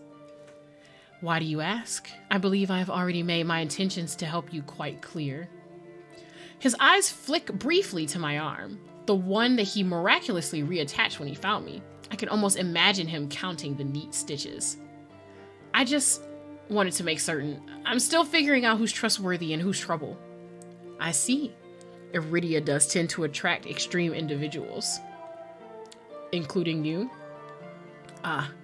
Corey, I decline to incriminate myself in your eyes. I can recognize a smooth deflection when I hear one, and that was pretty smooth. Though, if he won't talk more about himself, maybe he'll tell me more about someone else. I decide to ask about... Okay, who are we gonna ask about first? We'll ask about Leander first.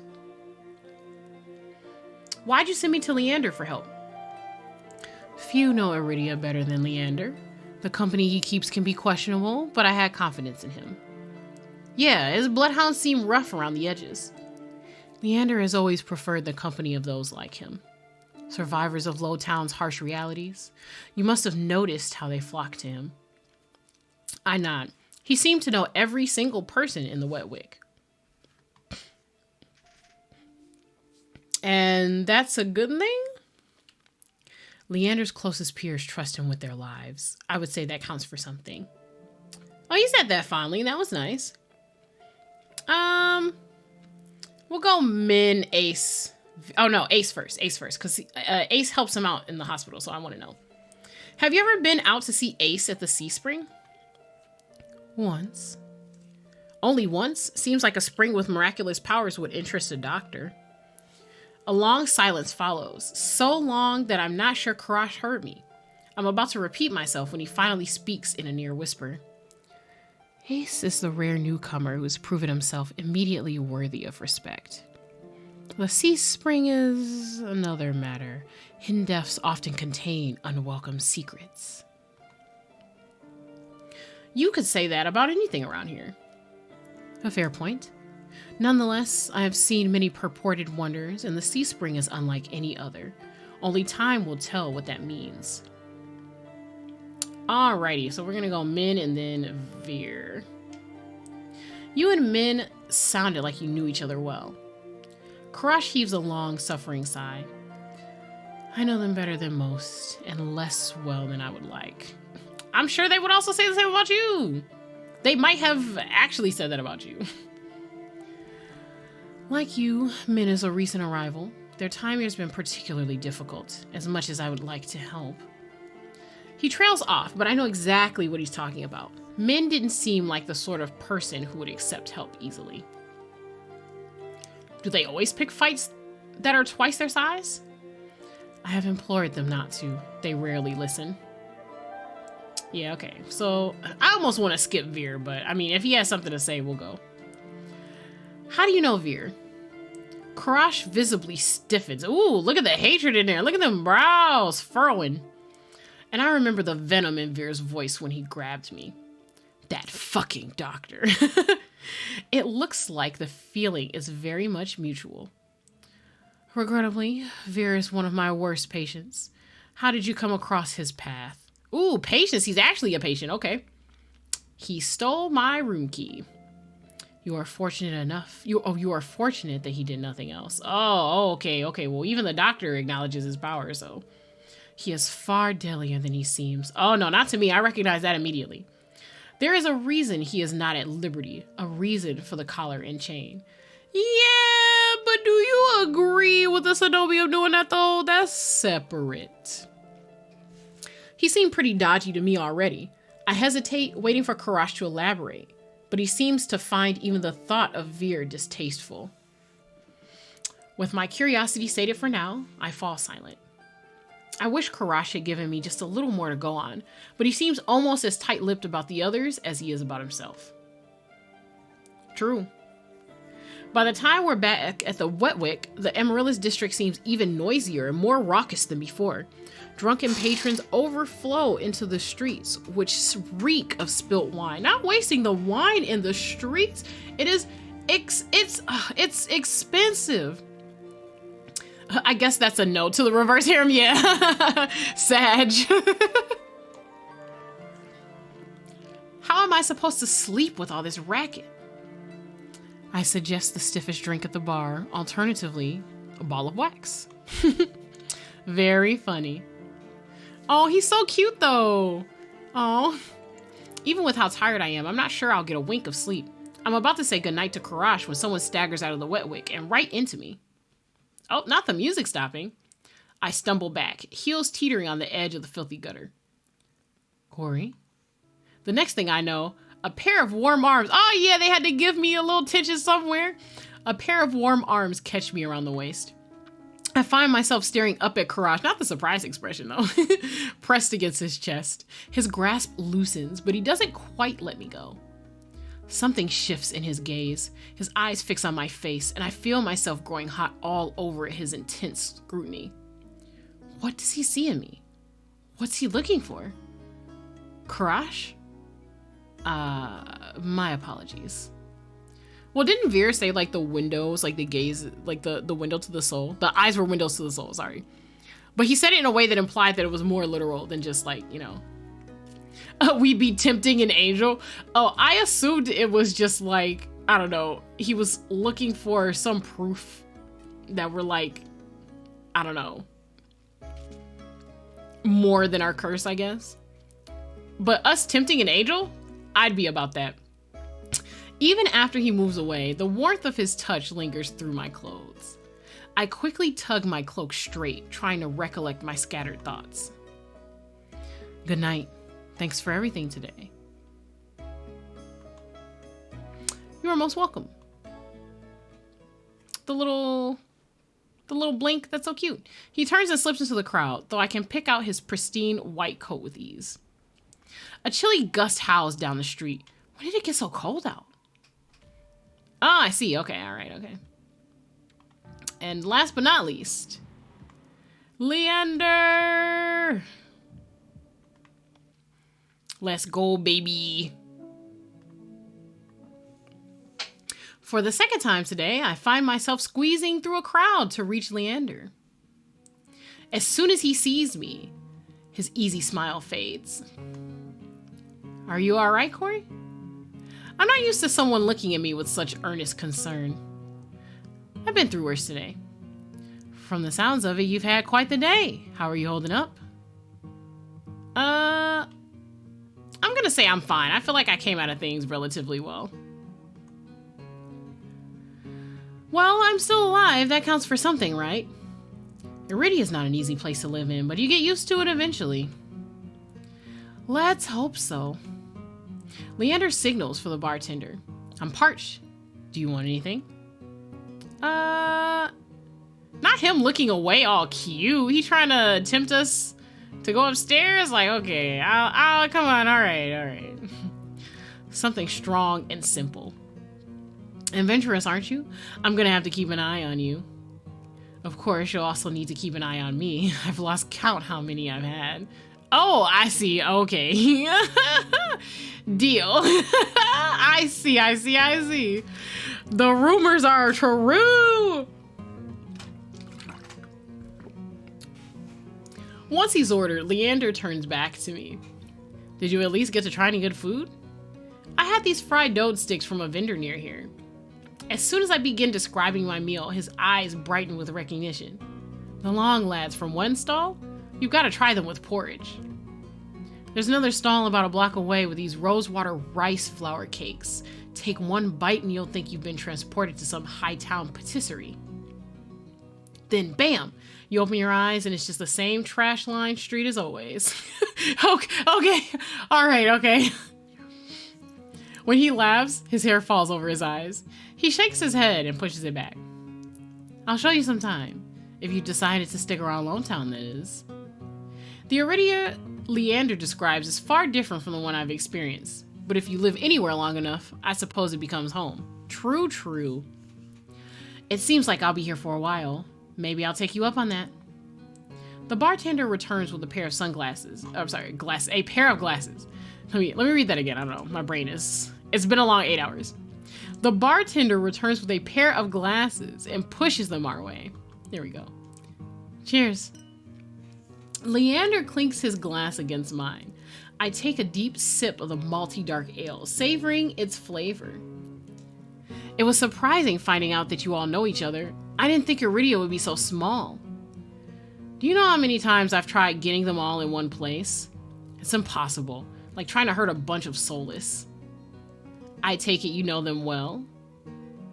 Depends. Was there anyone you were curious about in particular? Ooh, I'm going Vere first. I need to know. What do you know about Vere? Please tell me about Vere, please. Leander shakes his head slowly, his expression grave. Vere, a living example of the Cenobium's cruelty. Most days, they keep him on a short leash. I'm surprised you ran into him. So tell me, what you make of him?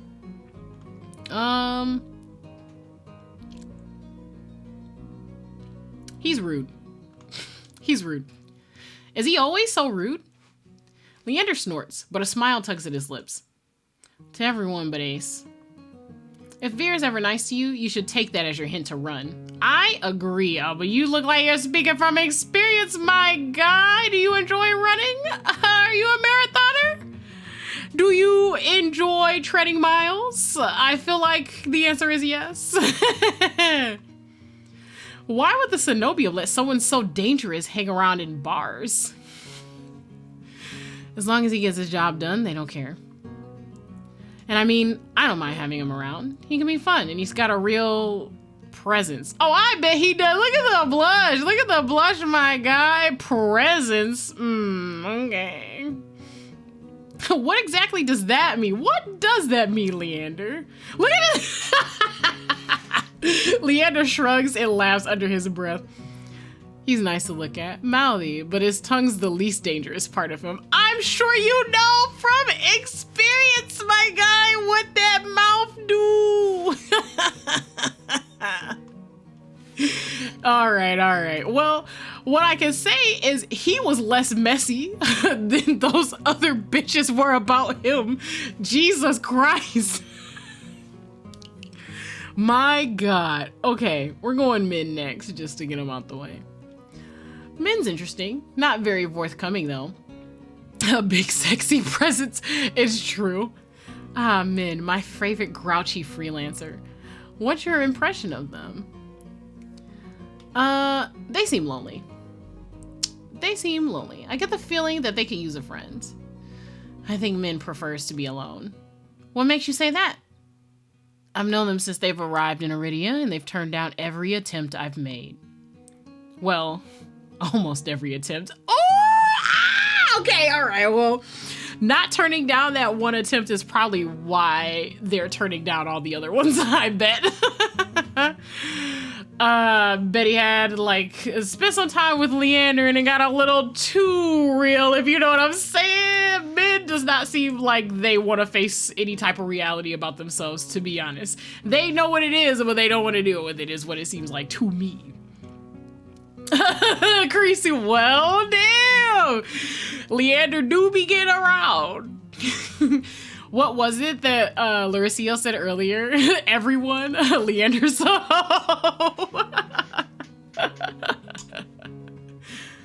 He trails off to take a deep swig of his drink. Oh, I'm sure he's swimming in the memories, I guess. Anyway, I'm just saying, if Mhin wanted to be your friend, you'd know. I don't think so. I don't think you know. I don't think you actually know. Apparently it ain't just the mouth that be doing. Alrighty. We're gonna go for Kuras and then Ace, I guess. It doesn't really matter the order. Like, Leander's friendly. He's easy. I don't think I have to worry about him cutting me off before I get anything else. It's just Vere. Ugh. Do you and Kuras work together? Occasionally. Did the mysterious, competent doctor catch your eye? He seems like a good person. I don't think he came across as cold. I think he's fine. He is easy, ain't that the He is easy mode. He's definitely a guy next door. He's the dude that literally you're staying with. He's literally the guy next door. He practically owns the bar. He seems like a good person, though it's hard to believe anyone's a good person these days. That's Kuras. He works hard to serve the people in Lowtown. Look at him being touched by that. He's a miracle worker, even if his bedside manner could use some work. Do you think he might be able to cure my curse? Oh, nope, he knows. Leander touched the curse, so I'm sure he knows. Leander starts to speak, but pauses to consider me for a moment first. Kuras is good, but he's only a doctor. Besides, unless you're actively dying, he'll make you wait in line all day like everyone else. I mean, but that's fair, you know, you gotta prioritize. All right, what about Ace? So, you're friends with Ace? Have been for a while, but he's rarely in town. Where'd you run into him? The Sea Spring. Leander chokes on his drink. He coughs violently into his fist before giving me a surprised look. You went all the way out there? How'd he treat you? He was up front. He was intimidating. Listen, he was up front. He was honest. He told me about how the Sea Spring's power comes with a heavy price. Losing your mind, becoming one of his funny, brainless pets? He sighs, pausing before he speaks again. Does that sound worth it to you, Corey? The only pets he has are soulless. Yeah, I know. I didn't mean it like that. Ace has my respect and takes good care of his own. For a moment, Leander stares deep into the bottom of his glass. When he looks up again, the circles under his eyes seem even deeper than usual. Oh no. All those red-eyed minions creep me out. Can we talk about someone else? Oh, nope. Okay, so we're done with that. Okay. I was gonna say, I asked all the questions. That about covers it. Aren't you tired of standing? Let's find you somewhere to sit. Oh no, not him coming on to me in the bar again. Again. Leander pushes away from the bar, beckoning me to follow him. He leads me to a small booth. Oh, that's cool. You can like see the space like kind of down in there. That's cute. He leads me to a small booth hidden in a nook of the bar. A pair of bloodhounds notice him and immediately leap to their feet, offering their seats to us. Oh, that's sweet. As I slide into the booth, a web of graffiti scratched into the booth's tabletop catches my eye. The deepest grooves form the outline of the dog from Leander's posters. Dozens of roughly etched names surround the drawings, some fresh, some well-worn. What is all this? It's a tradition. Whenever someone joins the Bloodhounds, they have a drink with us and then they carve in their initials. The barkeep must love that. After the first year, she finally stopped charging me extra for damages. 2 years and countless drinks later, she added her own name. Oh, I see. You're not planning on recruiting me, are you? He quickly shakes his head. Not yet. You need time to think about your own path. Oh, he's so thoughtful. Dang. Do you know what you're going to try next? The question gives me pause. I take my hands out from under my cloak and rest them on the table. Do you think you can help me?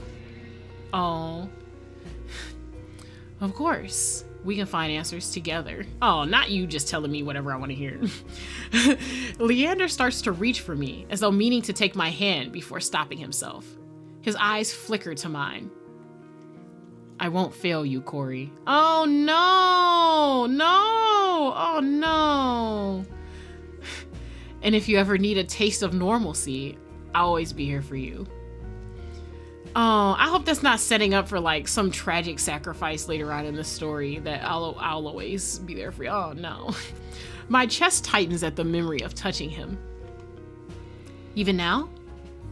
Leander swallows. The table groans under his elbows as he leans forward. The booth, oh, not the blush. The booth is so narrow that he completely blocks my view of the bar counter. It's almost as though Leander and I are completely alone. I see, we about to have another moment. If that's what you want. He's very pretty. I mean, all these people are pretty though. How did it make you feel? Oh, not you going immediately there, Leander. Oh my God. It was warm, exciting. I don't know how to describe it. Leander rests his right hand on the table. He looks at me, smiling when I place my hand in his. Slowly, he begins unwinding the bandages, stopping every so often to glance at me. Oh, you so cute. You're such a service bottom. Look at you go. As my skin becomes visible, I cast a nervous glance around the bar. But as far as I can see, no one is paying us any attention. Service sub, at least. It's, yeah, the top or bottom thing, I'm not sure about that. I require more information, but he's definitely a service type person. Leander squeezes my hand gently. No one will notice. Aw, reassurance. He pulls back, raising his hand to his mouth so he can tug the glove off with his teeth. Oh my God, now the teeth. Okay, you didn't have to go that far, okay? You out here trying to show off. The muscles of his forearm tighten as he flexes his fingers. Okay. Our eyes meet and Leander offers his hand again.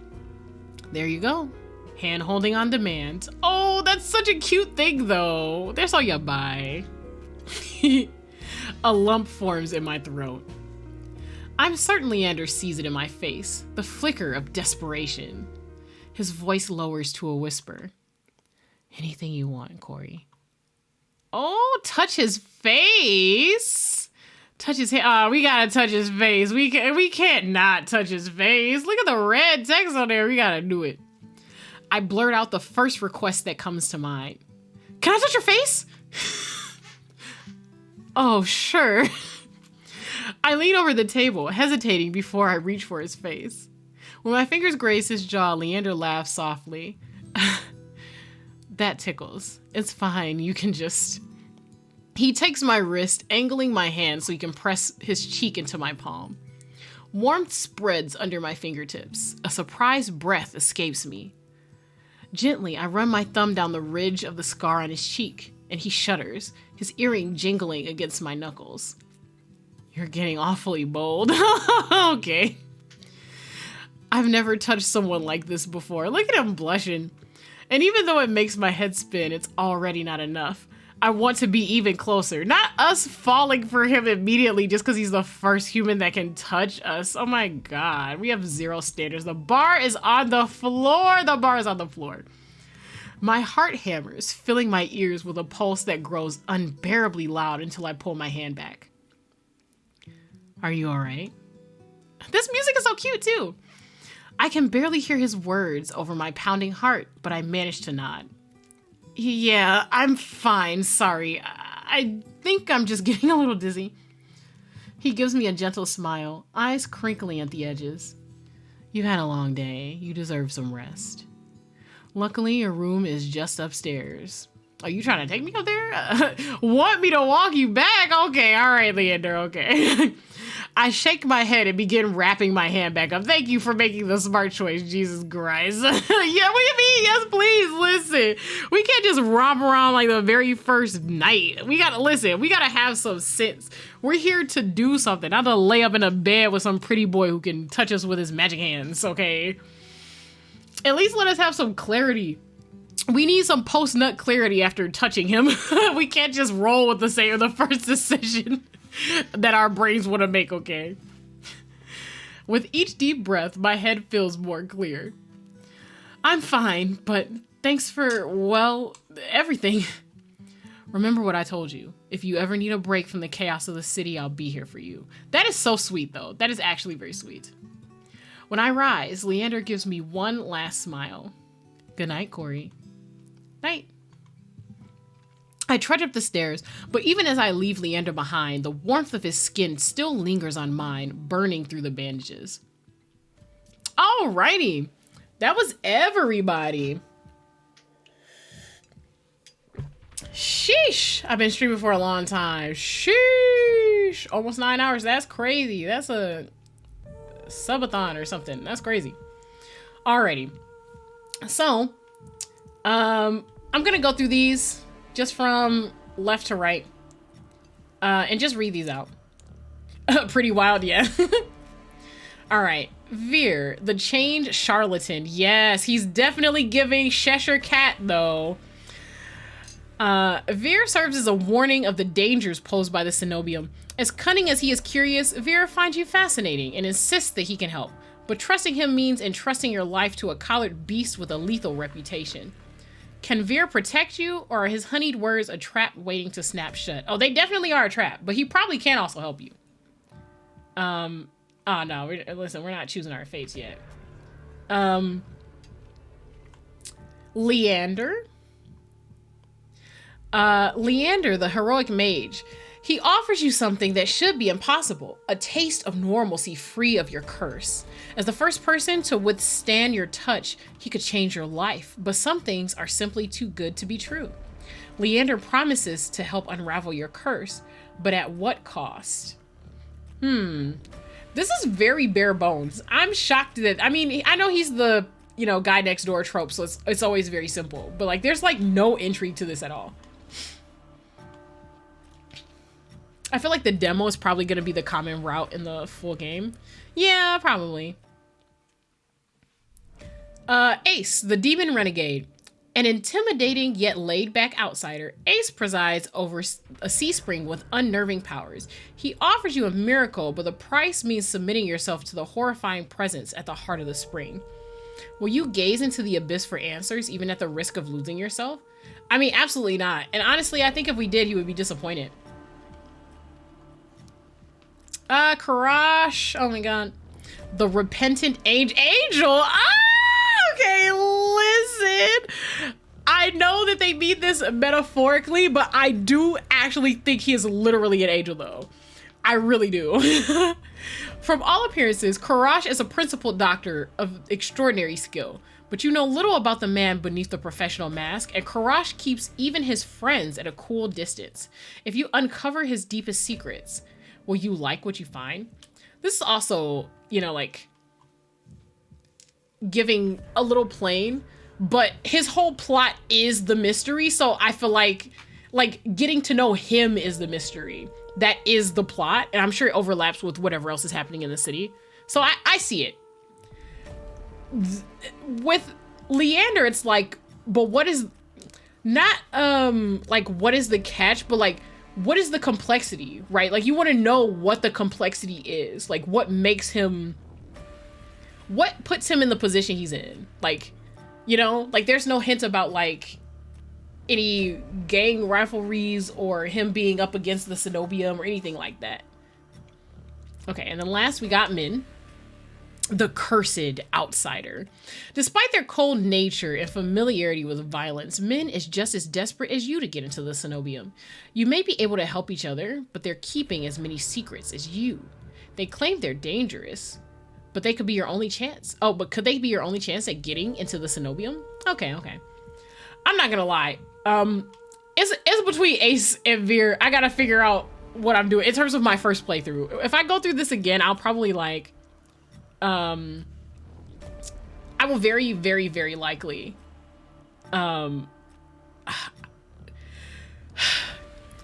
it's gonna be Vere or Ace first, and then Karash. I can already tell you that now. I'll probably do Leander next after that, and then Mhin would be like last, because I'm just least interested in their route. Okay, I am gonna go to the title screen, and we'll just leave it here for right now. All right, so that is the full demo for TOUCHSTARVED. My goodness, a 9-hour experience. I think if you're reading to yourself, obviously you're not taking time to, you know, like, react to things out loud. I mean, I'm not gonna lie, I react to things out loud regardless of if I'm on stream or not, so it probably would have taken me similar to this amount of time, maybe an hour or so less, maybe like an hour or two less, but it would still take me a while to get through it. This was very fun. I had such a fun time. I enjoyed all of this. I hope all of you also enjoyed going through this. This was TOUCHSTARVED. I am gonna hit the today command real quick,